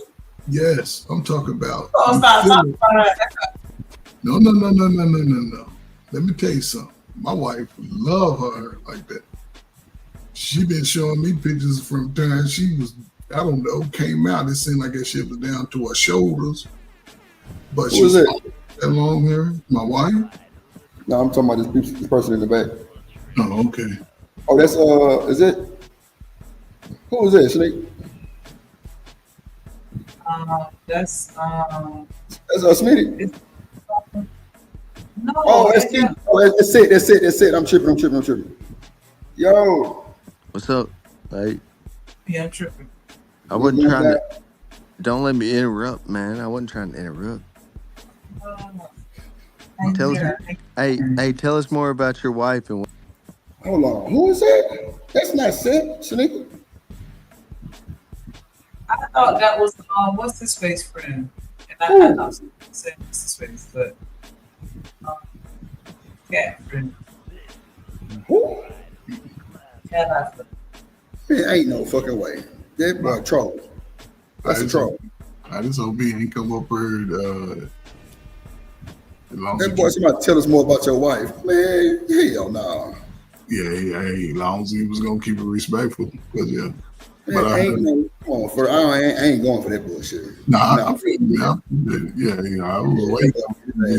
Talk. No, hell nah, get your ass on.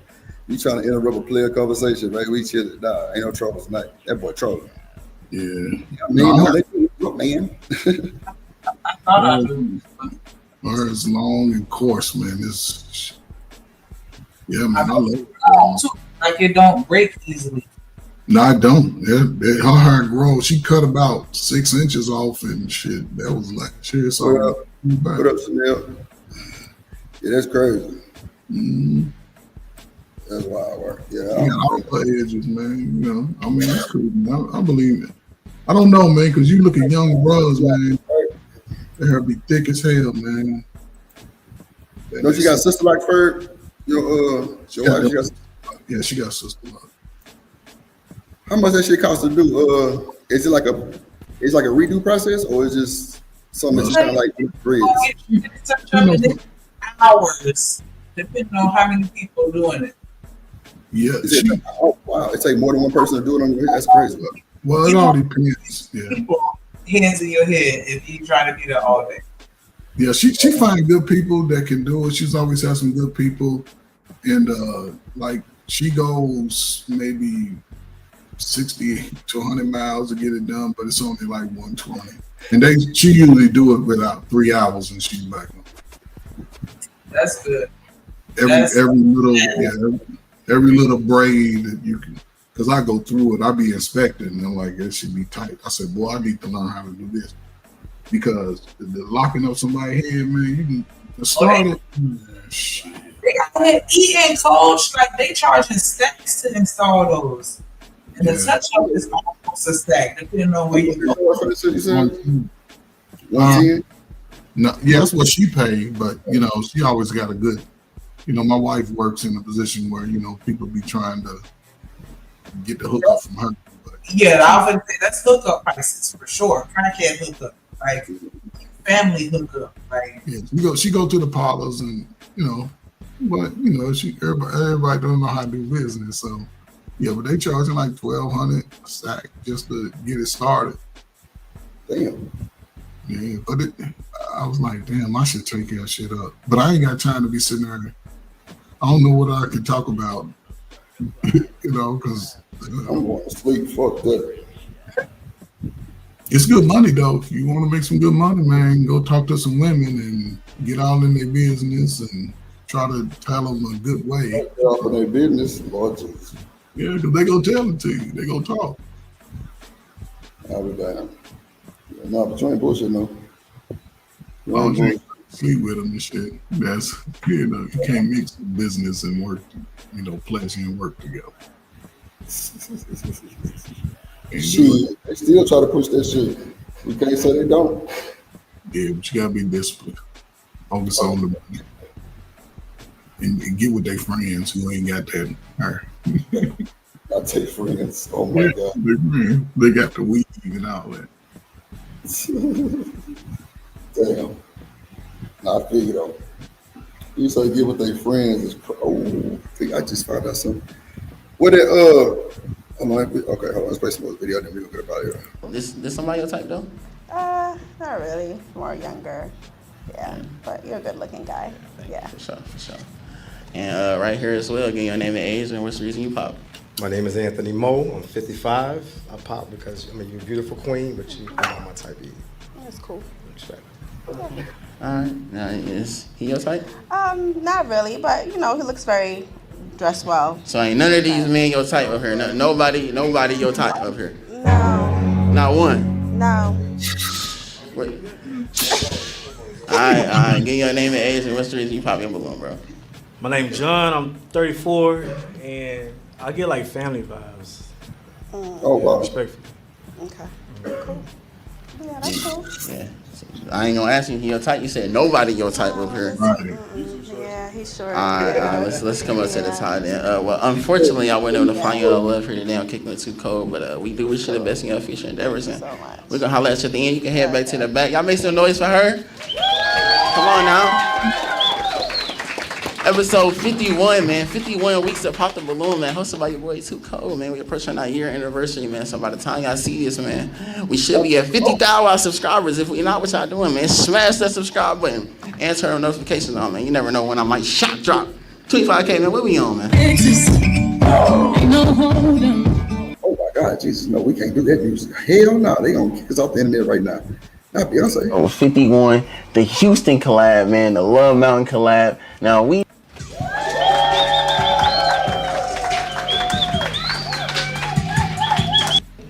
Yo, Papa, it's a. This ain't your type? Okay, alright. So we do got 2 balloons left right here at the top. So what we're gonna do is we just gonna jump to the question showdown right now, man. We ain't gonna waste no time, man. So we just gonna allow y'all to ping back and forth with any questions I want to ask each other. Start with you. So what you want to ask him? Come here for me. What do you do for a living? Name and age and. I'm Dre. I'm 34. I'm a truck driver and a published poet. You can get my books on Amazon and Barnes and Nobles. Man, this nigga sounds zesty as fuck. I'm a published poet. Oh my God. Right. No wrong with that. You know what? I'm starting to really think about your what you say? What's that word y'all be saying? Tulich or whatever that shit y'all be saying. Yeah, Tulich, goddamn, yes. Come on now. That boy don't sound zesty. He writes, man. Ain't nothing wrong with that. What? He's a published poet, man. How many people you know published? Poet. Yeah, that's what he said, huh? Motherfucker. Like, I'm a poet. Why you gotta say it like it's a drink? Poet. Oh my God, man. He just emphasizes. He emphasizes like, listen, I am published. You can catch me on Amazon. Oh my God. Oh my God. It's crazy. A lot of y'all try writing. Try writing. It'll do you some good. Just do some writing. Write your problem, your feelings out. It might help in the world. But everybody just look like, I don't know, man.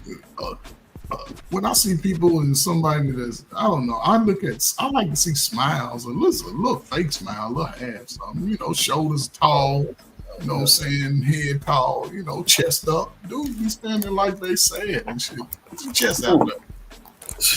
Wow. Okay. And make sure your shirt where you can see your hamburger. Like, yeah, Not your hamburger. That's funny. I don't know. Go ahead. That dropped in there. You gotta add that drop. That's the only question you want to ask him? Do you have any kids? I have a daughter. She's 4. Ooh. Any more? When was your last relationship? My last serious relationship was my daughter's mom, and that ended probably like 2 years ago. You from here, Houston? No, I'm from California. Okay. No. I like it. I'm from here. You from Maryland? Thank you. I'm from here. It's over there. You see the connection. Now you gotta think for yourself, baby. You can't think for me. Wow. Yeah, that nigga think he Grandmaster Pimp. Yeah, baby. He sound like Martin. I want to be your lover, your mother, your father, your sister. I want to be everything. Look at that. What y'all hating on the man? Hey, that nigga, man, he's different, Drip. He's not from there. He's different. Nah, and I know. That's what I do know. He say that, so it's cool. But that shit just, he do or die. They don't give him do or die vibes.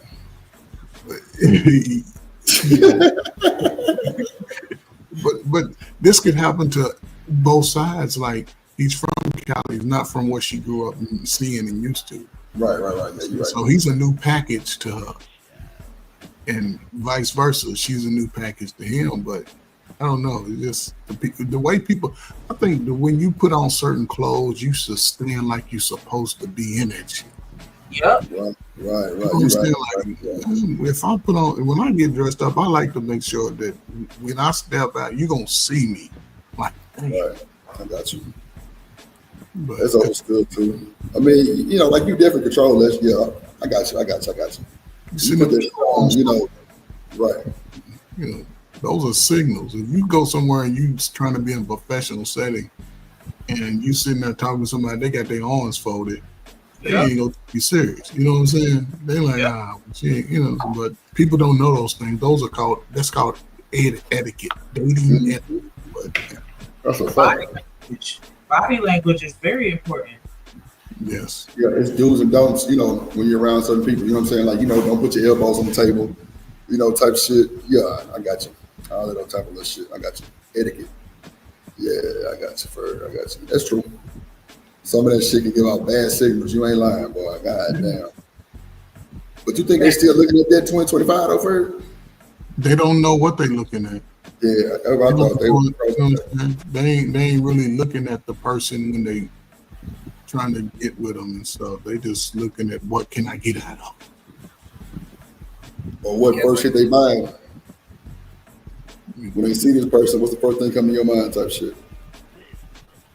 When I see somebody with their arms folded, I think that they're angry. I think that they're closed off. I think that they're insecure, trying to hide something. Like it just has a negative connotation. Mm-hmm. Okay. Negative. Okay. I agree. Hit that play button. I was thinking more push. What was I about to ask you? How old are you, mommy? And what's your name again? I didn't catch your name. I'm 39. My name is Gidget. You 39. Your name's Gidget. Mm-hmm. Okay. You from the north or the south? Oh my God. Okay. Who named that child Gidget? That's the only question you want to answer? You want to pop? Honestly, mommy, you a little too spicy. I saw how you was coming at them. I don't really get along with women with attitudes and shit. Too spicy. Come on. It's good you pop. Yeah, I feel like it's coming on too spicy, mommy. Yeah, I go out connection. It's good. Everybody pop. Everybody. Ain't nobody got your natural energy. Ain't nobody your type up here. Nobody. No. Thank you. It's just an experiment. Thank you. I know it's all here. It's all there? Mm-hmm. Damn. It's just an It's definitely all there? No, you are definitely beautiful. I love your age. You feel me? And I love your height. You see what I'm saying? I just feel like your attitude probably wouldn't match with mine. Yeah. It's the energy. Okay, all right. Hold on. You gonna come right here too? Cause what's the reason you pop your balloon? I mean, the energy it wasn't given. Like, I don't know. It wasn't the like. You look good and everything, but like you said, I don't know. Like attitude, kind of like slightly. It's good. With the lips. What? Oh, my bad. I thought sometimes we hear stuff. I don't know, you know what I'm saying? Unfortunately, we weren't able to find you no letter here today. I can't get too cold, but we do wish you the best in your future endeavors. We gonna holler at you. Y'all make some noise right here, man. Come on now. Keyword of this segment, energy, okay? Energy, all right? 25K, man. Take us out, man. You know what's crazy, though? You know, and this is where I think brothers sort of get themselves in the tree bag.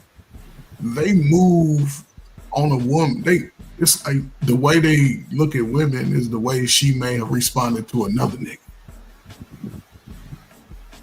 I never understood that. How are you responding to me? I don't give a damn about that nigga over. I ain't never really know.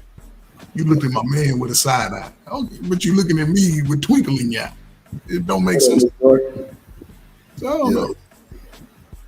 You know what I'm saying? To judge that. And plus, those guys don't really know each other. No, that's a fact too. And the other guy popped because she saw him giving him vibe. Yeah.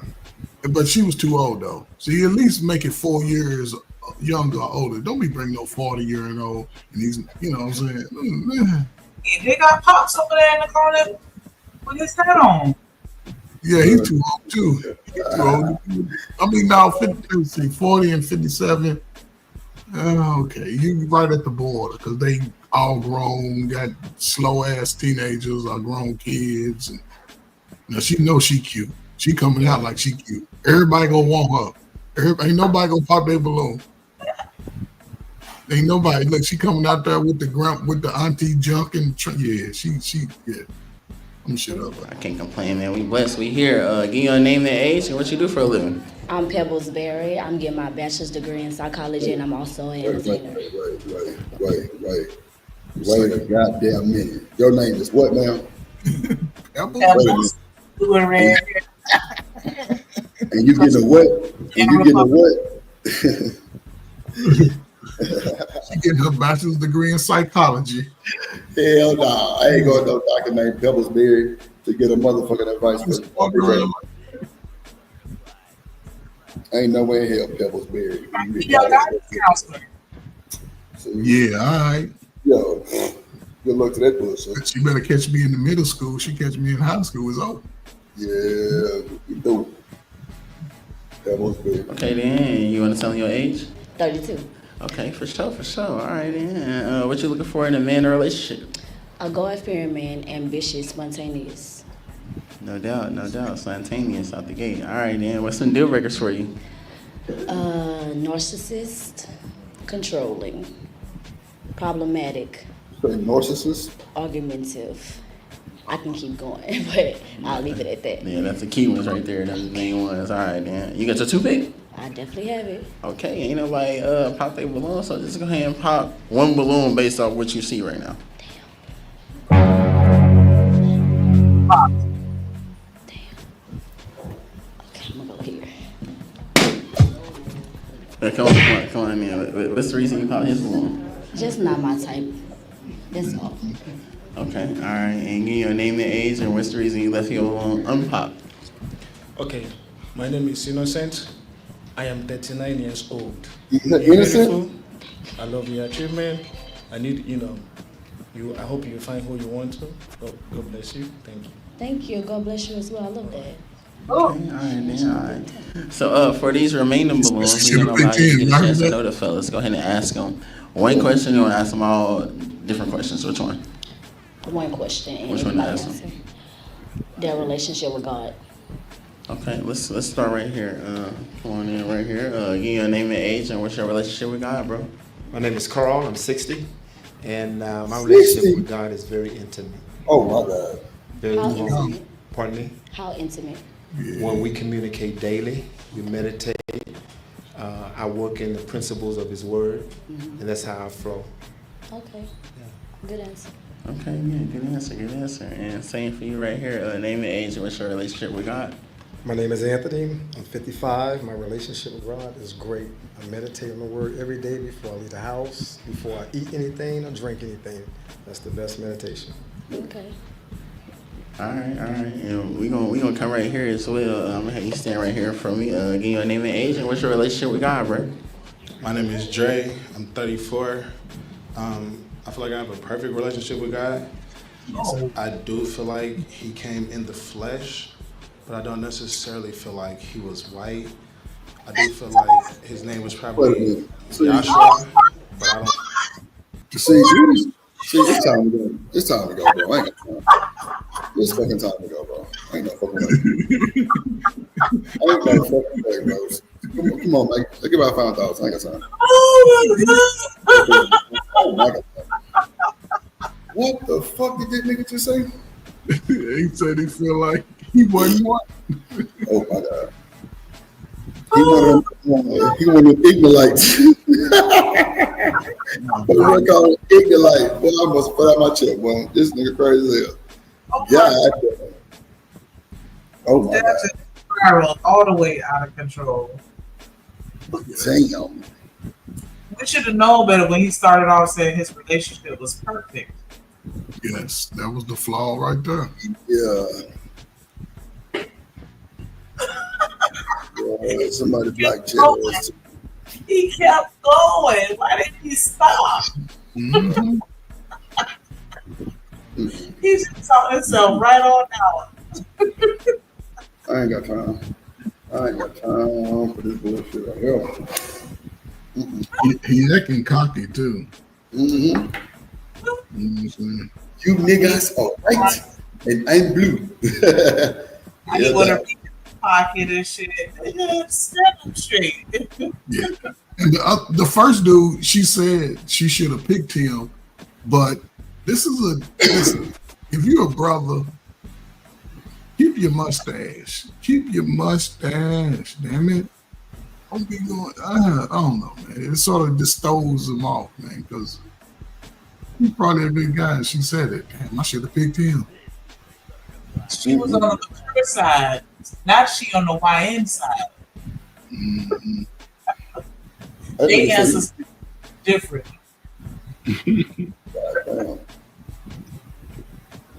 Not 60, bro. That's crazy work. Because, you know, he really didn't come in the flesh. What? Why are we going there? I never know shit like that before. And he wasn't white.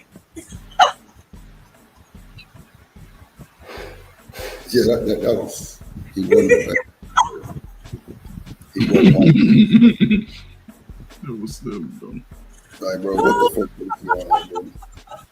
We finna get our ass out of here with this bullshit. I ain't got time. Hell nah. Yeah, there you go, right there. We finna goddamn give our 5,000 because this that bullshit. Wow. Crazy as hell, bro. What am I looking at? And this probably would have been the best version of the whole thing right here, too. This nigga.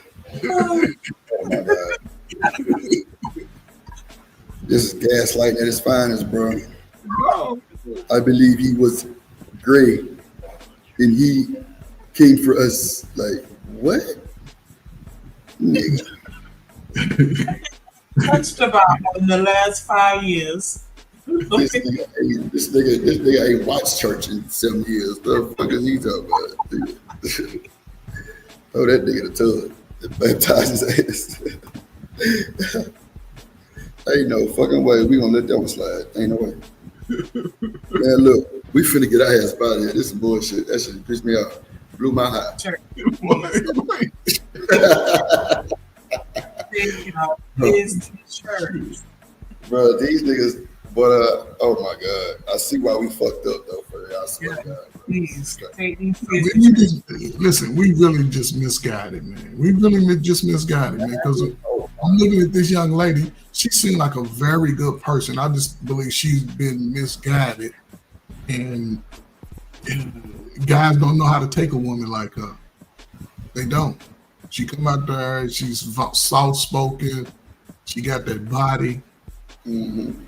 You know what I'm saying? She's probably a good person at heart, but women are attracted to what they like.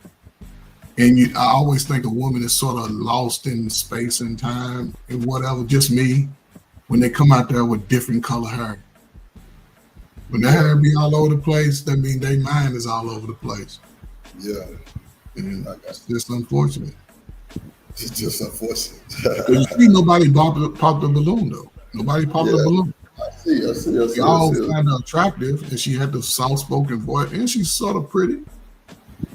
You know, but so we're gonna finish this one, then we get out of here because this. Oh my! I want to see what he's saying now. Hold on, let me see. Then we get out of here. I think it probably was Jesus because Jay wasn't invented yet. You know what I mean? See, I tried. Okay, let's go. Boy, what did he say?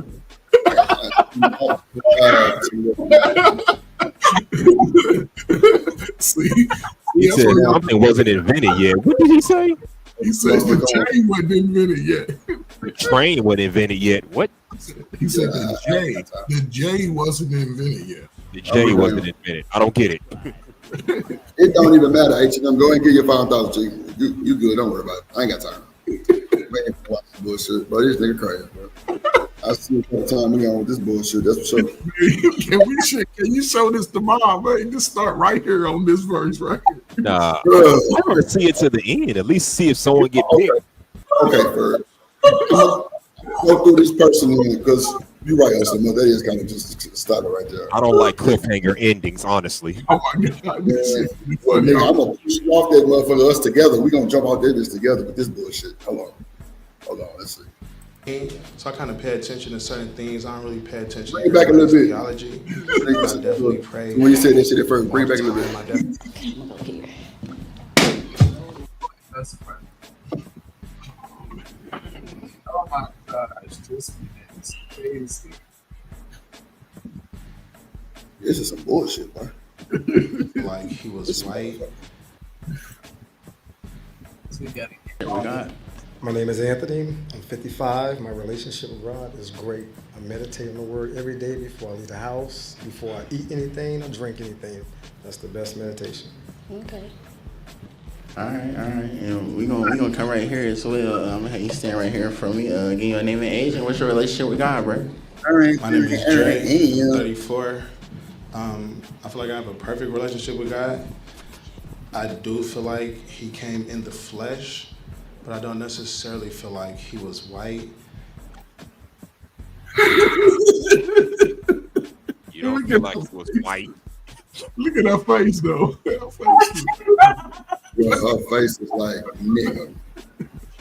How do you feel like he's not white? You either know it or you don't know it. Nah, bro, that's some bullshit, bro. Come on, bro. Before we get up out of here. Damn, man. We can't even get to it. Y'all, hold on. Let me I do feel like his name was probably Joshua, but I don't think it probably was Jesus because Jay wasn't invented yet. You know what I mean? So I kind of pay attention to certain things. I don't really pay attention to everybody's theology, but I definitely pray all the time. I definitely, sometimes I might forget to pray. You feel me? We have a beautiful relationship because I'm. Oh my God. Said the J wasn't invented. The J wasn't even invented. Wow. Nobody's named Jacob. His name was Jacob. Joshua was Oshua.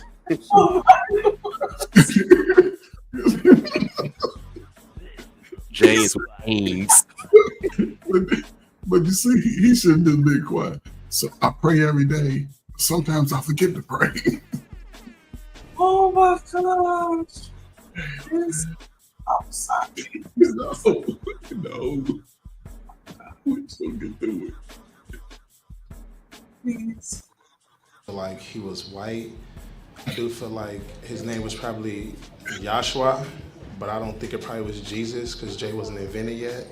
You know what I mean? So I kind of pay attention to certain things. I don't really pay attention to everybody's theology, but I definitely pray all the time. I definitely, sometimes I might forget to pray. You feel me?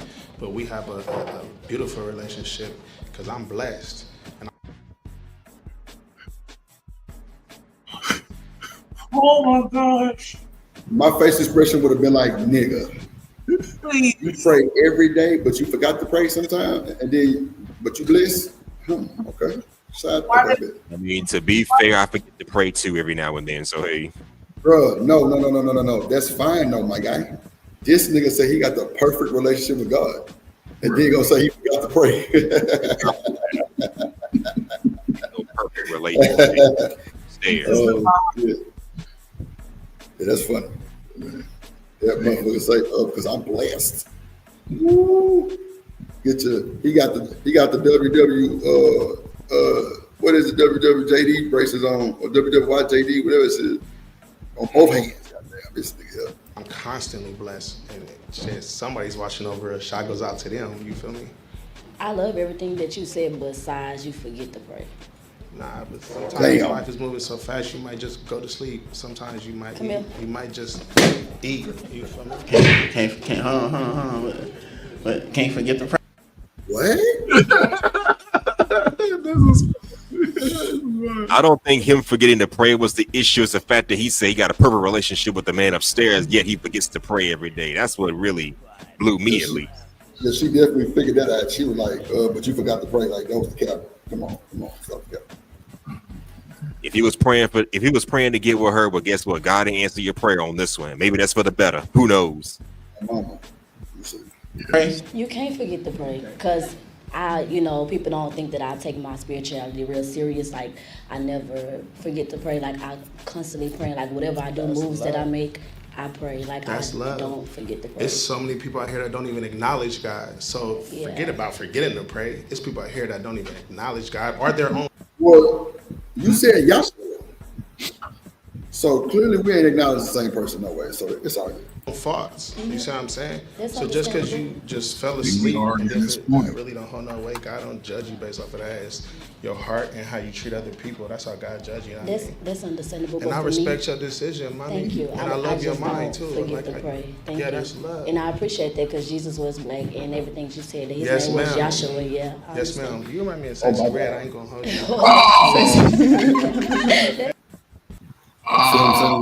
We're not gonna play. When play pimping goes bad. God damn, son. All right, let's see. Is she gonna pick anybody? Was he the last one? Let me see. Hold on. She got her face. Yeah, she got that face. She look just like her without the tattoos. I guess I'll take that as a We all got our own eyes. What's the reason you left your balloon unpopped though? I feel like she's small and petite. You know what I mean? I love women that keep their toes and their nails done. I feel like your hair shows your personality. You feel me? You have beautiful eyes. You have some juicy ass lips. But yeah, small and petite. And you got God on your chain. That says God. Yeah. Yeah, I got that shit right here in Arabic. I got Arabic on my legs. You feel me? So Wait I a saw minute. that. Wait a I'm like, minute. okay, boom. You feel me?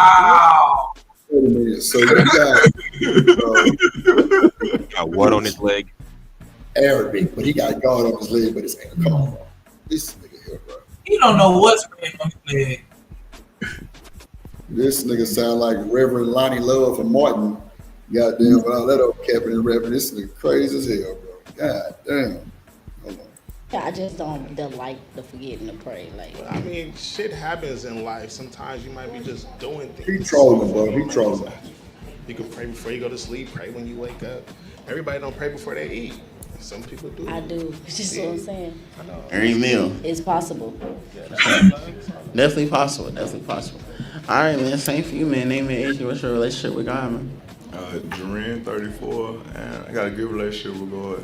Grew up in the church, pray every day, pray over the food. Like, I love God. Church. You say you pray over the food? That nigga say I love God. I got a good relationship. I pray over the food. This nigga ain't shit, boy. God. The other dude said he pray over the food too. I pray over my food. Bird, them niggas say Jesus will. Come on, man. Come on, man. Stop the bullshit. Oh my God. Stop the bullshit there, bro. Hold on. I done survived a bad car accident, so I know he real, broke my neck, all kind of stuff, and I'm healed, so I have to believe in that man. Amen. Amen. You had to say right there. Yeah. Oh, wait, you had to break your neck to know he was real? Come on. Yeah. Let's go back to the mature side, because the YN side just it's not giving. These niggas here, bro.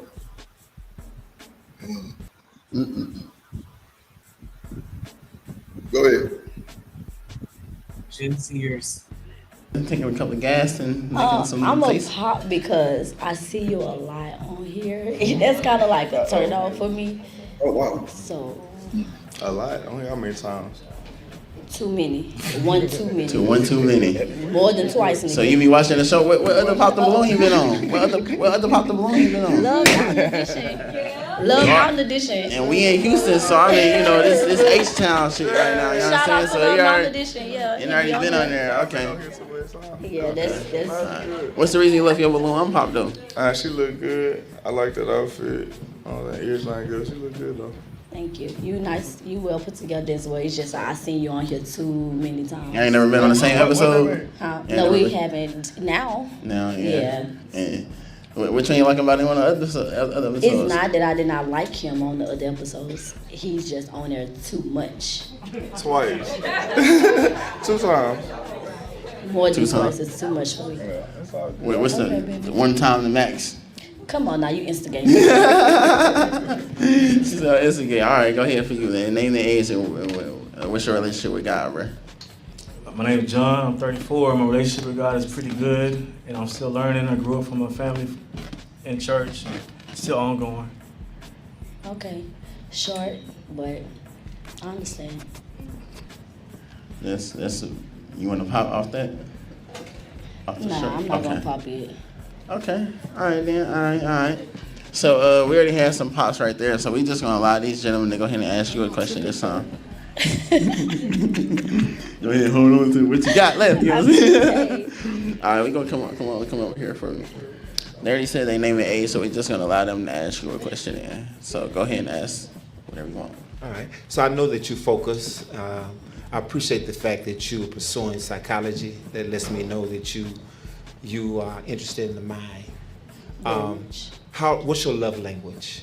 My love language would be action oriented. Like people like to talk a lot. I like to show what I can do with love. Like, don't just tell me what you're gonna do. Show me. Yeah. Okay. All right. Yeah, same right here, man. You already gave your name and age. So just go ahead and answer any question about dating older men. Honestly, truly,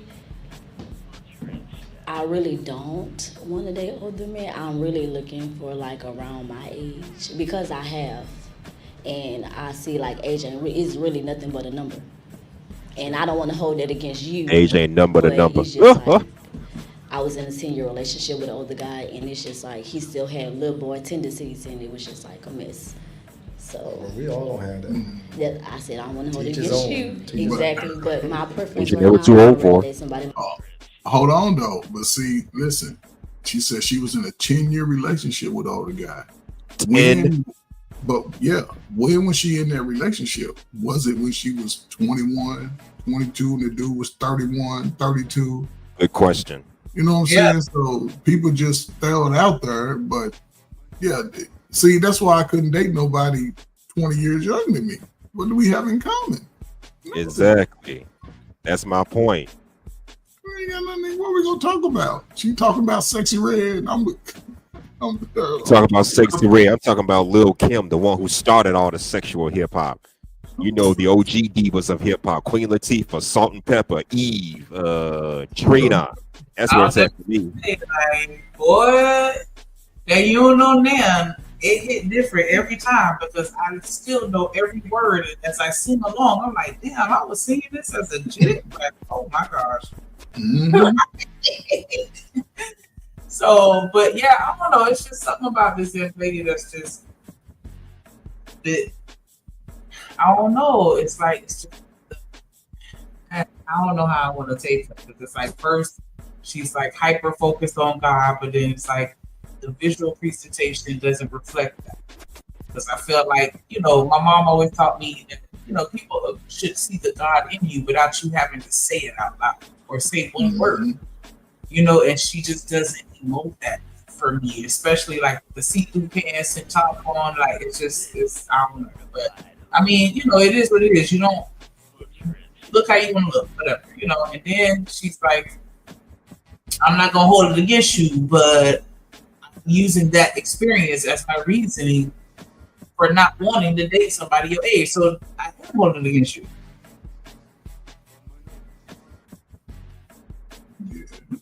Like, I don't know.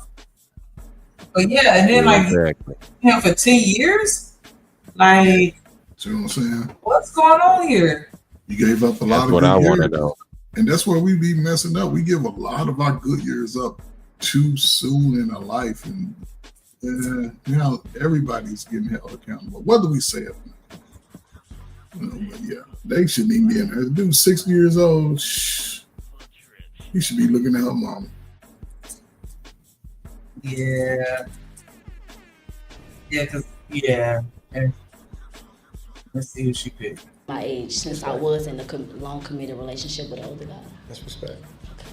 Okay, all right, and we're gonna come over here as well and allow him to ask the question too. So go ahead and answer anything, bro. Okay, so what you call a fun date? A fun date, I would say arcade. I love the movies. Oh, I love skating. I skate, so that'll be fun to me.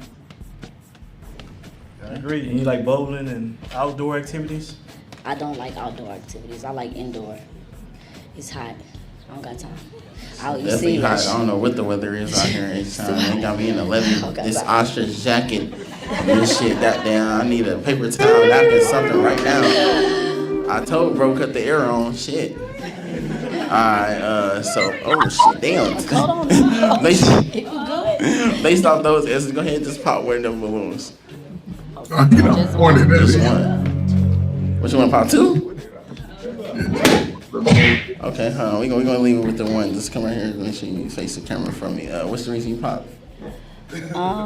As I said, I'm not trying to date anybody older right now. So, yeah. Okay, all right. And what's the reason you left your one pop? Well, you know, she impressed me because, you know, she's pursuing her high academics, should I say. The mere fact that you love God. High academics. If people was to judge the book, they would High see. academics. Just creating words, but okay. That part. But to know that he orders your steps was quite impressive. Thank you. Yeah. Thank you. No, all right, then, all right. So for these last two gentlemen remaining, we just gonna allow a little question showdown. You know what I'm saying? Intervention. You said what? Intervention. I guess so. If that's you know what I'm saying? We're gonna ping back and forth with any questions I want to ask. So, want to go first? Yeah, ladies first. I mean, I feel like I done pretty much said what I needed to say. I feel like you should ask me a question. Okay. Show me She said what she working- said. Look, show me what you working with. Oh, shit. She don't put him on the spot. Yeah. Do you like to enjoy life to the fullest? Of course, that's why I'm here, to live. Like, like that. Okay. Go ahead, wanna bro. ask him That's all nothing? you get. No. You want to ask him anything? You want to ask him anything else either?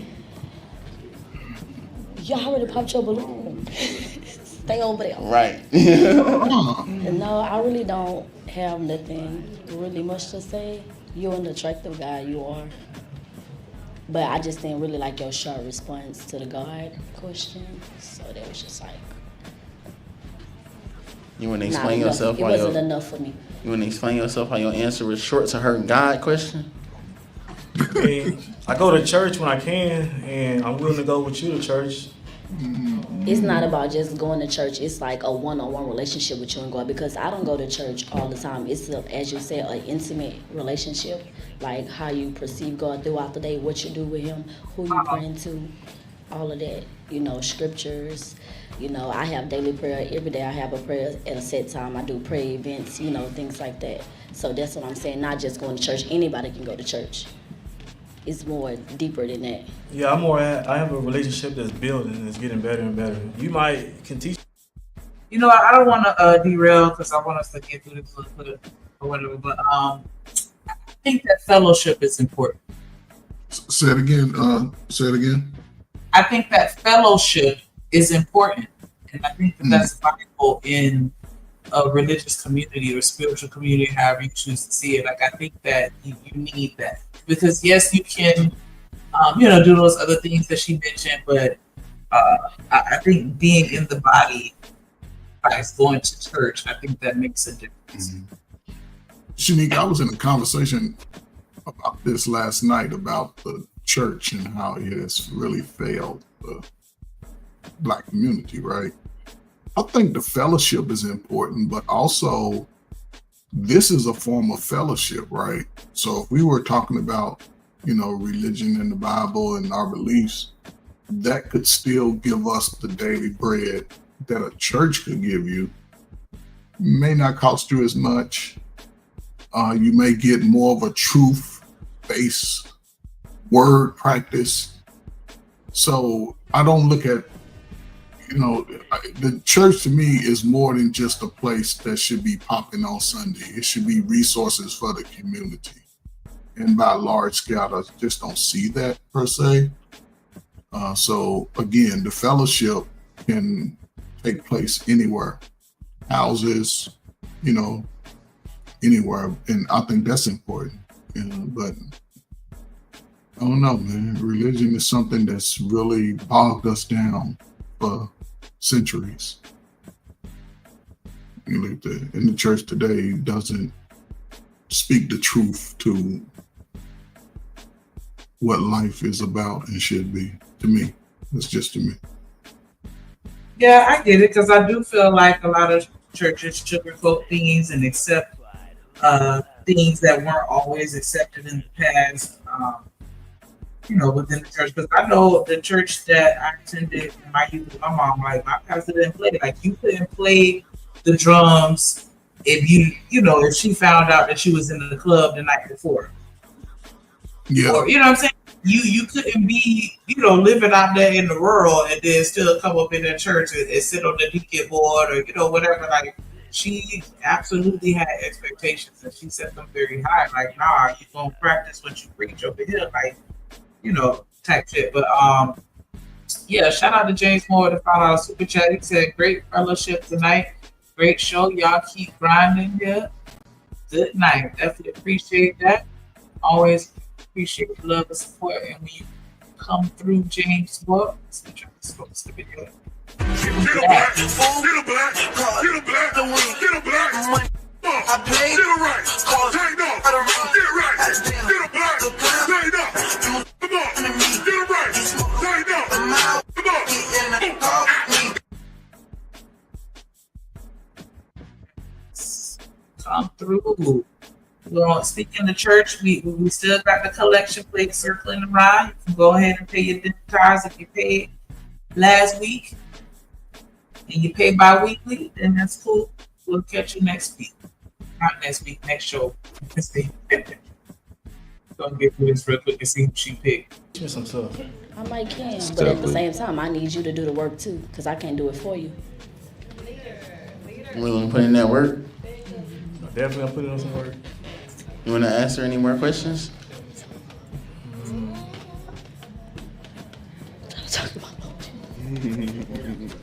Not right now. Not right now? Not right now? Not right now. What's the reason you pop? Because he ain't had no question? Don't look at me, shit, I'm asking you. Okay then, so yes, he didn't have enough to say. Like, come on, at the same time, you pursuing me just like I'm here to pursue you. It's an even exchange. I need you to work with me. That's what It was a question I was gonna ask. Like, you say you're an entertainer, so do you sell adult content? I don't sell adult content, no. Okay, no, I'm saying that's a red flag if you I do not. Okay. So yeah, I'm glad I popped. Okay, hold on, because we still got Bro Balloon down here, man. What we matter of fact, come on, I'm gonna have you come out to us. Come on.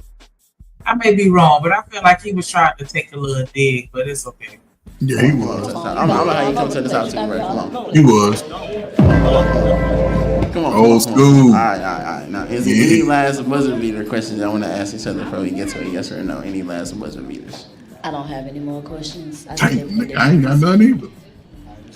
She's standing on that shit, man. Any last buzzer beaters for you? Nah, you gorgeous. Hey, enjoy life. I'm saying spiritually, every path. Okay. So is it a yes for you, bro? I say yes. I like her vibe. I like everything about her. And what about you? Is it a yes for you? It's gonna be a no for me because I'm trying to date somebody my age. Okay, so go ahead and pop this. What you got? What you got left? Yeah, we go. Like, with all that, just for her to be like, yeah, so it's still a no. I don't know. I kind of saw that shit coming. I kind of saw it coming because she did say she prefers younger men, not older men. But getting that far, I don't know. But Hustler, she gave him 2 chances to seal the deal. She gave him a couple of chances. She said, "Give me what you got." When she was in front of. No, man, listen. Before or after she said she didn't want to date older men? But I think it was after. But she still gave him a chance. Then she got him to the front because still his responses, your beauty. No, she's educated. I would have went straight, you smart, you're talented. Just out-of-cake that shit. Been over like, what's up, you young niggas? Y'all can't pull these youngins like granddaddy. Mr. Uh-huh. If you Yeah, even but when think about it, when she asked the question about God, his answer was short too. He said like a real quick 30 seconds. Yeah, I pray over my food. I meditate all the time. And you do. Like, what? Yeah. So I don't feel like he really represented, but you know, it is what it is. Like, I still enjoyed everybody. Definitely was a great show. I want to give y'all a chance to drop y'all final thoughts. H&M, since you're up here with me, what say ye? How you feeling today? I can barely hear you. What you say? I was saying your final thoughts. Good show as always. Salute to Trey first. Salute to Drip. Salute to Dimples. And I'm proud to be part of the nation. The Drip Nation. Okay. You have show. What about you, Ferg? Final thoughts? Man, listen, man. I'm always up for a good laugh, man. I appreciate you because, again, man, you had that sort of unbiased approach to whatever the topics are. And you sort of keep it real for both sides. So that's definitely needed. Hustler, man, you know, you're always doing your thing on your show, man. I catch it whenever I can wake up in time. But no, man, it's always good, man. I ain't chill. I'm gonna tell y'all some updates though, real quick before I go. Right, since I've been on YouTube, right, I've been listening to a lot of conversations and a lot of people's feelings and thoughts about whatever it is to be moving through life. I sort of made a decision over the last week to sort of try to put my skill set back into the world. So I'll apply for a few positions within the high schools, and I'll see. I may not get the job, you know, but my resume speaks for myself. So I'm gonna see what's happening, and I may or may not be present as much. I would say at least within July, at least by the middle of August, my whole life could change. But yeah, I'm gonna go and try it one more time. Get out here and coach some more and do my life skills with young men and young women, man, and just hopefully, man, continue to do what I do best. Cause this YouTube, old niggas crying and complaining, they gonna be in for a whirlwind in the next 15, 20 years. They don't see it coming. It's unfortunate. But young people, they need somebody to give them the truth. Cause the world is about truth to me now. You know, these people, we've been blindfolded for years. Now the young folk need to hear the truth so they can be better. Make us thousandaires and millionaires. But no, salute, man. I'm going to show up and show out. Yes, for sure. Definitely congratulations. I ain't got the job yet. Hey, we're going to go ahead and tap in and speak that and agree. I mean, touch on that and agree and speak that into existence. Because I appreciate it. For sure. And, you know, as long as you pop in when you can, that's all. Yeah. Even a comment on a replay, like that'll do for me. Yeah. You know, with the school day, if it depends on how it goes. If y'all come on early, sometime like 2, 3, yeah, I'm always be in the chat, but you know, pop in if I can. But yeah, I'm looking forward to it. I don't put in several applications. So somebody go call me. Well, a person already reached out to me. So hopefully somebody call me. But yeah, I'm looking forward to it, man. I already know they're going to scoop you up because we definitely need that. We definitely need to be encouraging more males in education, period. Just any type of mentorship, teaching, anything within that capacity. We definitely need more of y'all there. So I definitely appreciate you for what you're doing for the young men in the community because you're definitely making a difference. So I definitely got to give you your flowers. I appreciate it. Sure. I want to thank everybody that came and rocked out with us, everybody that hit the panel, everybody that engaged with us in the chat, anybody that sent a cash app or a super chat. Shout out to Romello. My bad to my Romello. 747. Shout out to LA Project. Shout out to Stan the Man. Shout out to Beretta Scott Key, James Moore, DJ Curry. We definitely appreciate y'all. Y'all that ride or die. We always love that. Shout out to everybody that hit the like button. Make sure you hit it. go check. I like that. I said I was supposed to do that. I think I told you that already. Like, yeah, go check. You hit that like button, go check. Make sure y'all subscribe to the show. If you're on the other platform, leave a comment. Let us know that you're watching. But with us, that's all I can say. Turn on notifications so you don't miss the show. Definitely appreciate that. And with that, you do. Oh, and as Drip would say, sometimes you want to go. Everybody know your name. Peace out, y'all.